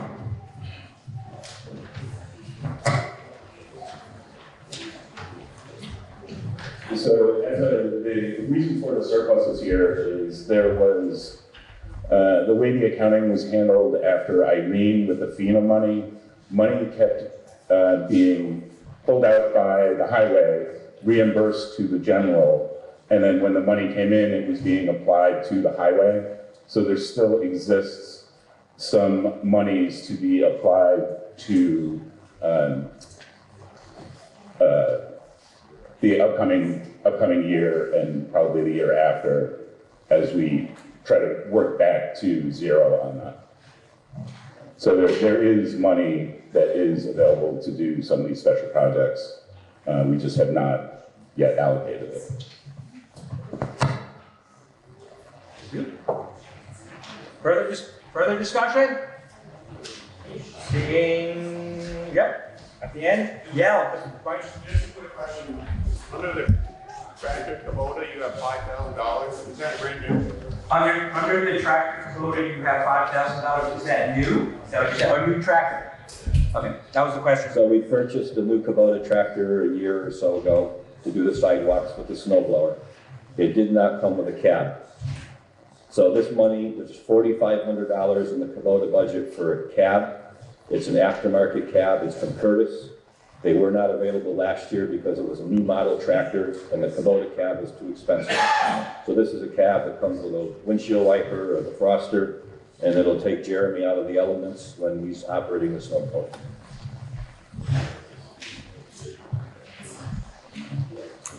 Further discussion? Seeing no further discussion, there's a motion before us to see if the town will vote to appropriate $720,220 for the running expenses and liabilities of maintaining the town's roads, of which $407,220 is to be raised by taxes. A yes vote will pass the motion. A no vote will defeat the motion. All those in favor, please say aye. Aye. Opposed, no. I believe the ayes have it, and the motion passes. We've already completed Article 9, so we'll move on to Article 10. To see if the town will vote to raise $50,000 by taxation to be held in the reserve account for the repair of the Stone Arch Bridge on Back Windham Road, contingent upon the successful award of grant funds. I'll entertain a motion. Who's that, Charlie? Okay. Discussion, page 22.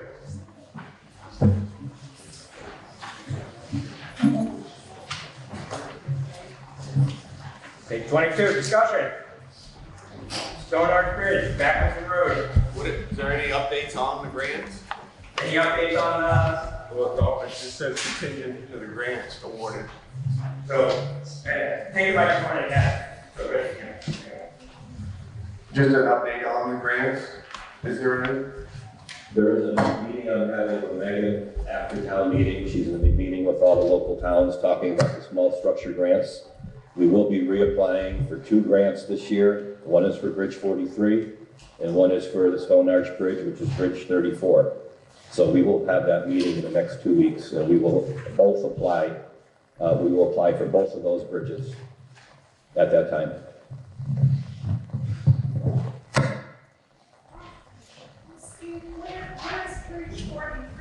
Where is Bridge 43 is the question. It is on West Hill. We did replace 42. It's one closer to Dam Road. I believe the mailbox by that bridge is Johnson. Further questions? Discussion? Yes, sir. Microphone right behind you. I just want to clarify that we actually have 88,000 still sitting in the reserve fund for the Stone Arch Bridge. I mean, tell me show here, because this is as of 2019, and that was something we voted last year. We did raise the 88,000 last year for that bridge. Charlie's request was that we bring to the meeting today an article to raise 167 to get us up to the full amount. We thought we would go with the 50,000, waiting for this potential grant approval, and we wouldn't have to raise 167,000 today to get the full funds to rebuild that bridge. Further discussion?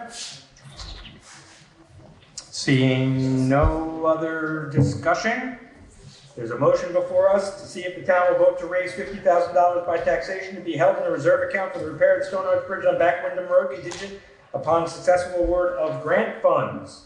A yes vote passes the motion, a no vote defeats the motion.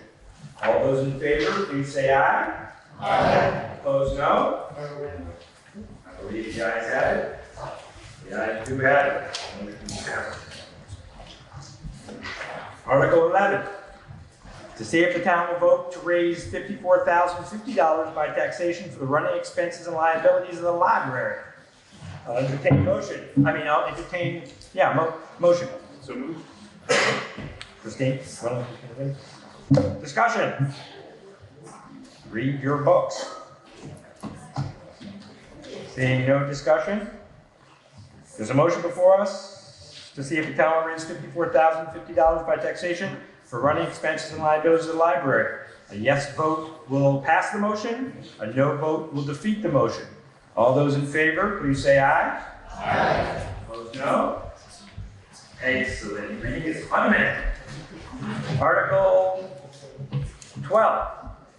To see if the town will vote to raise $10,000 by taxation to be placed in the capital expenditure fund, fire department reserve toward the future pumper.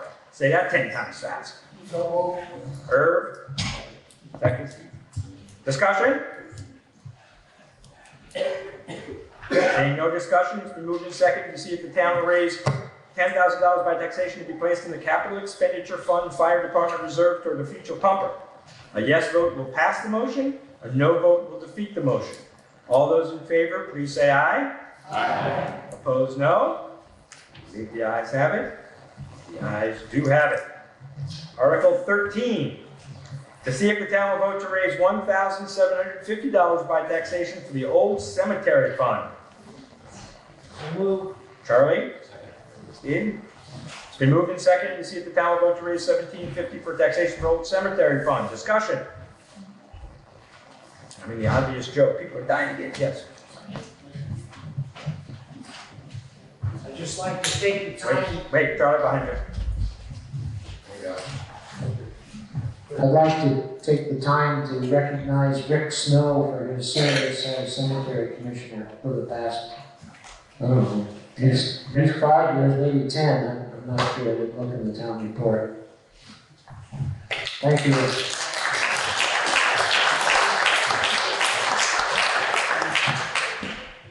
Any other discussion?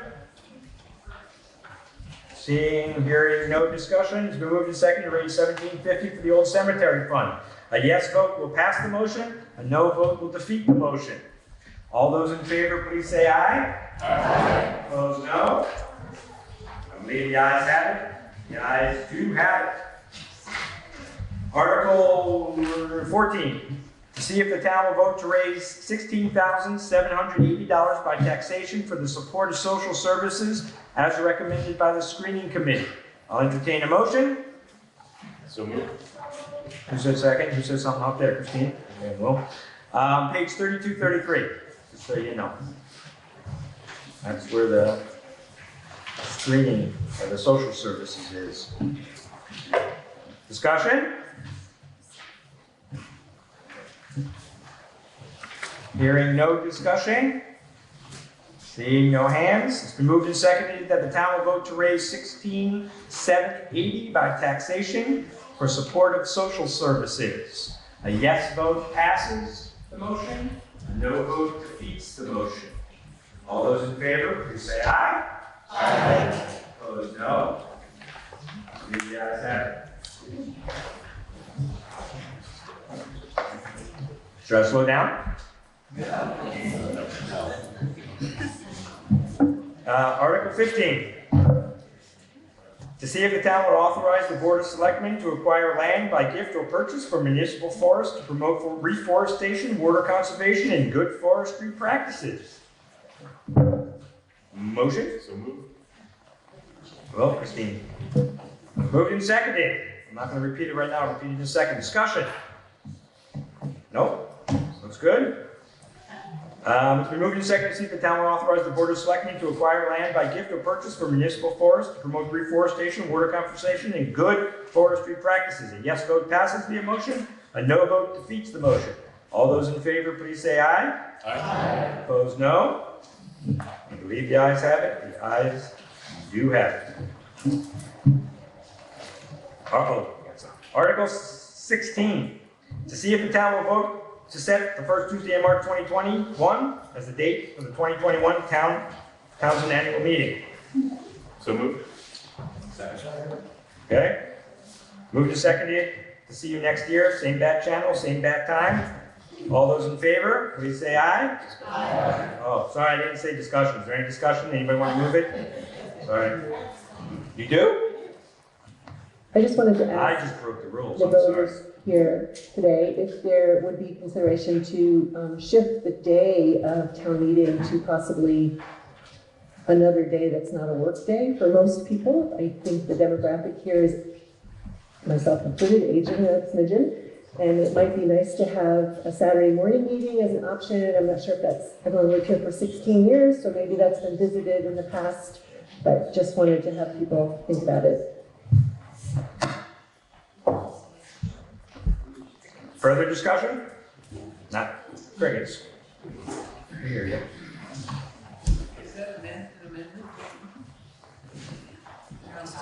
Can we, I'm not the lawyer here. Where's our town? We have a lot, yes. Elected offices. Elected offices have to be on town meeting day. The elected, okay, so election of officers have to be on town meeting day.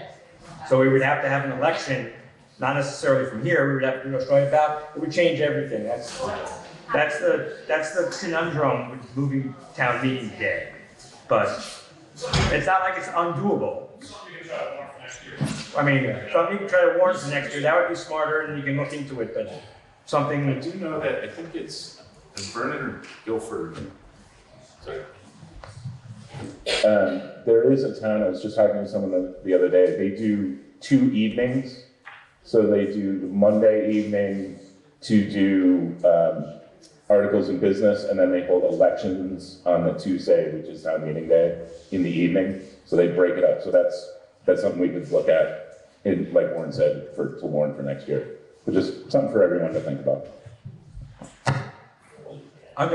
There's not been an amendment. We've actually voted it in, but there hasn't been an amendment. But other business, when we get to other business, I mean, if you wanted to pipe up and just give an opinion of what you thought about moving town meeting might be a good idea, just so the select board has a feeling of what the people in town that show up want to do. Okay? Any other discussion about the meeting date? Okay, well, we'll take a second vote, even though the first vote already happened. There's a motion on the floor to see if the town will vote to set the first Tuesday in March 2021 as the date of the 2021 Town of Townsend annual meeting. A yes vote sets it for March 2nd, 2021. A no vote, we never hold town meeting again. All those in favor, please say aye. Aye. Opposed, no. I believe the ayes have it. The ayes do have it. Okay, well, we'll get to that in a second. This is a record breaker. I've been doing it for, I think, 13 years or so. What, other business?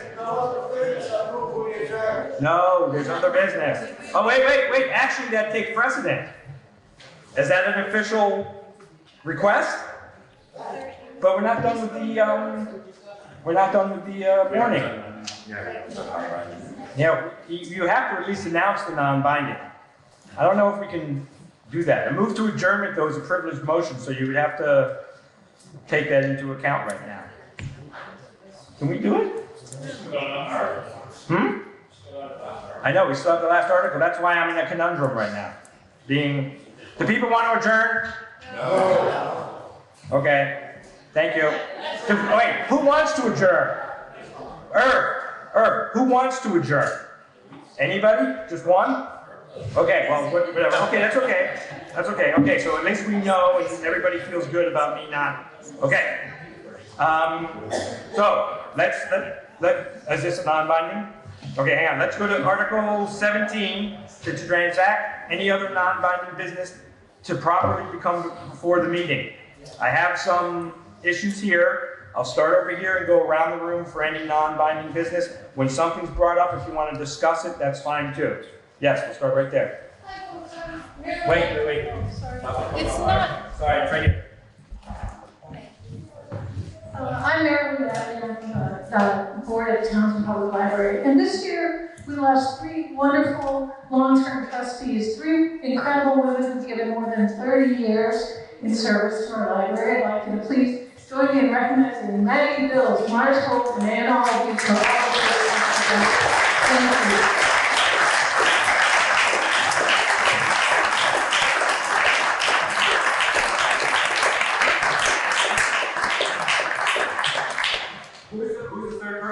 A&R will be Marshall and Maggie Bills. Okay, keep going around. Non-binding business, come around. If you remember something later, it's okay. Any other non-binding business? Yes, ma'am. Not you say, Simple question. There are 2 papers on the back table asking for a survey or you fill out a form or something. Broadband? Broadband and 211.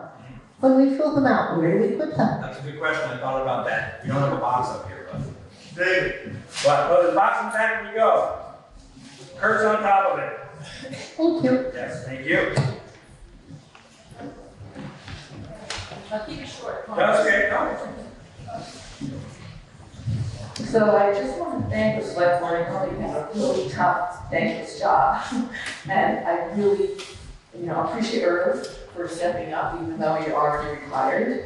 And I just wanted to bring up that, that this is going to happen more and more where we have openings and fewer people that are willing to step up. And I can't talk because I can never do it. It's too many numbers for me. But it would be really wonderful if some of the young people in the community would be willing to maybe sacrifice some of their time and step up to help out with the running of the town. And I think everyone here would appreciate it, and it's kind of needed to be done. That's it. Agreed. And you don't have to be a select board member. You can be you can be a town grand juror or whatever it is. So you can be town agents. There's other things you can do. Yes, sir. Other non-binding business. Oh wait, you got the microphone in the back, Charlie. Hang on, okay? I just want to support Laura's idea and also the idea of having town meeting at a different time. I think there's a lot of young families in Townsend that are not able to attend these meetings because it is during work hours, and those are exactly the people who are asking to step up right now, but those people aren't in this room because they can't be here right now. So I really think that's a great idea, and I'd love to help support make that happen in some way. Yeah. Agreed. But also, as you noticed, we noticed, the fact that there's no more school portion, look at how many people are here. The school portion really brought the younger people in, even though they were at work, and they brought kids in to run the microphone too. Now they're gone. So, but yes, that's something to be considered. Charlie. Since it was already brought up when Emily spoke about the dam and in particular the pilot program, I would like to ask the select board to look into that. The pilot allotment that the town's received has not increased in X number of years. And when I explored it once before, I was told that Vermont always gets voted down because the members of the commission that decide the amount of money also are from the other states. And we get outvoted. I don't know if that's true or not, but the thing that always intrigued me about how to proceed with these sorts of things is we're not the only town affected by a Corps of Engineers project in New England. And our neighbors in Springfield must have similar issues. Surrey over in New Hampshire, the West River is not the only river in New England that silts up. And I think if perhaps there was some outreach to our brothers and sisters that are going through the same problem, that might have a greater impact than just Townsend trying to do it alone. I went to one of the meetings up at the dam that Emily was at, and all the officials were there from Massachusetts, and it's federal property, and they're going to tell you what they think you want to hear, and then hope you go away. But I think if we were a little bit more proactive, and perhaps even using the media to promote.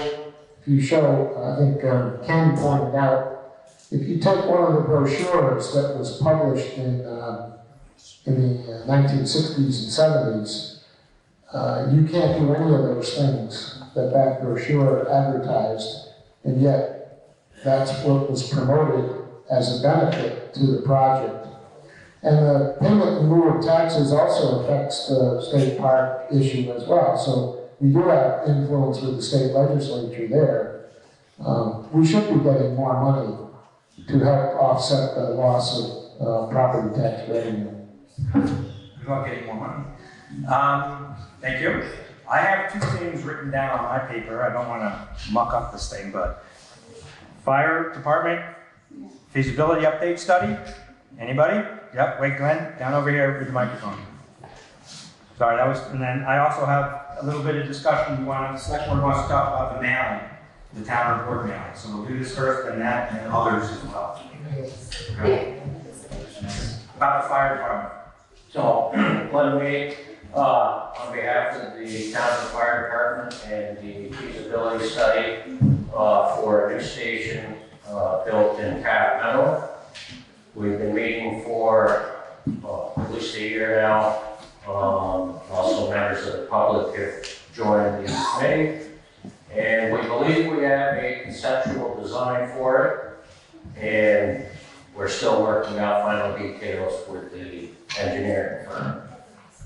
Once that's complete and we have a cost estimation of the project, then we'll approach the select board with the findings.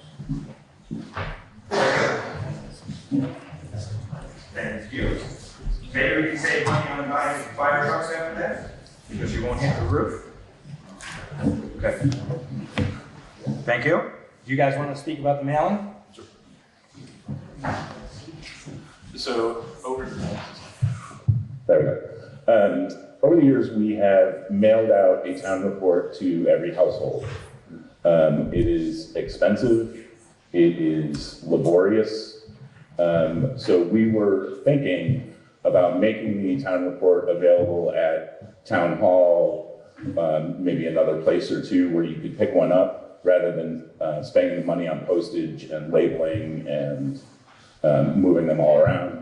And we were just curious if there was a strong feeling by the voters one way or the other. Okay, so let's just take a straw poll to begin with. Okay, what the select board is saying to save money, not to mail the town report, but leave them laying around outside and you can pick them up. What's everybody's feeling? In favor of continuing mailing? Hands, continuing mailing? And this is just a straw poll, so they get an idea for next year. And then, thank you. And then what about stopping mailing and just picking it up? Okay, thank you. You gotta kind of figure that not everybody has access to being in town when it's here. You know, I mean, certain people almost be request if you send out something that townspeople request whether or not I'm able to pick them up or whether I really want to mail it to me. To have that, you know, full count and maybe reduce your mailing. So what he said is that some people are not around to pick it up. So maybe the option is to, if you want to request a mailing, then you can request a mailing, and then if not, then you pick it up. Oh boy, did I just open a can of worms? Okay. There's too many variables. Yes, sir. Quickly, yeah. Well, what would be the savings on the postage? Good question. You know, I mean, if it's only. Well, actually, that's gonna be what? Roughly. It's in the town report. How much that, I don't know where it is, so it pays long. Anybody have an estimate? I don't know where it is, but it's in here. Okay, 4 pages real quick. Yeah, right there. Right there. It would certainly help for one household not to get 4 refunds. Okay, but if there's 4 people living there, that's happening, but you're right, I agree. You get paid? No? It's roughly around $700 or $800, just in postage. There are other options for mailing. In the past, we've done mailing, I believe, to the grand list, just the mailing, which is or was it the voter check? So I don't remember which the mailing was done to.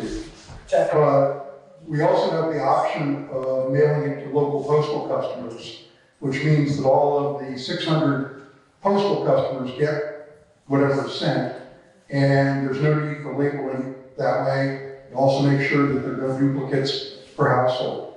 And it's also, I think, a penny cheaper per mail. Great. Loud. So we want the microphone? I like the microphone. Okay. Here you go. This is good. This is good. Just keep spouting ideas because they're listening and then they'll come up with stuff. So that was a good one. That was a good one. That was a good one. Yeah. Can I talk now? Please. Okay. In terms of households getting 4 copies, this works from the voter checklist. We who perform the duty of getting it ready to mail have to go through these labels by hand. So if you got 4 copies, it's because we didn't catch it. And believe me, it's not easy to catch. When you got a whole list of all the people on the voter checklist, it's not easy to catch it. We try to send out only 1 copy per household. Now I gotta remember what I was also gonna talk to, which is senior moment here. Wait, on this topic or previous topic? Same topic, same topic. It was basically had to do with the town report. Oh yeah, in terms of mailing them to people in general, part of the issue is how many come back to us. This is particularly true with people who are registered to vote and people who are part-time residents. These cannot be forwarded. So I can't remember, how many did we get back this year? Do you remember? Yeah, at least a full box of them came back as undeliverable. So sometimes this is a tiny little error in the checklist, and sometimes it's just the fact that we don't have everything we need to do to send them out, and sending them out just to have them returned is an additional expense. So the idea is to cut all of this out, let people know they're there, and yeah, perhaps if somebody wanted to mail it to them, they could notify the town clerk. But believe me, going through the voter checklist and trying to get rid of duplicates is no fun. Is this all about the town, or is it that idea? Okay. Sid, with your hands up? No? One other option you haven't mentioned is digitizing it as you did and send it out to those people who can receive it that way. Not only saves on the postage, it saves on the paper. You can save it and keep it. So you didn't have microphone. What he said was you could digitize it and send it that way, digitally. And I see in the back all the young people clapping and all the front people here going, digital what? So anyway, understood, Cynthia, yes. Right there, yes. I would like the quality of the information presented in the town report to be brought up to levels that have been done earlier, where there was no proofreading, there was nobody watching it. It's no comments. It was not. If you just review back a couple of years ago and see all the things that just weren't there for everybody to understand what was in the report. You were looking for volunteers. I was going to say, we used to have auditors that put that all together. But We had, my first years on the board, there was a committee that put the report together and gave it to the select board. We proofed it, and then we took bids and they sent it off and took care of the whole thing. And that stopped last year. I did it by myself. This year, Kathy and Carla did it because we no longer have a committee to do it. So if anyone wants to reform that committee, we'd be happy to accept that. yeah, the problem with that is it's a thankless job. You'll spend hours and hours putting that book together, and I see about 100 people out here that'll tear it apart no matter how hard you work on it. So it's a thankless job. That's all. Stop. I got 2 right here. You can battle it out. Rick goes first. Who gets the first? Ladies first. Long ago, when I was an auditor, one of the other auditors suggested that we send out a postcard to everybody we could think of. And if you want the town report mailed to you, you mail the postcard back. If you want it emailed, send your email back. It would cut down on a lot of stuff. And I have done the town report a number of times, and there is a way for you to get a message to me very easily. And I would be willing to be on the town report committee. Committee of one. Thank you.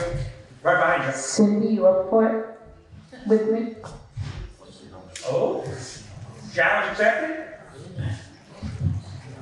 It's not moving. My turn. The town report is indeed online. It was online a full week before the printed version was available.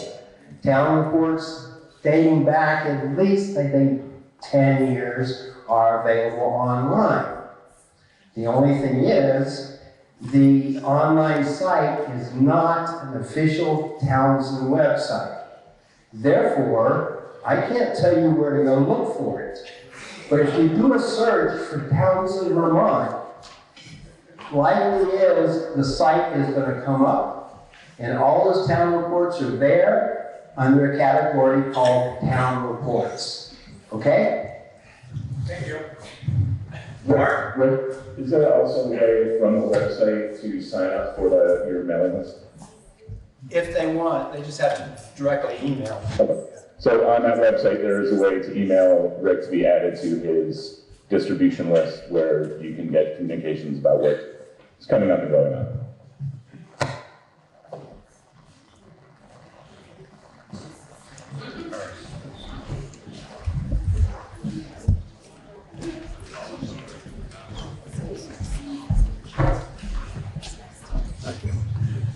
Yeah, but also this town report has to be in the voters' hands so many days before a town meeting. It has to be available.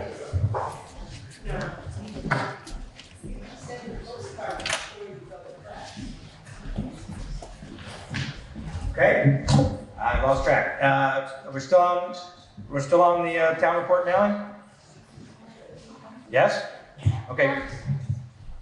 Yeah, I just wanted to ask, is there a reason why there isn't an official town website, or just that nobody has volunteered to do it? Right? No, that's a complicated. That's a complicated answer, but it's a reality thing. Yes, and that's why it's unofficial. It sounds silly. Do other towns have town websites? No. Yes. Yes, They do. Hundreds. Some do, some don't, though, because there's a probably not complicated. Yeah, it's right here.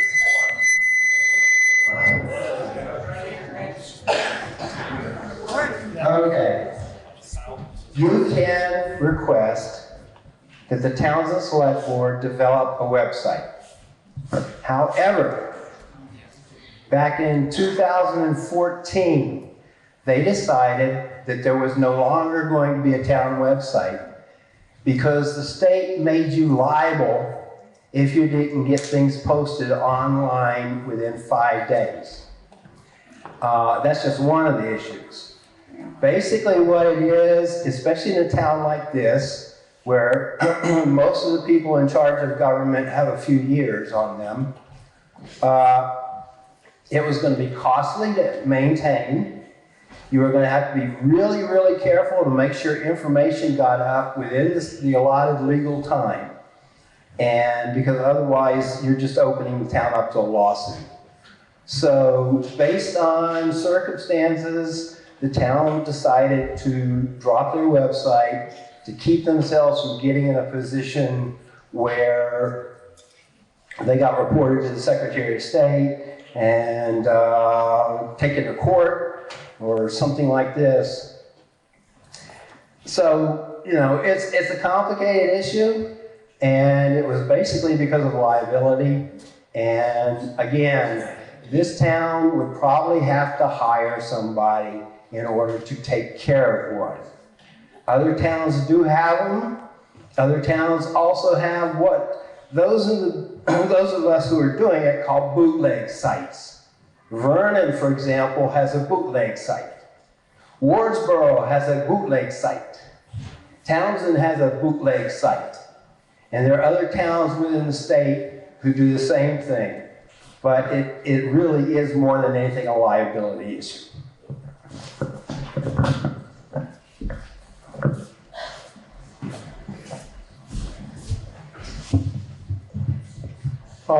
Speaking to the liability issue, the open meeting laws apply whether you have a website or not. You are required to post agendas and minutes of any select board or town committee. So the liability is there whether it's posted online or not. It is more visible and easier to check whether it was online posting versus posted at 3 spots in town, being the town clerk's office and 2 other locations. So it's all how you want to do it.